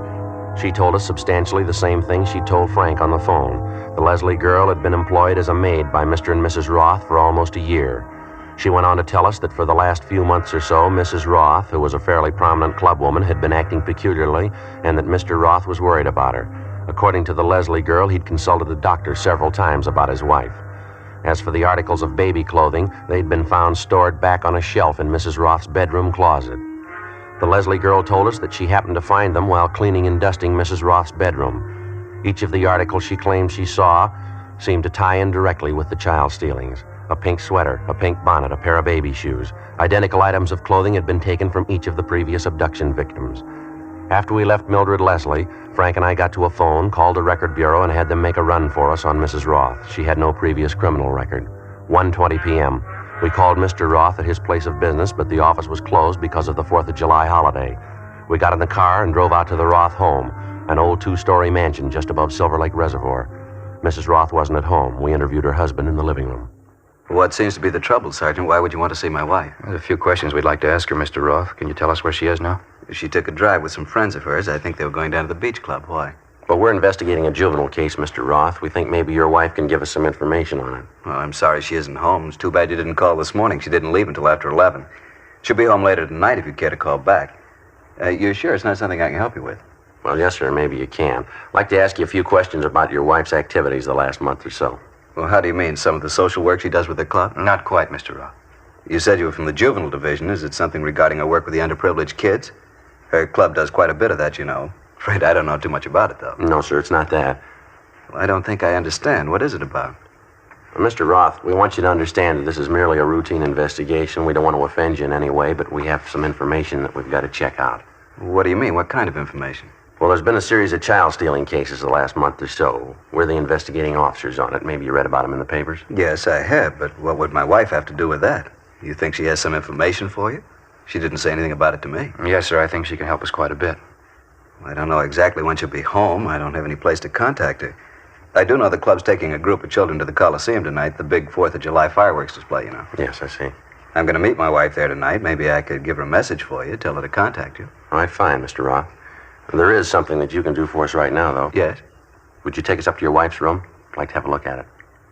Take you to her room? I don't understand. What for? Well, like we told you before, sir, it's a routine investigation. I think if you take us to your wife's room, I think we can clear the whole thing up now. It probably won't be necessary to bother you tonight. Well, I certainly don't understand, but come along if you like. The Doris's room is right at the head of the stairs. Thank you. Certainly has me baffled. What would there be about Doris's room? It has to be investigated. We don't know that there is anything, sir. Just appreciate your cooperation. Not at all. We haven't anything to hide. Here we are. This is her room. Now, what is it you're looking for? And that's the bedroom closet, is it? Yes, that's right. Like to look at it if we could? Certainly. Go right ahead. All right. There's a shelf up there, Joe. Can you reach it all right? Yeah, I think so.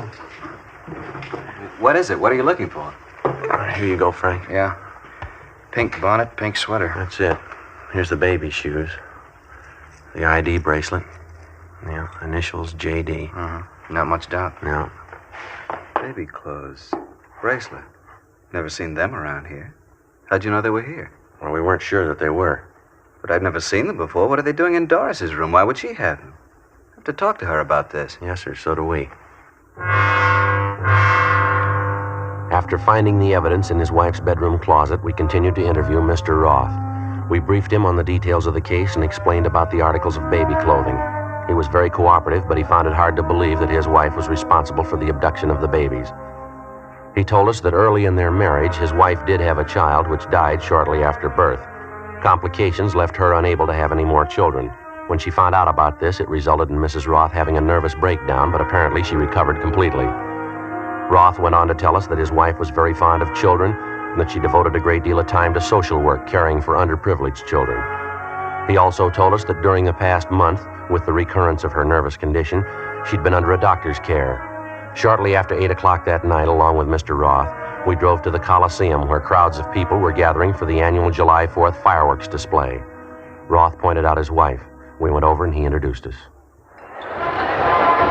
These officers would like to talk to us, honey. Let's step over here. Well, I can't leave the children alone. Can't we talk later? No, honey, it's pretty important. I think you better talk to them now. Well, all right. If you say so, you'll have to stay and watch the children, though. They'll be all right. We can keep an eye on them from over there. No, I can't leave them alone. You'll have to stay. Well, all right. Ma'am, I wonder if you step over here, please. Yes, all right. This ought to be all right here. Beautiful night tonight, isn't it? Children just love these things. I think they're just about ready to start the show. Yes. Just look at that, the colors. Isn't that gorgeous? Yes, ma'am. We'd like to drive you and your husband downtown to Juvenile Division. We'd like to talk to you.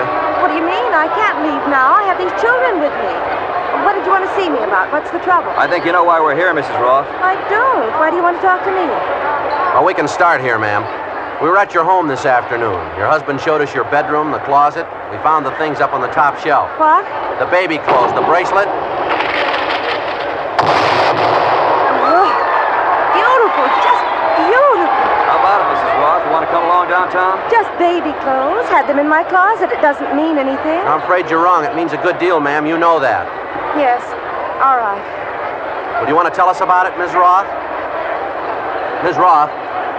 Where do I start? There's no beginning. Just started. I couldn't help myself. What can I say? You just tell us what happened. Start any place. My baby died. Then they said I couldn't have any more. Guess it started then. I told my husband, told the doctor, too. They didn't understand.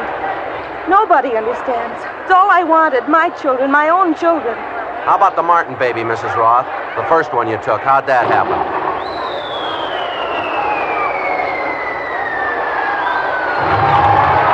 Look, another one. Purple, white. Beautiful. What about it, ma'am? The Martin baby? How'd that happen? I saw him in the baby carriage. Outside the market there. Such a cute baby. Pulled the covers back, looked at him. I didn't think I was going to steal him.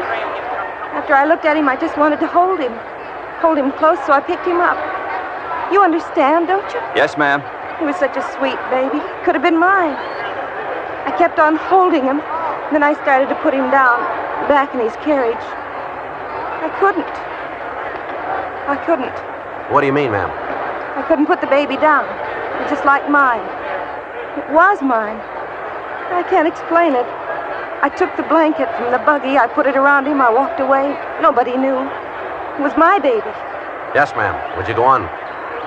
Oh, my head. Terrible headache. It's so hard to tell you. I couldn't even tell my husband. I lied. I'd take the baby and stop overnight at a motel. I'd tell my husband lies. I couldn't let him know. Well, you knew you were doing wrong, didn't you? Yes, I knew it. Not when I was taking the baby, though. Not when I picked them up. Not when I held them in my arms, held them close. It didn't seem wrong. Most natural thing in the world. I just pretended. I'd pick the baby up and I'd hold it close. It was my baby. All of a sudden, it was my baby. Later on, I had to face it. Had to stop pretending. The baby wasn't mine. Had to give it back. Isn't that wonderful? Look, streamers, a shower of stars. It's marvelous. Why'd you abandon the children, ma'am, without notifying anyone? I knew they'd be found. I made sure of that. I always put them someplace where they had to be found. Terrible headache. You don't know what it's been like. I couldn't tell anyone, no one. Yes, ma'am. You about ready to go now? All right. I could only explain it to you. I mean, having a baby, then losing it. You don't know what it's like. No one will ever know what it's like. No one. You took 4 babies, ma'am. Yes. How about their mothers?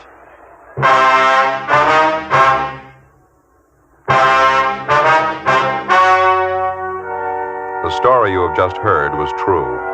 The names were changed to protect the innocent. On October 10th, trial was held in Superior Court, Department 88, City and County of Los Angeles, State of California. In a moment, the results of that trial. Now, here is our star, Jack Webb. Thank you, George Fenneman. Friends, I believe all of us are willing to take practical advice. That's why I like to make it plain that I want you to compare Fatima with the king-size cigarette you've been smoking. I know that's the tried, practical way thousands have convinced themselves Fatima is the best of all king-size cigarettes. You'll find Fatima gives you more for your money, an extra mild, soothing smoke, plus the added protection of Fatima quality. Tomorrow, get Fatima in the bright, sunny yellow pack. Best of all king-size cigarettes.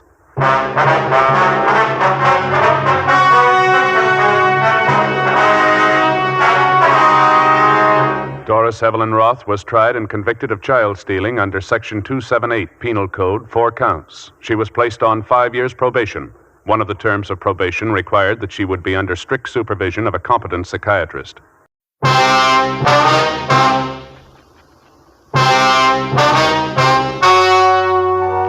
The story you are about to hear is true. The names have been changed to protect the innocent. Fatima Cigarettes, best of all king-size cigarettes, brings you Dragnet on both radio and television.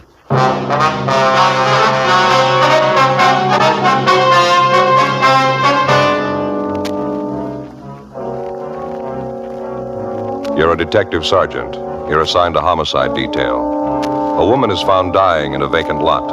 Her identity unknown. Your job? Investigate. Compare Fatima with any other king-size cigarette. Yes, compare Fatima with any other king-size cigarette. 1. Fatima's length filters the smoke 85 millimeters for your protection. 2. Fatima's length cools the smoke for your protection. 3.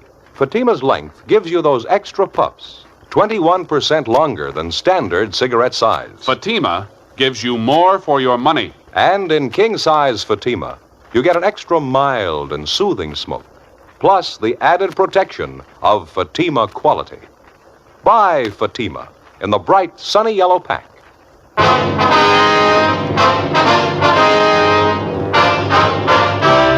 Dragnet, the documented drama of an actual crime.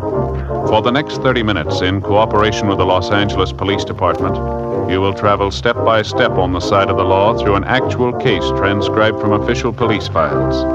From beginning to end, from crime to punishment, Dragnet is the story of your police force in action. It was Thursday, October 16th. It was cloudy in Los Angeles. We were working the night watch out of homicide detail. My partner's Frank Smith. The boss is Captain Lorman. My name's Friday. It was 9:48 p.m. when I got to Georgia Street Receiving Hospital, Dr. Hall's office. Joe, how are you? Hi, Doc. How about that case you got in from 7th and Union? How's she doing? She died about 5 minutes ago. Oh, fill me in. What do you got on it? You talked to the radio car officers, ones that handled the call? Frank's talking to him now out in the lobby. Thought I'd check in with you while he was handling that end. Not an awful lot to tell you, Joe. Ambulance G2 brought her in from the location. She was alive when they brought her in. Did everything I could for her. Didn't help much. Too far gone. Yeah, what's it look like? Chloroform poisoning. Pretty obvious. Probably self-administered. Looks like that anyway. She didn't last long. It's a little unusual, huh? Chloroform? Yeah. Under the circumstances, it sure is. Anything else? How do you mean? Well, any probable causes? Any marks on her? No, a little scratch on her wrist. That's about all. Where you got her now? Can we look at her? Yeah, bag number 3. Come on.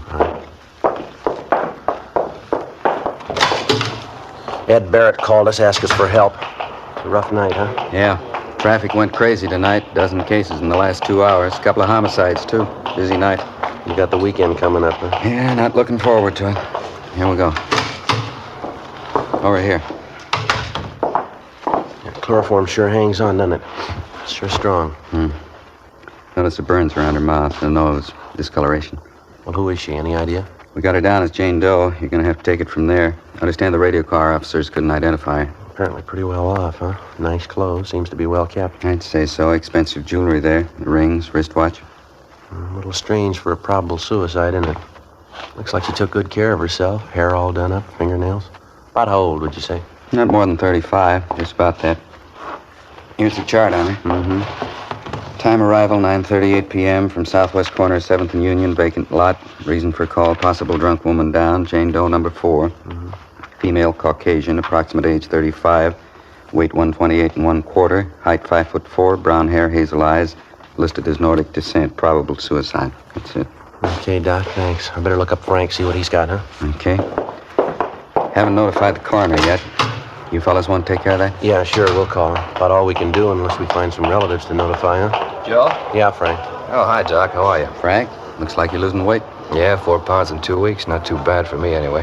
What'd you get, Joe? Chloroform poisoning. Probable suicide. Find out who she is? I gotta get back to my office. If there's anything I can help you with, come on back. Right, Doc. Thanks very much. Okay. How about it? Any identification? No, I talked to the fellas that took the call. Unit 182 was a routine call. 390W down. They couldn't find out who put the call in.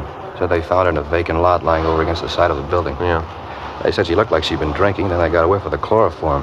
And they found this empty container by her side. Here. Yeah. It ties in, They were careful handling it. Anything else? Well, while they're waiting for the ambulance, they talked to some of the people in the neighborhood. They couldn't tell them anything about the woman. The building they found her next to is a vacant store. No identification on her at all? No, nothing. No purse or wallet. I checked missing persons. No one of her description reported. Fellows who handled the call said they went over her clothing. No marks of identification. Better notify Leighton Prince, huh? Maybe they can identify her. I already called him, Joe. Looks like probable suicide. Sure, a new twist, though. Chloroform route. It doesn't figure, does it? What do you think? I don't know.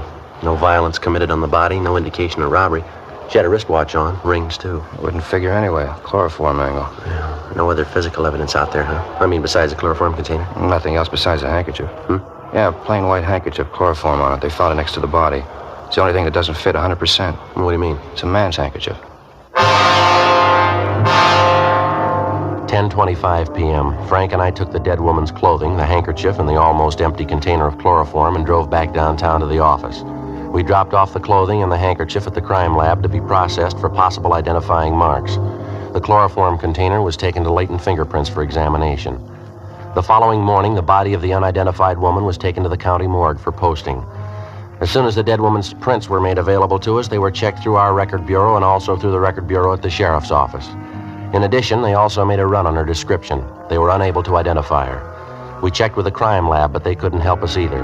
A detailed examination of the dead woman's clothing failed to yield any leads as to her identity. Leighton Prince didn't have any better luck with the chloroform container. The only prints they found on it were those of the dead woman. Meantime, the morning papers had picked up the story and given it front-page billing. 11:16 a.m. How's that again, Doc? Uh-huh. Yeah, I see. Mm-hmm. A little unusual, wouldn't you say?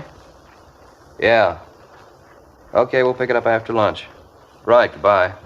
Anything? Yeah, Doc Cephalo at the morgue just finished posting the body. What'd he say? The chloroform killed her. They even found traces of it in the stomach. Huh? That's right. It's a weird one, isn't it? Doesn't leave much doubt. Suicide. No indication it was anything else, is there? I got it. Homicide, Friday talking. Yes, sir. Yeah? Mitchell? Mm-hmm. That's so. Yeah, sure, be glad to. Yeah, we'll be here. You want to give us your address? Hello? Oh, here we go. What was it, Joe? Somebody by the name of James Mitchell. He's on his way down to see us, wants to talk to us about the dead woman. Yeah? He says he killed her. 11:50 a.m.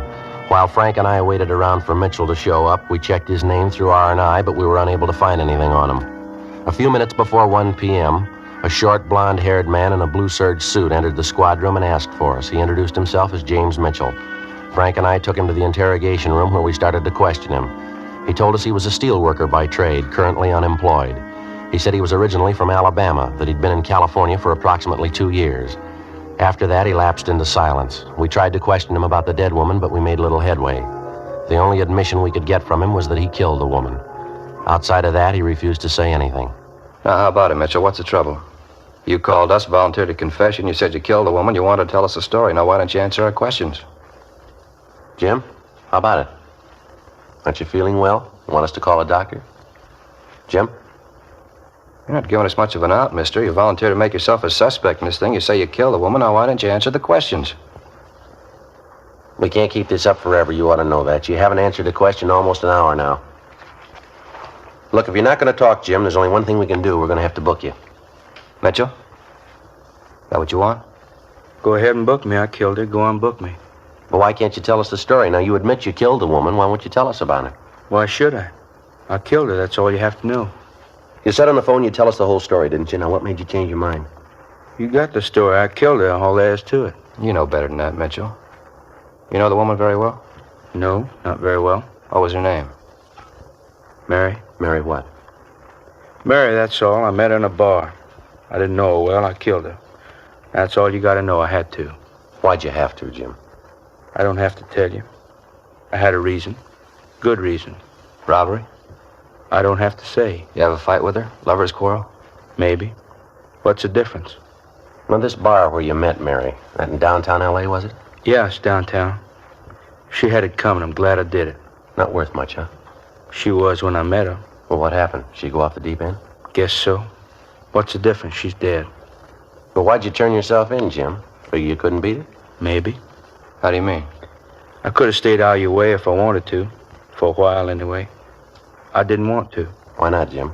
Good reason. I'm glad I killed her. She had it coming. Now go ahead and do what you want. I know what the rap is. I'll pay for it. Well, if you're willing to take the rap, Jim, why not tell us the whole story, huh? You got the story. I killed her. That's all you need. Don't you want to brief us in on the details? How it happened, how it came about? Might be extenuating circumstances. You can't tell. Well, how do you mean? Different things that might throw a new slant on the case. Court's not going to hand down a decision until they get the whole story. You mean about Mary? I'll never tell them about her. Lousy things she did to me. Never tell anybody about it. Must have been pretty bad, huh? I mean, the way you took it out on her. She was rotten. All the way through. I had to kill her. Well, what happened with the chloroform, Jim? Didn't it work fast enough for you? Chloroform? Yeah, uh-huh. Didn't it react on her fast enough for you? No, it didn't. I hated her. Yeah, I guess you did. Must have had quite a scrap with her. Struggled quite a bit, didn't you? Yeah, she fought me all the way. I got her, though. I hated her. Out of my mind, I hated her so much. Well, we've been trying to figure it out, Jim. What'd you hit her with? I mean, around the head and on the neck. What'd you use? Piece of metal? Yeah, angle iron. Uh-huh. Kind of lost my head. I kept beating her. She tried to scream, but I had my hand over her mouth, and then she fell down. She didn't make a sound after that. I see. Well, how come you took her jewelry? I mean, if you just wanted to kill her, how is it you took all her valuables, too? Jim? How about it, Mitchell? Well, I don't know. Spur of the moment, I guess. I took them, but I didn't keep them. I threw them away. I don't remember where. I'm glad it's over. All right, Jim. Now, what's this all about? You didn't kill that woman. You know that as well as we do. Well, what are you talking about? Of course I killed her. She's dead, ain't she? How many times do I have to admit it? The woman had one mark in her body, Mitchell, a small scratch on the wrist. Huh? Not a single wound on the head, none on the neck either. Well, I killed her. That's all you got to know, not saying anything else. All the woman's valuables weren't taken either, Jim. She was found with a couple of rings on her hands, an expensive watch, a bracelet, too. Now, come on, Jim. What's the angle here? You can't prove I didn't do it. You can't prove that. I think we can. Now, why can't you just take my word for it? It's the queerest setup I ever saw. I'm willing to admit I killed her, and you won't believe me. What kind of cop saw you, anyway? Where'd you spend last night, Jim? Where were you? I don't know. I don't remember. You remember. Now, how about it? It's the queerest setup I ever saw. Whole town. You wouldn't believe it. Yeah? Look, I come here from Alabama. I told you that. I've been here for 22 months. A long time. It's almost 2 years. Mm-hmm. Queerest town I ever saw. Thousands of people all over. Millions of them. People all around you, all over the place, everywhere you go. I didn't know any of them. Not of one. They didn't know me. 22 months. Couldn't get to know nobody. I still don't. They don't know me either. Yeah. Tried to get acquainted. Just seemed I never could. Nobody knew me. Nobody cared. They didn't even know who I was. Well, what kind of town is that? 22 months right here. They don't even know who I am. Nobody knows. Living alone, you just get sick of it. Get sick and tired of it. That's what brought all this on, huh? Well, I mean, at least they'll notice me. They'll know I'm here. I killed a woman. They'll know who I am now. You ever spend any time in a hospital, Mitchell? Institution? Now, what'd you have to ask that for? Just because I want to know people, want to notice me? That doesn't make me crazy. Can't be alone all the time. You got to have somebody notice you. Were you ever in an institution, Jim? Just once, only a couple of months. It wasn't anything. Look, can't you just forget what I said? I mean, I told you I killed the woman. The paper's going to be out pretty soon, pictures and things, probably a big write-up. Yeah. Well, can't we let it go at that? I killed her. Just forget the rest? No, I'm afraid not. Why not? We'll just make out it's that way. People get to know me anyway. At least they'll know I'm around. I won't be alone. There's no use worrying, Jim. Huh? You won't be alone anymore. 1:38 p.m. We continued to question the self-accused suspect, James Mitchell, and he finally told us that he'd been confined for a period of 18 months in a state mental hospital in Alabama. That had been more than 3 years before. The questioning also left no doubt in our mind that Mitchell had nothing at all to do with the death of the unidentified woman.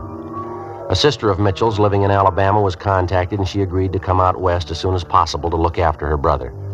In the meantime, he was delivered to the care of psychiatrists at the county hospital. The incident of a man confessing guilt of a crime of which he's wholly innocent certainly wasn't anything new. Like police officers all over the country, all over the world, we've come to accept it as almost a routine part of a criminal investigation. Most of the time, the would-be criminal's suffering with mental trouble. Sometimes it's a thirst for notoriety. In any event, they all have to be checked, every one of them. It means time, trouble, and money. Hours of cautious interrogation. More hours of checking stories that have basis only in the imagination of a sick mind. They slow the investigation, they waste hundreds of man-hours, but like anonymous leads or would-be witnesses, they can't be ignored. It's part of the job. Saturday, October 18th, the newspapers continued to cooperate by giving us front-page space to the story of the unidentified woman. Joe? Yeah, how'd you do? Nothing. Identification wasn't even close. How about Brian and Lopez? What'd they do on that call of theirs? Well, they're over at the morgue now with a boy, 16-year-old. Kid was pretty wrought up when he came in. Well, we sure had a parade of them. All last night, all this morning. Well, it doesn't hurt our chances any. The more, the better. I suppose so. Not gonna make much headway if we can't identify her. Any answers on the all points we got out on it? Yeah, 4 of them. They all been checked. Nothing. Chewing gum, Joe? New kind, tangerine flavor. No, no thanks. How about that check of the hospitals around town?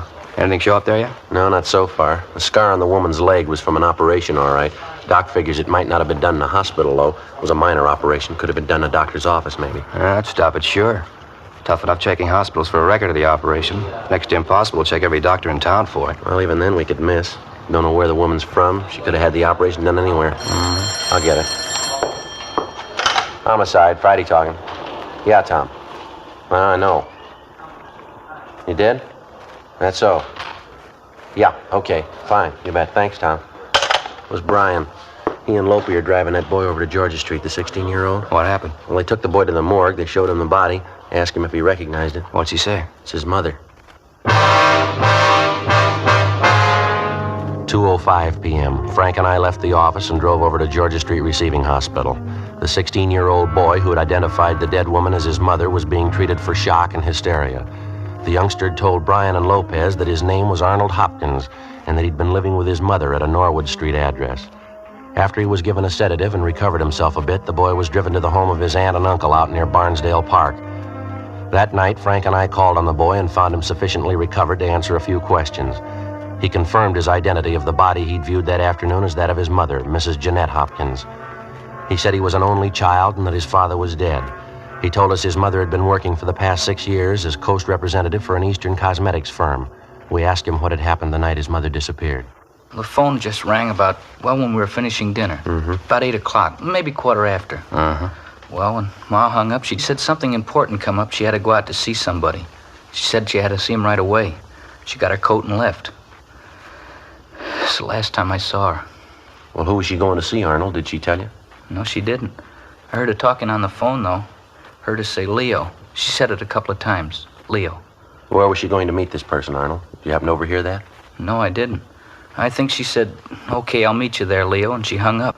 Then she got her coat, kissed me goodbye, and she went out. Did she leave on foot or was she driving, you remember? Oh, on foot. My mother didn't drive. Who's Leo, So? Your mother ever talk about him? Heard her talking to him on the phone a couple of times. That's about all. Well, do you know where he lives?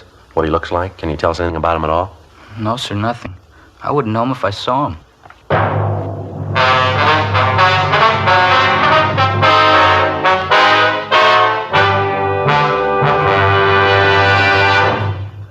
You are listening to Dragnet, authentic stories of your police force in action. The only way you can prove to yourself that Fatima is the best of all king-size cigarettes is to compare them with the brand you've been smoking. Yes, compare Fatima with any other king-size cigarette. 1.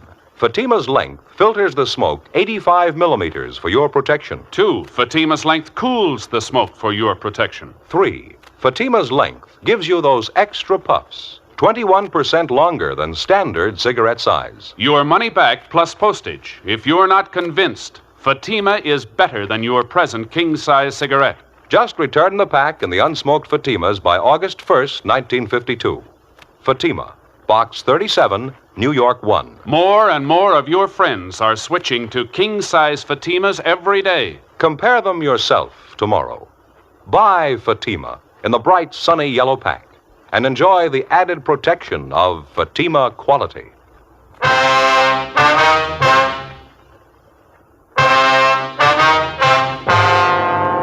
Saturday, October 18th, 8:30 p.m. Frank Smith and I continued interviewing the dead woman's son, 16-year-old Arnold Hopkins.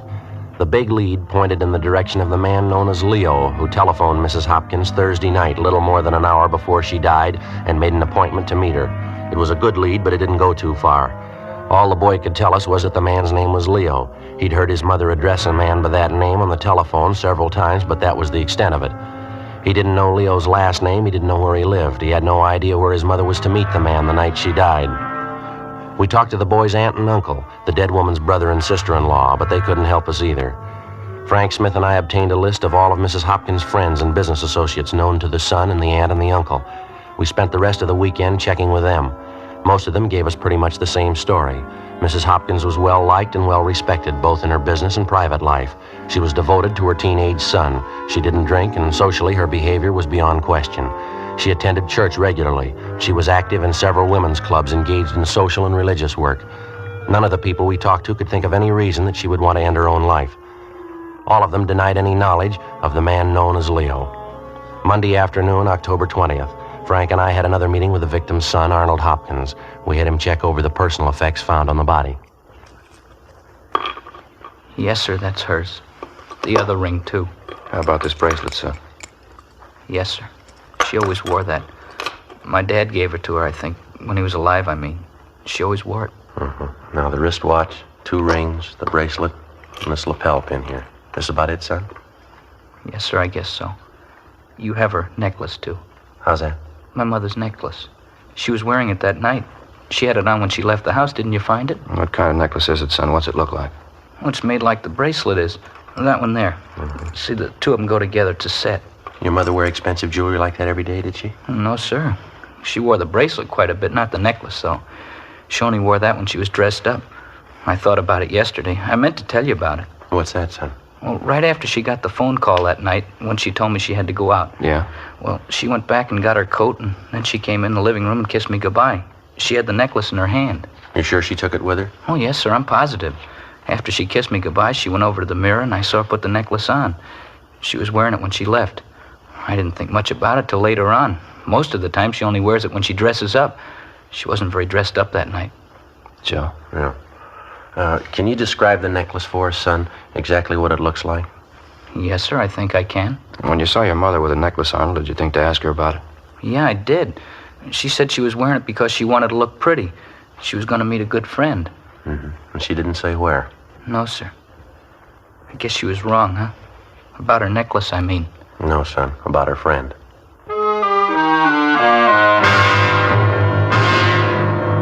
Monday, 3:18 p.m. We got a description of the necklace from the Hopkins boy, confirmed it with his aunt and uncle, and then we double-checked it at the jeweler's, where it had been purchased. After that, we contacted the pawn shop detail and burglary division. The necklace and its description was put on the stolen property list, and copies were sent to second-hand jewelry stores and pawn shops throughout the area. We also got out a broadcast and an APB on it. 4:15 the following afternoon, we got a reply from the San Diego Police Department. A pawn shop owner down there had reported taking in the necklace the Friday before, which matched the description of the one we were looking for. The man who pawned the necklace listed his name in the pawn shop's buy book as Raymond Butler. San Diego officers had checked out the home address that he'd given. It was a vacant lot. The necklace was sent back to Los Angeles, where it was identified as Mrs. Hopkins. The description of the man who'd pawned the necklace was forwarded from San Diego together with a photostatic copy of the suspect's signature, and we got out an all-points bulletin on him. 2 days passed. Nothing. Along with Brian and Lopez, we continued checking all public places in the general area where the body of Mrs. Hopkins had been found. You got anything, Frank? Talked to a man by the name of Wagner, Joe. He told me she used to do a lot of traveling, business trips, most of them to San Diego. Uh-huh. Wagner says he heard she had a boyfriend down there, a tall, dark-haired fellow. That's all, no name. I get it. Homicide Friday. What? Oh, yeah, Lopey.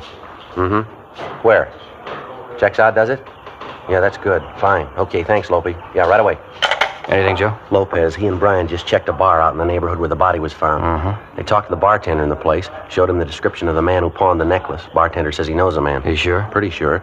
He told Brian and Lope that the man's either a boxer or a wrestler, something like that anyway. You know the man's name, where he lives? Says his name's Taylor, no home address. You know his first name? Yeah, Leo. 1:25 p.m. After interviewing 4 other people who were in the bar the night of Mrs. Hopkins' death, Lopez and Brian checked back in at the office. They told us that at least one of the 4 persons they talked to, in addition to the bartender, was sure that the description of the suspect who pawned the necklace fitted a man known as Leo Taylor, who was in the bar the previous Thursday night. He was seen in the place between 8:30 and 9 p.m., and he was seen with a woman answering Mrs. Hopkins' general description.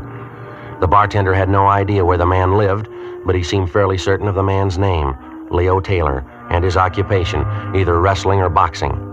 5:05 p.m. We made a run on Taylor's name and description through R&I, and we got a make. We checked his handwriting, and that matched out also. He had 1 previous arrest for assault and disorderly conduct. His residence was a West 11th Street address. We checked it out, but he'd moved 6 months before. The landlady had no forwarding address on him, but she told us one of the places he used to frequent was a gym on South Olive down near Olympic. We ran it down. How about it? All right, come on. I'm getting tired of pushing it back. Come on. I checked with a fellow in the office over there, Joe. Says the man we once taking a shower back there, locker room. All right. Sure. In here? Yeah. Go ahead. Yeah. Hey, excuse me. Your name Leo Taylor? How's that? I said, are you Leo Taylor? Yeah, that's right. What is it? Police officers would like to talk to you. Oh, you're taking a shower right now. You want to wait a while? Well, keep, Taylor. We want to talk to you now. All right. All right, what's the rush? What's it all about? I want to talk to you downtown. What do you want me downtown for? A routine check. Like to ask you a few questions. About what? Jeanette Hopkins? That's so? What about her? When's the last time you saw the woman, Taylor? I don't know. A couple of months ago. At least that. Why? We can talk about it downtown. Well, let's talk now. It'll take me a little time to get dressed. What's the pitch? You know as well as we do. You want to throw me that shirt, Mac? Thanks. What do you mean I know as well as you do? Know what? No rush, Leo. We can talk downtown. I read about it in the papers. Terrible thing. I was going to look her up one of these days. It's too bad. You live in Los Angeles, Taylor? Yeah, why? Ever get down to San Diego? Once in a while, not too often. You don't think I had anything to do with it, do you? How do you mean, Leo? With what? I mean, Jeanette, she's dead. You don't think I had a hand in it, do you? I tell you, I'm on a level with you, Leo. We've been on this thing a week. We've got you placed in San Diego. We've got you placed here. You say you haven't seen Mrs. Hopkins for 2 months. We can do a lot better than that. You were with her in San Diego 2 weeks ago. You were drinking with her in a bar out there last Thursday night. You were with her 20 minutes before she died. We got all we need, Leo. You got my coat there, Graven? Check the pockets, Frank. Yeah. Gonna take a lot of proof. I guess you know that. Gonna take a lot of it. We got it. You better have. Let's see. Keys, wallet, comb. Yeah. Okay, let's go. No, just a minute, Leo. Yeah? Pawn ticket here. You forgot it.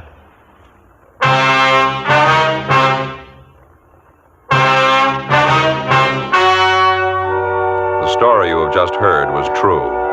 The names were changed to protect the innocent. On January 28th, trial was held in Superior Court, Department 89, City and County of Los Angeles, State of California. In a moment, the results of that trial.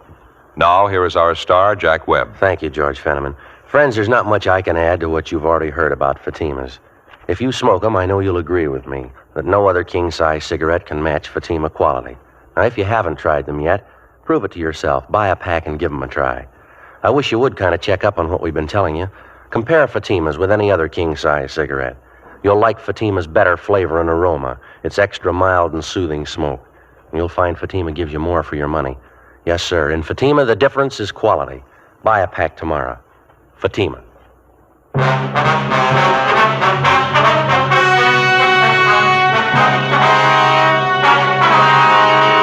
When confronted with the evidence and testimony against him, Leo Francis Taylor broke down and confessed to the murder of Mrs. Jeanette Hopkins. She'd been paying blackmail to Taylor in order to keep their affair secret, but a month before her death, she refused to pay him any more. Taylor threatened her again, and she agreed to give him the necklace as a final payoff. At their meeting, Taylor demanded cash. His victim threatened him with arrest, and he administered the chloroform. Taylor was tried and found guilty of first-degree murder and was sentenced to a life term in the state penitentiary.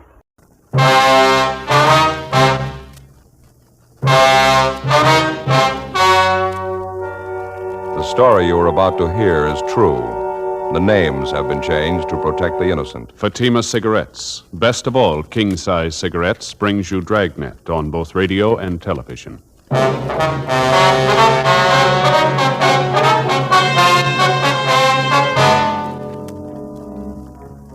You're a detective sergeant. You're assigned a bunco detail. A team of confidence men are taking thousands of dollars from the people of your city. Their method of operation? Posing as solicitors for different charitable causes. There's no lead to their whereabouts. Your job? Stop them. Compare Fatima with any other king-size cigarette. Yes, compare Fatima with any other king-size cigarette. 1. Fatima's length filters the smoke 85 millimeters for your protection. 2. Fatima's length cools the smoke for your protection. 3. Fatima's length gives you those extra puffs, 21% longer than standard cigarette size. Fatima gives you more for your money. And in king-size Fatima, you get an extra mild and soothing smoke, plus the added protection of Fatima quality. Buy Fatima in the bright, sunny yellow pack.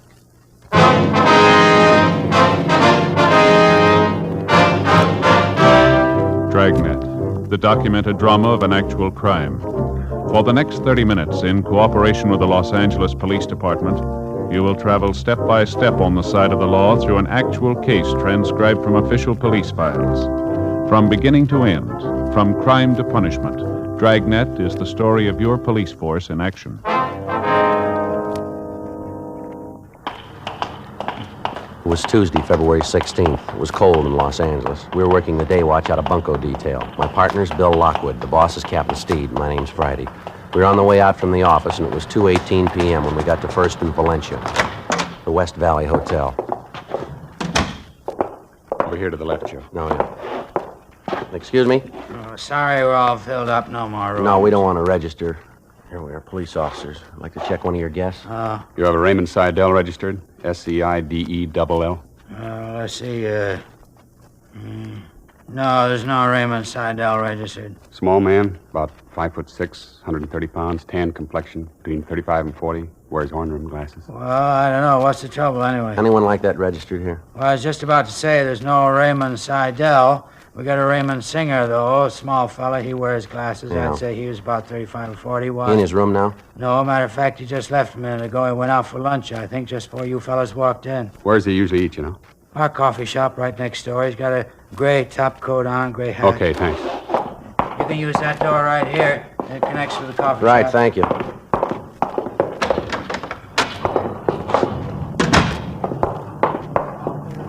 Spot him? Yeah, far into the counter up by the front door, see him? Yeah, description checks out. All right, come on. Spotted us going for the front door. All right, police officers, hold it up there. Making a run for it. All right, come on. This way. Where'd he go? I lost him. Alley up ahead. He ducked in there. Down the ramp, Joe. Hotel garage. Ran in there. All right, come on, let's hurry. You spot him, Bill? No. Any other way out beside this ramp? Wait a minute. Yeah, down the far end there, another exit. I'll take that. You cover this end. Right. Hey, watch it, Bill. He's coming out. The blue sedan. All right, hold it. Look out, Joe. Coming at us. I'll go for his tires. All right, come on, Bill. All right, stay where you are. All right, don't shoot. Don't shoot. All right, then hold it right there. What's the pitch, anyway? Wasn't doing anything. Hands behind you. Raymond Seidel, is that right? That's right. I wasn't doing anything. What's this all about? You know as well as we do. Look what you did in my car. Just look at it. You cracked it up, mister. We didn't. Come on. Come on, where? I haven't done anything. We want to talk to you downtown. I'm not saying anything. You can talk to my lawyer. Get the story from him. We already got it. Come on, let's go. 2:35 p.m. We took the suspect, Raymond Seidel, back to the hotel with us, where we checked his room thoroughly. Bill got on the phone, made arrangements to have Seidel's car impounded and a stakeout placed at the hotel. Then we drove back to the city hall and took the suspect to the interrogation room. A check through our Records and Identification Bureau earlier in the day had revealed a fair-sized record for Seidel. He'd had 4 previous local arrests, 2 for petty theft, 1 for second-degree burglary, 1 for grand theft auto. He'd been convicted on one of the petty thefts and also on the burglary charge for which he'd served time in the state penitentiary at San Quentin. Bill and I started questioning him. The first half hour, we got nowhere. I told you, I haven't been doing anything. I've been clean ever since I got out. Where were you last night, Ray? Knocking around town. What'd you do? Had a couple of drinks, went to a show, came out and went to see some bimbo I know. What's her name? Helen, lives up on South Custer, and you can ask her. She'll tell you I was there. What time did you see her? About 10 o'clock? Yeah, just about. You're a liar, Ray. Hmm? You're a liar. What gives you a call to say that? It's the truth. And 4 other people must be lying. Well, what do you mean, what other people? You know what I mean. Now, how about it, Ray?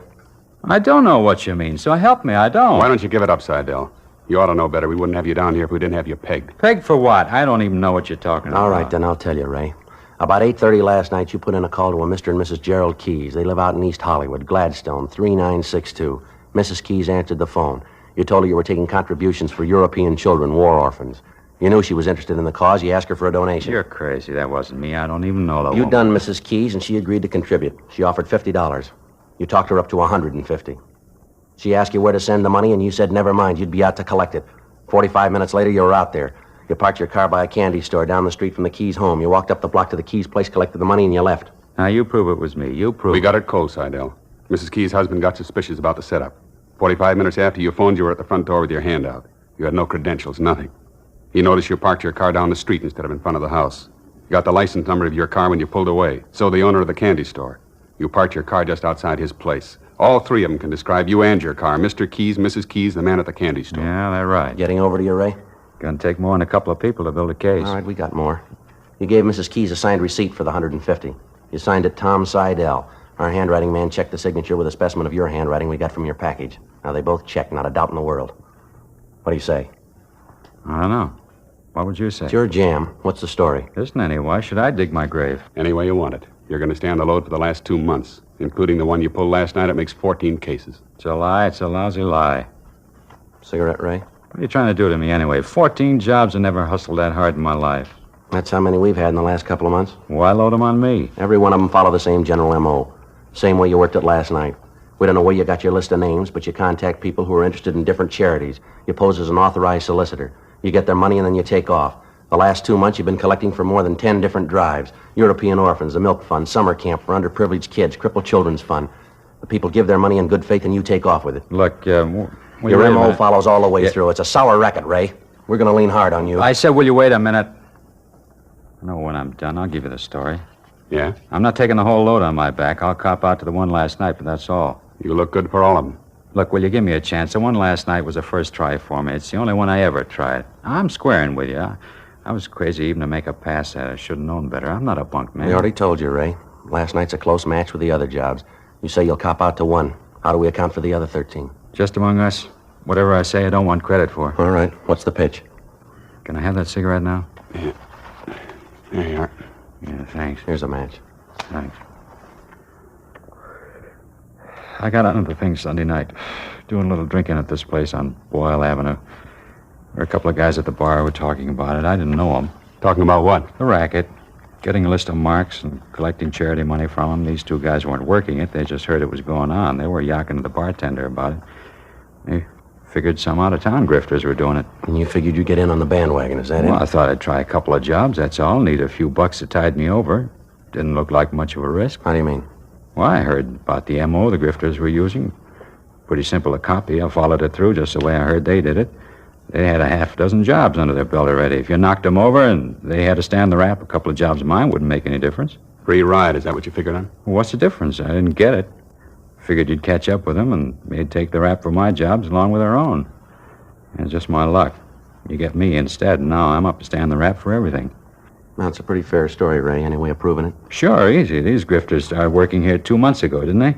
They hit pretty hard the first week or so, didn't they? Yeah. Well, I wasn't even in town then. Wasn't here the whole month. I was up in Monterey. Any way of proving that? Sure, ask the sheriff up there. Huh? Ask a sheriff. He'll tell you. Why should he know anything about it? He ought to. He had me in jail the whole month. 3:40 p.m. While Bill continued questioning the suspect, Raymond Seidel, I went down the hall to the squad room and put in a call to the Monterey County Sheriff's Office. They confirmed Seidel's story. He'd been arrested in the town of Monterey December 13th, approximately 2 months before, on charges of vagrancy and suspicion of robbery. He was confined in the county jail there from December 13th to January 15th, the same period of time during which the unidentified Bunco men had started their campaign of falsely soliciting funds for various charities. While the information cleared Seidel of any part in the Bunco charity operations throughout the city that month, he still had to answer for his actions the night before, soliciting contributions falsely from the couple out in East Hollywood, Mr. and Mrs. Keys. After his statement was taken, Bill Lockwood and I drove Seidel to the main jail where we booked him in on suspicion of 48 PC petty theft. Further investigation the next day and a half seemed to indicate that the last story we got from Seidel was pretty close to the facts. It was the case of a small-time thief imitating the apparently successful formula of a veteran team of bunco artists, an imitation which in the criminal world is far from unusual. A week passed. Despite the broadcasts, the bulletins, and the special notices we'd gotten out on the suspects and their operations, there were 3 more cases reported. One of them came from a Mrs. Teresa Guilfoyle, the woman in charge of the crippled children's home. Bill and I drove out to talk to her. This is the first thing I want to show you, officers. What's that mean? This way, please. Go ahead, Bill. Yeah. Yes, ma'am?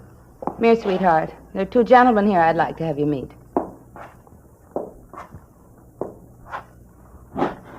Stephen, this is Sergeant Friday, and this is Officer Lockwood, their policeman. This is Stephen, officers. He's 3 years old. Well, how are you, Stephen? Hello, son. He'd like to say hello, officers, but he can't. His legs aren't his only trouble. He can't hear. He can't talk, either. Oh, it's too bad. You're learning, though, aren't you, sweetheart? You bet you are. A little while with us, and you'll be talking a blue streak. All right, honey, you run along and play now.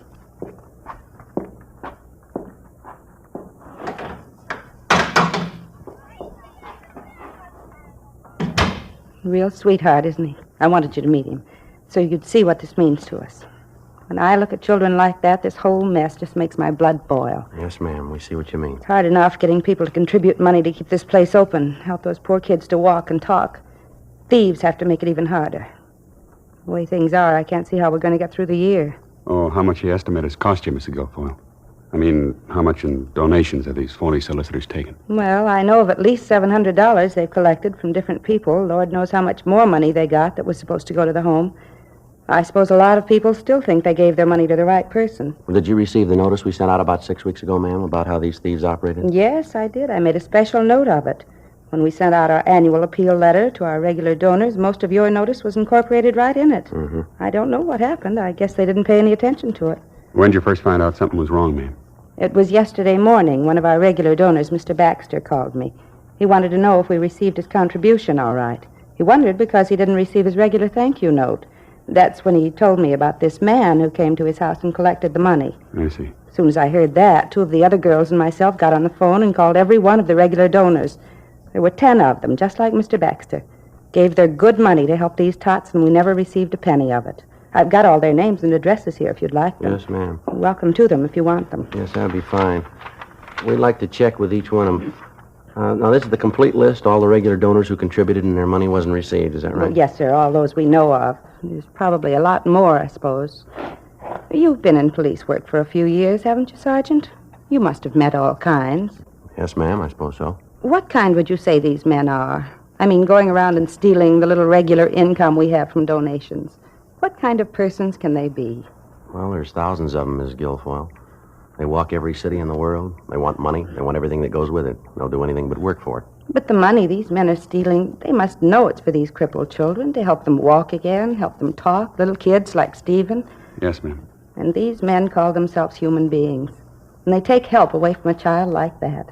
Humans. I couldn't be more ashamed of them. Ashamed to live in the same city with them. Yes, ma'am. You'd think God would punish them. You'd think God would come down and punish them right now. Well, maybe he's even ashamed.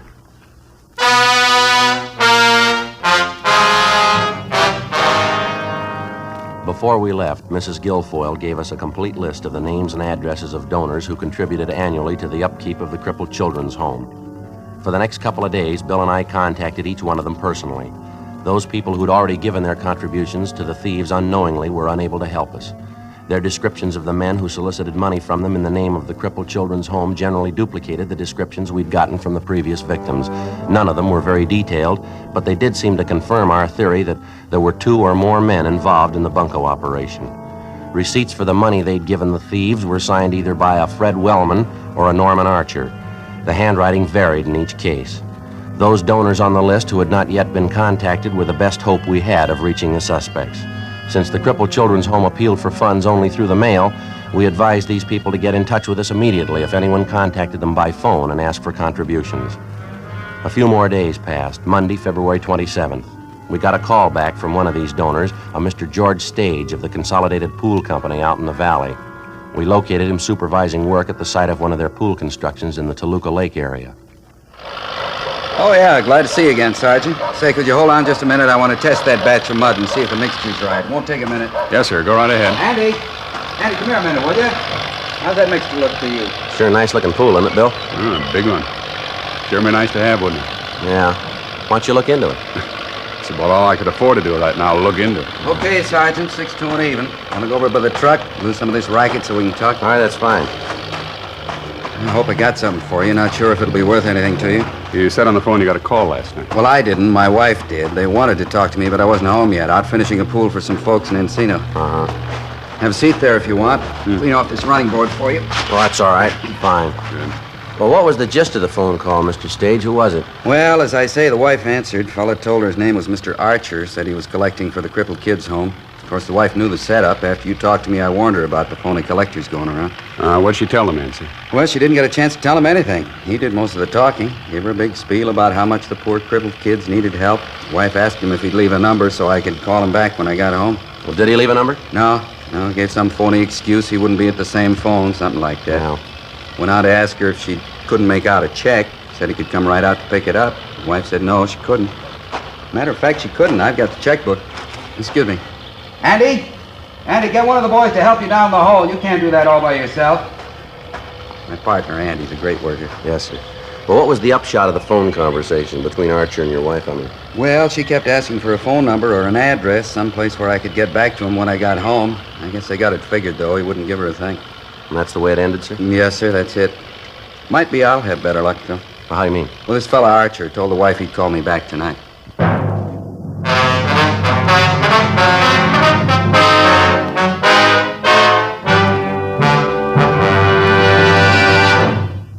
You are listening to Dragnet, authentic stories of your police force in action.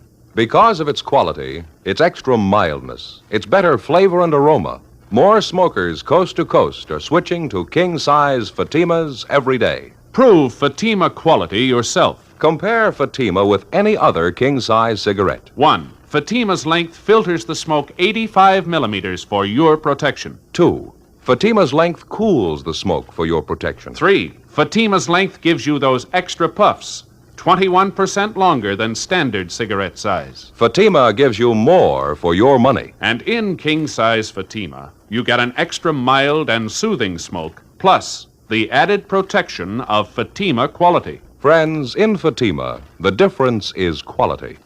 Fatima contains the finest tobaccos superbly blended. And Fatima is extra mild, with a much different, much better flavor and aroma.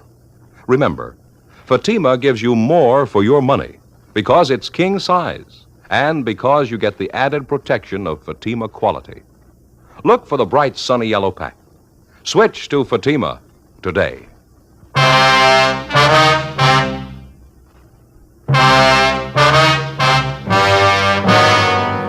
Monday, February 27th, 1:30 p.m. As soon as we found out there was a possibility that one of the Bunco suspects might contact the potential victim, George Stage, that night, Bill and I started making arrangements to be ready for him.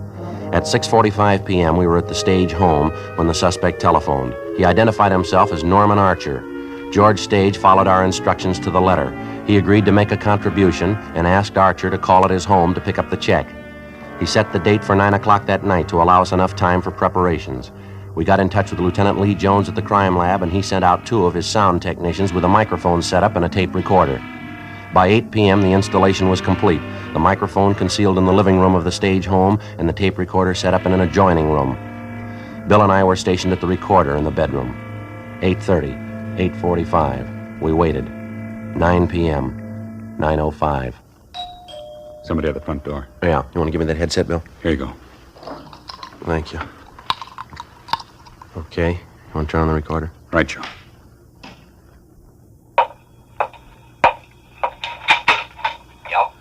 Stage?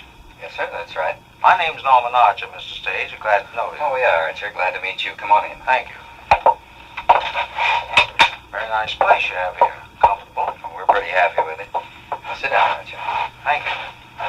Well, say, I hope I'm not interrupting your evening, Mr. Stage. Oh, no, that's all right. Just sitting here watching television. I see. Well, I don't want to take up a moment of your time. I don't suppose I have to tell you what a worthy cause it is I represent, Crippled Children's Home. I'm glad to make a donation. It's one of my favorite charities. I'm certainly happy to hear that, sir.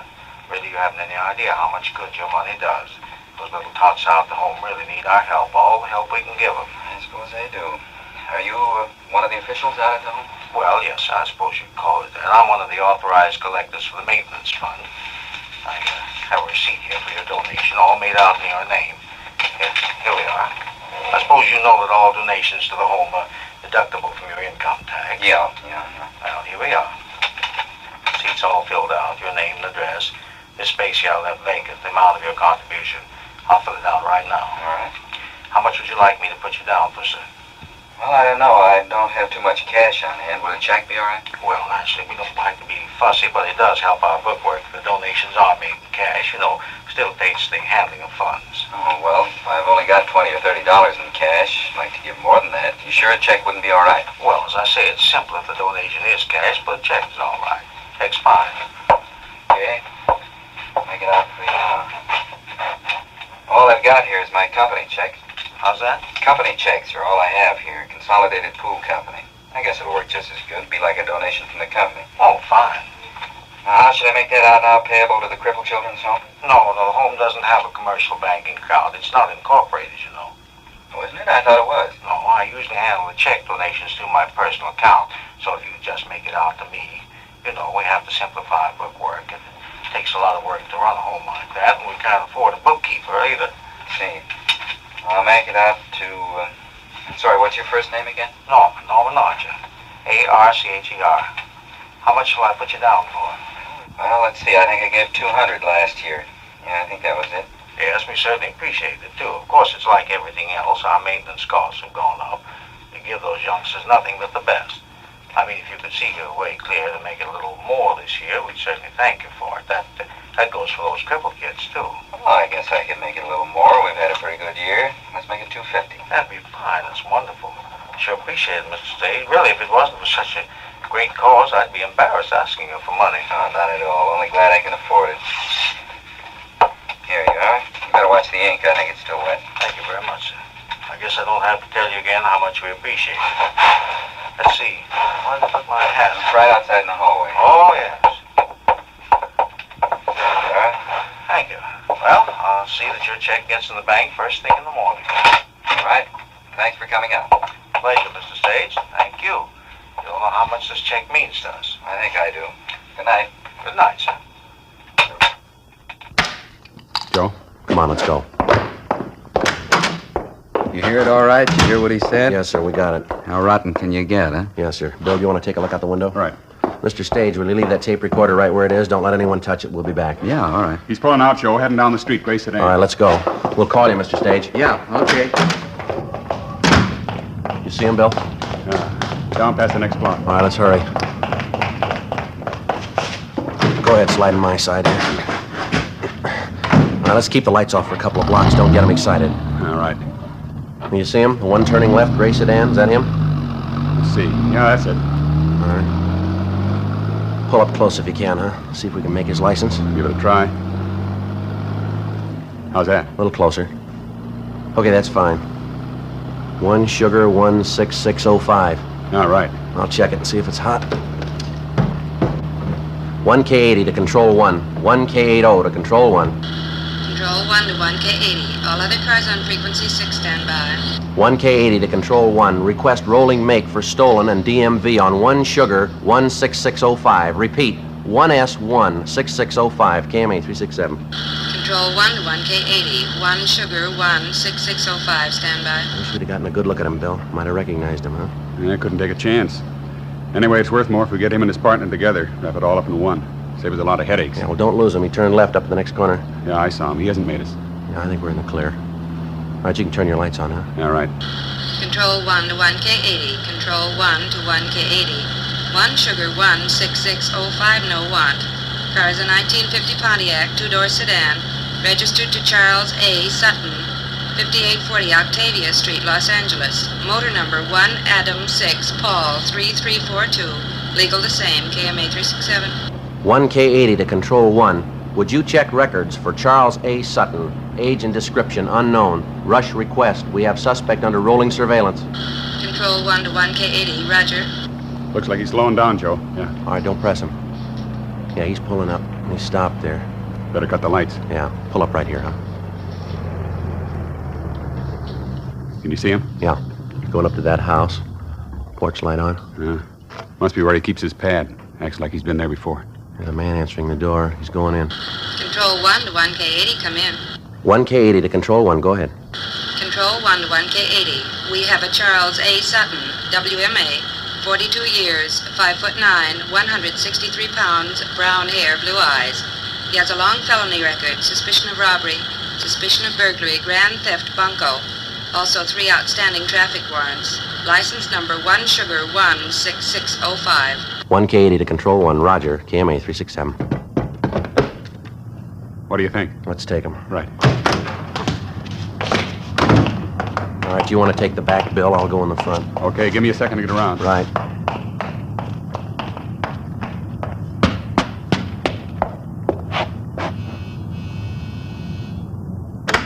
Yeah? Police officer, want to talk to... All right, come on, open it up. Cops, Harry, the cops! All right, hold it right there, against the wall. All right, you're back inside, police officers. Joe, all right? Yeah, did you get him all right? It's okay. Come on up front, you. What are you trying to do? What's this all about? We'll talk downtown. You know what it's all about. All right, over next to your partner. What are you doing anyway? You haven't got anything on us. You want to get the cuffs on him, Bill?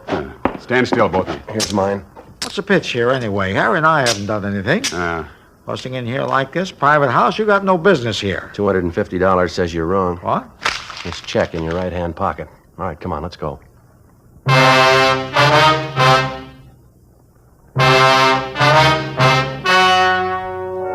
The story you have just heard was true. The names were changed to protect the innocent. On May 28th, trial was held in Superior Court, Department 88, City and County of Los Angeles, State of California. In a moment, the results of that trial. Now, here is our star, Jack Webb. Thank you, George Fenneman. Friends, this coming weekend, I'd like to suggest that you put Fatimas at the top of your shopping list. You'll find it's mighty convenient to have enough Fatimas around the house to last into the next week. When you shop, just look for the bright, sunny yellow carton. You'll find Fatima gives you an extra mild and soothing smoke. And remember, Fatima gives you more for your money because it's king size and because you get the added protection of Fatima quality. Get a carton tomorrow. Fatima.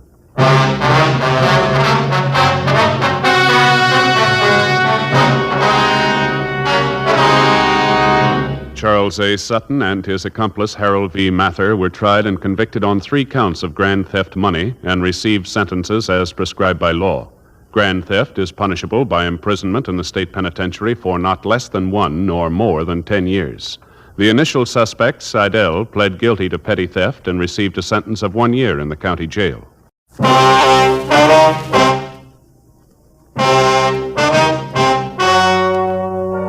The story you are about to hear is true.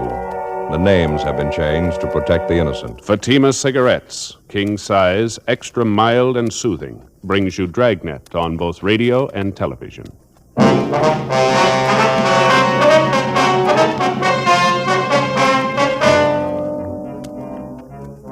You're a detective sergeant. You're assigned to homicide detail. An unidentified man is abducted from a downtown street.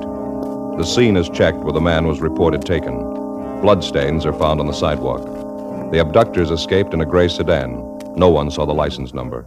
Your job? Get him.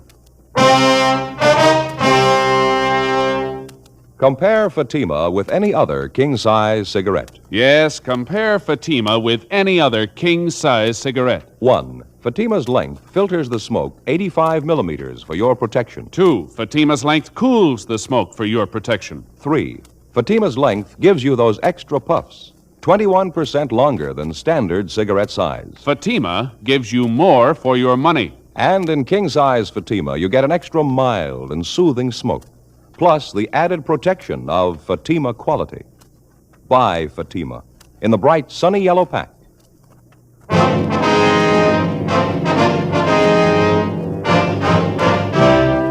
Dragnet, the documented drama of an actual crime. For the next 30 minutes, in cooperation with the Los Angeles Police Department, you will travel step by step on the side of the law through an actual case transcribed from official police files.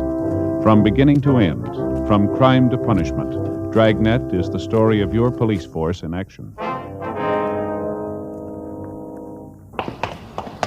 It was Monday, March 18th. It was overcast in Los Angeles. We were working the night watch out of homicide detail. My partner's Frank Smith. The boss is Captain Lorman. My name's Friday.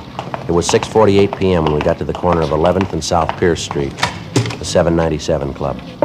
Sorry, no more service tonight. Closing up. Your name Leon Morley? Yeah, I can't serve you any drinks, so closing up. Police officers, Mr. Morley. I'd like to talk to you a minute if you don't mind. Oh, I'm sorry. I thought maybe you were after a drink. We were just talking to the officers in the radio car up the street, the car that answered the call out here tonight. They told us you're one of the people who saw what happened.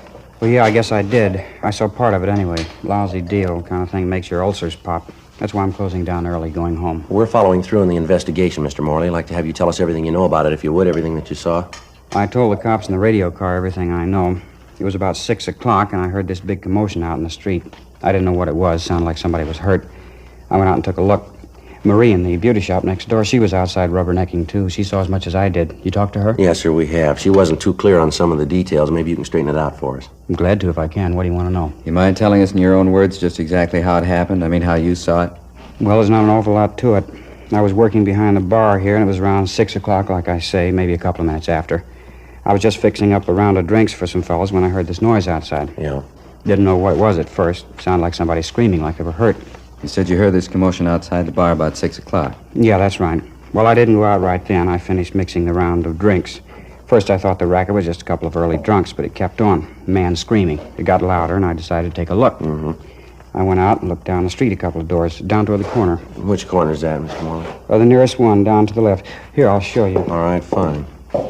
I didn't know what was happening. It was a terrible sound. Man screaming at the top of his lungs. You recognize who the man was? No, I didn't. Never saw him before. Didn't get too good a look at him anyway. It was getting kind of dark. Here, let me show you. Over here by the window. All right, fine.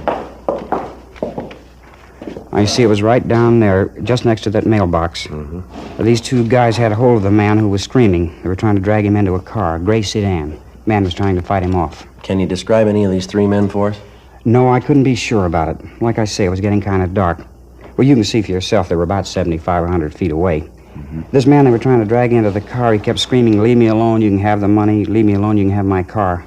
Looked like he was hurt to me, blood on his clothes. Didn't anybody try to help him? Well, you know how this neighborhood is. When there's trouble, they all cut out. They don't want to get involved. Happened pretty fast anyway. These two guys got this man in the back seat of the car, and the big guy got in the back seat with him. The smaller guy got in the front seat, and they took off. Now, which way did they go, Mr. Morley? Straight down the street there. They turned right at that corner. Mm-hmm. Did you happen to see the license number? No, I thought of it, though. They didn't turn the car lights on and went by pretty fast, too. I couldn't get a good look at it. Was it a California plate, do you know? Oh, yeah, I noticed that much. That's about all, though. What kind of a car was it? Like I told you, a gray sedan, 4-door. I couldn't tell the make. Fairly new car. Well, did you notice anything outstanding about the car? Anything at all? Well, I don't know. What do you mean outstanding? Well, special markings of any kind. Anything unusual. Maybe some of the accessories. Spotlight? Anything like that? No, nothing I noticed. The rear bumper was bent out, I think. Matter of fact, I'm pretty sure of it. Rear bumper? Yeah.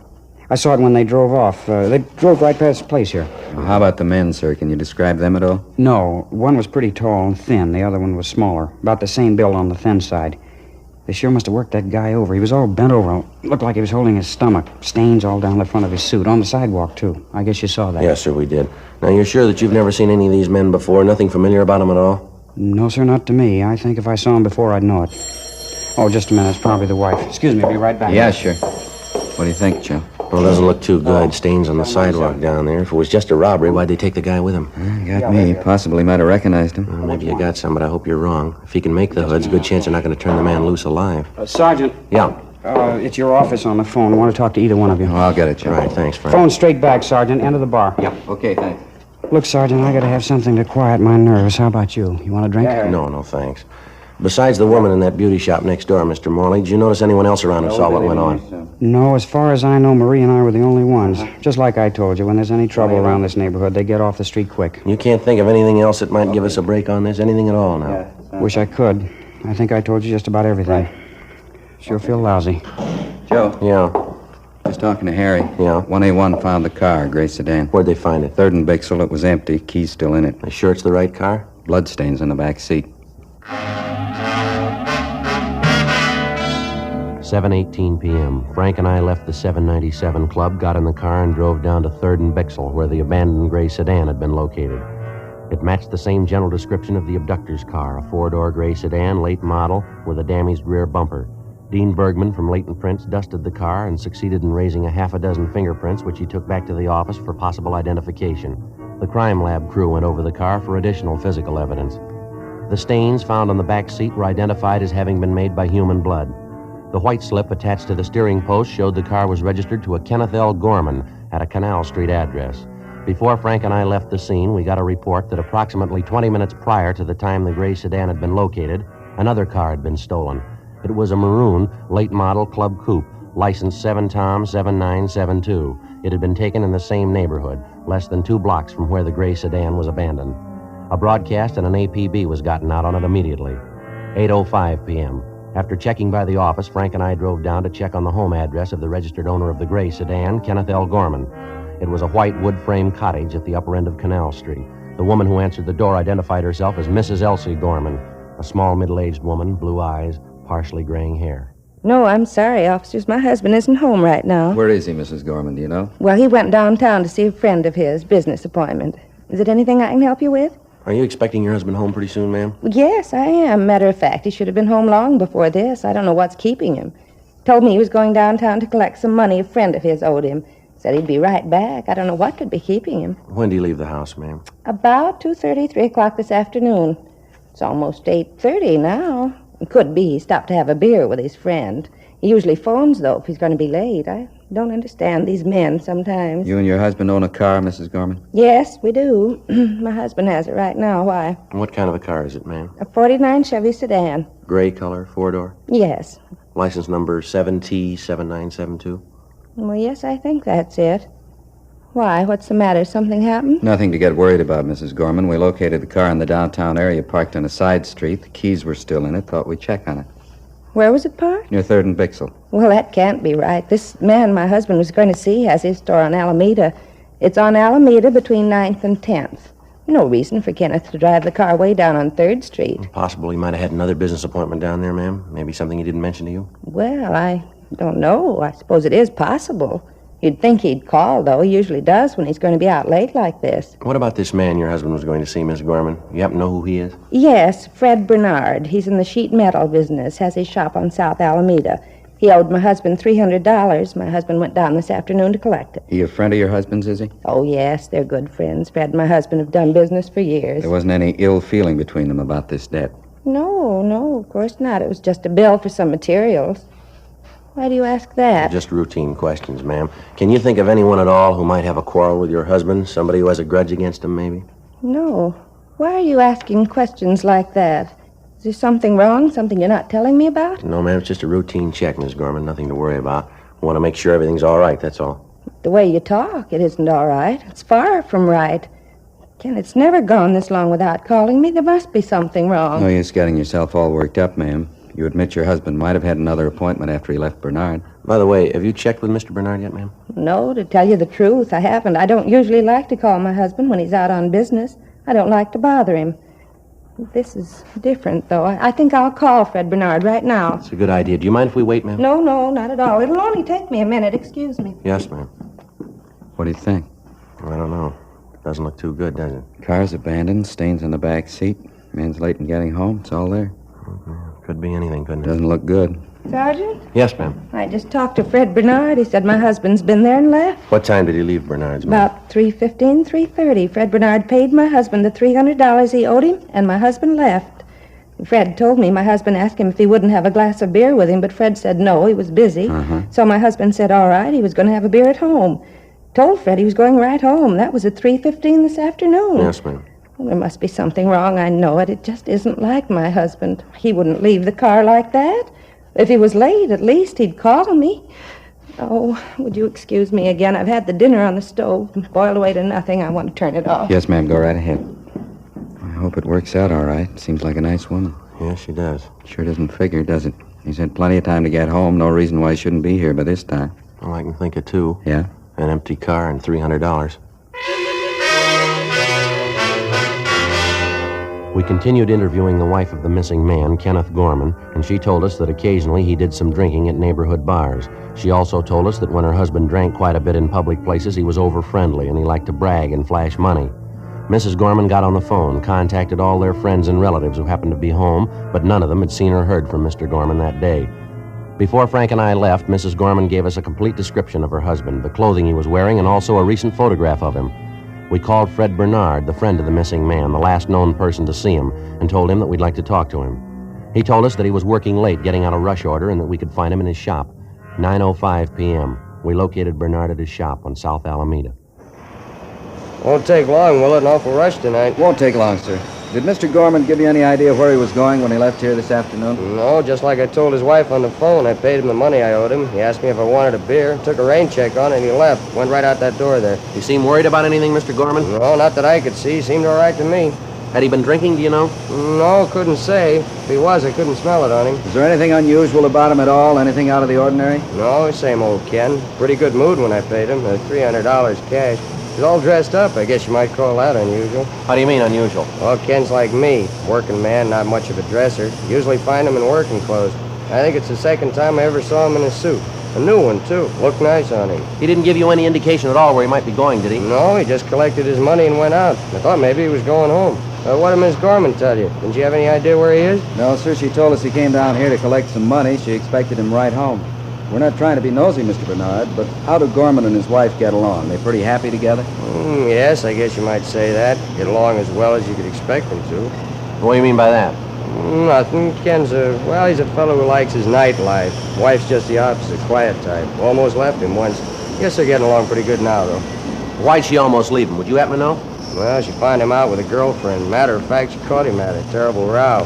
Didn't understand any of it. The girlfriend wasn't much at all, real lush. You know the girl's name? Yeah, I met her twice. Name's Elaine something.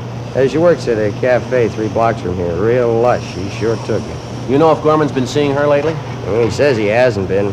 I don't know. I never can tell when he's drinking, though. Didn't his wife mention the girl at all? No, I guess she wouldn't. Must have been a terrible thing for her when she found out. Terrible. How long ago was all this, Mr. Bernard? I mean, this affair Gorman had with this girl. Oh, 6 weeks, maybe 2 months ago, just about that. I tell you, it was the queerest thing I ever saw. Ken has a nice, quiet wife of his at home, and they get along fine together, never fought, never quarreled. And he picks up with his girl Elaine, sure different. How's that? A real mean girl. 2 of them fought all the time. 9:40 p.m. We left Fred Bernard at his shop, drove to the restaurant where Gorman's girlfriend reportedly was working as a waitress, and we checked with the manager. He told us a girl by the name of Elaine Summerall had been employed there, but that she'd been fired for drinking on the job. He also told us that he had reason to suspect that Elaine Summerall was not the girl's true name. We showed the cafe manager a picture of Mr. Gorman, and he identified it. He said Gorman had been in that afternoon inquiring about the Summerall girl. Gorman had asked for the girl's forwarding address, but the manager told us that he'd thrown it away. We left our card with him and asked him to contact us immediately in the event the girl returned. 10:18 p.m. We drove back to the city hall and checked in at the office. We ran the name and description of the Summerall girl through R&I, and they told us they had a Summerall girl in the files who answered the description. Elaine Summerall, alias Elaine O'Donnell, alias Elaine Shellman. There were wants out on her for forgery, 3 counts, and grand theft merchandise. We signed out of the office, went across the street to the Federal Cafe, and had a sandwich and a cup of coffee. Wouldn't look so rough if it wasn't for the stains they found in the backseat of that car. It's hard to get around. It points to more than robbery, doesn't it? Yeah, Mo sure strikes me pretty funny, pulling the man off the street like that. Must be either hard up or crazy, huh? Federal Cafe. Just a minute. Friday? Yeah. Phone. Right, thank you. I'll be right back, Frank. Okay. Yeah, Friday talking. Yeah, Glenn. Where? How long ago? Yeah, I see, It wasn't, huh? Yeah, we'll roll on it right now. Tell them we're on our way in, will you? Yeah, right. Thanks, Glenn. Bye. Yeah? Chandler. They just found the maroon coupe, the one stolen in the neighborhood where Gorman's was dropped. Where'd they find it? Picked it off going up through Lancaster, sheriff's deputies. Does it look good on our job? Well, there were 2 men in the car. One of them had a knife, bloodstains on their clothes all over the inside of the car. How's it figure? It doesn't. Not a scratch on either one of them.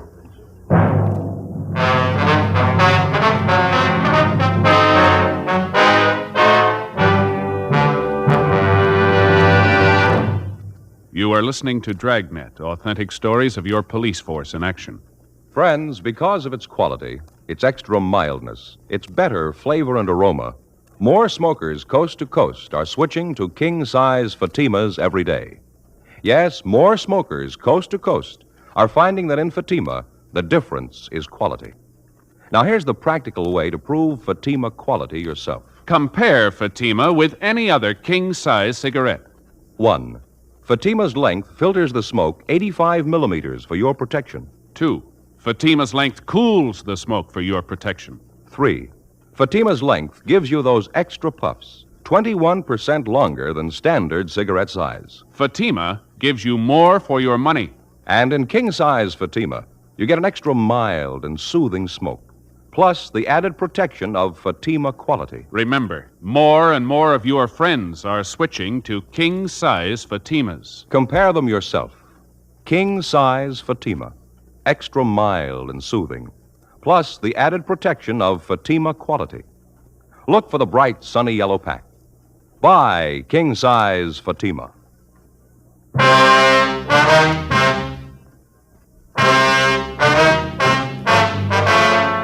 Monday, March 18th, 10:40 p.m.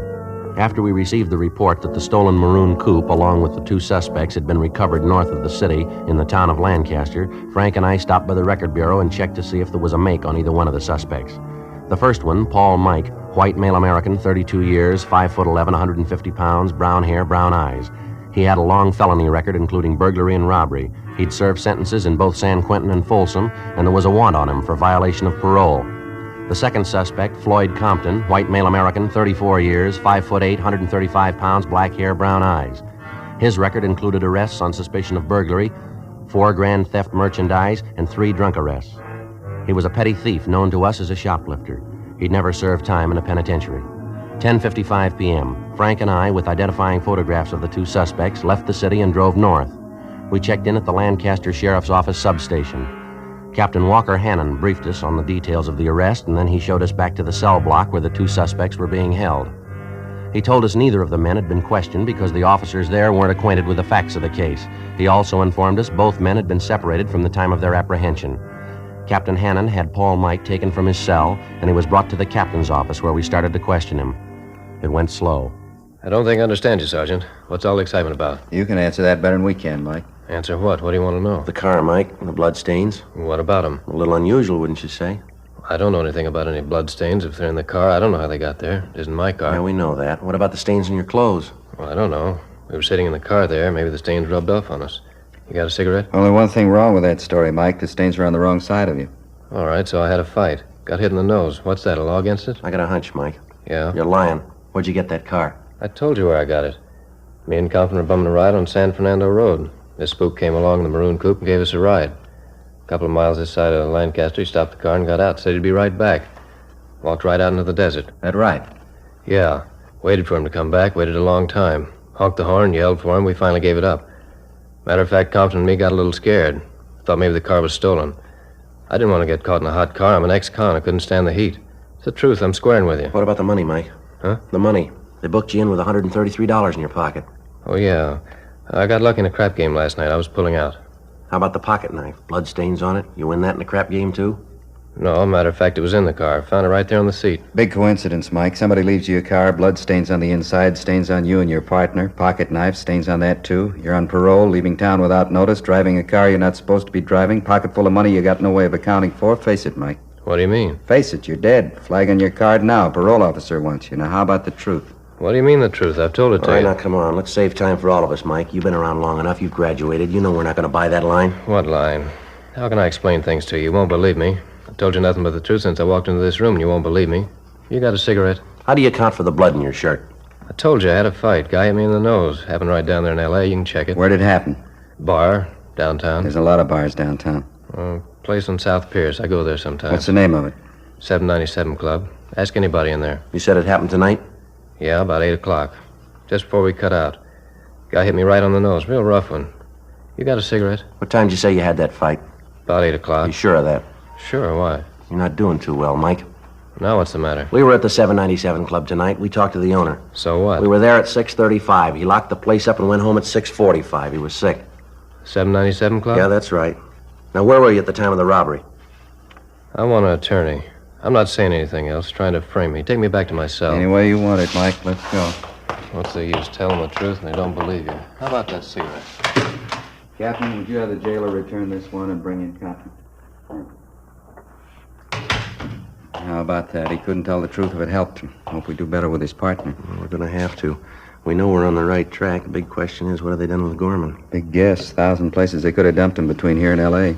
Well, I hate to make book on his chances. Everything points to a killing, doesn't it? Mike looks like the one who could handle it. Come on in, Compton. And over here. Sit down. Yeah. My name's Friday. This is Smith, my partner. Hi. Branched out of your class, haven't you, Compton? Running in the big time here? What do you mean? We haven't done anything. Robbery, kidnapping, grand theft auto. You're moving pretty fast. Didn't Mike tell you? This guy gave us a ride. He stopped the car and walked away. We didn't steal the car. Thought the guy was lost. We drove in here to get help. Let's take it from the top. Where'd you spend the day? Who were you with? Mike. He stayed overnight with me. Both slept till about 2 o'clock, got something to eat, and went to his show. Got out about 5. What'd you do then? I went to this bar downtown. Didn't Mike tell you? You were with him, weren't you? Sure I was with him. He'll tell you that. He did. And you didn't do anything wrong, did you? No. Then what are you worrying about? Let's forget Mike now. You level with us, will you? You're getting it straight. I didn't do anything. Mike says he can't stand another beef. Can't afford it. He's too up right now. I know that. We believe him, Compton. Mike's done too much time. He couldn't make another trip easy. We think he's telling us the truth. Well, so am I. What are you getting at anyway? All right, now let's get on the bandwagon while you can. We don't need you, Compton. If you talk or not, it doesn't make any difference.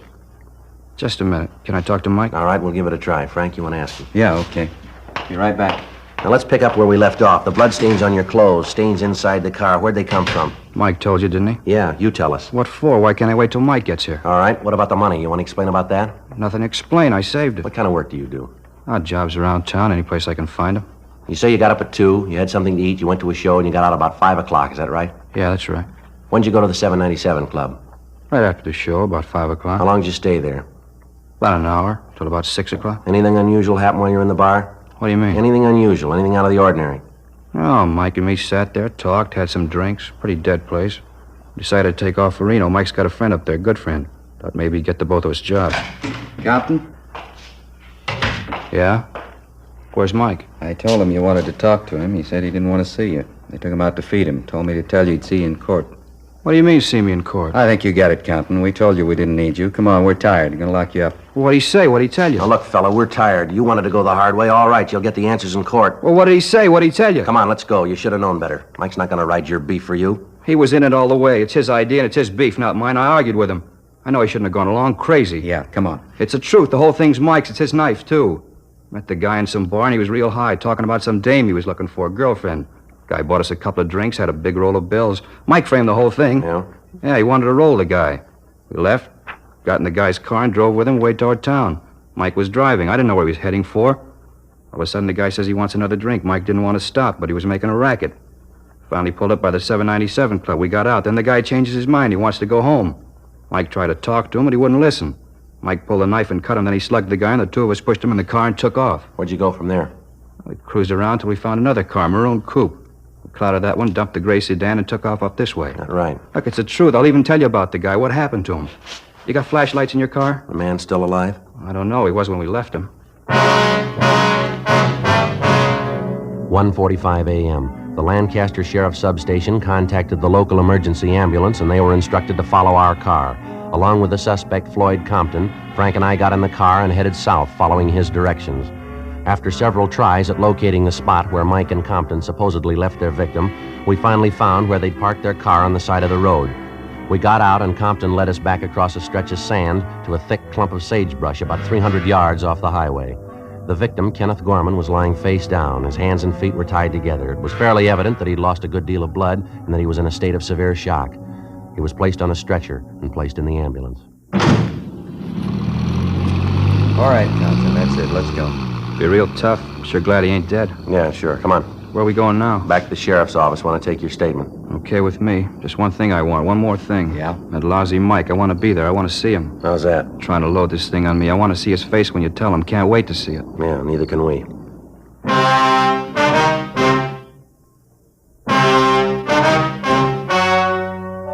The story you have just heard was true. The names were changed to protect the innocent. On July 12th, trial was held in Superior Court, Department 84, City and County of Los Angeles, State of California. In a moment, the results of that trial. And now, here is our star, Jack Webb. Thank you, George Fenneman. Friends, once again, I'd like to ask you to compare Fatima with the king-size cigarette you're now smoking. When you do, I'm convinced that you'll agree that king-size Fatimas do give you more for your money.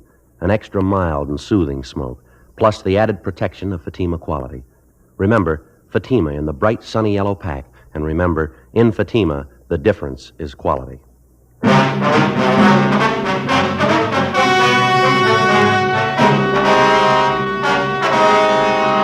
Paul Mike and his accomplice, Floyd Compton, were filed on for violation of Section 209 of the Penal Code, kidnapping for the purpose of robbery, and Section 211 of the Penal Code, robbery in the first degree. They were also filed on for one count of grand theft auto. They were tried and convicted and received sentences as prescribed by law. Kidnapping for the purpose of robbery, where bodily harm is inflicted, is punishable by the death sentence or life imprisonment without possibility of parole. Robbery is punishable by imprisonment from 5 years to life. Grand theft auto is punishable by a prison term of not less than 1 nor more than 10 years. The victim, Kenneth Gorman, finally recovered after more than 3 months in the hospital.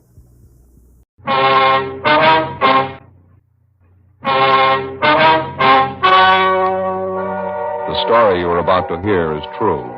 The names have been changed to protect the innocent. Fatima Cigarettes, king size, extra mild and soothing, brings you Dragnet on both radio and television.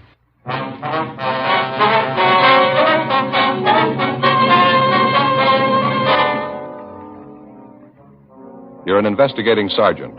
You're assigned to Traffic Division, AID. Death and tragedy is forecast for the people of your city. You don't know who the victims will be. You don't know how many there will be. Your job? Try and stop it. Compare Fatima with any other king-size cigarette. Yes, compare Fatima with any other king-size cigarette. 1. Fatima's length filters the smoke 85 millimeters for your protection. 2. Fatima's length cools the smoke for your protection. 3. Fatima's length gives you those extra puffs, 21% longer than standard cigarette size. Fatima gives you more for your money. And in king-size Fatima, you get an extra mild and soothing smoke, plus the added protection of Fatima quality. Buy Fatima in the bright, sunny yellow pack.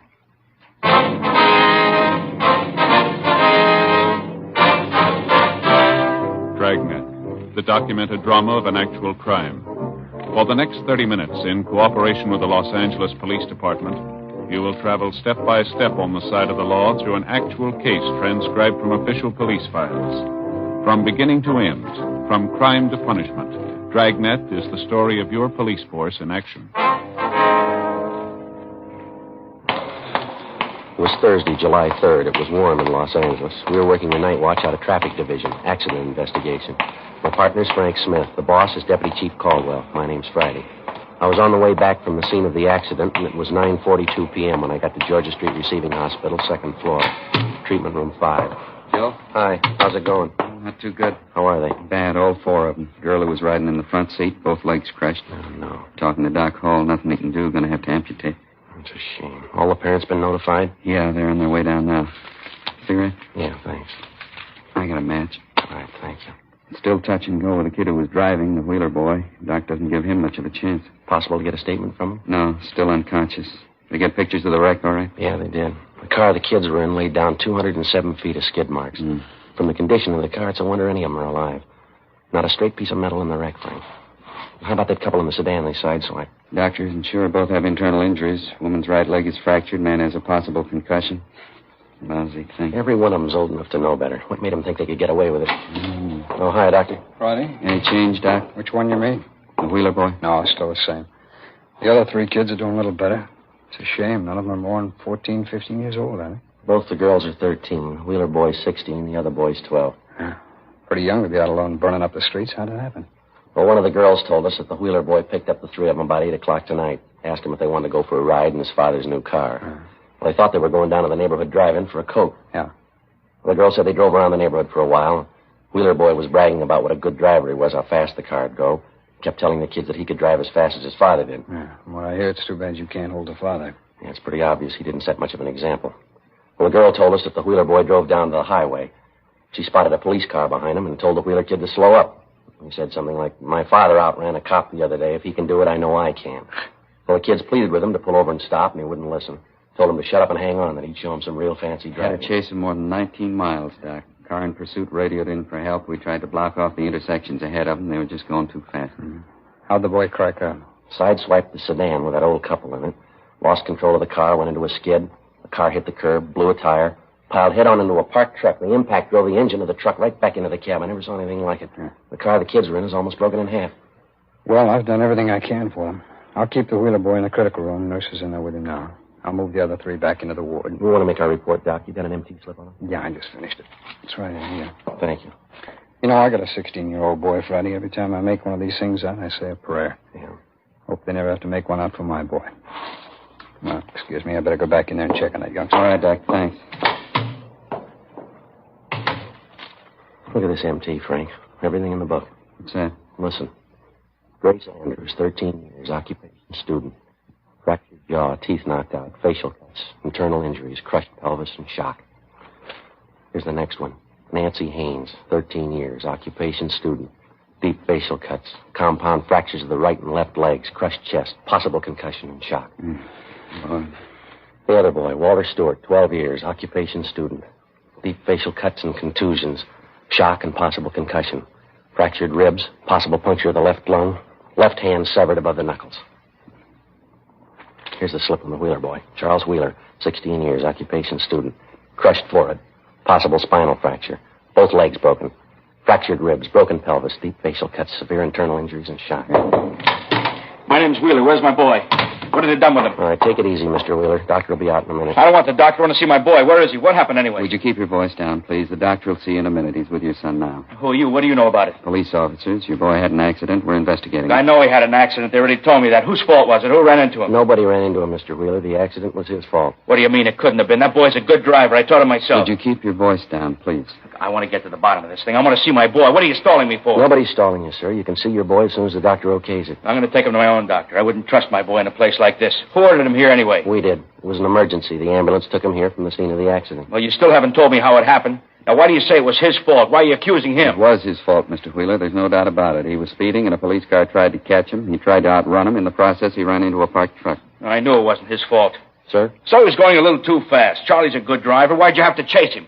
Probably the cause of the whole thing. You're the ones to blame. All right, take it easy, Mr. Wheeler. Take it easy, nothing. Why couldn't you let the kid alone? He can drive as well as I can. Think I'd let the kid have my new car if he couldn't handle it? What about a driver's license, sir? Your son have one? Well, no, I didn't have a chance to get him one. Too busy to take him down there for the test. It's a stupid thing anyway. Any moron can pass it. The point is, you didn't have to chase him. He wasn't hurting anybody, was he? I taught him how to drive. He drives just like I do. He's a fast driver, but he's a good one. I ought to know. Our radio cars had to chase your boy 19 miles, Mr. Wheeler. 11 cars chased him. Your boy was endangering the life of everybody on that highway. In a 25-mile-an-hour zone, he was clocked at better than 70 miles an hour. At one time, we figure he must have been doing better than 90. He went through a dozen boulevard stops. He barely missed a woman pedestrian. The woman had a baby in her arms. Just before he cracked up, he sideswiped another car, an old couple in it. They're in this hospital, too, and they're hurt. They're hurt bad. Now, you go ahead inside and make those 2 old people believe your son's a good driver, that he was just having some innocent fun, will you? It's not all his fault. He probably wouldn't have done it if you didn't chase him. I know my boy can handle a car. I've raced cops myself once in a while. Charlie was with me. He's cool. He knows what he's doing behind the wheel. Just because you drive fast doesn't make you a bad driver. It helps. Right. Yeah, Doc. A spare minute. Sure. What is it? This is Mr. Wheeler, father of the boy who was driving the car. This is Dr. Hall. Where's Charlie? I want to see him. I'm sorry, sir. You'll have to wait a few minutes. He's lost a lot of blood. They're giving him another transfusion. What's the matter with him? How bad is he hurt? Here's a report. Read it yourself. What kind of treatment you give him? You sure you know what you're doing? I think so. I've been on this job for 11 years. That's how long I've been dealing with fools like you. What? I heard you ranting and raving out here at these offices. Well, let me tell you this, mister. All 3 of you were wrong. That boy of yours lying in there isn't to blame. You are, his own father. You were driving that car tonight. I heard you ranting out here. You taught him how to drive. He can drive as well as you can. He's cool. He knows how to handle a car. You taught him how to race cops. Well, the results are inside, Mr. Wheeler. Look here, I don't want any sermons from you. I want to see my boy. I want to see him right now. You're not going to get any sermons from me. They wouldn't help you. But I'm going to tell you what's on my mind. I've seen your kind for years. I've sewed them up, I've patched them up, and I've pulled a sheet over their face. So far, you're lucky it hasn't happened to you. You're on borrowed time. Must be true what they say. The good Lord takes care of the fools and the drunks. Well, I can tell you now I wouldn't feel half as bad if it was you inside there on that bed instead of your son. Oh, when are people like you going to learn? When are you going to learn? I came down here to see my son. You're not impressing me a bit. Well, then maybe you ought to come down here some weekend, some holiday. Maybe that'd impress you. You stand inside that treatment room with me and watch them come over that table. A lot of them come in married and go out widowed, all kinds, all ages. They pull them out of the wrecks and they drag them in here and they expect miracles from us. They're battered and broken, and some of them you have to look twice because it's hard to tell they're human beings. You know who's responsible, Mr. Wheeler? You know who? Arrogant, egotistical, good, fast drivers like you. Well, I'm sick of you, Mr. Wheeler. I'm sick of the whole rotten, stupid mess. I'm sick of fools like you. Dr. Holmes? Yeah. See you a moment, please. Yeah, all right.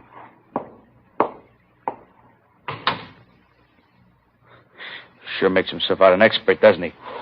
He preaches to everybody who comes in here? No, matter of fact, he's usually pretty quiet. Well, what's the matter with him?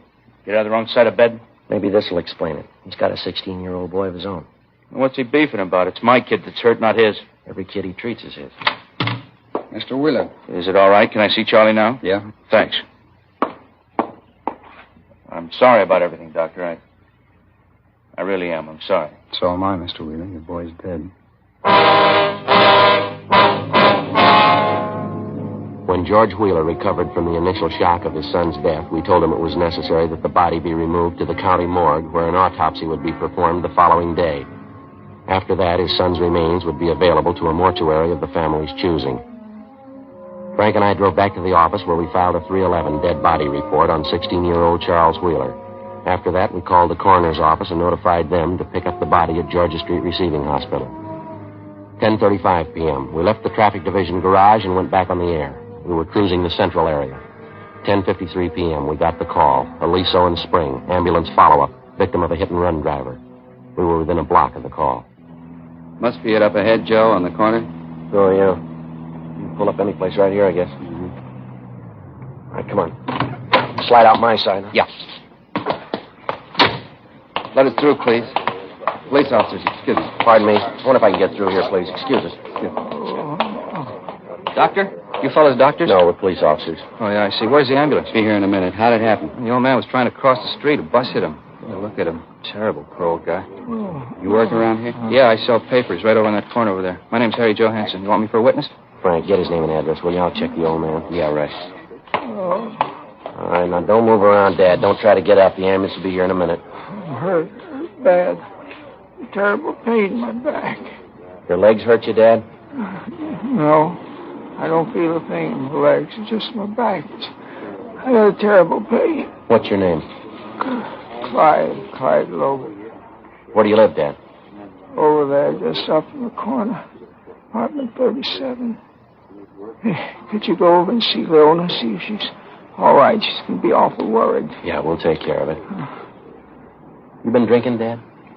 Well, just a nightcap. The doctor said I ought to have a glass of port every night. I was just on the way home when it happened. Oh, my back. You sure it was just a glass of port, Dad? Yeah, that's right. I never touch anything but that glass of port before I go to bed.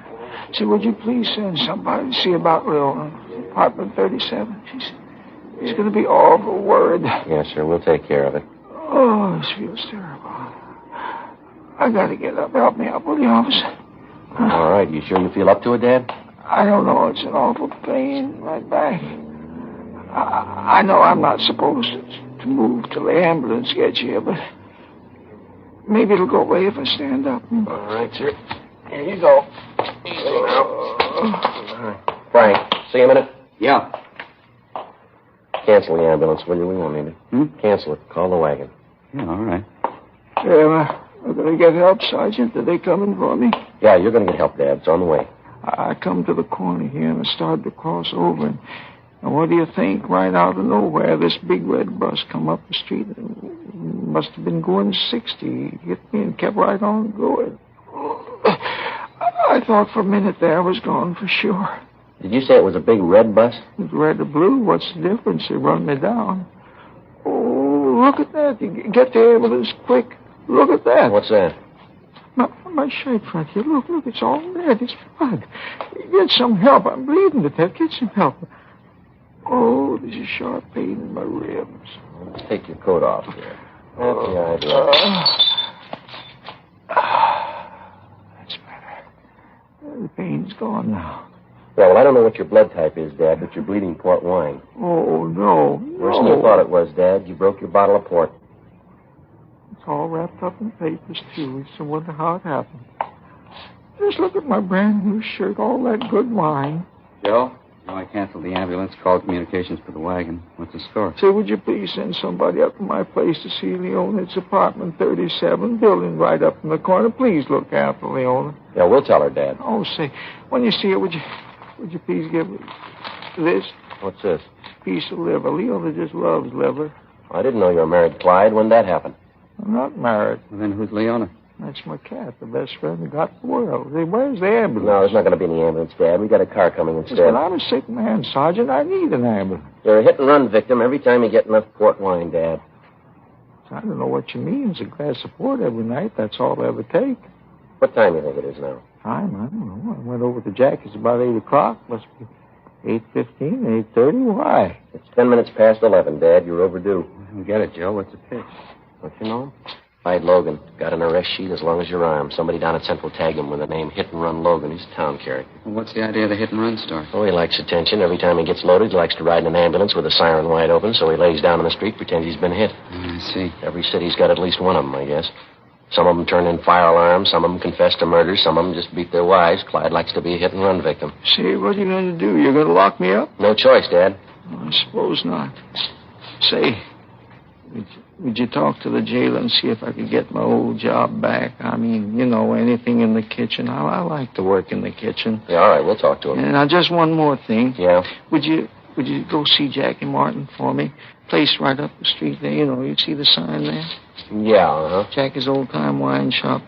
That's the place. Well, you go in there and you ask for Jackie. You tell him that I sent you. See, you can say that he's not going to get any more of my business. You tell him I won't even pay him what I owe him. Well, what's the matter, Dad? Why are you mad at him? Well, I got good enough reason. All the trade that I've given him and all the money I spent there, a double-crosser.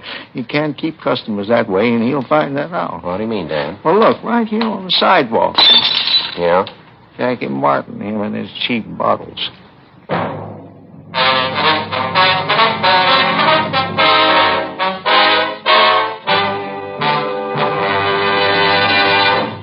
You are listening to Dragnet, authentic stories of your police force in action. Friends, because of its quality, its extra mildness, its better flavor and aroma, more smokers coast to coast are switching to king-size Fatimas every day. Yes, more smokers coast to coast are finding that in Fatima, the difference is quality. Now, here's the practical way to prove Fatima quality yourself. Compare Fatima with any other king-size cigarette. 1. Fatima's length filters the smoke 85 millimeters for your protection. 2. Fatima's length cools the smoke for your protection. 3. Fatima's length gives you those extra puffs, 21% longer than standard cigarette size. Fatima gives you more for your money. And in king-size Fatima, you get an extra mild and soothing smoke, plus the added protection of Fatima quality. Remember, more and more of your friends are switching to king-size Fatimas. Compare them yourself. King-size Fatima, extra mild and soothing, plus the added protection of Fatima quality. Look for the bright sunny yellow pack. Buy king-size Fatima.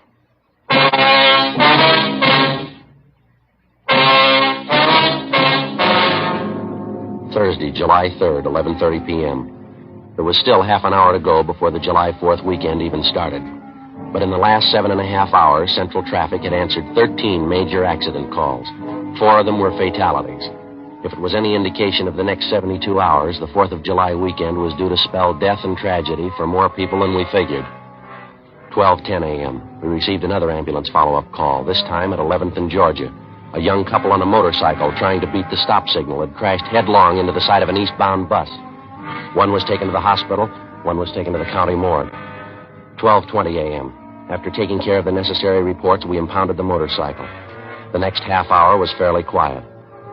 12:55 a.m., we went off the air and stopped to have a cup of coffee. 1:15 a.m., we called back in service. We continued cruising the central area. At 1:48 a.m., 12 minutes before quitting time, we got a call for Wilshire and Toberman Street, an ambulance follow-up, city property damage, motor officer. 1:15 a.m., we arrived at the scene. Approximately 20 feet from the southwest corner, a police motorcycle was sprawled on the street. The front of it was demolished. About 30 feet from the motorcycle, lying face down in the street, was the figure of a man in a police uniform. All right, would you step back, please? Up on the sidewalk. Please, everybody, back up there on the sidewalk, please. Help me. Please. All right, don't try to move, fella. It's O'Brien. Hey, Mike. Mike? Tried to miss it. Couldn't help it. Take it easy now. Don't try to talk. Ambulance is on the way, Mike. Don't kill me, Joe. My chest hurts. Hey, unbut my collar. Can't breathe. Yeah, all right, sure, Mike. Come on, take it easy now. Don't move. Chasing this car. Cream convertible. Man, woman. I think he was 502. Big chase. Red light. Siren. All right, now take it easy, Mike. Relax. Other car turned right in front of me. I saw it. Nothing I could do. Couldn't stop. Turned right in front of me. Evelyn. Gonna go see her. Evelyn. She's waiting. All right, will you take it easy, Mike? Don't talk and don't move. This will work out all right. Take it easy. Joe. Evelyn. Joe. Hey, Mike. Mike. Joe, got a coat here. Slip it under his head. It'll be more comfortable. No, he doesn't need it, Frank. He's comfortable.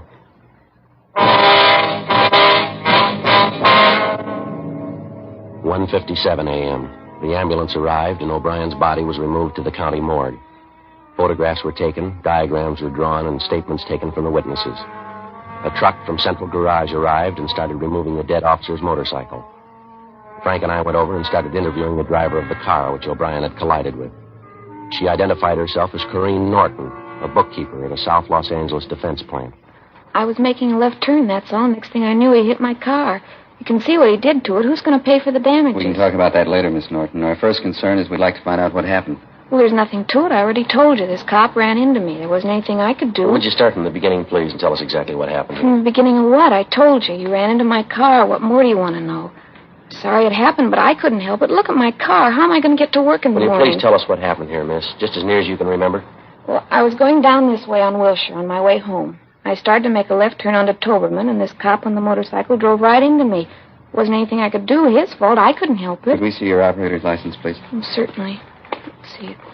Here's someplace. Yeah, here it is. All right, you want to read it out, Frank? Yeah. California operator's license number B208-927. Okay, got it. Corrine, Corinem, Norton. 10,033 Ruth Ellen, Los Angeles. 10,033? Right. Female, 5'3.5", 123 pounds. Born February 18th, 1909. Blue eyes, brown hair. Must wear adequate glasses. Just a minute. Okay. You have your glasses with you, Miss Norton? Oh, yes, right here in my purse. I really don't have to wear them. I can see just as well without them. Were you wearing your glasses at the time of the accident? Yes, I was. I took them off right after the accident. Here they are, right here in my purse. See? Miss Norton, we understand the motorcycle officer had his red light and siren in operation at the time of this accident. Did you see it or hear it? No, I didn't hear any siren, and I certainly didn't see any red light. Then when's the first time you saw the officer, ma'am? When he hit me. He seemed to come out of nowhere. He was going very fast. You say you were in the process of making a left turn. Is that right, Miss Norton? Did you give a hand signal indicating that you were going to turn? Of course I did. I always do. You touched your car since the accident. What do you mean if I touched it? Was your car just like it was when you were driving it prior to the accident? Yes, I suppose it is. I mean, with the exception of the damage he did. You're sure you gave a hand signal, Miss Norton? Of course I am. What's this all about, anyway? Well, if your car's exactly the way it was before the accident, and you're telling us the truth here, how do you account for the fact that the left-hand window of your car is still rolled up here? What? The window of the driver's side of your car there, it's closed tight. You couldn't have made a left-hand signal, now could you? What? I don't understand it. I'm sure I made a signal. I think so, anyway. Are you trying to say I'm to blame for that cop's death? We're not trying to say anything, ma'am. We're trying to get the facts here. Well, you certainly have a funny way of doing it. What do you call facts, anyway? Trying to incriminate me in this thing? I was making a left turn and he ran into me. It's as simple as that. I don't know what you're so excited about. The man just died, Miss Norton. We're trying to find out why. Well, why ask me? I didn't kill him. Speeding along on a motorcycle like that. He shouldn't have been going that fast anyway. That's his job, ma'am. That's what they pay him for. He was chasing a drunk driver. All right, that's his job. He knew it was dangerous when he took it. Yes, ma'am. It's part of his job. That's what we pay him for. Well, he's dead, Miss Norton. Who's going to pay him for that?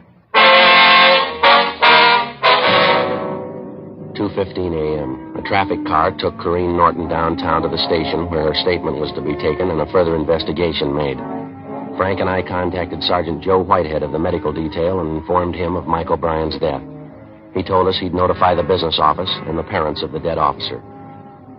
Because of our close association with O'Brien, we happened to know that he planned to get married July 15th, the first day of his vacation. The girl he was going to marry was an Evelyn Monroe. She lived in the Silver Lake district. We told Whitehead that we'd notify her. 2:30 p.m., Frank and I drove out Sunset Boulevard to the girl's house.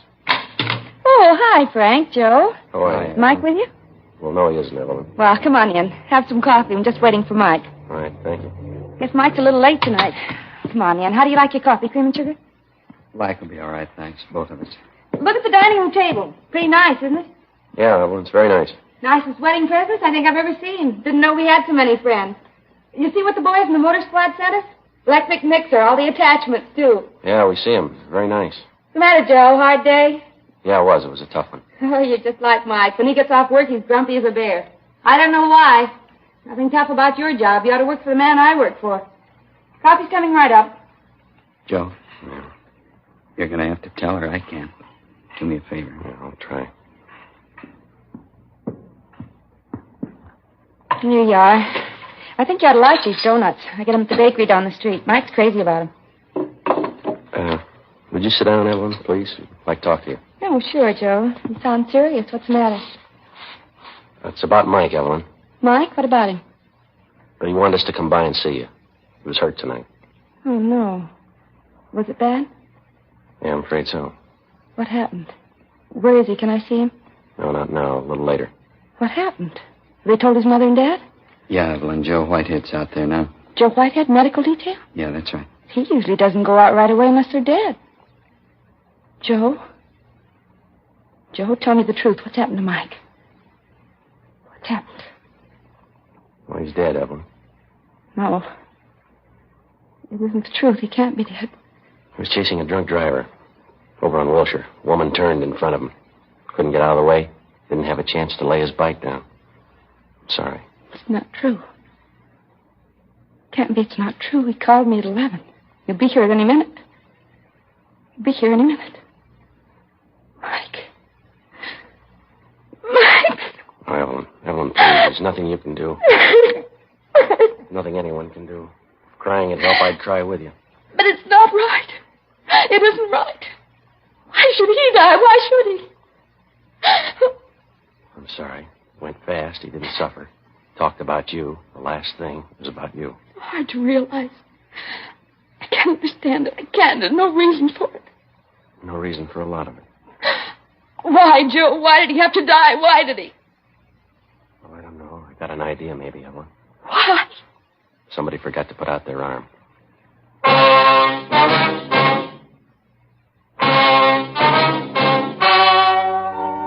The story you have just heard was true.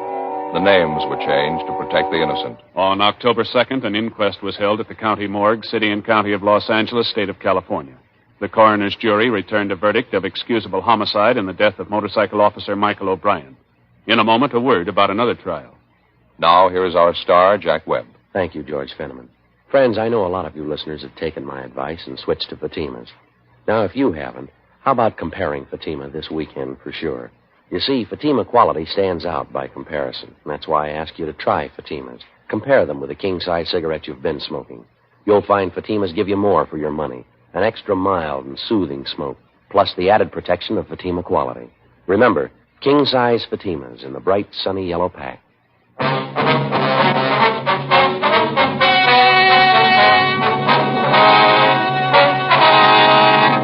Normally, at this time, we give you the result or outcome of legal proceedings against a person or persons for criminal action.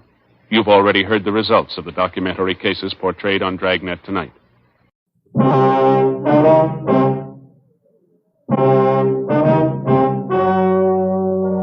The story you are about to hear is true. The names have been changed to protect the innocent. Fatima Cigarettes, king size, extra mild and soothing, brings you Dragnet on both radio and television.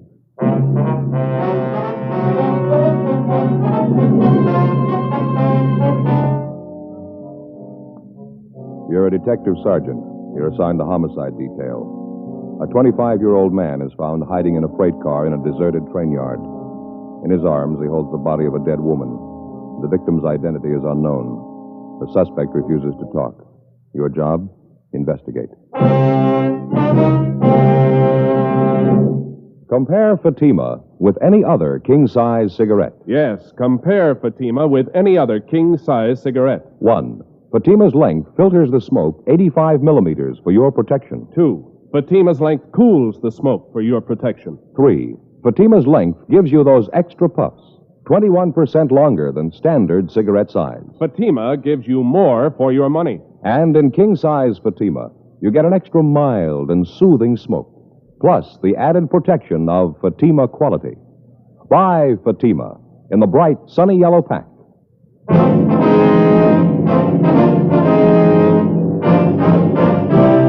Dragnet, the documented drama of an actual crime. For the next 30 minutes, in cooperation with the Los Angeles Police Department, you will travel step by step on the side of the law through an actual case transcribed from official police files. From beginning to end, from crime to punishment, Dragnet is the story of your police force in action. It was Tuesday, January 18th. It was cold in Los Angeles. We were working the night watch out of homicide detail. My partner's Frank Smith. The boss is Captain Warman. My name's Friday. I was on the way back from the record bureau, and it was 10:38 p.m. when I got to room 42. Homicide detail. Joe? Hi. They cop out to anything yet? Nothing. I keep asking him questions. Might as well be talking to myself. He might be in a state of shock. No, I don't think so. You got anything on him from R&I? No, he's clean. You and Stahl want to get over to the morgue, roll the dead woman's print? Yeah, sure. Maybe you'll have better luck with him. See you later. Yeah, sure.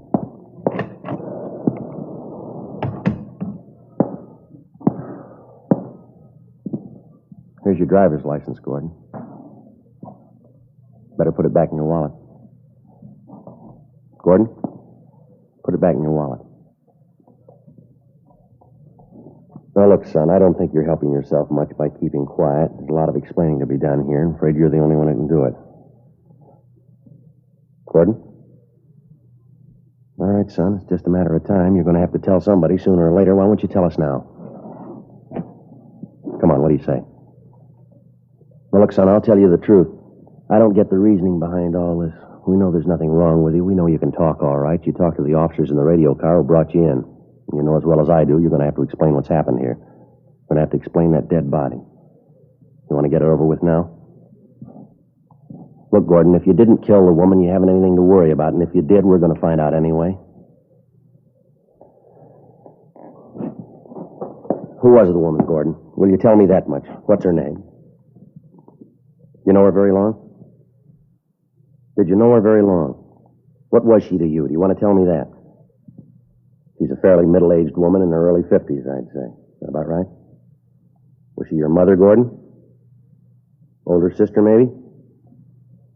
Any relation at all? What's the matter, son? You feeling sick?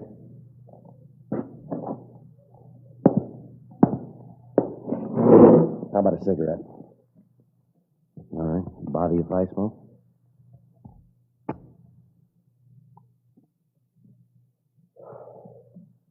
I hope you haven't got the idea we're trying to trick you into anything, Gordon. We've got a dead woman on our hands here. We've got to find out why she's dead. Now, what do you say? No use looking up at the clock, son. We're stuck here till we find out about that woman. And that goes for both of us. Homicide, Friday. Oh, yeah, Jack. No, not right now. Ought to be back about half hour. Yeah, half hour. Right, I'll tell him to call you. Bye. I got an idea, Gordon. Might help you set your mind at ease. Now, number one, if you think we're out to build a frame against you on this thing, let me tell you that you're wrong, and I'll prove it to you, son. I'm going to tell you exactly what we know about this case, everything. And when I'm finished, maybe you can fill in the blank spots for us, huh? What's the matter, your headache? Some aspirin in my locker there if you want some. No? All right. Here's all we know about it. Now, one of our radio cars, 1A4, answered a call from the night watchman down in the freight yards. He told the officers that he'd spotted a man wandering around down at the far end of the train yards near the west gate. Watchman only saw him at a distance, but he said he could make out the man and that he saw that he had a woman with him. She must have either been sick or she had too much to drink because the man appeared to be dragging her along with him. The two of them disappeared behind a line of boxcars on the siding. When the watchman went out to look for the two people, he couldn't find them. Called the radio car, and when the officers got there, they started searching. They finally found you hiding back in the corner of an empty boxcar there. You were holding that dead woman in your arms. There wasn't anything the officers could see that might have caused the woman's death. There were no marks on the body, nothing visible anyway. When they tried to question you, all that you'd tell them was your name and that you didn't want to live, that you didn't care what happened to you. Now, that's about the size of it, Gordon. Did I leave anything out? Gordon? Oh, yeah. There is something else. From what we could gather, the dead woman had been doing some drinking before she died. Matter of fact, looks like she was a pretty heavy drinker.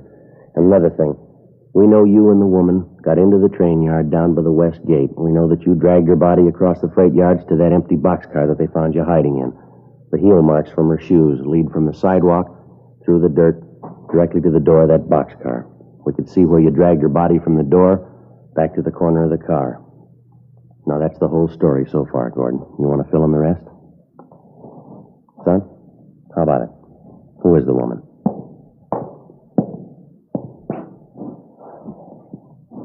All right, look, how about these items we found in your pocket, Gordon? This address book here.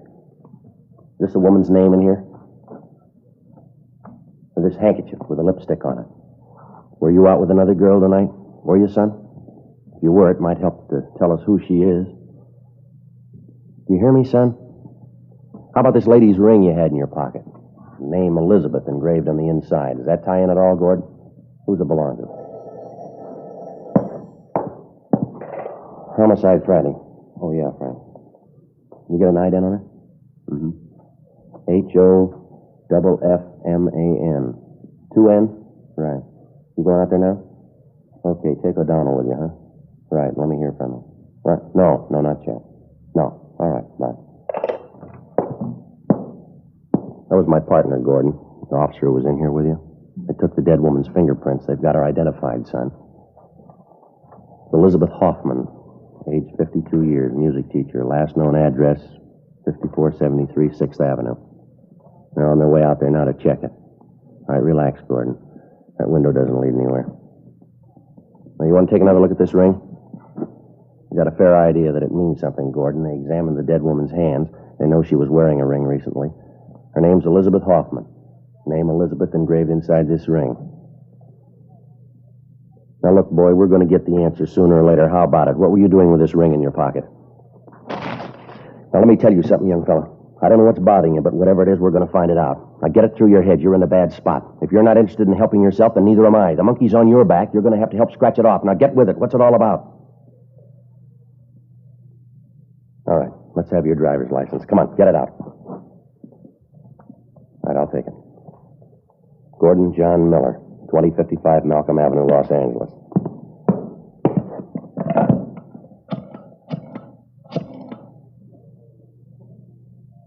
Hello, information? You have a phone listing for 2055 Malcolm Avenue? Thank you. That's fine.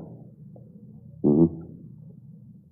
32192. Thanks a lot.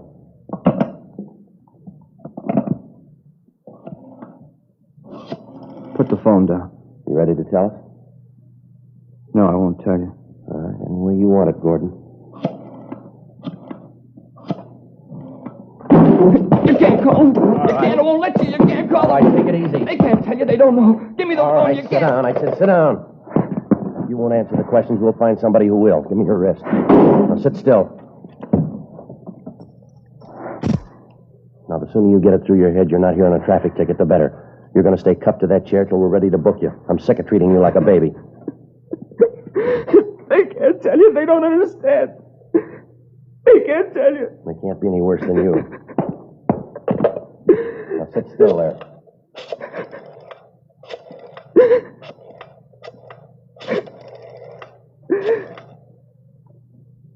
Hello, is this the Miller residence?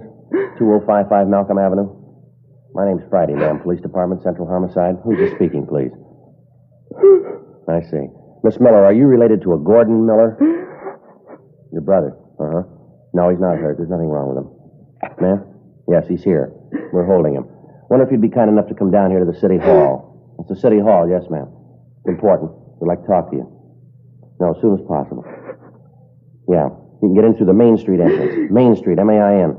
It's room 4242 on the main floor. Just ask for Friday. That's my name. All right, thank you. Goodbye. It's your sister Lillian. She's on her way down, Gordon. It's not going to help. She doesn't know. None of them know. Who's them? You mean your family? You shouldn't have called. They don't know about it. They can't tell you. Why did you have to call? You know why, Gordon. We gave you plenty of chance to tell us yourself. The answers have to come from somewhere. What answers? What do you want me to say? Homicide, Friday. What? How's that again? No, I'm afraid you have the wrong extension. You want vice detail. Just a minute. I'll have your call transferred. Yeah, would you give this call to 2607? Yeah, thank you. I ask you, what do you want me to say? What do you want? Pretty simple, Gordon. Just tell us what happened tonight, will you? She's dead, isn't she, Elizabeth? Yes, that's right. There's nothing else to say. I killed her. Why did you kill her, son? I'm not sure, really, I'm not. I think I felt sorry for her. I killed her, though, I know that much. You murdered the woman, but you don't know why? Yeah. I keep trying to remember. I can't. Doesn't seem real. You've been drinking, Gordon? Yeah. 2 or 3 days. We were going to have dinner tonight. We started drinking cocktails before. Quite a few. We never had dinner. What do you mean by we? 2 of us. Elizabeth and I. Elizabeth Hoffman. Where were you drinking? I don't know. I'm telling you the truth. I keep trying to remember. No marks on the body, Gordon. None we could see anyway. How'd you kill her? I killed her. That's enough, isn't it? I murdered her. Please don't talk anymore. I'm sorry, son. That's not even half the story. You admit you killed a woman. You won't tell us why. You won't tell us how. They wouldn't let her alone. They kept hounding her. They drove her out of her mind. Come on, son. Snap out of it. That's not going to help any. All right, come on. Yeah. Now, what's it all about? What'd you have to do with it? Known her for 10 years. She was my music teacher. Piano. Brilliant woman. Elizabeth was a real artist. You've been taking piano lessons from her for 10 years, is that right? Yes, sir. Elizabeth was arranging a concert tour for me. South America this fall. She said she was sure I'd be a success. I couldn't fail. Concerts in 8 cities, all over South America. We were going this fall. We were going to leave in August. Mm-hmm. That have anything to do with her death? I guess so, in a way. She did everything for me, and I had to kill her. Only one who believed in me. I can't tell you. Last 2 years, I didn't have any money to pay for my lessons. She didn't care. She even fed me, took care of me when I was sick once. She did everything for me. You know, this is pretty hard to understand, son. She did everything for you, then why did you kill her? What makes you think that's important? She's dead and I killed her. You always ask why. It's not important how she died. It is to us. Now, how'd you kill her, Gordon? Why'd you take her body down to the freight yards? You should have known Elizabeth when she was alive. You never met a woman like her. Just wonderful. Talent, she was brilliant, understanding. Great woman, warm. No one like her, Sergeant. Great human being. She drank quite a bit, didn't she, Gordon? Yes. She drank. Reason for it, though. Reason that way with a lot of brilliant people. They drink once in a while. She drank more than that, didn't she? She had a reason for it. Who are you to sit in judgment on her? Elizabeth was a brilliant artist, great woman. Great. One of the finest musicians in the country, a great woman. She was a drunk and a bad drunk. Now, let's face it, son. You know that as well as I do. You're a liar. She wasn't. You're a rotten liar. 6 drunk arrests in 14 months. That's what her card reads in the record bureau. Those are the only times we know of. Now, how many can you add to it? She drank. She thought it was the only way out for her. Wasn't any other way. Yeah, well, you're talking in circles here, Gordon. Get it straightened out, will you? You want to know why Elizabeth drank? Go ask my family. They'll tell you. They'll tell you a lot of things if you want to believe it. What can they tell me that you can't? Nothing. But they'll try and pretend they know. Liars. I don't want any part of them. They don't want any part of me. Don't you live with your family now, Gordon? I haven't seen them for a year. I don't want to see them. Why not? Don't you get along with them? Your father and your mother? My mother's dead. Died when I was 12. Just my father and my sister. What's the matter? Don't you get along with them? I just want them to let me alone, that's all. Just let me alone. How about Elizabeth Hoffman? Your family know her pretty well? Yeah, they know her. I didn't understand her, though. I really loved her. She loved me. I don't think I follow you, son. I knew you wouldn't understand. I was in love with Elizabeth. She was in love with me. We were going to get married. You're 25 years old, Gordon. Is that right? Yes. Elizabeth Hoffman was 52. That's what our records show here. What about it? Well, 27 years difference. That's a little unusual, wouldn't you say? What of it? Everything that's great is unusual. That's what makes it great. I loved her. Time didn't make any difference. A few years, what's that? I loved her more than any woman in the world. She meant everything. I didn't care if she drank. I didn't care if she was old. You don't stop being beautiful just because you grow old. Elizabeth was beautiful. Well, the drinking didn't help her much. I don't care about that. I'll still say it. She loved me and I loved her. Believe me, please, I loved her. All right, I believe you, son. Let me ask you this. Yes? You say you respected her. She was talented. You were grateful to her. She was generous. She made sacrifices for you, did everything for you that she could. Is that right? She loved you and you loved her. You were going to marry her. Yeah. This fall on the way to South America. Going to be married. What we always wanted. Elizabeth would have been so happy. So happy. Yeah, well, then why did you kill her? Joe? Yeah, Frank. See you a minute? Yeah. Sorry to interrupt. There's something I think you ought to know. Yeah. John and I checked the boarding house the Hoffman woman was staying at, checked her room. It's clean. Everything in order. Mm-hmm. Miss Miller had the room next to hers. Shook his place down, too. Anything? His bags were all packed. Looked like he was ready to go. Something else. Yeah. On the kitchen sink, bottle of poison.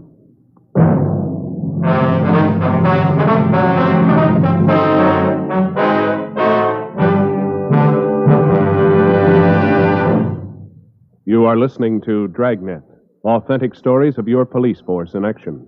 Friends, more and more smokers coast to coast are switching to Fatima's every day. Fatima, the extra mild and soothing king-size cigarette with the added protection of Fatima quality. Prove Fatima quality yourself today. Compare Fatima with any other king-size cigarette. 1. Fatima's length filters the smoke 85 millimeters for your protection. 2. Fatima's length cools the smoke for your protection. 3. Fatima's length gives you those extra puffs, 21% longer than standard cigarette size. Fatima gives you more for your money. And in king-size Fatima, you get an extra mild and soothing smoke, plus the added protection of Fatima quality. Because of its quality, its extra mildness, its better flavor and aroma, more smokers now insist on king-size Fatima than ever before. Remember, in Fatima, the difference is quality. Switch to king-size Fatima today. Ask your dealer for the bright, sunny yellow pack.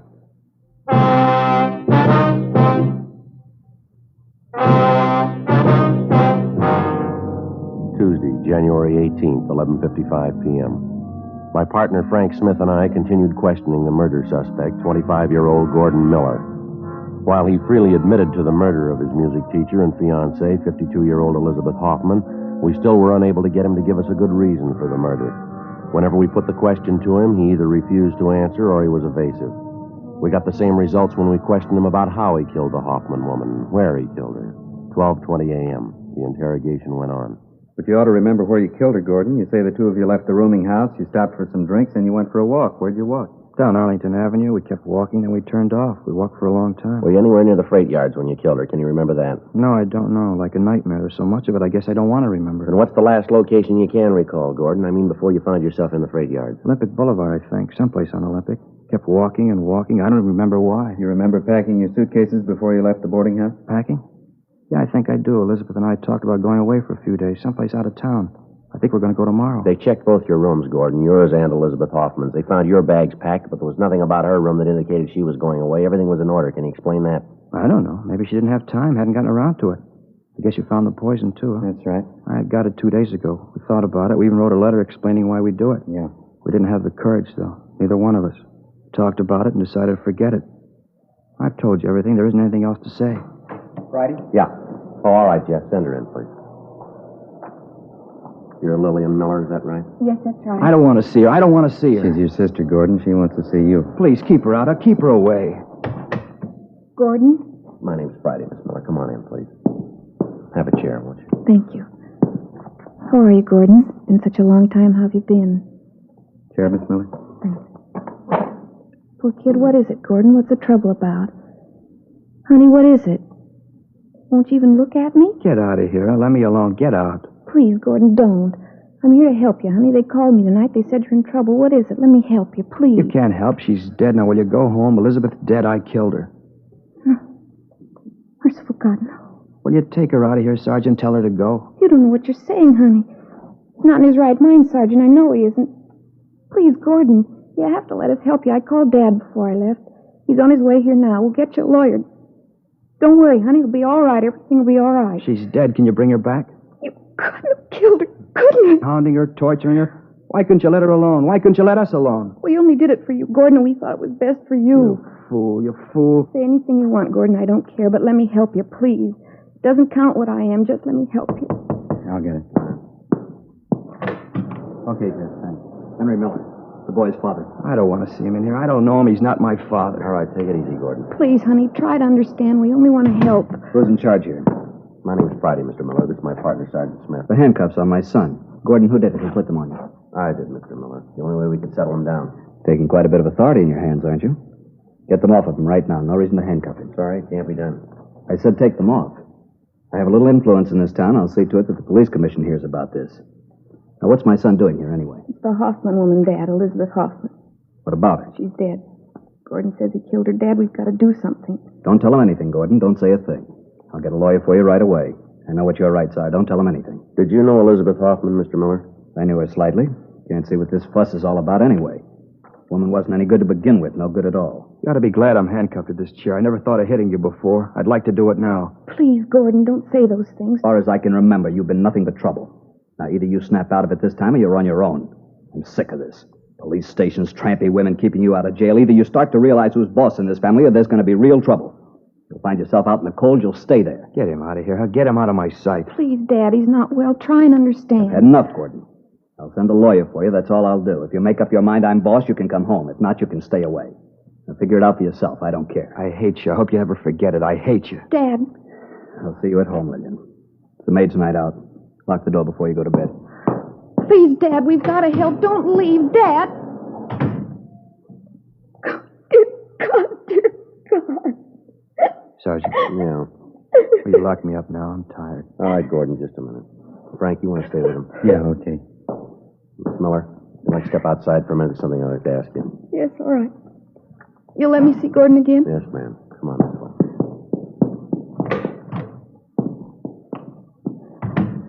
Now, look. About this Elizabeth Hoffman, Miss Miller. Did you know her at all? I tried to talk to her. I even offered her money if she'd let Gordon alone. It wasn't any use. She'd been drinking. She wouldn't even listen. Kept saying she was going to marry Gordon. Well, what's the big attraction, do you know? I mean, between your brother and that woman. There's only one thing Gordon ever really wanted. He wasn't too interested in women, things like that.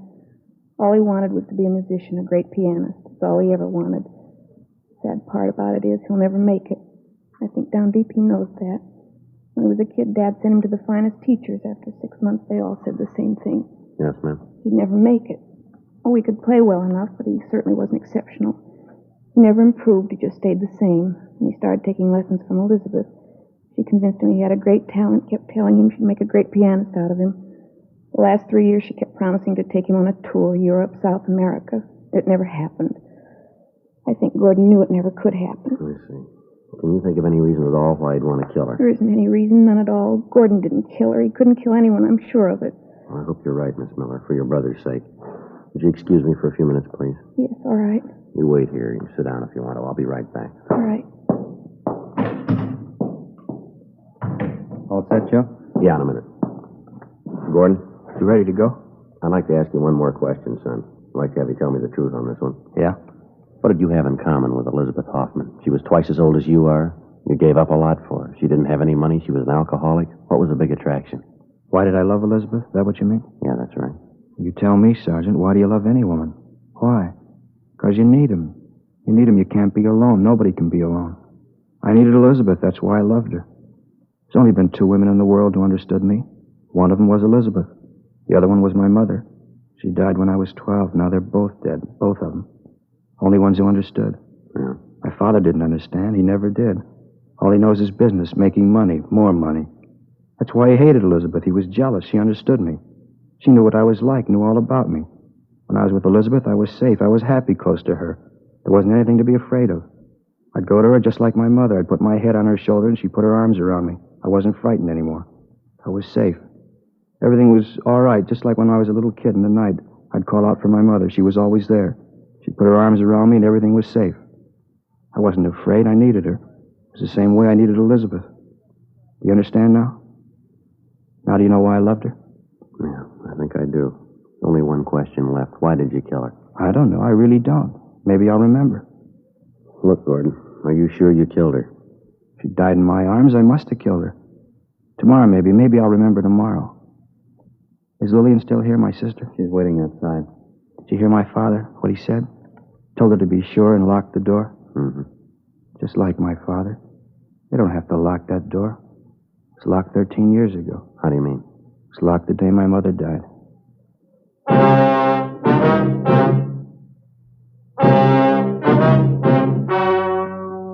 The story you have just heard was true. The names were changed to protect the innocent. On January 19th, an autopsy was performed at the county morgue, city and county of Los Angeles, state of California. In a moment, the results of that examination. And now, here is our star, Jack Webb. Thank you, George Fenneman. Friends, recently I had the pleasure of taking part in a benefit in San Francisco. While I was there, I met and talked to a lot of smokers who told me that they'd switched to Fatimas. They'd found that in Fatima, the difference is quality. Well, now I'm convinced that you'll switch to Fatimas for the same reason. Get yourself a pack of Fatimas tomorrow and compare them. You'll find they give you more for your money. An extra mild and soothing smoke, plus the added protection of Fatima quality. Remember, look for the bright sunny yellow pack. Buy king-size Fatimas.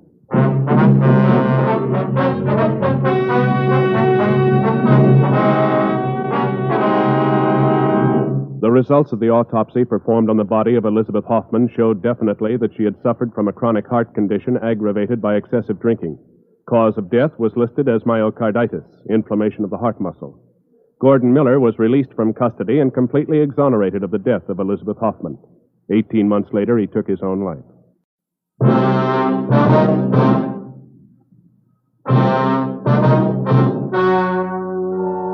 The story you are about to hear is true. The names have been changed to protect the innocent. Fatima Cigarettes, king size, extra mild and soothing, brings you Dragnet on both radio and television.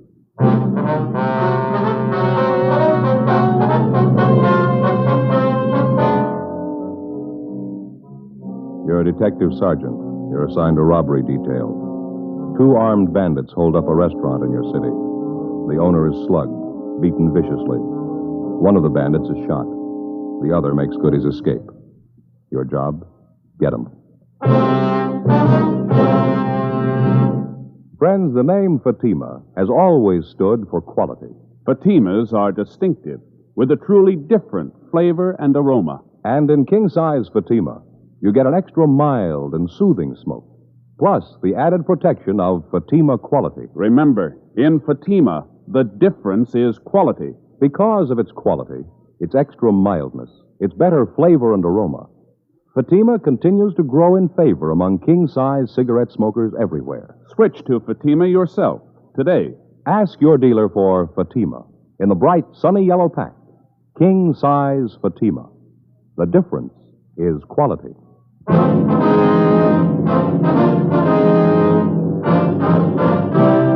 Dragnet, the documented drama of an actual crime. For the next 30 minutes, in cooperation with the Los Angeles Police Department, you will travel step by step on the side of the law through an actual case transcribed from official police files. From beginning to end, from crime to punishment, Dragnet is the story of your police force in action. It was Monday, June 2nd. It was smoggy in Los Angeles. We were working the day watch out of robbery detail. My partner's Frank Smith. The boss is Captain Didion. My name's Friday. It was 7:53 a.m. when I got to room 27A. Robbery detail. Oh, good morning, Joe. Morning, Frank. What's doing? Not too much. How was the weekend? Oh, it was great. I hated to come back. It's sure nice up there. Where'd you go? Same place? Yeah, Lake Mary. You remember Don Camphouse up there, don't you? Yeah, sure. He said to say hello. Fishing's real great up there. You ought to try and make it next month or so if you can. Fat chance. Why, what's the matter? The in-laws are loose again. They're coming down for a visit. Never stay less than a month. That'll take care of my vacation. That's too bad. Why don't you say something to the wife? What's the use? Why start an argument? I know what you mean. Well, what do we got here? Anything hot? Yeah, this one here. Hold up and slugging. Cafe down on South Hill. Radio car boys jumped him. Shot one of them. The other one got away. We identified yet? Yeah, the one who was shot, Benny Ashford. Record long as your arm. Graduate from Folsom. Some of them never learn. How about the number 2 man? Don't know. They tried to talk to this Ashford last night. He wouldn't tell them anything. I called the hospital just before you came in. They operated on the guy 6 o'clock this morning. You're going to call as soon as he's able to talk. It's going to be a couple days at least. Mm-hmm. How much did they get? Here's a crime report. Thank you. You talked to victims yet? No, not yet. Fair night's work, isn't it? $805 in cash, man's diamond signet ring, estimated value of $1,500. 17 stitches in the victim's scalp, slugged with a revolver, huh? Must have meant business. Lousy thing. They didn't have to slug him. He couldn't put up much of a fight anyway, 68 years old. No other witnesses, huh? No. Just the owner, his wife, the bartender? That's all they have listed, yeah. You phoned the victims yet? No, just going to when you came in. 2 phone numbers for them. They're both listed there. Yeah, I see. Why don't you finish up with the day book here and I'll give him a call, all right? Okay, fine.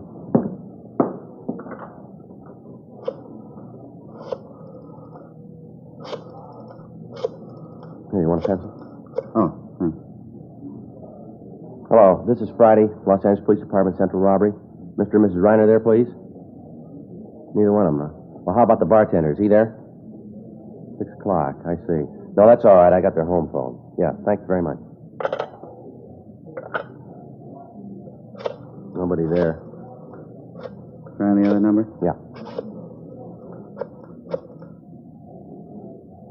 Hello, is this a Reiner residence? Yeah, well, this is Friday LAPD Central Robbery, Los Angeles Police Department. Yes, ma'am. Yes, Ms. Reiner. Oh, I just called the restaurant trying to get a hold of you.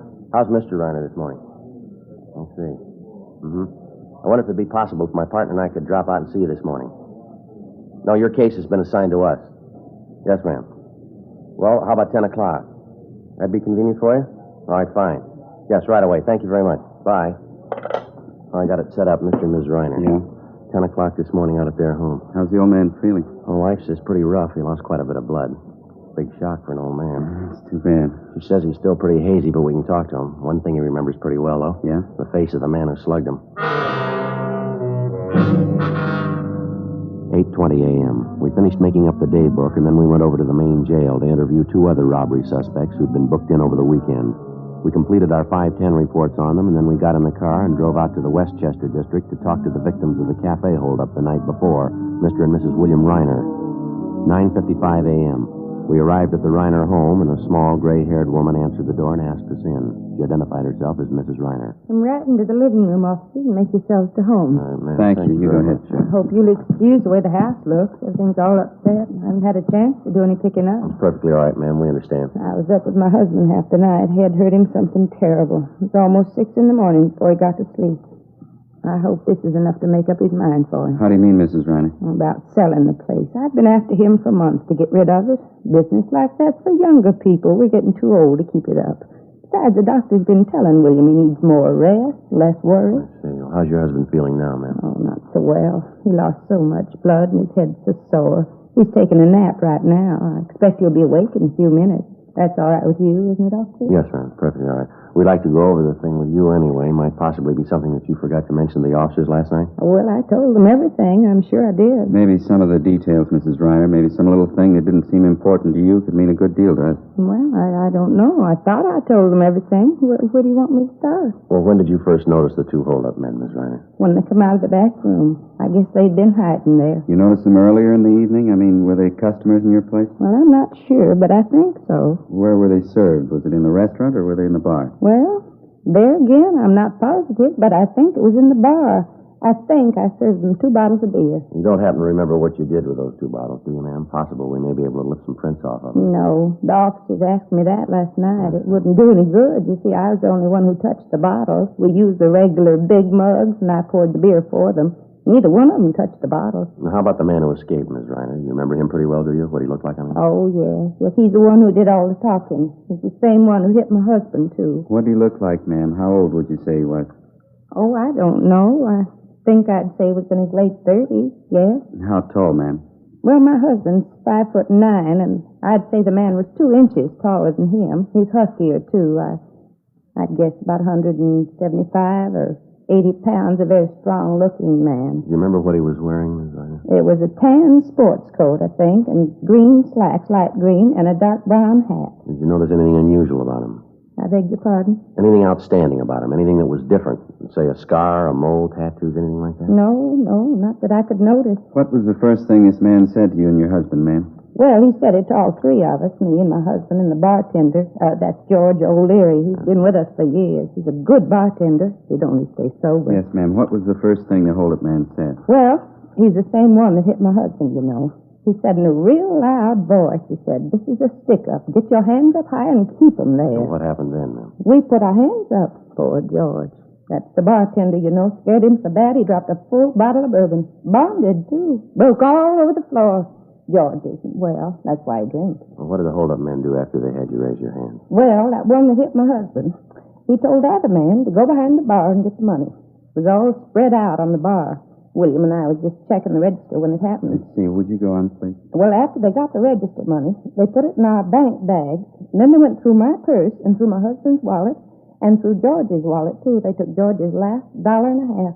Got $805 in all. Cash, I guess you knew that. Yes, ma'am. What happened after that? Jenny, where are you? Oh, will you excuse me, officer, my husband? Yes, ma'am. Go right ahead. I'll just see what he wants. I think he'll be able to talk to you now. All right, ma'am. Frank, do you remember to bring that mug book? Yes, it's out in the car. That's good. We can leave it here with the Reiners. Pick it up later tonight. Huh? Okay, you want me to get it now? No, let's wait and see how he is. Huh? Officers, would you like to come back here? Officers? Yes, ma'am, we're coming. Jenny, would you pull up chairs for the officers? Oh, why, surely. Officers, this is my husband, Will. How do you do, sir? Here you are, Sergeant. Thank you very much. You catch the other man yet? The one who hit me? No, sir, not yet. That's why we're out here. We know that you don't feel too well, Mr. Reiner. We'll try to keep it short. No, I sure don't. I guess Jen told you. My head's killing me. Poor girl. I kept her up most of the night, I guess. Sure a fine nurse, Jen. She didn't get any rest at all. Yes, sir. She was just telling us about the holdup last night, sir, how it happened. I was telling them how they got the money, Will. I didn't explain about your ring, though. Do you want to tell them? It was the worst part of the whole thing. I'd rather have lost anything but that ring. How's that, sir? Some kind of a keepsake? It belonged to my dad. Diamond Signet. Stone wasn't perfect, but money sure can't replace it. Yes, sir. I remember when Dad gave it to me. It was just a couple of days before he died. It was his ring. Been the family way back. Which one of the hold-up men took the ring, Mr. Ryan? The same one hit me. One got away. After they took all our money, he came over to me and said, "Give me the ring. Hand it over." I told him I couldn't get it off my finger. What did you do then, sir? Slapped my face. Said if I couldn't get the ring off, he could. Said if he had to, he'd cut it off. I pleaded with him. I told him what it meant to me, but it didn't do any good. I see. When I didn't give him the ring right away, he brought that gun down right on top of my head. Hit me as hard as he could. I don't remember too well after that. You think you'd recognize the man if you ever saw him again, Mr. Reiner? I'll never forget him. I sure hope to find the ring, officer. Jen and I have been through some tough times together. I guess at one time or other we've either sold or pawned everything we owned. But we never let go of that ring. Never did. Not until last night. Isn't that right, Jen? Yes, that's right, Will. Well, we'll do all we can to get it back for you, Mr. Reiner. Now, about this man who got away. Can you remember anything outstanding about him at all? Anything unusual? No, I don't think so. He had mean-looking eyes. I remember that much. Yes, sir. Kind of the smart-aleck type, I guess. Kept twirling his gun around his hand, on his finger, you know. I was scared to death it was going to go off. So was George. He's our bartender. Real scared, wasn't he, Jen? Oh, yes. George was white as a sheet. How do you mean, Mr. Reiner, he twirled the gun around? Oh, you know, like in the movies, cowboy pictures. Typical smart-aleck. He sure did run when the cops came, though.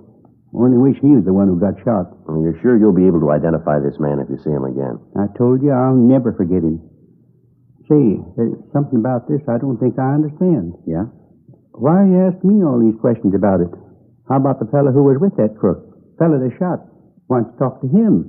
He ought to be able to tell you who his partner is. Well, he had an emergency operation, sir, at 6 o'clock this morning. His condition's still critical. Oh, I see. Just a matter of time then, huh? I mean, when he recovers, you'll be able to talk to him. You'll find out what you want to. Well, there's only one hitch, sir. Whether he recovers or he doesn't recover. Yes? Either way, we can't depend on him. 11:38 a.m. After we finished interviewing the holdup victims, Frank got the mug book out of the car containing pictures of recent robbery releases from the state prisons, and we left it with Mr. and Mrs. Reiner. We instructed them that if they succeeded in identifying any one of the pictures, to take down his name and prison number and call our office immediately. We told them we'd be back later that afternoon. 11:50 a.m. We left the Reiner home and drove down to the scene of the robbery, the restaurant on South Hill. When we got there, Officer Walmsley from Leighton Fingerprints was just leaving. He told us that he'd been unable to raise any legible prints at the back window where the number 2 suspect had escaped. Frank and I checked over the scene, and then we headed back for the office. There were half a dozen messages for us in the book. One of them was to call State Parole Officer Fred Galloway at his office on South Broadway. Frank put in the call, and Galloway said he'd be right down. He thought he had something for us. 1:05 p.m. Galloway met us in the squad room and briefed us on some of the information that he'd received earlier that morning from one of his parolees. It concerned the wife of a former holdup man who now was wanted by Galloway for violation of parole. He told us the wife had rented a car from a U-Drive lot in Santa Monica, and that supposedly the ex-con and his wife were planning to leave the city. What's the tie, Fred? How's it figure in for us? I was talking to Chandler this morning. He happened to mention the holdup you're working. This fellow answers the description of the one who got away. What was that name again, the ex-con? Ernest Morgan. Your L.A. number 178435. Folsom number is 12968. The reason I got pepped on is the thief could have hurt his leg jumping out of the back window of the bar. You figure he could have? Yeah, easily. It's a good 30, 35-foot drop. Why, Fred? Well, my informant says that Ernie Morgan has a bum foot. Hurt it so bad he can hardly walk on it. Says he saw Morgan day before yesterday. His leg was all right then. Sounds like a good one to get off the street, huh? What do you say we check his package? Good idea. Your informant say who this Morgan's been running with, Fred? He said he didn't know. He thinks he plays it alone, more or less. Go ahead, Fred. You contact the U-Drive lot, Fred, and get the dope on the car? Yeah. Didn't want to put the teletype on until I was sure. One of the fellows from our office had to make a call out that way. They're taking a mugshot of Morgan's wife out there to see if the U-Drive clerk can give him an ident on her. She got a record? Well, she's never done any time. Just did a couple of pinches with him. Never could make her on anything, though. I'll pull the package. All right, fine, Fred. How about your victims, Joe? They any good? Yeah, they claim they can identify the man. I don't think we'll have any trouble there. How about this informant of yours? You know where we can locate the Morgan? No, not now. According to him, Morgan and his wife left town about 9 this morning. He thinks he might get a line on where they're headed, though. Well, how come your informant knows so much about Morgan? He run with him? No, he sold with him up at the joint. Fred, Joe, you want to have a look? Yeah. Here's the package, his mugshot. Is this your Ernie Morgan, Fred? Yeah, that's him. Good picture? Yeah, it looks just like it. The description, Joe. Got everything right down the line. Yeah. Check this right here. Habits and characteristics. Yeah, looks like it, doesn't it? What's that? He likes to twirl a gun in his hand. 1:52 p.m. We placed Ernest Morgan's picture in an envelope along with 24 other mug shots, and then we put in a call to Mr. and Mrs. Reiner, told them we were coming out to see them. They told us that so far neither one of them had been able to identify any of the pictures in the mug book that we'd left with them. Fred Galloway went back to his office, and we told him we'd notify him the minute we got a positive identification. 2:25 p.m. We drove back to the Reiner home. The old man was still in bed. Been all the way through this book of yours, officer. Couldn't find one who looked like the man, could we, Jen? No, his picture's not in there, Sergeant. We're sure of that. Let's see. Well, we've got some more of them here, folks. I'd like to have you look through them if you don't mind. See if you can identify one of them. Yes, all right.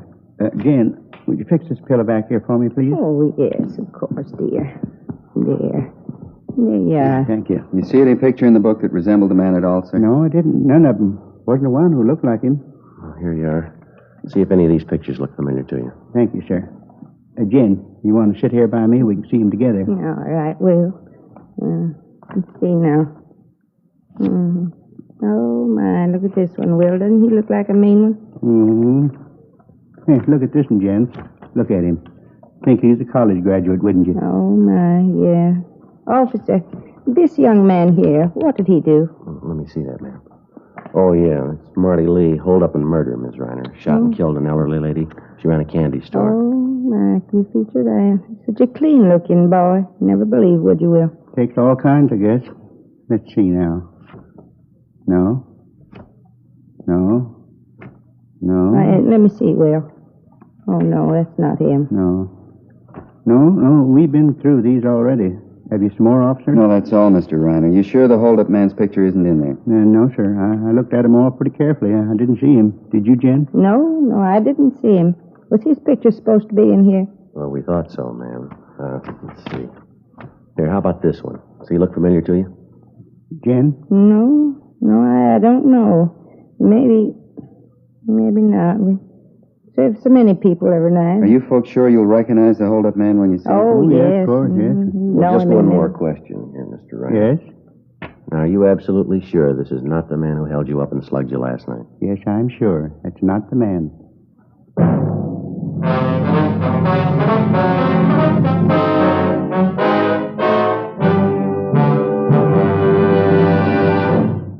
You are listening to Dragnet, authentic stories of your police force in action. Because of Fatima quality, its extra mildness, its better flavor and aroma, more smokers coast to coast are switching to king-size Fatimas every day. Switch to king-size Fatimas yourself. You'll find they're distinctive, with a truly different flavor and aroma. You'll find Fatima gives you an extra mild and soothing smoke, plus the added protection of Fatima quality. Yes, that's why Fatima continues to grow in favor among king-size cigarette smokers everywhere. Remember, the name stands for quality. Insist on mild and soothing king-size cigarette with the added protection of Fatima quality.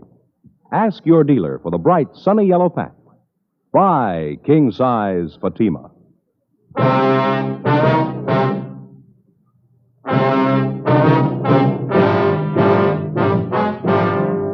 Monday, June 2nd, 2:45 p.m. After the victims, Mr. and Mrs. Reiner, failed to identify Ernest Morgan as the robbery suspect, Frank and I got in the car and drove back to the office. Neither one of us had anything to say. Just at the moment we figured that we had the suspect positively identified, the victims themselves had contradicted what we thought was definitely the answer to the case. It wasn't by any means a news story. One of the first lessons a working detective learns is to keep an open mind, regardless of how incriminating the circumstances first appear to be. The big fallacy of a detective being too sure too soon is based, for the most part, on the failure to recognize that police work means human beings dealing with human beings. So instead of going by the usual odds, the human margin for error is doubled. Frank and I didn't have too clear an idea of how or why it came about, but suddenly we found ourselves farther away from the solution of the case than before we started. 3:10 p.m. Lousy day, huh? Yeah, sure. 10 after 3. Feel like I haven't slept for 2 days. Yeah, I know what you mean. Pretty hard to figure, isn't it? Sure hope the wife did the washing today. Why? She won't feel much like talking. I sure don't. Well, let's check the book, huh? Yeah, I'll do it. A couple of phone calls, Joe. One from the hospital, prison ward. What do they want? Our number one suspect, Ashford, he's doing better than they figured. Be available for interview tomorrow morning.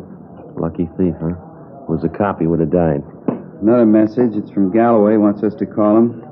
It's still the Madison number? Yeah. Want the pad? Oh, yeah, please. There you go. Adult parole, please, men. Thank you. Fred Galloway, please. Smith, robbery, LAPD. Thanks. Hi, Fred. Frank Smith. Uh-huh. Yeah, that right. He's sure about that? Uh-huh, sure doesn't figure. No, I didn't mean a thing to him, yeah. Okay. Right, thanks, Fred. It's got me, Joe. Why, what's the matter? Galloway got the report back from that U-Drive lot, place where Morgan's wife rented that car. Mm-hmm. They identified her as the woman who rented that car. She offered him a deal. She didn't want to leave a cash deposit for the car. Well, what'd she offer? Man's ring, diamond signet. After we got the word from State Parole Officer Fred Galloway, we got out a broadcast and an APB, in addition to those we already had out. We requested that the rented car and the occupants be held for questioning in connection with the robbery of Reiner's Cafe the night before. If a man's diamond signet ring was found in possession of the occupants or in the car, it was to be booked as evidence. The following morning, Frank and I interviewed our number one suspect, Benny Ashford, in Ward 13,400 at General Hospital Prison Ward. Because he had the idea his partner had run out on him and taken the money with him, that he'd let him down, Ashford was in a fairly cooperative mood. After talking with him for a little more than 20 minutes, he named Ernest Morgan and identified his mugshot as his companion in the robbery of Reiner's Cafe. He also told us the holdup was Morgan's idea and that Morgan had told him the job would be a pushover. We asked him where he thought we might locate Morgan, and he told us our best bet was Las Vegas, Nevada. Supposedly, Morgan had a good friend in Las Vegas, an ex-con by the name of Harry Breen. Frank and I went back to the office where we met with Inspector Farnan and Captain Didion. At 1:30 that afternoon, according to instructions, Frank and I signed out a trip car and headed out U.S. Highway 91 for Las Vegas. We checked in at the Las Vegas Police Department a few minutes before 8:30 that night. The alleged friend of the suspect, Morgan, Harry Breen, had already been taken into custody by Las Vegas officers on the request of Captain Didion. We began questioning Breen, and he readily admitted that he was acquainted with Morgan. All right, how long ago did you see Morgan? I don't know, this afternoon sometime. A lot of hours in an afternoon. When did you see him? What are you so excited about? What did he do, commit a murder? Well, look, Breen, how much time do you owe the state? What's that got to do We with it? didn't drive all the way up here just to pass the time of day with you. You know he's hot. If you want to cover for him, you can serve his time. Look, I don't get it. I'm not his keeper. If you want him, find him. Bet we're going to find him if we have to walk all over you to do it. When the two of you are up doing time, you can figure it out for yourselves. The trouble with you cops, once a guy does time, you can't leave him alone. I've been leveling since I got out. I've been carrying a lunch pail every day. All right, now look, Breen, who do you think you're giving a snow job? We've been kidded by experts. You're not giving us anything new. We didn't send Morgan up to see you. If you're so lily-white, how come Morgan got in touch with you? All right, I'll tell you. You're as bad right now as the day they locked the gate on you. You're never sorry for what you've done. You just moan because they caught you. Save that act for the jury, Breen. We're not going to buy it. Now, what about it? Where is he? Wait a minute, huh? What are you so sore at me for? I didn't rob anybody. Who said you did? You must have been talking to Morgan. All right, I have. I told you I talked to him. He came around this afternoon. Now, get off my back. What do you want? He's hot. He wanted to cool off. Where's he now? I don't know. Well, look, how should I know? He came around with his wife, asked for a favor. I couldn't do it. I just got married. My wife's a square. I told her about it. She wouldn't go for it. The guy's a big crybaby anyway, trying to tell me how we ought to stick together. He's never done a favor for me. You see the car he was driving, Breen? Yeah, convertible coupe Packard. California plate. How'd you notice? You got the license number? No, he asked me where he could get some cold plates. I figured it was hot. You get him any plates? Look, I wouldn't know where to get them. I already told you. I've been leveling ever since I got out. There's no use kidding. I couldn't do any more time. I'm too old. One more trip and I'm through. I'm really through. I got a good wife. She works every day. I don't want to lose that. All right, Breen. You take your choice. What do you mean? Who do you like the best, Morgan or your wife? What about it? All right, you got it. The suspect's friend, Harry Breen, went on to admit that during the conversations he'd had with Ernest Morgan that afternoon, Morgan had told him that he and his wife were going to San Francisco. There, supposedly, they would contact a man by the name of Beggar Harrison, who operated a restaurant out by Hunter's Point. He said the Morgans had told him that they planned on driving at night only to lessen the chances of the police spotting their car. We immediately got in touch with Inspector George Haig of the San Francisco Police Department and notified him of the latest developments in the case. He told us he'd read our teletypes and said that he'd placed the restaurant operated by Beggar Harrison under immediate surveillance. We told him we'd leave early the next morning for San Francisco after we'd gotten a few hours' sleep. Before we turned in, we got off a teletype to Captain Didion, bringing him up to date on what had happened and what our plans were. The next morning at 6:30, Frank and I left Las Vegas for San Francisco. A few minutes after 7 o'clock that night, we checked in at the San Francisco Hall of Justice at Washington and Kearny Street. Inspector Haig was waiting for us. He informed us Harrison's restaurant out at Hunter's Point was still being covered, but so far, Morgan and his wife had failed to put in an appearance. Along with Inspector Haig, Frank and I drove out to the restaurant and joined the detail that had the place under surveillance. 9:05 p.m., no sign of the suspects. 10 p.m., 10:30, 11 o'clock, midnight, still no sign. We waited. How about this fog? I sure wish I brought my top coat. I'm freezing. Yeah, if they don't show pretty soon, we're going to have to pull in closer. I can hardly see the door to the restaurant over there. Smell that hot coffee. Sure could use a cup right now. Look at that fog out there, Frank. Can't tell where the bay leaves off and the fog begins. Wait a minute, Joe. Yeah? Car pulling up. Convertible. Yeah. Packard. Wait till they get in the light. We can see him better. A man getting out, heading for the restaurant. Yeah, it looks like him. Come on. Yeah.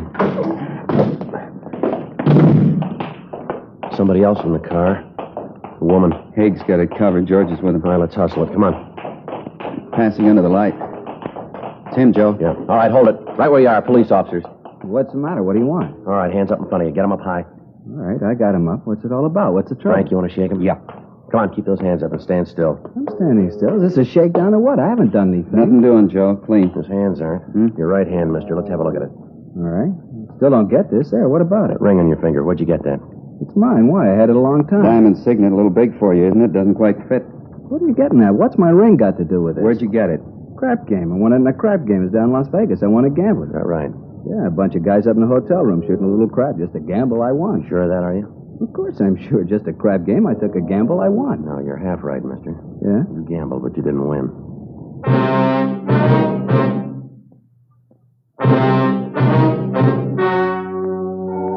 The story you have just heard was true. The names were changed to protect the innocent. On August 8th, trial was held in Superior Court, Department 89, City and County of Los Angeles, State of California. In a moment, the results of that trial. And now, here is our star, Jack Webb. Thank you, George Fenneman. Friends, because you know what you're looking for in a king-size cigarette, all we ask you to do is compare Fatimas and then make up your own mind. You'll find Fatimas are distinctive, with a truly different flavor and aroma. You get an extra mild and soothing smoke, plus the added protection of Fatima quality. Smoke king-size Fatima. I'm convinced you'll agree that the difference is quality.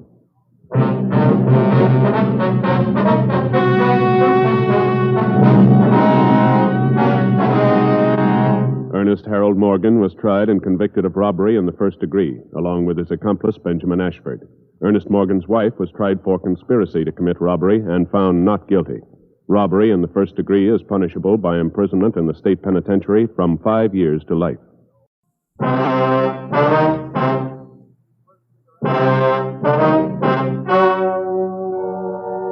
Ladies and gentlemen, the story you are about to hear is true. The names have been changed to protect the innocent. Fatima Cigarettes, king size, extra mild and soothing, brings you Dragnet on both radio and television.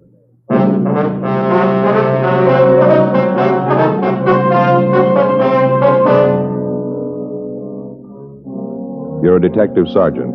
You're assigned to robbery detail. An elderly man has been beaten and robbed of a fortune in unset diamonds. The thief has made good his escape. Your job, find him. Friends, the name Fatima has always stood for quality. Fatimas are distinctive, with a truly different flavor and aroma. And in king-size Fatima, you get an extra mild and soothing smoke, plus the added protection of Fatima quality. Remember, in Fatima, the difference is quality. Because of its quality, its extra mildness, its better flavor and aroma, Fatima continues to grow in favor among king-size cigarette smokers everywhere. Switch to Fatima yourself today. Ask your dealer for Fatima in the bright, sunny yellow pack. King-size Fatima. The difference is quality.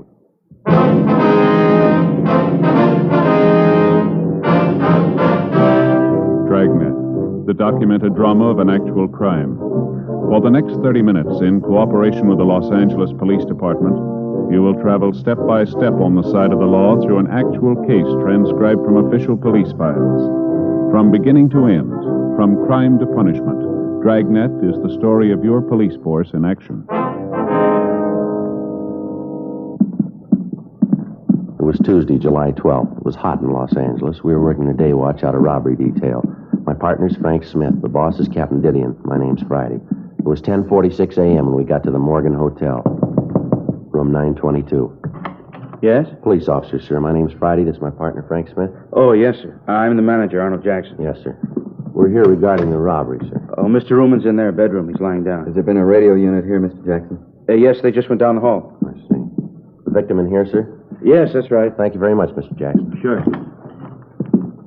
Mr. Ruman? Yes? My name's Friday, sir. This is my partner, Frank Smith, Central Robbery. Oh, yes, Captain Friday. No, sir. It's Sergeant, Mr. Ruman. Sergeant? I thought sure they'd send a captain. Well, now, if you can just tell us what happened here. Well, I brought the stones up here to show him and his father. We made an appointment. He hit me, took everything. How much was it, sir? Can you tell us? Everything there was, finest collection, best stones, took my sample case and everything. Well, what'd the case look like, sir? Just a plain sample case, this high, about this wide. So that'd make it about 14 by 18, is that right? Black leather, plain sample case. Any identifying marks, initials, anything like that? No, just a plain black leather case. I don't care about the bag, it's the diamonds. I couldn't come close to their value, maybe 100,000, maybe more. Now, you say you made an appointment with him. Who is the man, sir? Fred Roberts. I met him about 3 weeks ago at my club, having lunch with a friend and another jeweler, and he introduced us. We hit it off right away. He seemed to be a real nice fellow. I can't understand it. Fred Roberts, will you describe him for us, sir? I'd say he's about 20 to 30. Could say he's a nice-looking fellow. Sure wore nice clothes. Looked like a real businessman. Always carried a briefcase and all. Mm-hmm. About how tall would you say he was? Tall? Mm-hmm. Well, I'm 5'6". He's about 3 inches taller. I'd say he's about 5'9". Not too heavy. Medium build. About your size. Now, how about his hair, sir? What color was that? Do you remember? Brown. Straight brown hair. Might have had a part. I never noticed. He had brown eyes, too. Shouldn't be any problem. People in the hotel must know him. These are his rooms. I'll call the office and have them get out a broadcast on the description. All right, fine. You want to check with the other fellows, see if they've come up with anything? I'll stay here with Mr. Ruman. Okay. Fine. Thanks, Frank. Now, you'll have no trouble identifying the man, will you, Mr. Ruman? No, sir. I'd know him. Those eyes, never forget them. I should have known from the start. Sir? His eyes are shifty, little bitty things set close together. I should have known not to trust him with eyes like that. Now, you say you met this man about 3 weeks ago, is that right? Well, this Roberts fellow told me that he was down here from San Francisco. Said he was going into the diamond business. Said he was down here, to buy stock. That he'd heard that I could lay my hands on some fine stones, and he wanted to see what I had to offer. I see. Did he say that he was going to buy the stones himself? Oh, no. He told me that his father was putting up the money. He said that his father was coming down here today, and that if he liked the merchandise, we could make a deal. Funny thing, though, I should have known right off. What's that, sir? Well, when I came up here this afternoon and showed him the stones I'd brought, he didn't know the good from the bad. Oh, sir? Well, in almost any collection, there's bound to be a few stones that aren't absolutely perfect. They look all right, but there may be a small flaw someplace inside the stone. Naturally, their value isn't the highest. I see, and this Roberts didn't know the difference. No, but I should have known anyway. Those eyes, the meanest eyes I ever saw, and so close together. Well, was there anything unusual that you might have noticed about Roberts? Anything about his speech, his manner, anything at all that might help us identify him? No, just like I told you. Seemed nice enough. Well, did he give you any indication that there might be something wrong? Not at all. Of course, I wondered about his not knowing much about diamonds, but I figured that if he was willing to pay what I wanted, I didn't have to concern myself with what he's going to do with the stones.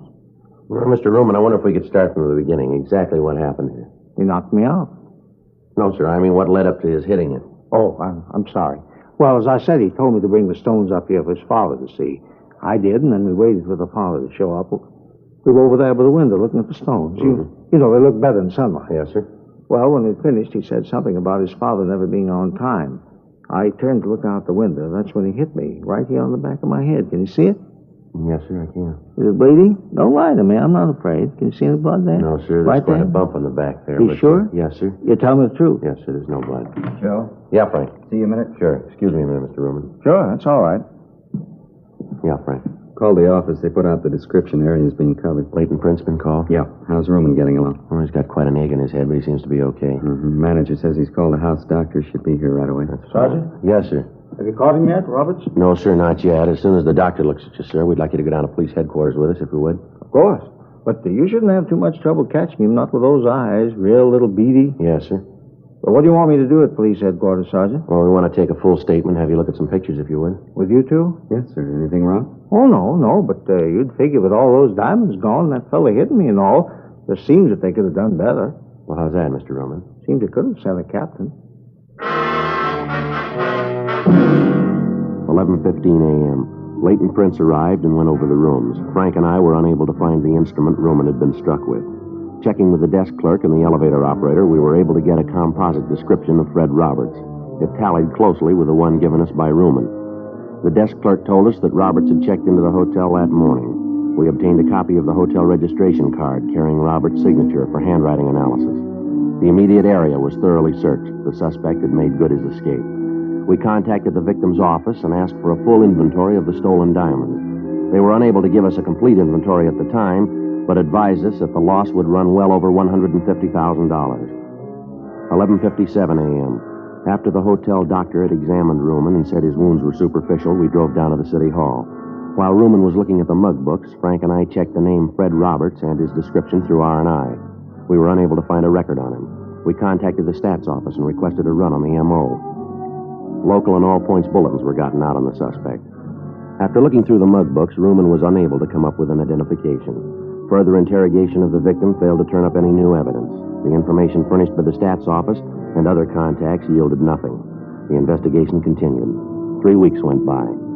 Tuesday, August 2nd, 8:05 a.m. I checked into the office. Joe? Yeah. You're late. I've been waiting for you. It's only been 5 Well, minutes. there's a lot to do here, you know. You're in a good mood. What's the problem? It's the in-laws again. I didn't sleep a wink last night. Oh, what happened? That brother-in-law, a real wise guy, knows how to do everything better than anybody else. Nothing he doesn't know. Well, look, Frank, I'm on your side, but what's the bit here? Remember how I told you about this place out in the valley where the steaks are so good? Yeah, the butcher shop, wasn't Yeah, it? that's right. Well, I stopped by last night and I got 6 of the biggest steaks I could find. Real beauties, fillets. Yeah? I figured on a barbecue, out in the backyard. Anyway, I get the charcoal out and the kindling and all the stuff. Right away, my brother-in-law says I'm doing it wrong. Why didn't you tell him? The wife, she's got to hear how they barbecue back in Sioux Falls. So the brother-in-law throws out all the stuff I'd done, and he starts all over. It took him 3 hours. Well, what happened? Well, he never got the fire started. By the time he let me get at it, it was too dark to do anything. He ended up in the kitchen with waffles. I had indigestion all night. Well, that's the way it goes, doesn't it? I suppose so. Sorry I jumped. That's all right. I don't much care for waffles for dinner myself. I get it, Frank. Robbery Friday. Yes, sir. Mm-hmm. What was that address again? Okay, yes, sir. Okay, we'll check it right away. Right.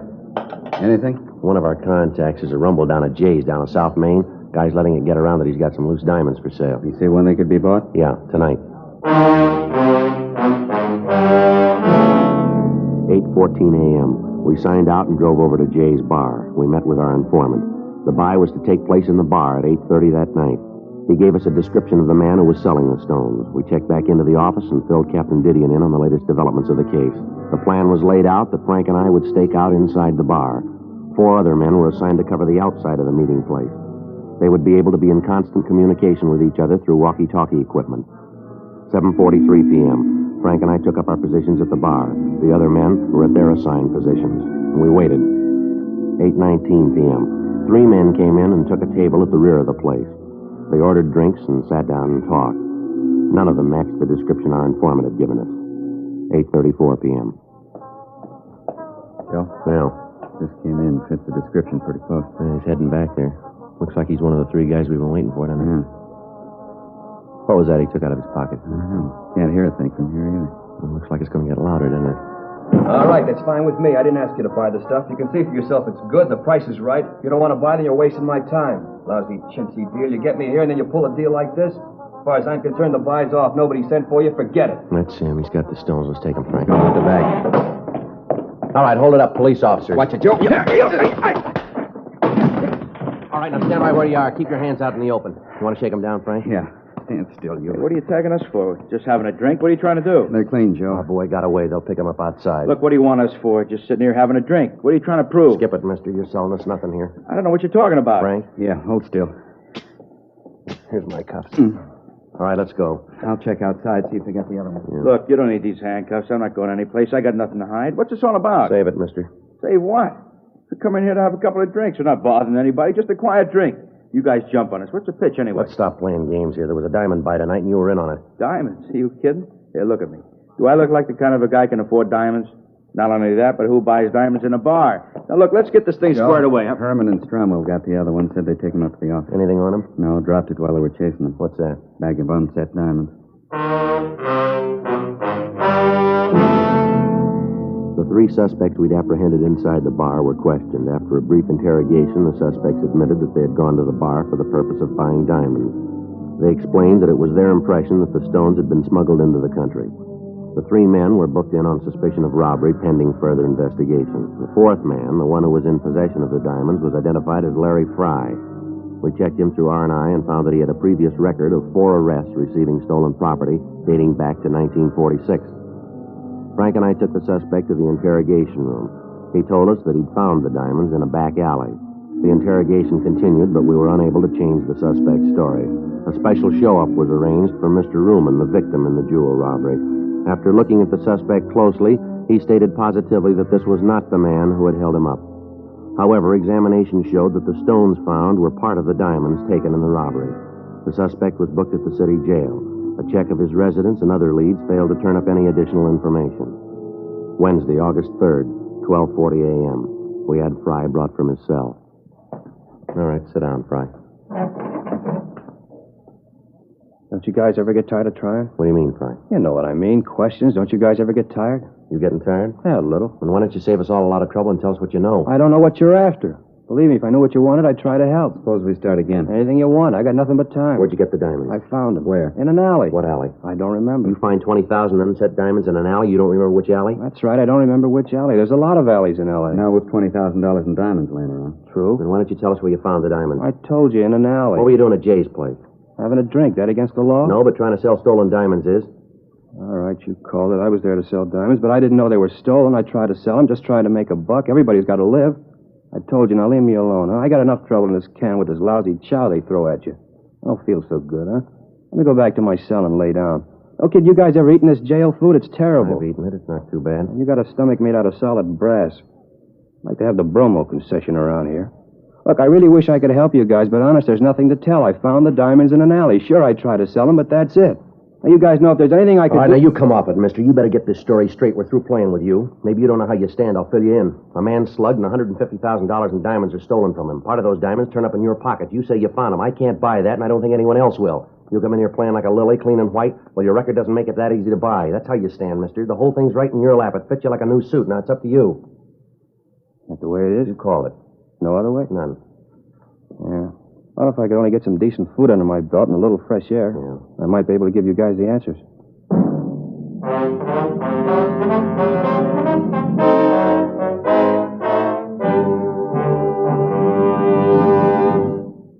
You are listening to Dragnet, authentic stories of your police force in action.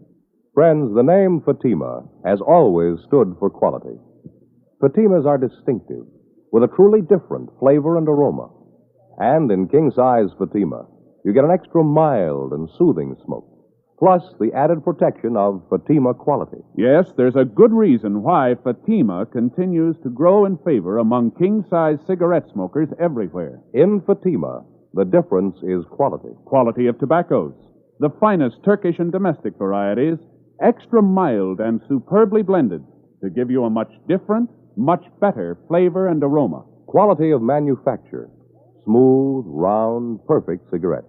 Rolled in the finest paper money can buy. Quality, even to the appearance of the bright, sunny yellow pack.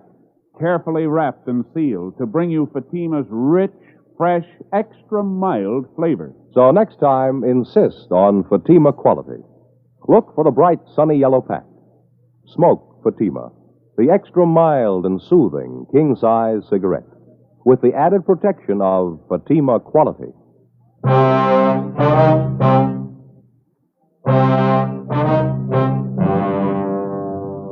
We continued to interrogate Fry.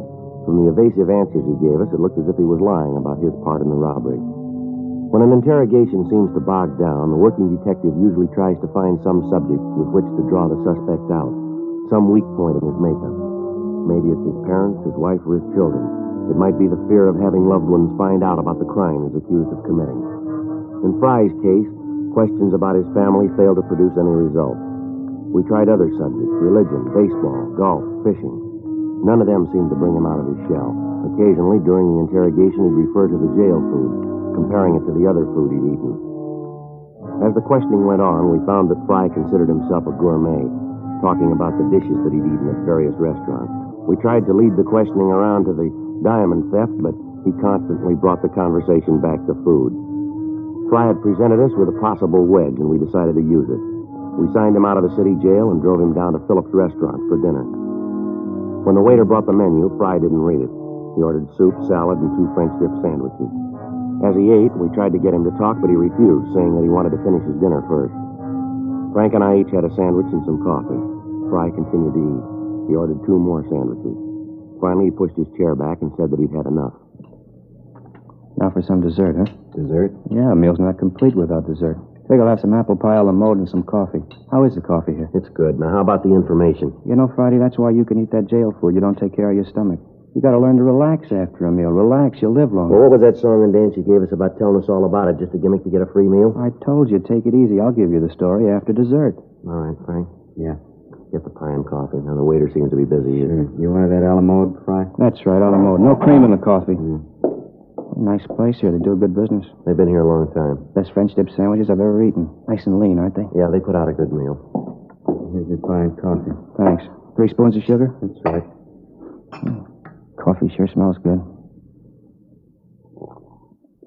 Hey, it tastes good, too. All right, let's get on to business, Fry. Now, what about the diamonds? Where'd you get them? From a guy named Joe. What's his last name? Never heard it.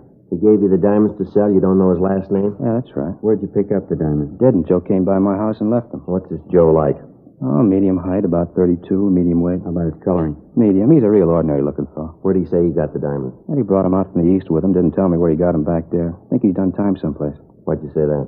I just figured it. The way he talks, the way he handles himself. Got the marks. You'd know him if you saw him again? Oh, sure. Think you could point him out to us? Have you got him? No, but if he's done time, there's a mug of them. Figures we got it. Want to look through the mug books? Sure. How did this Joe get in touch with you? Called the house, told me what time he'd be there. When do you usually call? Most any time. I know what you're figuring, but it won't work. This whole thing's been in the papers. He won't call me now. Too smart for that. He won't show. How about the diamonds? Don't you think he'll be sore about you being picked up? So he's sore. He's got no beef. He's still got 130 grand in stones. He's got no worries. Hey, how about some more No, coffee? you've had it for tonight, Fry. Let's go. Oh, thanks for the meal. Sure appreciate it. Yeah. That jail food was killing me. You know, a good meal always makes me sleepy. Sure getting late. Hey, let's knock it off for tonight, huh, fellas? I'm bushed. No, let's look through the mug book, then we can call it a night. Honest, fellas, I'm so tired I can hardly see straight. Feeling like this, I couldn't be sure. All right, Fry, we'll take you back, and we'll see you the first thing in the morning so we can get started. Okay. Say, I was just wondering. Yeah? You think you could work out something for breakfast? 2:30 a.m. After returning the suspect to the city jail, Frank and I went back to the office. We were certain that Fry was in some way implicated in the diamond theft, but we didn't know just how he fit in. Frank and I signed out and went home to get some sleep.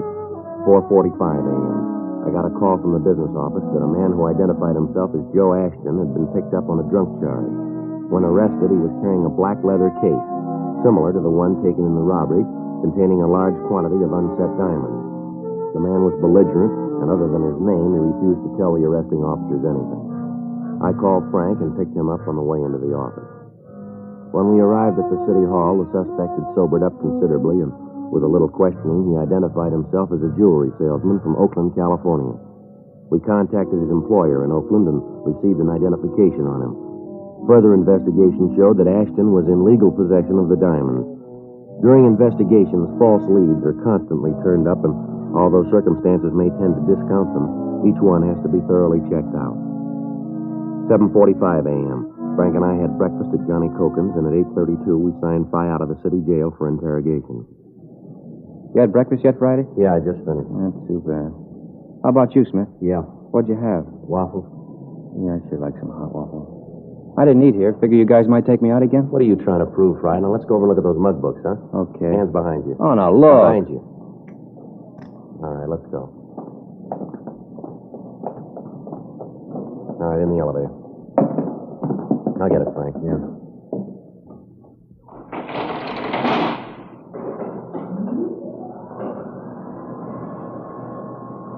Sure, a nice day. Bet it's warm out. It's gonna be. Yeah.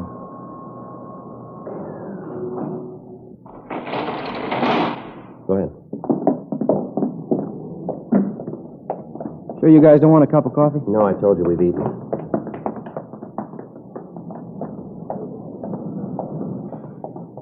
Right in the back, Fry. Sure. Say, sure appreciated that meal last night. That's good. We going to City Hall? That's right. That way you keep the mug books? Yeah. Hey, no kidding, Friday. I gotta have some coffee. My stomach's growling. All right, Fry. We'll get you some coffee. You know that whole bit about Joe doesn't ring. I'm afraid we can't buy it. Okay, so it's a phony story, but I'll give you the right one. Where'd you get the diamonds? From a guy out in the valley. Where in the valley? Out at the Astor Studios. At a picture lot? Yeah.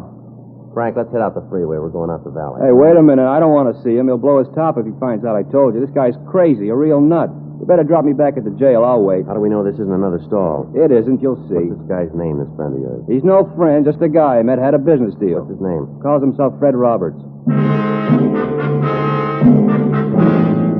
We took Fry to breakfast, and then we returned him to the city jail. We went back to the city hall and rechecked the name Fred Roberts through R&I. There was no record. Those with similar names were checked. None of them matched the description of the suspect. 11:20 a.m., Frank and I headed for the San Fernando Valley.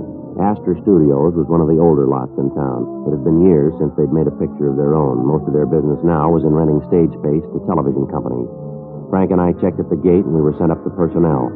The company records on Roberts showed that he'd been at the studio for 4 years in the property department. According to the girl in the personnel office, Roberts was highly regarded by his employers and fellow workers. She told us that we could find him in the prop building on the back lot. Frank and I started back to see him. That must be it back there, the big building with all the windows. Yeah. Sure a lot going on, huh? Yeah, TV's using a lot of movies, I guess. Most of the good stuff's on film, isn't it? So about all Elizabeth likes to watch is the wrestling matches with those real old movies. I don't get to see much of the new stuff. If she's not looking at some show that's 20 years old, the kids are watching a puppet show. Well, you need two sets then. I've been thinking about that show. Not that I don't like wrestling, but I'd like to see the ball game once in a while. And those news forum shows. You know, keep up with what's going on in the world. Yeah. Looks like it here, huh? Yeah, that's him back there with a spray gun, isn't it? Yeah.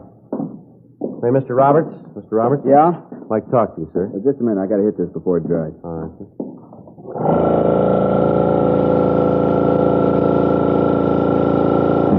All right, now what can I do for you? Police officers, Mr. Roberts. What, Joe? Wait a minute. Hold still. Who'd you say you were? Police officers. Oh, I'm sorry I caused you this trouble. I thought at first you were bill collectors coming in here like you did and all. You can understand that, can't you? I've had a little trouble lately. I didn't mean to cause a fuss. Yeah, sure. We'd like to talk to you downtown. Well, what about? Some diamonds that were stolen. Certainly, I'll go with you, but why me? What makes you think I had anything to do with it? Just routine, Mr. Roberts. Your name came up and we have to check it out. More than glad to help. I hope you don't think that I was trying to run away from you before. It was just that I thought you were someone else. All right, Mr. Roberts. You want to get your coat? Sure. I'll have to call the front office and tell them where I'm going. I'm the only one here today. No, we'll call them on the way out. Fine. A lot of work. Hope this won't take long. Should I take my car? I wouldn't like to trouble you to bring me back. No trouble, Mr. Roberts. Sure a nice day, isn't it? Good for exteriors. Exteriors? Yeah, you know, outdoor shots. Good light. Oh, yeah. Run into a lot of trouble if you haven't got good light. Like to take a look around? No, I'm afraid we haven't got the time, Mr. Roberts. All right, here's the car. Say, I don't want to tell you fellas your business, but can't we talk here? I really shouldn't leave. No, I'm afraid not, Mr. Roberts. There's someone downtown we want you to meet. Oh? Yeah, a man by the name of Ruman, Sam Ruman. You said Ruman? Yeah, that's right. No use trying to kid you then. Sir? About the diamond. No, I'm afraid not. How'd you find them? That's not important. Do you have the rest of the stones? Most of them. Some of them are up in San Francisco. I can give you the name of the man who has them. He picked up some of them. I read about it in the paper. How about the rest of them? Buried them on a golf course south of here. I can show you the place. You want to get them now? Yeah, we'd like to, yeah. We'll go over the pass and then to La Brea. Straight out La Brea. I'll tell you where to turn. All right. Fry, he the one that told you? You planned the robbery yourself, did you? Yeah, I had to raise money. Funny. What's that? You work in pictures in any job and people think you make a lot of money. It's not true. It's like any other job. Good living, but you don't make as much as people think you do. That's why I did it. Yeah. Planned the thing for a long time. Figured every angle. Be able to pay off my car, all my bills. That was no gag about me thinking you were bill collectors. I've been trying to find my car for the past month. And take it away. You know how it is. Yeah, sure. All my life I've been working to make something out of myself. Everybody in this town seems to do okay. Money, big home, a car. 12 years I've been working as a prop man. 12 years.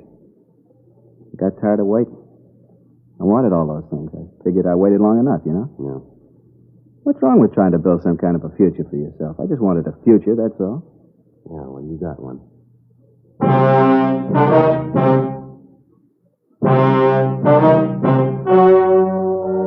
The story you have just heard was true. The names were changed to protect the innocent. On November 15th, trial was held in Superior Court, Department 89, City and County of Los Angeles, State of California. In a moment, the results of that trial. Now, here is our star, Jack Webb. Thank you, George Fenneman. Friends, in your hometown as well as mine, more and more king-size cigarette smokers are switching to Fatima because of Fatima quality. Fatimas are distinctive, with a really different flavor and aroma. They give you an extra mild and soothing smoke, plus the added protection of Fatima quality. Get a pack of Fatimas tomorrow. See if you don't agree that in Fatima, the difference is quality. That's king-size Fatima in the bright, sunny yellow pack.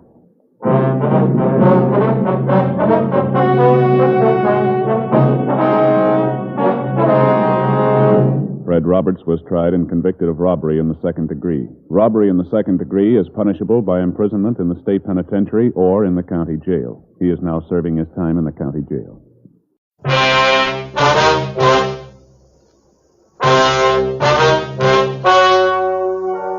Ladies and gentlemen, the story you are about to hear is true. The names have been changed to protect the innocent. Fatima cigarettes, king size, extra mild and soothing, brings you Dragnet on both radio and television.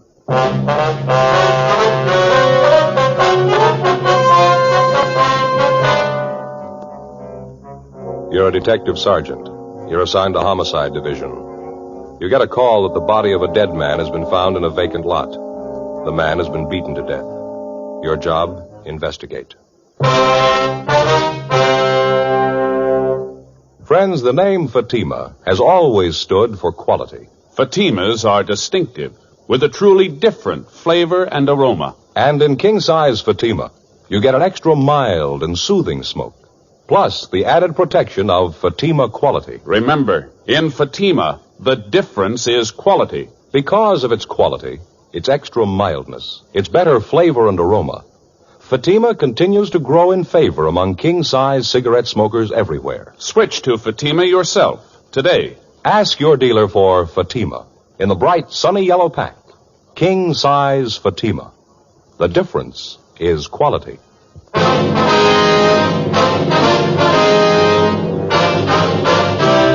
Dragnet, the documented drama of an actual crime. For the next 30 minutes, in cooperation with the Los Angeles Police Department, you will travel step by step on the side of the law through an actual case transcribed from official police files. From beginning to end, from crime to punishment, Dragnet is the story of your police force in action. It was Wednesday, February 6th. It was cold in Los Angeles. We were working the day watch out of Homicide Division. My partner's Frank Smith. The boss is Captain Warman. My name's Friday. It was 10:14 a.m. when I got to room 42. Homicide. Frank? In here, Joe. Right.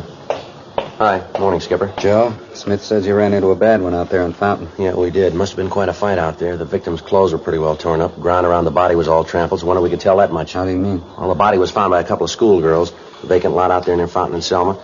Girls took a shortcut through the lot, and when they saw the body, they let out enough screams to get the whole neighborhood over there. Mother put in the call. By the time the radio unit got there, the neighbors had walked over the whole area. They got the people back right away, but most of the physical evidence, if there was any, had been trampled out. That helps. Any of those people see or hear anything? No, nothing. How was he killed? We found a big piece of concrete near the body, bloodstains on it. The crime lab's checking it now. They find anything else? No, they're still checking the scene. Lee's going to call. Crowd made such a mess out of the place. A lot of houses around there. Somebody must have heard something. Well, we talked to a young girl who lives a couple of doors down from the lot. Seems she and her boyfriend were coming home from a show. Said about 9:45, 10 o'clock, they noticed a car parked in front of the lot. Yeah. The girl said they noticed it right away. Afraid it might be some guys out to cause trouble. She told us that when she and her boyfriend walked by, they heard loud talking, men arguing. Mm-hmm. She able to describe the car? He just said it was a dark sedan, late model, 51 or 52. We checked the boyfriend. He told about the same story. He said he thought the car was a dark blue Ford. Yeah. Well, anyway, the girl said she got scared and went right into the house. A few minutes later, they heard a car tear by. They looked up the street, and the parked car was gone. This was around 10 o'clock. Yeah, that's right. That might make it about the time of the killing. Well, we'll know better when the body's posted. The girl or her boyfriend able to describe the men? No soap, Skipper. All they could tell us was it looked like there were two men in the car. Said they couldn't get a good look at them. License number? No. Boy said he thought of taking it down, but he didn't. Tough break. Hanson and Cummings helped check the neighborhood. They didn't do any better. Seems like everybody in the vicinity was away for the evening. Anything from the coroner, Frank? Well, Hanson just brought this in. Guy's with all the stuff in his pockets. Yeah, let's take a look. Driver's license. Name's John Allen Iverson. Address been scratched. No, here it is, on the back. Had it changed. 6295 North Serrano Avenue. Height 5'9", born October 2nd, 23. Make it 28, huh? Yeah, that's right. Weight 136, eyes hazel, brown hair. What else is in here? Calendar from an oil company, blank check, picture of a puppy, Dalmatian, huh? Yeah, looks like it, doesn't it? Picture of a woman. Let's see that. Here, wait a minute, here's a card. Case of accident, please notify Mrs. Alfred Iverson, mother, 6295 Serrano Avenue, Hollywood 98844. Probably her picture. She been notified yet? No, not yet. Keys, comb, nail file, cigarettes, couple of slugs. Good for one play. Match folder. Let me see that, huh? George's Pool and Snooker, Burbank Boulevard. Yeah. Found $13.42 in his pocket. He was wearing a wristwatch, too. Yeah, the watch looked new. It was expensive. Money in the watch still there. Doesn't look like robbery. No, not much. Seems a thief would have taken them anyway. Any ideas on a motive? Well, it's hard to say, Skipper. Could be almost anything. Not much to go on. Lousy thing. Yeah, and it's not getting any better. Yeah? We got to tell his mother now.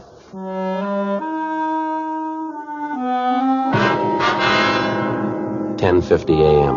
We called Lee Jones to see if he'd been able to come up with any new information. He told us that besides the piece of cement, his crew had been able to find little other physical evidence. Tests of the blood found on the concrete were not finished, but Lee said that it looked like the murder weapon.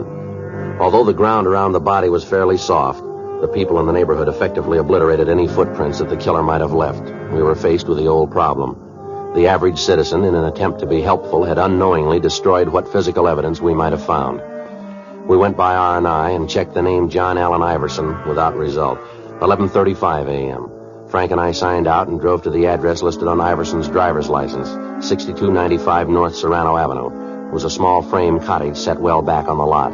The yard was well kept, and as we climbed the front stairs, we could hear a dog barking in the rear of the house. We rang the bell, and a lady in her middle 60s answered the door. It was the woman in the picture that we'd found in Iverson's wallet. Yes? Mrs. Iverson? Yes? Police officers, ma'am. I'd like to talk to you if we could. Well, of course. Won't you come in? Thank you very much. You'll have to excuse the way I look. I was in the middle of baking. What was it you wanted, officer? Oh, I'm sorry. I don't remember your name. Joe Friday, ma'am. This is my partner, Frank Smith. How do? Is it about the dog barking at night? We've tried to keep him quiet. Alarm clocks, hot water bottles, everything. He's just a puppy, though, officers. He doesn't know. No, ma'am. It's not about the dog. It's about your boy. John? What's he done? Well, he's had an accident, Miss Iverson. An accident? John? Yes, ma'am. Serious? Yes, ma'am. It's pretty serious. You're sure it's my boy? John Allen Iverson? Yes, ma'am. It's your boy. He's in a hospital. Is that it? No, ma'am. He's not in the hospital. Not in a hospital? He's dead? Yes, ma'am. I'm sorry. John Allen Iverson? You're sure? Yes, ma'am. We're sure. Oh, no. It can't be. I won't let it be. John, my baby. You've got to be wrong. No, I'm sorry, ma'am. John dead. Gone away from me for always. Why does it have to be John? Why? It's always the same question, isn't it? Yeah. How do you answer it?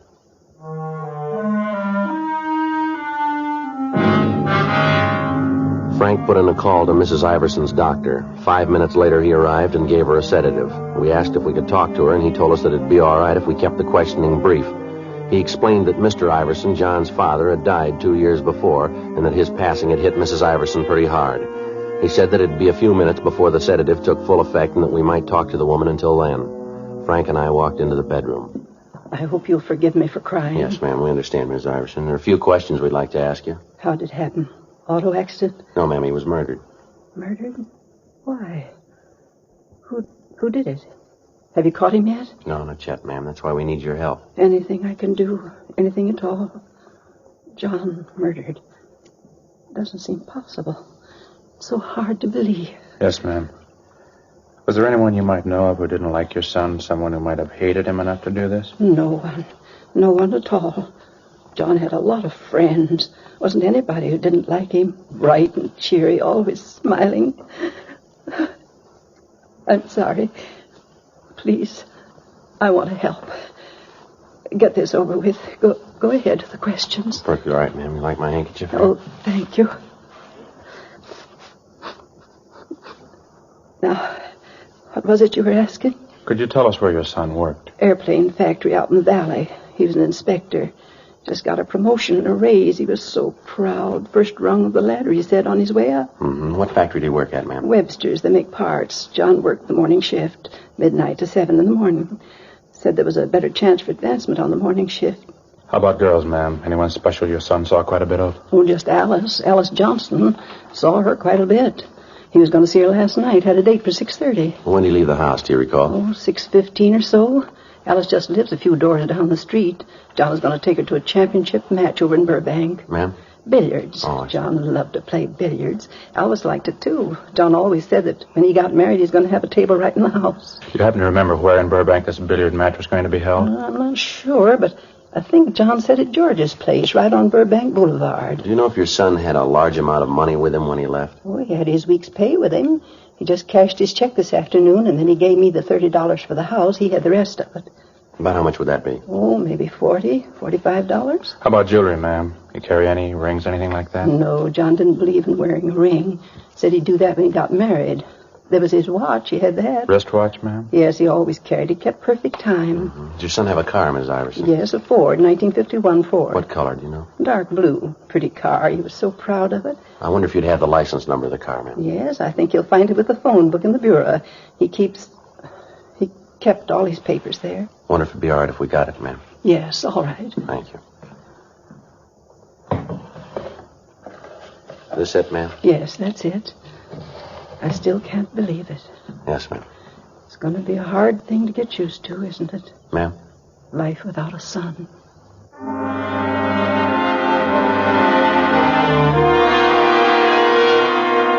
$12:40 p.m. Frank and I drove back to the office and checked the license number we'd gotten through DMV. The car was registered to a John Allen Iverson, 6295 North Serrano Avenue. Legal owner, Bank of America. A local and an all-points bulletin were gotten out on the car, all occupants to be held for investigation. In the event the car was found abandoned, a stakeout was to be placed on it and homicide was to be notified. We checked the name Alice Johnstone through R&I, but there was no record on her. 1:50 p.m. Frank and I drove out to her place of employment, an unpainted furniture factory on Ventura Boulevard. We questioned the girl for a good hour, and she explained that John Iverson was usually on time for his dates with her, but the previous night he'd called to say that he'd be a little late. He called several more times and finally said that he was afraid they'd better cancel the date and that he'd call for her in the morning. She told us that she could think of no reason for anyone to be jealous of her spending so much time with Iverson, that he was the only date that she'd had for over a year. She gave us names and addresses of mutual friends to add to the list we already had to check out. 3:05 p.m. Frank and I went for something to eat. Is that all you're going to eat, Frank? Just that little salad? Yeah, Elizabeth's got the idea I ought to cut down on my lunches. Says I'm getting too heavy around the middle. Oh, that's too bad. Chili was good. Yeah, it looks good. Pretty spicy, was it? No, it was just right. A lot of beef. Uh-huh. Joe? Yeah? You think I'm getting too fat? No, you don't look it to me. When a man gets in his 30s, he's supposed to look a little portly, isn't he? Oh, I don't know, Frank. You couldn't prove it by me. Well, I always heard so. My father was pretty heavy. That has a lot to do with it. That's so? Well, sure, it's heredity, that stuff. A lot of beef, huh? Yeah, now look, Frank, why don't you have a bowl of the chili? It doesn't look like it's got too many calories in it. No, it doesn't, does it? Miss? Oh, miss, could I have a bowl of that chili? Some of that coconut cream pie, too. Thanks. Yeah, right away. What do you figure, Joe, about the Iverson? No, I can't figure it. If we could just come up with a motive, it might be easier. Give us some place to start. Yeah.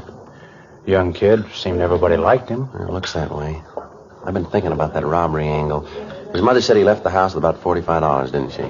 We find him, and he's only got 13 of it left. Where'd the rest go? And that watch. If anybody was going to hold him up, they'd take the watch. They could have gotten something for it. Figure revenge? Jealousy? I don't know. The girl said there wasn't any reason for that.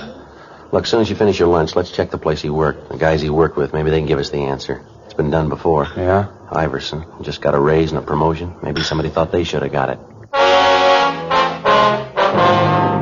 Before we left the lunchroom, we called the list of names into R&I. 3:32 p.m. Frank and I drove out to the aircraft plant where John Iverson had been employed. We checked with the foreman of the shop, the men he worked with, the personnel office, everyone he came in contact with during the day's work. They all gave us the same answer, that they could see no reason why anyone would want to take his life. 4:56 p.m. The list of names we'd given R&I had come back with no make. None of the names had any criminal record. We called the county morgue and found that the coroner had posted the body and that the cause of death was listed as a subarachnoid hemorrhage due to multiple depressed fractures of the skull. Lee Jones had finished the test and was able to tell us that the piece of concrete found at the scene was more than likely the murder weapon. 6:15 p.m. Frank and I drove over to Burbank to George's Pool and Snooker Hall. It was a big place with a lot of neon over the entrance. Inside, there were about 10 tables with a row of theater chairs on each side of the large room. Just off the entrance was a small bar. Except for a man brushing off the tables, the place was empty. Hi, what'll it be? Pool, billiards, or snooker? You the manager here? No, I'm not. I kind of run the place, though, when he's not here. Something I can do? We're police officers. My name's Friday. This is my partner, Frank Smith. How do? I'm Sam Howard. Were you on duty here last night, Mr. Howard? Yeah, until about midnight. I leave then. Sometimes when George asks me, I stay on, but I usually shove off about midnight. Why, anything wrong? I can get George on the phone. Do you know a man by the name of Iverson, John Iverson? You ever see him around here? Iverson? There's an awful lot of guys come in here, hard to tell. What's he look like? 5'9", about 136 pounds, brown hair. Likes to play billiards, I understand. John, Yeah, I think I know who you mean. Never knew his last name before, but he comes in here quite a bit. Always plays billiards, 3 cushion. You see him last night? Well, there were an awful lot of people here last night. Had a match, pretty crowded. Well, was he in here last night? Well, yeah. Came in, watched the match for a while, then he sat up at the bar, had a couple of beers. Was he drinking with anybody? Let me think. Yeah, he and another guy were talking it up. The other guy was popping for the drinks. You know the other man? No, sir. Don't think I ever saw him before. About what time was that? Gee, it's hard to say. I was pretty busy. It's important, Mr. Howard. Like that, huh? Well, I'd say it was 7 o'clock, maybe 7:30. Johnny came in first. He watched the matches for a while. Then when this other guy came in, they both moved to the bar. Stayed there talking till about 9:30, 9:45. Then they walked out together. They were together all evening then? Yeah, near as I can tell. What did this other man look like? Let me think. I'd say he was maybe 36, 37, had kind of dark hair. How tall would you say he was? Oh, about your height, 5'10" or 11. Had on a plaid sport jacket. I noticed that because I've been looking for one like it. You know, sort of Glen plaid, only with more color. Not exactly loud. What color was the jacket? Blue. Real rich blue. Must have cost a fellow a lot. During the conversation, did Iverson and this other man seem to get along all right? Oh, yeah. Even when the fellow lost the bet. What bet? Yeah, they had a bet on a match. The other guy lost, and he had to pay Johnny $10. Didn't have the cash, had to cash a check. You cash it here? Yeah, it was a payroll check. George doesn't like it when we cash personal checks. If they bounce, we have to stand the loss. You think we could locate that check, Mr. Howard? Do you happen to remember the company name on it? No, not right off. I can get it for you. Sir? Well, George wasn't feeling too well today, so he didn't get to the bank. Check's still in the safe. The check was issued from the Kimberly Insurance Company and made out to Martin G. Weber. The endorsement was made by Weber with a notation of his address under the signature. We called the office and had the name run through R&I. There was no record on him. According to the information we'd gotten from Sam Howard, the last time the victim was seen alive at 9:45 p.m., he was in the company of Martin Weber. Frank and I got in the car and drove out to the Kimberly Insurance Company. It was a large building on San Fernando Road. The employees were leaving the building when Frank and I got to the office of the general manager. We asked him about Weber, and he told us that he'd been with the firm for the past 10 years, starting as a runner on the floor and rising to the position of office manager. He told us further that in his entire 10 years of service, Weber had never been late or missed a day's work. However, on that particular morning, he hadn't shown up at all. We called our office and arranged for a stakeout on the building of the insurance company. Frank and I drove out to Weber's home, a modern apartment house in the North Hollywood area. We rang the bell, but there was no answer. We checked with the landlord, and he told us that he hadn't seen Weber the night before. In the company of the manager, we checked Weber's apartment. He was not there, and from what we could see, the bed had not been slept in. In further checking, the manager was able to give us the name and address of Weber's sister, a Mrs. Madge Wilson. We arranged for a stakeout on the apartment. 9:20 p.m. Frank and I drove over to check with his sister. Yes? Ms. Wilson? That's right. Police officers, Ms. Wilson. I'd like to talk to you. My name's Friday. This is my partner, Frank Smith. Come in. But I thought all this had been cleared up. Ma'am? Well, you hear about my brother Martin, aren't you? Well, yes, ma'am. I don't think I understand. Neither do I. It seems to me that you'd spend your time trying to find out why the man did it instead of bothering us. My husband won't like this at all. We're taxpayers. We've got rights. Just a minute, ma'am. I think maybe there's a misunderstanding Nothing of the sort. You're here to talk about Martin, aren't you? Yes, ma'am. No misunderstanding at all. He had an accident. It's up to you to take care of the man who did it. Put him in jail for a long time. I'm sorry, Mrs. Wilson. I'm not sure we know what you're talking about. Well, this is the limit. My poor husband spends practically the whole night filling out forms, and you didn't even take time to read them. I'm talking about Martin's accident. The man who ran him down last night, put him in the hospital, broke his leg. That's what I'm talking about. Now, I've got 2 kids upstairs with bad colds, and I haven't got time to stand around and talk to you. If there's anything else you want to know, you can talk to my husband. He'll tell you. You say your brother was run down by a car last night, ma'am? Yes, last night. And he's in the hospital now? Yes. Now, look, we're only trying to conduct an investigation, ma'am. Could you tell us what time this accident happened and where? All right. It's on the report, if you'd only read it. Yes, ma'am. Martin was on his way home last night. He stepped off the curb out on Burbank Boulevard, and this car came right around the corner and hit him. Broke his leg. Sent him to the hospital. He's been there ever since. He's there now. What time did this happen, ma'am? Do you know? Sure I know. It was 9:45.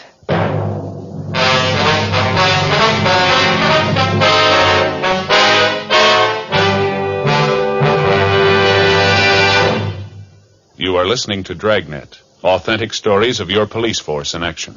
Friends, the name Fatima has always stood for quality. Fatimas are distinctive, with a truly different flavor and aroma. And in king-size Fatima, you get an extra mild and soothing smoke, plus the added protection of Fatima quality. Yes, there's a good reason why Fatima continues to grow in favor among king-size cigarette smokers everywhere. In Fatima, the difference is quality. Quality of tobaccos. The finest Turkish and domestic varieties, extra mild and superbly blended to give you a much different, much better flavor and aroma. Quality of manufacture.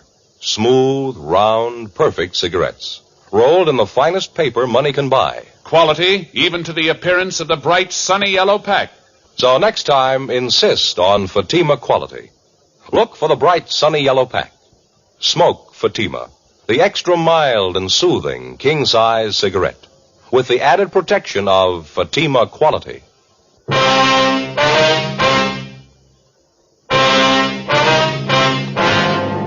When we explained about John Iverson's death to Mrs. Wilson, she was extremely apologetic about the way she'd acted. She went on to say that her brother did have an appointment with Iverson the night before.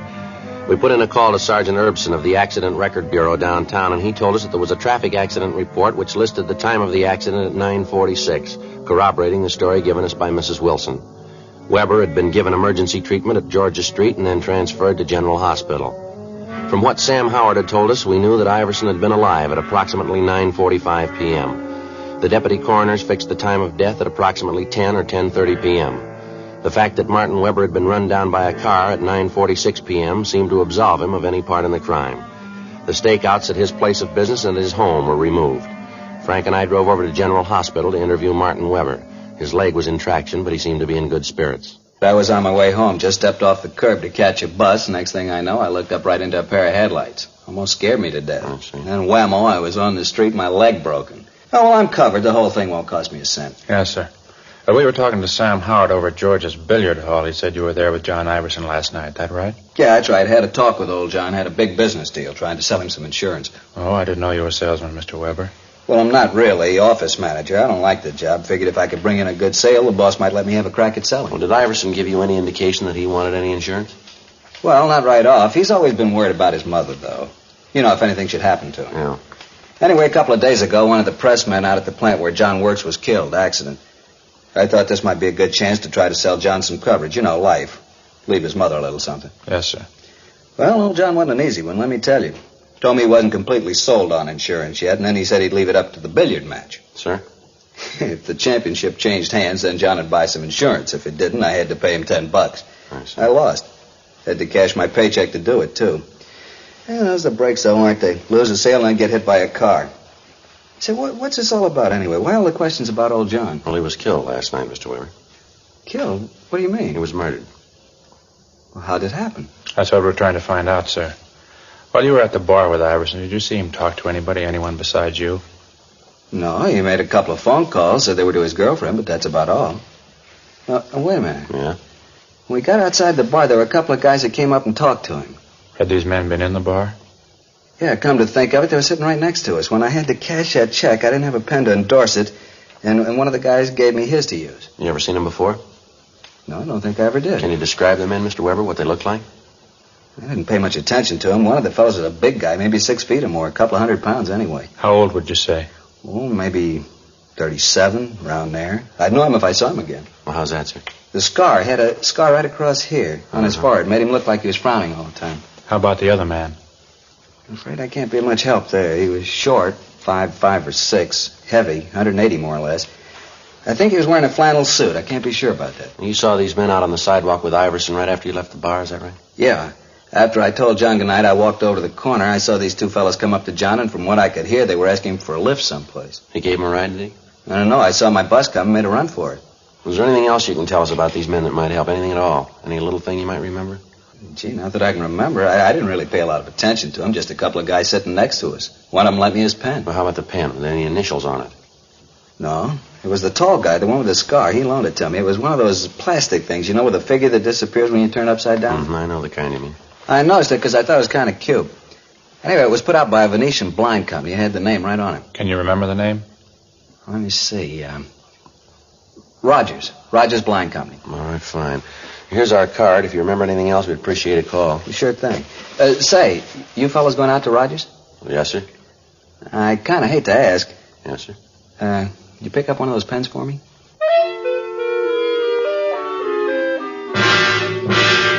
$11:35 p.m. We called the office, and they told us that Iverson's car had been found abandoned up on Wonderland Drive in Laurel Canyon. It was taken to the police garage and impounded. The crime lab had gone over the car for fingerprints, and in eliminating the prints of the people known to have been in the car and friends of Iverson, they'd come up with one unidentified print. As remote as it was, the lead about the pen had to be checked out. We called the Rogers Blind Company, and the night watchman gave us the home phone number of the personnel manager. We called him, and he agreed to meet us at the plant. We gave him the description of the man who had talked to Iverson outside of the bar, and he was able to identify him as a Peter Standish, a former salesman with the company. He recognized Standish from the description of the scar, but he was unable to tell us the name of the other man. The personnel manager furnished us with Standish's last known address, but he'd moved and left no forwarding address. Frank and I went back to the office and ran the name through R&I. Standish had a record of 2 arrests on suspicion of 211 PC, one of them only a month before. Sergeants Hanson and Cummings drove out to the General Hospital to show a mug shot of Standish to Martin Weber. He positively identified the suspect as the man he'd seen talking to Iverson on the night of the murder. We checked with Dean Bergman and Leighton Prince. The fingerprint found in the car matched perfectly with the prints of Standish. Frank and I drove out to the last address on the suspect's arrest report. The manager of the apartment told us that he'd gone out a few minutes before. She told us that there was another man living in the apartment with Standish, and that the description she gave tallied closely with the one we had of the man seen with Standish in the bar the night of the murder. She informed us that he was registered under the name of Charles Teal. In the company of the manager, we made a search of the suspect's apartment, but we found nothing. We asked the manager not to give any indication that we were in the apartment, and she agreed to cooperate. We settled down to wait. An hour went by, an hour and a half, 2 hours. Yeah, well, I'm getting tired of it, Teal. Every night the same thing, dragging you out of some crummy bar. You don't knock it off, I'm going to get myself another boy. Not only that, but I'm getting sick of let's hold it right there, Cops, Steve. lousy. Watch it, Frank.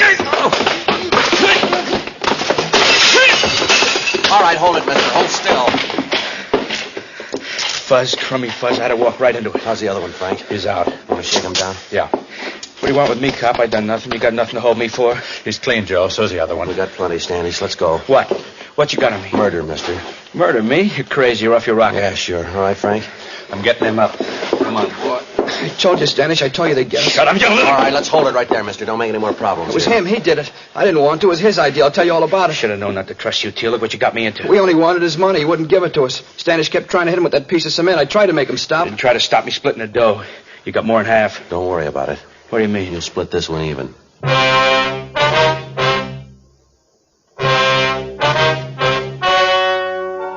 The story you have just heard was true.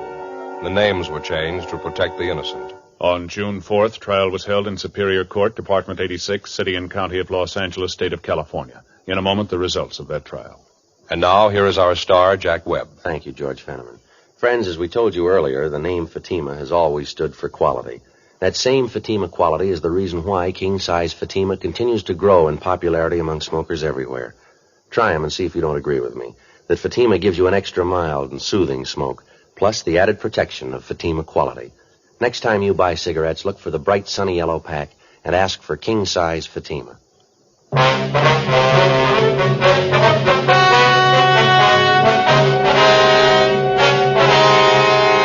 Peter James Standish and Charles Edward Teal were tried and convicted of robbery and murder in the first degree. They were sentenced to life imprisonment. They're now serving their term in the state penitentiary, San Quentin, California.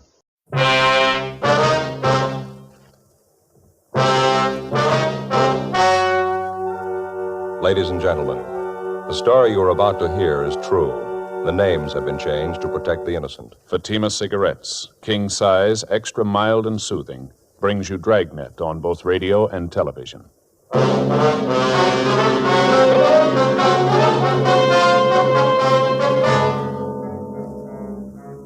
You're a detective sergeant. You're assigned to forgery detail. Several small neighborhood businessmen are being victimized by a check forger. His method of operation is an old one, but the merchants continue to be swindled. Your job? Get him. Friends, the name Fatima has always stood for quality. Fatimas are distinctive, with a truly different flavor and aroma. And in king-size Fatima, you get an extra mild and soothing smoke, plus the added protection of Fatima quality. Remember, in Fatima, the difference is quality. Because of its quality, its extra mildness, its better flavor and aroma, Fatima continues to grow in favor among king-size cigarette smokers everywhere. Switch to Fatima yourself today. Ask your dealer for Fatima in the bright, sunny yellow pack. King-size Fatima. The difference is quality.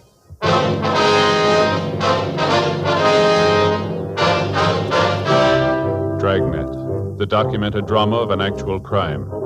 For the next 30 minutes, in cooperation with the Los Angeles Police Department, you will travel step by step on the side of the law through an actual case transcribed from official police files. From beginning to end, from crime to punishment, Dragnet is the story of your police force in action.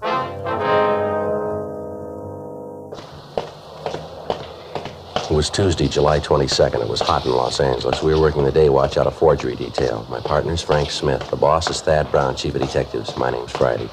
I was on the way into work, and it was 7:50 a.m. when I got to room 29. Forgery detail.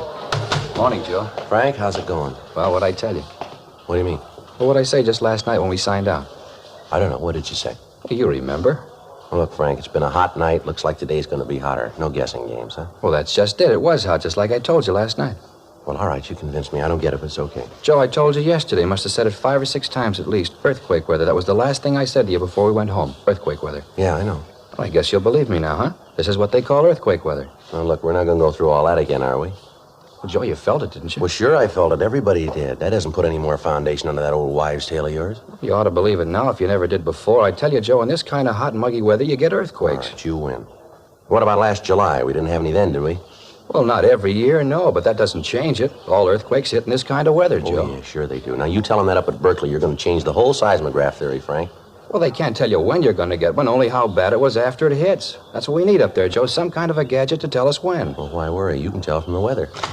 Excuse me, am I in the right place? Is there an Officer Smith around here? Yes, sir, I'm Frank Smith. What can I do for you? My name's Martin Miller. I run Marty's Mart at 6th and Benson. Beg your pardon?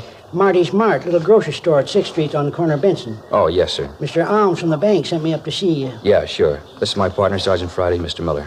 How are you, Mr. Miller? How you do? Alms over at the B of A called just before you got in, Joe. Said he was sending Mr. Miller over to see us. Oh, I see. Why don't you have a chair, Mr. Miller? Here. Joe, Alms says that somebody's forging Mr. Miller's checks. Your personal check, sir? No, sir, my business checks. Marty's Mart, 6th and Benson. Let's see if we have this right, Mr. Miller. Yes, sir. According to Alms, there have been 7 checks passed. They were all passed last Saturday night. Is that correct? That's what he told me, yes, sir. That's why I come down to see you, but that's not quite all. How's that, sir? Well, you see, as soon as I talked to the bank and I found out that somebody was forging my checks, I went home and told the wife about it. Yes, sir. Well, the bank tells me the man who's been doing the dirty work's a fellow by the name of Roger Theodore or something like that. Yes, that's right. That's the way we have it here. Oh, you know this man? You got him arrested already? Oh, no, sir. I mean, that's what Mr. Alms over at the bank told us. Oh, yeah, sure. I didn't think you boys would move that fast. That'd be pretty fast work there. Now, you say there were 7 checks of yours that this Theodore has forged, is that right? No, sir, that's all the bank knows about. The wife and I did a little detective work on our own. Is that right? You bet we did. Emma and me went through our checkbook, and guess what? Yes, sir. You say 7, me and Emma say 14. Well, how do you mean, sir? 14, that's how it come for you. Well, how do you mean 14? Well, the bank's only found 7 of them, but he actually stole 14 of our business checks. Well, you say you found that out after looking at your checkbook? Yes, sir. Got the figures right here in my vest pocket.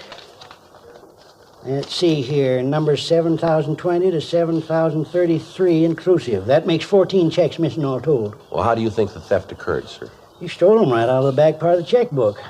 Didn't think nobody'd find that out. No, sir. What we mean is, how did the thief gain access to your checks? Do you leave them out in the open where people could get at them? Well, they're in a plain black-covered book. Emma always makes out the checks most of the time. When she's through, she generally leaves them down underneath the counter in with a size 12 paper bags. That way we always know where to find it. You know, a place for everything so on. Mm-hmm. About when do you think the theft occurred, would you know? Well, it'll be kind of hard to tell as to the exact time. Well, when did you say you and your wife first noticed they were missing? This morning, right after we talked to the bank man. That's when I got the idea to go through the checkbook. My wife didn't think so much of the idea, but she found out I was right. Well, would you have any idea at all as to who might have taken the checks? Anyone suspicious loitering around your store or anything like that? No, I don't believe so. Emma and I know most of the people around our neighborhood. But I wouldn't think any of those folks would do a thing like this. Well, how about some transients? Somebody who might have come in the store that you never saw before? No, nobody I can recall. Do you live in the back of the store, Mr. Miller? Yeah, how'd you guess that? Say, you fellas are real good. I was just wondering, sir, would it be possible somebody could have broken in during the night? No, sir, not a chance. No, we could have told that. Well, how about when you and your wife have lunch? Is it possible that you might leave the store unattended for short periods while both of you are in the back, maybe? Say, that's right. You ever run a store? No, sir. Hey, George, that just could have happened, all right. Me and Emma lots of times duck in the back and sit down and grab a bite of lunch or a little cut of Tillamook cheese on a cracker, you know. Yes, sir. Hey, George, I'll bet that's what it could have happened, all right. And do you figure the checks were taken in the last month, or about when, would you say? Well, let's see. Must have been sometime during the last couple of weeks, if memory serves. That's about when we received our new checkbooks. Last couple of weeks. That must be it. I see. Well, we want you to give the stenographer a full report of this, sir. Here, Frank, I got the approval slip all made out. Now, if you'll be kind enough to take this slip down to room 23, the stenographer will take your reports. Oh, thank you very much. We appreciate you coming in, Mr. Miller. We'll keep you informed of the developments of the case. Here's our card. If you hear anything, appreciate you giving us a call. Well, fine. Thank you very much. Yes, sir. You say you'll keep me informed as what happens on this thing? Yes, sir, that's right. Say, maybe you better talk to Emma when you call the store. That's my wife. Well, yes, sir. Won't you be there? Oh, I'll be there, all right, but she'd like to have you call her. Well, how's that, sir? Well, it's about them other missing checks. Yes, sir. I told you it was my idea. Yeah. It wasn't. It was hers.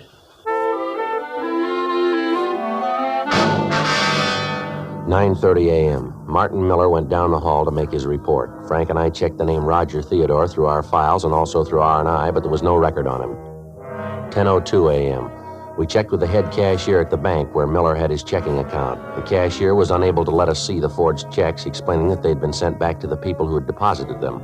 However, he was able to give us a list of the firms that had taken in the bad checks. They were all large supermarkets in the central Hollywood area. He told us that the checks had varied in amount from $32.50 up to $78.97, and that each check was made out to a Roger G. Theodore, with the endorsement on the back of the check also by Theodore. 11:25 a.m. Frank and I drove out to a market at the corner of Franklin and Yucca. It was a big place with fruit stands along the front and large signs saying, "We never close." Where do you think we find the manager? Probably in the back there. These places, most of them work on one of the check stands, don't they? Hey, Joe. Yeah. Look at those Concord grapes. You ever seen so big? Sweet, too, I bet. Yeah. You ever figure out some way to grow them without seeds that got it made? Yeah. Seeds always get stuck in my teeth. That the manager back there unpacking those cans, see, with a badge? Yeah, that might be good. Pardon me, are you the manager here? Yeah, something I can do for you? Yes, sir, police officer. This is my partner, Frank Smith. My name's Friday. How do you do? My name's Giles, Mickey Giles. We'd like to talk to you about that check you cashed for Roger Theodore. Theodore? Yes, sir. Now, according to the bank, you cashed a check last Saturday for $64.89 for a Roger Theodore. The check was drawn on the account of a Martin Miller. Yeah, I remember now. You catch the bum? No, sir, not yet. We'd just like to ask you some questions. Sure. You don't mind if I go ahead with this stuff, do you? I got to get these cans stowed. No, sir. Go right ahead. Well, who cashed the check, sir? Would you remember that? Sure, I remember. Me. At least I okayed it. One of the cashiers called me over, said this guy wanted to cash a check, and would I okay it? I did. Can you describe the man? Sure can. When that check came back from the bank, I got to thinking about the crummy deal, remembered almost every word of the conversation. Of all the lousy snow jobs, that no-good bum really dished out a lulu. Yes, sir. How tall would you say the man was? Maybe 5'10", 11, about 160 pounds. Said he worked for this grocery store, this Marty's... Marty's Mart. Yeah, that's it. Said he worked down there. We talked about the grocery business. He told me how he wanted to start a place of his own. Tired of working for somebody else. Lousy trick. Can you give us a further description of him, sir? Well, he was dark. Real dark. Black, wavy hair. His eyes were almost solid black. Nice-looking kid. How old would you say he was, sir? 30, 31. Hard to tell. He was the kind of a guy who don't show his age too much. Do you remember what time he came into the store? Yeah, it was right after I announced the sale of day-old bread on the PA. That'd make it about 8:30 or 8:40. I always try to make it then so we won't be stuck with a lot of bread the next day. You know, get it off the shelves. It's not really a day old, but by the time these women get through squeezing it, it sure looks like it's been on the shelves a long time. Well, are you in the habit of cashing checks here often, sir? And we never cash personal checks. Get stuck too often. We will cash payroll checks if a guy's got identification. Theodore have identification? Sure, had his driver's license. Do you have the check now, sir? Yeah, it's in the back. You want to see it? Yes, sir. Like to if we can. Sure thing. Hold on a minute. I'll get it for you. All right. Driver's license might lead to something, huh? Yeah. Doesn't figure he'd use his real name, though. Here it is. You see right here in the corner the driver's license number, W414626. What was that again? W414626. No, 26. Right, thank you. Right. May I see that, sir? Yeah, here. Thank you. There's an endorsement on the back. Like I said, I hope you catch it, crummy bum. The dirtiest trick ever played. Yes, sir. Comes in here, buys a pound of weenies, 52 cents on special, and a kosher dill. Grand total, 61 cents. Lousy deal. Yes, sir. I wonder if we could take this check with us. We'd like to have our handwriting man get a look at it. Sure, anything to catch that no-good bum. Spends 61 cents and cons me into cashing his check for $64.89. It's not the weenies or the pickle that gripe me. No, sir. It's the thought of that guy spending $63 of my money someplace else. Frank and I called the office and asked them to check with DMV for a make on the number of the driver's license that we'd found written on the check. 11:55 a.m., we began to canvass the other 6 stores where Theodore had passed bad checks. In each instance, the descriptions we were able to obtain varied little. All of the managers of the stores had described him as a dark man in his early 30s. In checking with the managers further, we found that all of the checks had been passed within a period of an hour and a half. From the addresses of the stores, we could almost trace the exact route the forger had taken in making his rounds. The victims all gave us the same story, that Theodore had made a small purchase, talked about the grocery business, and used his driver's license as identification to cash the check. 2:14 p.m., we checked back into the office. The teletype had come through from DMV up in Sacramento giving the particulars on the driver's license. The license was made out to a Roger George Theodore, 1082 Whitley Street, Hollywood. The description on the license, however, did not tally with the one that we'd gotten from the victims of the forgeries. We asked DMV to send a photostat of Theodore's license to us for handwriting comparison with the forged checks that we'd been able to collect. The stats office made a run for us on Theodore's M.O. The names that they gave us were checked out but led us nowhere. 4:47 p.m., Frank and I drove out to the address listed on Theodore's driver's license. It was a large brick apartment building with a white marble entrance. We didn't find the suspect's name in the mailboxes, so we rang the bell to the manager's apartment. Yes. Mrs. Rice? That's right. Something I can do for you? Police officers, ma'am. We'd like to ask you a few questions. Police officers? Well, what's going on? Is something wrong? No, Mrs. Rice, just some routine questions about one of your tenants. Oh. Well, in that case, come in. Thank you very much. If you're police officers, I suppose you have some sort of identification. Yes, ma'am, we do. Here's my ID card. My name's Joe Friday. This is my partner, Frank Smith. I do. I'm Violet Wright. Oh, but then you know that. Can't be too careful these days. Oh, who was it you wanted to know about? I know almost all of my tenants here. They all know me, too. Call them by their first names, and they call me Violet. I don't like formality. I never could stand it. Oh, speaking of stand, move that sewing onto the floor and sit down, young man. Oh, yes, ma'am. Thank you very much. Well, this is about Roger Theodore, Mrs. Rice. Roger? Oh, yes. Well, what is it you want to know about him? Him and his wife and me used to be great friends. Roger was a cartoonist, you know, worked for one of the studios in the valley. The pictures he used to draw, just beautiful. I have some of them if you'd like to see them. No, ma'am, not right now. We'd just like to know if Mr. Theodore lives here. No, his wife moved out about 6 months ago. I'd have to get the rent receipts to be sure, but I think it was about 6 months ago. Moved down to the beach. Took it pretty hard, you know. Ma'am? Took it pretty hard. Mrs. Theodore was so sudden. What's that, Mrs. Rice? When Roger died 6 months ago.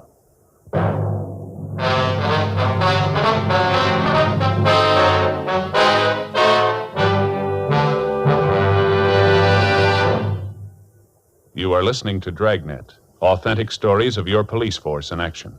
Friends, the name Fatima has always stood for quality. Fatimas are distinctive, with a truly different flavor and aroma. And in king-size Fatima, you get an extra mild and soothing smoke, plus the added protection of Fatima quality. Yes, there's a good reason why Fatima continues to grow in favor among king-size cigarette smokers everywhere. In Fatima, the difference is quality. Quality of tobaccos, the finest Turkish and domestic varieties, extra mild and superbly blended to give you a much different, much better flavor and aroma. Quality of manufacture. Smooth, round, perfect cigarettes. Rolled in the finest paper money can buy. Quality, even to the appearance of the bright, sunny yellow pack. Carefully wrapped and sealed to bring you Fatima's rich, fresh, extra mild flavor. So next time, insist on Fatima quality. Look for the bright, sunny yellow pack. Smoke Fatima, the extra mild and soothing king-size cigarette, with the added protection of Fatima quality.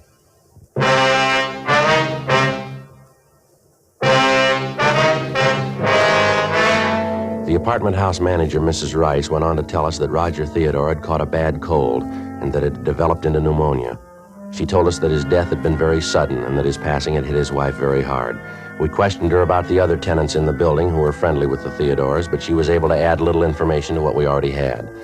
The description she gave us of Theodore matched the one we'd gotten from DMV up in Sacramento, but bore little resemblance to the one we'd obtained from the supermarket managers.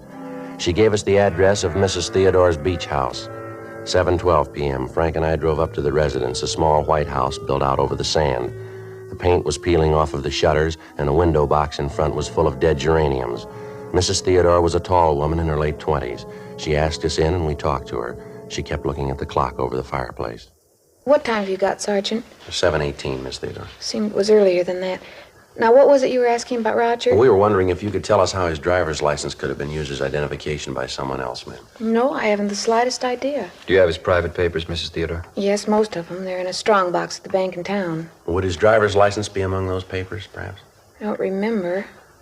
I think so, but I can't be sure. It seems to me that I put them in the box. Just a minute. All right, fine. Just happened to think it might be in here. I put some of his things in here. Papers I didn't think were too important. Yes, ma'am. Here's his draft card, club membership card, some of his personal business cards. See, he drew a caricature of himself. He was very clever about things like that. Yes, ma'am. Seems to me that I've seen his license someplace. No, it's not here. Well, where did Mr. Theodore keep the license, ma'am? He used to keep it out in the glove compartment of the car. Of course, I knew I'd seen it just a few days ago. It's in the glove compartment. That's where it is. I wonder if we might see it, ma'am. Surely. What time have you got, Sergeant? 7:20? Thank you.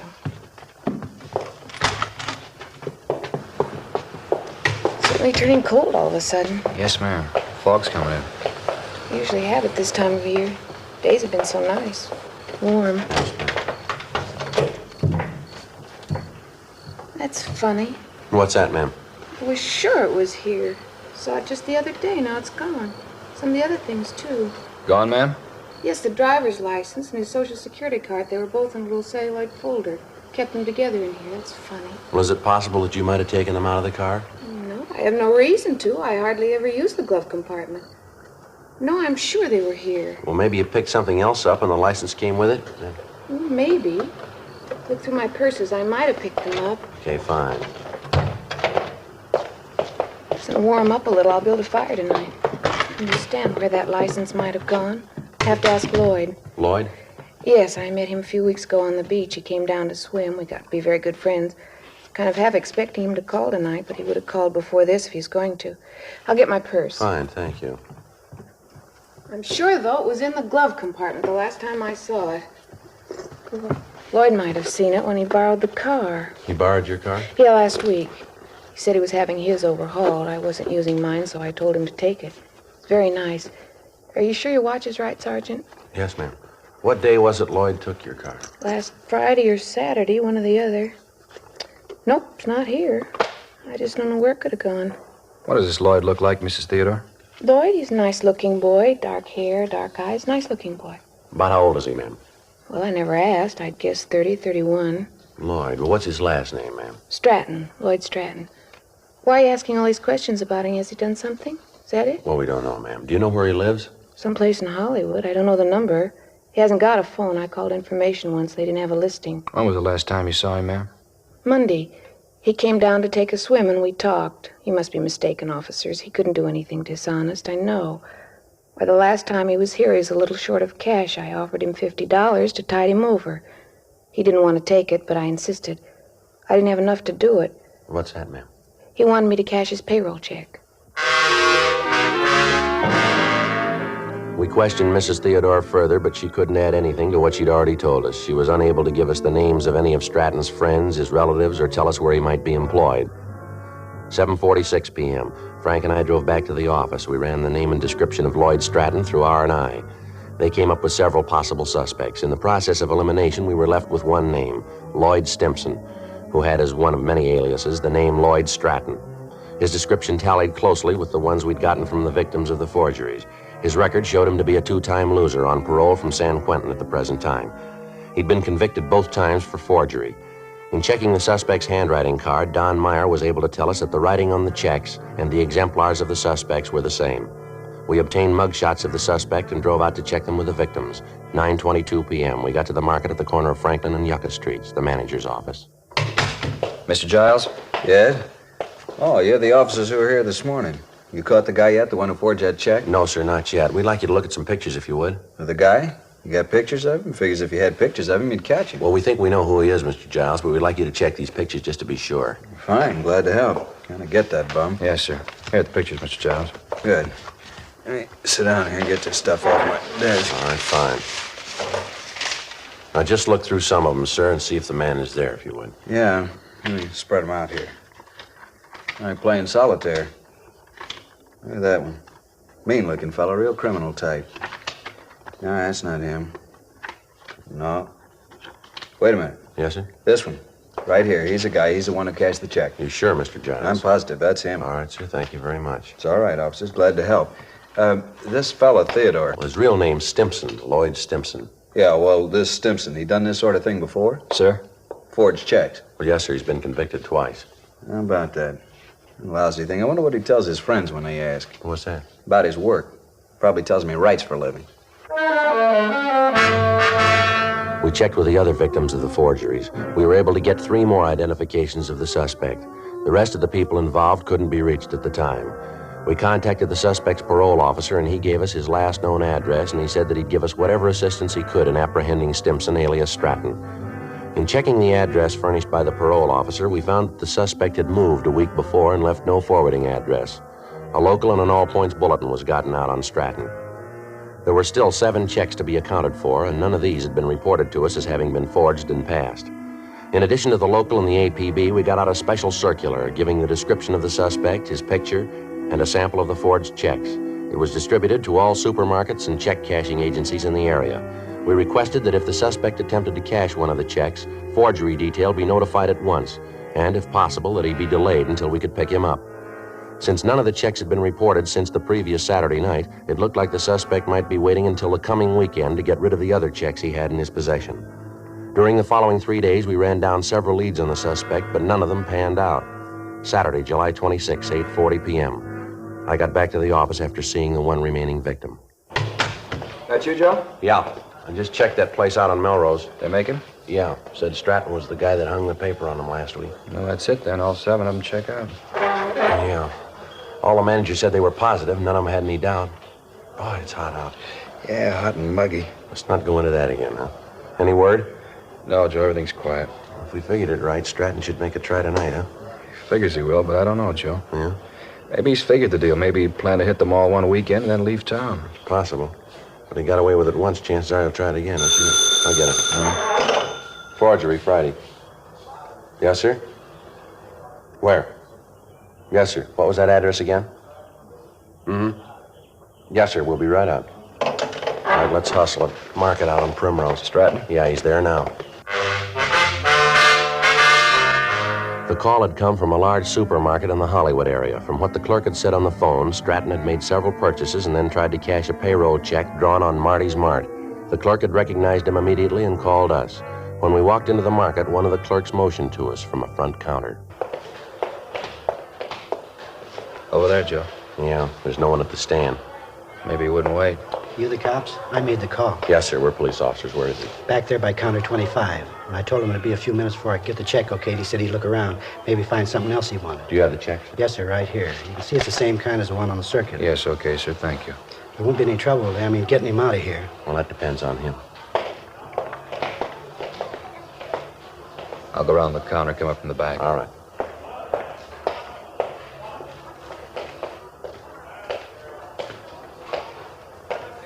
Mr. Theodore?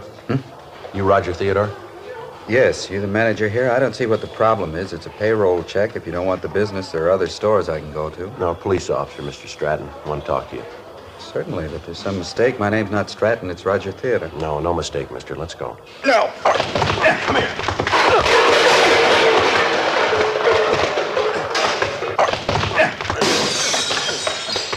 Watch it, Joe!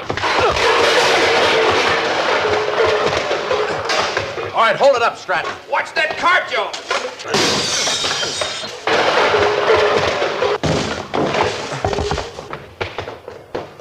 Outside. Get in the car, Joe. All right, hold it up, Stratton. Stay where you are. Don't shoot! Don't shoot, I won't try anything. Don't shoot! All right, out of the car, mister. I'll shake him. What's this all about? What are you trying to prove? He's clean, Joe. Hands behind your back. Want to check the car, Frank? Yeah.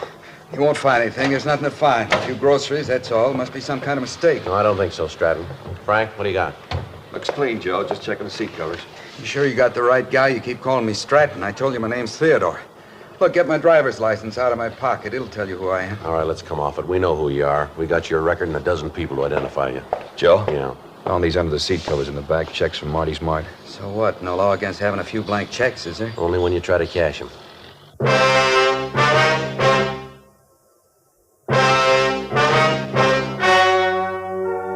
The story you have just heard was true. The names were changed to protect the innocent. On October 21st, trial was held in Superior Court, Department 87, City and County of Los Angeles, State of California. In a moment, the results of that trial. And now, here is our star, Jack Webb. Thank you, George Fenneman. Friends, there's a good reason why Fatima continues to grow in favor among king-size cigarette smokers everywhere. In Fatima, the difference is quality. Quality that gives you extra mildness and a really different flavor and aroma. That's right, Fatimas are distinctive. In king-size Fatima, you get an extra mild and soothing smoke, plus the added protection of Fatima quality. Ask your dealer for Fatima in the bright, sunny yellow pack.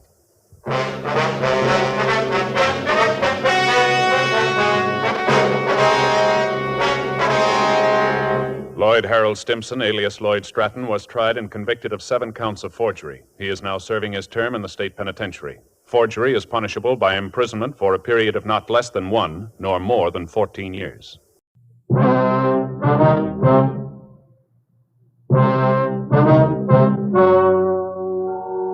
Ladies and gentlemen, the story you are about to hear is true. The names have been changed to protect the innocent. Fatima Cigarettes, king size, extra mild and soothing, brings you Dragnet on both radio and television.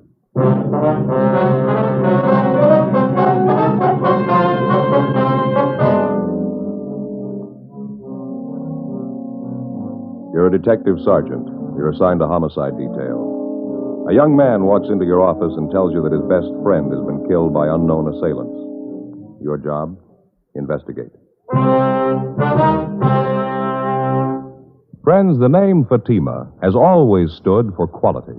Fatimas are distinctive, with a truly different flavor and aroma. And in king-size Fatima, you get an extra mild and soothing smoke, plus the added protection of Fatima quality. Remember, in Fatima, the difference is quality. Because of its quality, its extra mildness, its better flavor and aroma, Fatima continues to grow in favor among king-size cigarette smokers everywhere. Switch to Fatima yourself today. Ask your dealer for Fatima in the bright, sunny yellow pack. King-size Fatima. The difference is quality.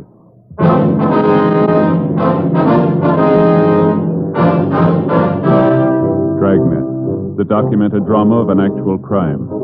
For the next 30 minutes, in cooperation with the Los Angeles Police Department, you will travel step by step on the side of the law through an actual case transcribed from official police files. From beginning to end, from crime to punishment, Dragnet is the story of your police force in action. It was Monday, August 9th. It was warm in Los Angeles. We were working the day watch out of homicide detail. My partner's Frank Smith. The boss is Captain Warman. My name's Friday. It was 7:58 a.m. when I got to room 42. Homicide. That you, Frank? Yeah, morning, Joe. Looks like it's going to be a scorcher today, doesn't it? Yeah, nice and clear. How'd the weekend go? Lousy. Why? What do you mean? Oh, Fay and me had a ruckus Saturday night. Oh, that's so? Yeah, it happens every time we have somebody over for dinner. Never fails. Yeah. She gets to yakking it up with the company. We never eat till 10, 10:30. It's a miserable time for dinner. Yeah, it's pretty late at that. Saturday night, we had the Johnsons over. Going to play a little cards, have a little dinner. You know, relax. Mm-hmm. Wife fixed Swedish meatballs. They're on the stove. Everything's dandy. She gets to talking. We finally sit down to eat. It's 10:15. Meatballs are burned. Yeah. By that time, we're all so hungry we lost our appetite. It was real embarrassing, Joe. We finally sat down. I figured I'd let Fay know I was pretty sore. But I didn't want to come right out and tell her in front of the Johnsons, you know. Yeah, I understand. So I picked up one of the meatballs that was burned, said she'd invented something new. Everybody else used chlorophyll for their teeth, but we had built-in charcoal. Yeah, what'd she say? Nothing, just a look. Hasn't said a word to me since. Sends the kids with messages for me. It's pretty miserable. She'll probably be over when you get home tonight. Pardon me. Yes, sir? Is the homicide department where you report a murder? Yes, sir, that's right. You the fellas I talked to about a murder? Yes, sir. Come on in. Sit down. Take that chair over there. How'd I never make it? Are you all right? Yeah, now that I'm here, it's all right. Your face is pretty badly cut there. Those bruises, scratches on your throat. You sure you're all right now? Yeah, I'm all right. I never thought I'd get here. Times I was ready to quit, but then I'd think of Kevin, what they did to him, and I had to keep walking. I had to. For Kevin, I had to. Well, everything's all right now. You can tell us about it. I don't know where to start. What's your name, young fella? Bruce Hamilton. All right, Bruce. I'm Joe Friday. This is my partner, Frank Smith. Hello, Bruce. We know that you must have been through a terrible ordeal, but you can tell us about it. It's all right. What day is today? It's Monday, the 9th. Monday. And it was Saturday night. Just 2 days. Seems like 10 years. We just finished dinner, sitting around the fire having coffee, trying to figure out whose turn it was to do the dishes. Then we heard them. You heard them? Who's that? Horsemen. Lots of them. They rode right into the camp. One of them yelled something, and they all stopped. Stood there looking at us. We didn't know what to do, who they were. We just stood there.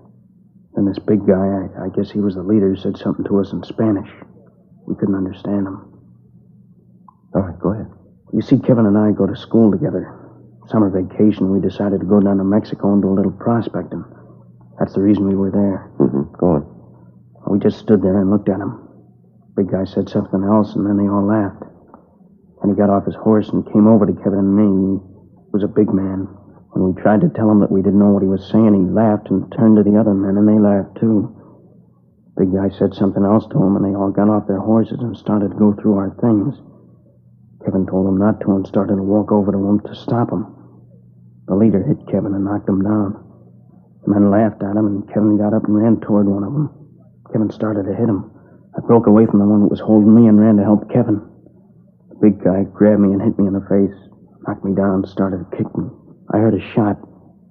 When I looked where Kevin was, he was all doubled up, holding his stomach. He hollered at me to help him. Then the guy shot him again. He fell down, didn't move. They all laughed, thought it was a big joke. I got up, one of them shot at me. I started running. I ran as fast as I could. He kept shooting. Thought sure they'd hit me, and I kind of waited for it. Then I ran through some bushes, and I fell into this gully. Mm-hmm. And at the bottom, I just lay there and didn't move, almost afraid to breathe. Guess they thought they'd kill me. I see. What happened then?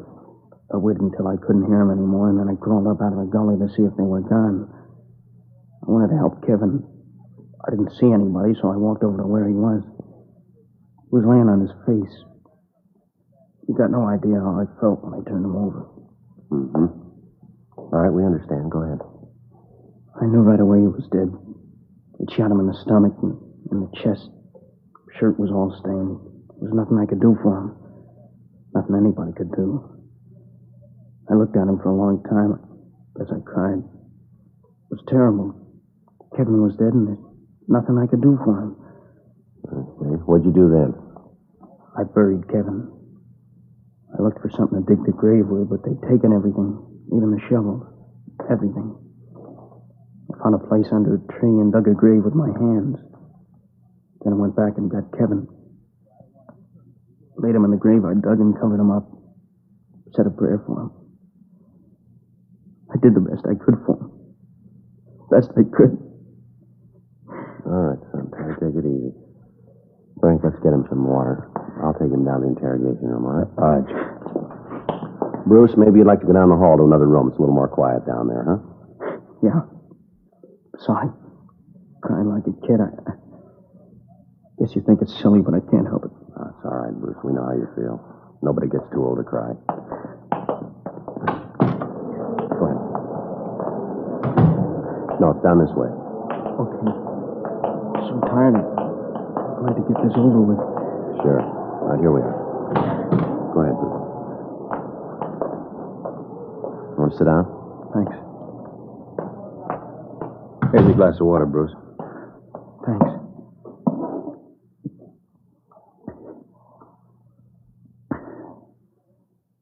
Tastes good. Helps. All right. Now, is there any more you want to tell us? Well, there's a little more. There was nothing I could do. I looked around. They'd taken everything. Dishes, food, supplies, clothes. I went over the mesquite bushes where we hid in our duffel bag. We kept all our money and papers in there. Wallets, identification, all our valuables. They'd found that. It was gone. They hadn't left anything. Well, they took everything. Didn't leave a thing, huh? Nothing. What'd you do then? Started to walk. We parked our car just off the highway. It was about 5 miles. When I got to where we'd park it, the car was gone. I didn't know what to do. What could I do? All right. I started to walk to Ensenada to tell the police. Then I began to think that the bandits had taken my wallet. I didn't have any identification, no way to prove who I was. Couldn't even speak the language. Got scared that they might not believe me. Now, you walked all the way from Ensenada to the American border, is that it? That's right. I walked all Saturday night, and Sunday morning I found an old adobe house, and I crawled through a window and slept. I don't know how long I was asleep, but it was dark when I woke up. I started to walk again. I walked all Sunday night, too. When I got to the border, I was afraid to go through the gate, so I went down by the riverbed and found a hole in the fence. I crawled through and went over the American side. When I got there, I felt better. Safe. I figured that I'd go up to the first policeman I saw and tell him what happened. Did you notify the authorities down in San Diego? No, I got to the police station, but I didn't go in. I didn't tell them. Why not? Like I said, I didn't have any way to prove who I was. I had no money. My wallet was gone. My clothes were all torn. Face was all cut. I thought it'd be better if I could get to Kevin's mother. If I could see her and talk to her, she'd know what to do. I hitched a ride. I wanted to go to San Francisco. Truck driver brought me this far. While we were driving, I thought more and more about what I'd say to Kevin's mother, how I'd tell her he was dead. Then I knew I couldn't do it. But I had to tell somebody. That's why I came to see you. Now, Bruce, we're going to have to go back down to Mexico. You'll be able to show us where the body is, won't you? Well, if I have to go, I guess I can. But I can tell you exactly where it was. I can give you a map, tell you right where he's buried. Do you want to give us that information now? Yeah. It was south of Ensenada, 40 miles down the new paved highway. South of Ensenada, 40 miles. You sure it was 40 miles? Yeah. While we were driving, Kevin and I kept trying to figure out how many kilometers to a mile. I kept watching the speedometer. It was just 40 miles when we turned off the paved highway onto a little dirt road. 40 miles? Yeah. There's a clump of trees near there in the gully. You can't miss it. I see. Can you give us the description of the car, the license number? Oh, I don't remember the license number, but the car was a 51 Ford sedan, dark blue. Car belonged to Kevin. I never paid any attention to the license. Mm-hmm. That's Kevin, Kevin, huh? Yeah. Well, we can check that through DMV. What was Kevin's full name and address? Kevin Allen Bradley. He lived at 6502 Washington Street, San Francisco. He lived with his mother, apartment on Nob Hill. Mm-hmm. Would you give us a description of Kevin? Well, he's about my size, generally. 5'10", 140 pounds, blue eyes. His hair's light, kind of blonde like mine, 22 years old. We looked a lot alike. Kids at school used to think we were brothers sometimes. I see. Joe, we better get a communication to the Mexican authorities, fill them in on the whole thing. Yeah. We're coming down. Yeah. Contact San Francisco and let them handle that end of the thing. Mm-hmm. Get a teletype off the DMV in Sacramento, get a license number on the car.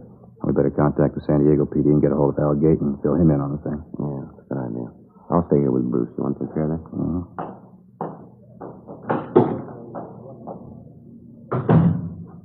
Now, look, young fella, would you know these bandits again if you saw them? I might not know some of them, but the big guy and the one that shot Kevin up, I'll never forget them. The big guy was tall, heavy, over 6 feet, well over 200 pounds. I'll never forget him. That laugh when he killed Kevin. When he laughed, you could see he had 2 gold teeth right here in front. These here. 2 gold teeth, huh? Yeah. Now, how about the other man, Bruce? You get a good look at him? He was a small man, dark like the leader. He wasn't wearing a hat, real thin face. His clothes were all dirty, and his pants were torn around the bottoms. He was wearing those leather sandals, the open kind. His feet were filthy, like he hadn't had a bath in a year. You think you'd be able to identify any of the others? Well, I don't know. Maybe if I saw him. I was scared, and I don't mind admitting it. Joe? Yeah, Frank. I stopped by R&I before I went on with the other communications. Checked the name Kevin Allen Bradley through. Yeah. There's a teletype from San Francisco dated July 13th. It's a missing person report on Kevin. You want to read it? What's it say? Regular missing report? It's described as male, white, American, 22 years, 5'10", 140 pounds, blonde, blue eyes, fair complexion. Time of disappearance was wearing a dark blue gabardine suit. Driving a dark blue 1951 Ford, license number 1 Robert 2951. Something else, Joe. Mm-hmm. He was known to be carrying a sum of money in excess of $1,500 when he disappeared. $1,500? $1,500 is a lot of money, isn't it? Not to Kevin. He was used to carrying that kind of money. See, his folks were pretty rich. He always had all the money he wanted. I see. Well, how about this missing report here, Bruce? What do you mean? Well, didn't Kevin's mother know that he was going to Mexico? Well, no. You see, they had an argument about where he was going to spend his summer vacation. She wanted him to go to Canada, and he wanted to come down here. One afternoon, we just took off. Kevin went to the bank and got the money, and we just took off. You didn't tell his mother anything about it? No, he thought that she'd try to stop him. Probably would have, too, if she'd known. Oh, was the money among the things that were stolen from you? Well, yeah. It was in Kevin's wallet in the duffel bag. Mm-hmm. I suppose it was kind of foolish to leave that much money just laying around, but we did. We didn't think that anything had happened like this. I stop and think back over it. Kevin being dead, I don't know, I just get sick. Now, you say you didn't have any money. How did you get along? I didn't think much about food. The important thing was to tell somebody about Kevin's being killed. That's all I thought about, telling somebody. Yeah, sure. Well, you must be pretty hungry then. You'd like something to eat now, would you? Yeah, it might taste pretty good. Sandwich and some coffee. How about you guys? You gonna eat? Frank, how about you? Yeah, after I get communications off, I'll run across the street and pick up some sandwiches and coffee and bring them back here. All right, fine. What kind of sandwich you like, Bruce? No, anything. Doesn't make any difference. Joe? Oh, ham's all right. White bread, a lot of mustard. Yeah. Okay, I'll be right back. All right. Oh, say, Joe, I'm running kind of low on my allowance. I only got $1.50. You got a little change? Yeah, sure. Now, here, let me get this. What's that? Huh? Did you say you had some money? Well, I have got $10. $10 bill. Well, maybe I'm wrong, but I thought you said the bandits took all your money. Did I get it wrong? Well, what I meant is I didn't think I had any money. I found this 10 in my pocket just before I walked in here. Oh, I see, yeah. Look, you can see it's all wadded up. It must have been in my pocket for a long time. Just a 10 all wadded up. Yeah, well, it's all crumpled up there. You can hardly tell what it is, can you? Yeah, that's right. But you can see it's a 10. Mm-hmm. Sure. It's all wrinkled up. You can see how I missed it. Yeah. I'll tell you, why don't you put everything in your pockets right here on the table, huh? Why? What'll that show? All right, come on, boy. I haven't got anything in my pockets. Well, you found the 10. Maybe you'll find something else. All right, but I don't know what it's going to show. Pocket knife, handkerchief, comb. You got the 10 on the table there. That's all. Maybe there's something in your coat pocket. No, I don't carry anything in my coat pockets. Stretches them. Well, you take a look anyway, huh? I told you I don't use them. See? Nothing. How about the inside pocket? No. There's nothing there. Let's have a look, huh?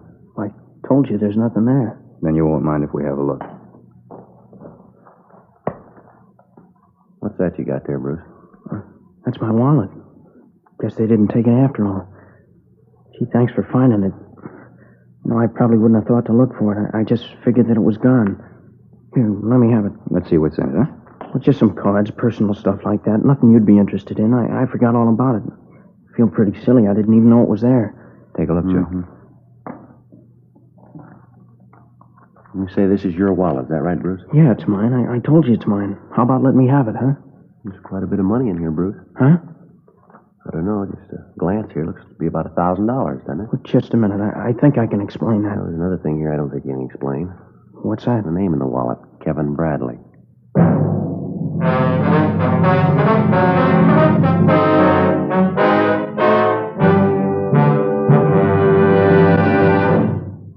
You are listening to Dragnet, authentic stories of your police force in action. Friends, the name Fatima has always stood for quality. Fatimas are distinctive, with a truly different flavor and aroma. And in king-size Fatima, you get an extra mild and soothing smoke, plus the added protection of Fatima quality. Yes, there's a good reason why Fatima continues to grow in favor among king-size cigarette smokers everywhere. In Fatima, the difference is quality. Quality of tobaccos, the finest Turkish and domestic varieties, extra mild and superbly blended to give you a much different, much better flavor and aroma. Quality of manufacture. Smooth, round, perfect cigarettes. Rolled in the finest paper money can buy. Quality, even to the appearance of the bright, sunny yellow pack, carefully wrapped and sealed to bring you Fatima's rich, fresh, extra mild flavor. So next time, insist on Fatima quality. Look for the bright, sunny yellow pack. Smoke Fatima, the extra mild and soothing king-size cigarette. with the added protection of Fatima quality.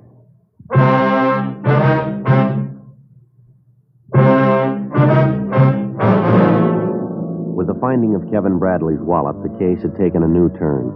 We continued to question Bruce Hamilton, but he insisted that he thought the wallet and the money had been taken by the bandits when they killed the Bradley boy. While I talked to him, Frank went down the hall and contacted the Mexican authorities and gave them the information. He gave them the description of Kevin Bradley and of Bruce Hamilton. They told him that to the best of their knowledge, there were no bandits operating in the vicinity, but they would dispatch a search party to go over the area. They said they would keep us advised of any developments that might arise. Frank also contacted the San Francisco Police Department and gave them the information. They said they'd take care of that end of the investigation. 11:47 a.m. Frank came back to the interrogation room, and we continued to question the Hamilton boy. I told you all I know. I don't know how the money got there. I was as surprised as you were. I don't understand it. You gotta believe me. Yeah, well, you're making it pretty tough to believe, Bruce. It's kind of hard to buy the fact that over $1,000 in Kevin's wallet turns up in your pocket and you don't know how it got there. But it's the truth. I don't know how I can convince you that it's the truth. Well, there are a couple of other things that aren't clear here. What? Tell me. I'm not lying. I've got nothing to hide. What's not right? Tell me. Well, this business of not telling the authorities. I told you I was scared that they might not believe me. You can understand that, can't you? Well, maybe up to a point. I thought that if I could get to Kevin's mother, then she could take care of it. I didn't know what else to do. And when I got to L.A., I had a chance to think about it, and I couldn't go through with it. I couldn't tell his mother. I couldn't face her. Bruce, when you described where we could find the body, you said it was about 40 miles down the paved highway, that right? That's what I said. Well, how long has it been since you've been to Mexico? Well, I told you I just came back from there.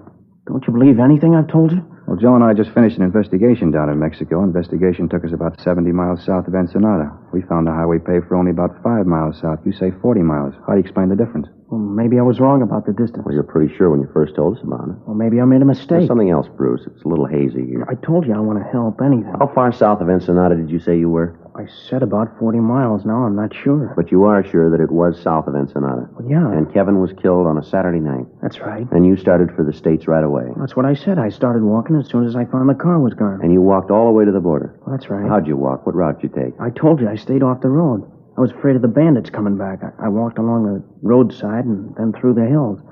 I got off the roadside whenever I saw anybody coming. But you did walk all the way? Yeah, that's right. All the way from Ensenada to the border. And it took you how long? Oh, Saturday night and Sunday night. I got a ride in San Diego in the morning. What time do you figure that you started for the border? Maybe 11:30, midnight. I don't know for sure. And you stopped at dawn? Well, yeah, I stopped and slept. Then I woke up and I started to walk. And you're asking us to believe that you walked over 100 miles in less than 14 hours. Is that right? Yeah. Through country like that? What do you think? That I'm making the whole thing up? Look at my face, my back. Here, look. Does this look like my imagination? You could have gotten these in a fight with Kevin. Maybe he didn't want you to take the money. You keep talking about the money. I try to tell you I don't know how the money got in my pocket. I don't know anything about it. You think I killed Kevin, is that right? Yeah, it looks that way, doesn't it? But he was my best friend. I had no reason to kill him. He was my friend. Now, look, son, we better get this thing straight for you. You've opened up a can of beans here. You waltz in here and give us a cock and bull story about this killing. Parts of your story we can't buy. Why are you trying to sell it to us? You lied about the road. You lied about the money. The story about how you walked doesn't ring true. You want to know what I really think, Bruce? I think the whole thing's a lie, from start to finish, a lie. Now, let's come off it. Who killed Kevin Bradley? I don't know. I don't know. Now, get this straight, Bruce. Did you kill him? Huh? Did you kill Kevin Bradley? Is that the reason for this story? No, I didn't. Well, somebody did. Can you tell us who? You're getting me all mixed up. You're the one that's getting it mixed up, Bruce. We just want to know who killed Kevin Bradley. We think maybe it was you. Looks like it might have been. No, it couldn't be. Leave me alone. I didn't do it. Why couldn't you have done it? Looks like you did. Because Kevin Bradley isn't dead. What's that? He was never killed. I'm Kevin Bradley.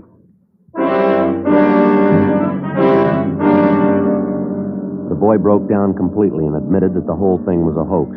He said he hadn't been in Mexico at all, but that he had spent the past week in a downtown hotel working out the story that he planned to tell us. He admitted that the wounds were self-inflicted. He explained that he had scratched his own face and hit himself with a rock to produce the cuts and bruises. He went on to say that he had picked Mexico as the scene of the false killing because he thought the story would be more difficult to trace. Like many citizens, he was unaware of the close cooperation between American law enforcement agencies and the Mexican authorities. We asked him about the existence of a Bruce Hamilton, and he told us there was such a boy in his class at school. 12:50 p.m. The communication had come through from San Francisco, and the teletype said that Mrs. Bradley was en route to Los Angeles to aid in the investigation. When we told Kevin about this, he lapsed into silence and for another hour refused to say anything. 2:05 p.m. All right, now look, boy, you've been sitting there for an hour and you haven't said a word. If there's something you want to say, we'll listen. There's nothing to say. I tried to get away from her. All my life she's told me what to do. I tried to tell her, but I couldn't. Nobody would understand. You don't, you can't. Every time I tried to get away, she'd say something or do something, so I couldn't leave. I was trapped, and I didn't know what to do. Then I thought I did know, and even that didn't work. I thought that if you told her I was dead, she'd forget me. Leave me alone. I can't even die right. Kevin, you're here. I knew what they told me was wrong. I knew you were all right. Hello, Mother. What happened to you, Kevin, darling? Your face, your clothes. Oh, my poor baby, how did this happen? Are you all right? Oh, your poor face all cut. What's happened, Kevin? It's all right, Mother. No, it's not all right. I don't know what happened or who did this awful thing, but I'll take care of it. Officer. Yes, ma'am. What do you know about this? I beg your pardon? What do you know about this? Did you do it? Did you hit this poor boy? Look at this poor face. Just look at it. It's terrible. That's what it is. It's terrible. I mean to find out just what happened here. I'll get to the bottom of this. No, don't you worry, Kevin, baby. Mother's here. She'll take care of you. Mother, please. It's all right, honey. Everything will be all right. Mother, these officers had nothing to do with it. Of course not. If you say so, Kevin, baby. Have you called the doctor about this? Have you gotten in touch with someone to take care of his face? Never mind. I'll take him to a doctor. I'll look after him. Poor baby. Mother will look after him. Mother, please don't. Now, Kevin, you know that Mother knows what's best. Mother will take care of it. Stop it. Stop it. Shut up. Kevin. I'm sick of it. Tired of it. For 20 years, as long as I can remember, you've taken care of things. Did you ever think I might want to take care of a few things myself? Have you ever thought that I wasn't a kid anymore? I'm an adult. Like it says on the missing report, male, white American, 22 years, an adult. All right, take it easy, son. No, I've tried to say this before, and I've never had the nerve. I've got it now, and I'm going to finish. I'm tired of having you make all the arrangements for me. I'm going to have dates with girls that I want to go out with, not the ones you pick for me. I'm going to get a job and make my own way. I'm going to buy a car, and if I smash it up and me along with it, it's my business. I'll never forgive you for what you've done. You spent 20 years making me an outsider, always on the fringe. I couldn't do the things I wanted to, only the things you wanted me to do, only the things you thought best. I'm sick of having you make the decisions for me. From here on in, I'm going to make them myself. I tried to kill Kevin Bradley for no reason. You killed him a long time ago. Take a good look at me, Mother. Take a good look and see what you've done. I hate the sight of you. I hate everything about you. Now leave me alone and go away. All right, take it easy, boy. It's all right, officer. I understand. Sometimes he gets like this. He doesn't mean it. I know him. All right, Kevin. I'm sure the officers are impressed. Dry your eyes and we'll go home. Do you hear me, Kevin? Stop this foolishness, I said. We're going home. Yes, Mother, I hear you. I'm sorry, officer. Embarrassing. I don't know why he does these things. He's always been pretty emotional. Yes, ma'am. There's nothing else. We better be going. I want to catch the early plane back to the city. A party planned for tomorrow night. A million things to do. You'll have to help Kevin. Kevin, do you hear me? Yes, Mother, I hear you. Well, then say goodbye to the officers and let's go. Goodbye, Mr. Friday. Mr. Smith. I'm sorry this all happened. Yeah, so are we, son. I tried, Sergeant. It just didn't work, but I did try. Kevin, let's go. I don't want to miss that plane. Yes, Mother. Oh, Sergeant. Yes, ma'am. Thank you for giving my boy back to me.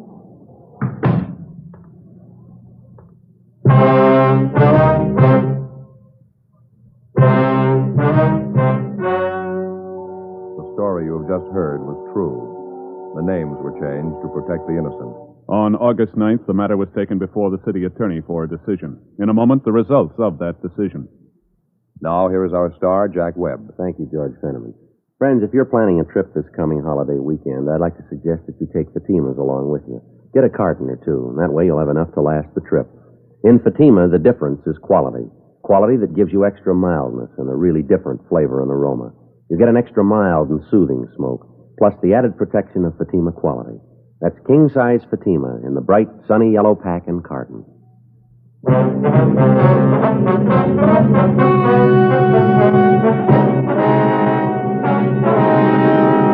In the interest of justice, there was no complaint filed against Kevin Allen Bradley.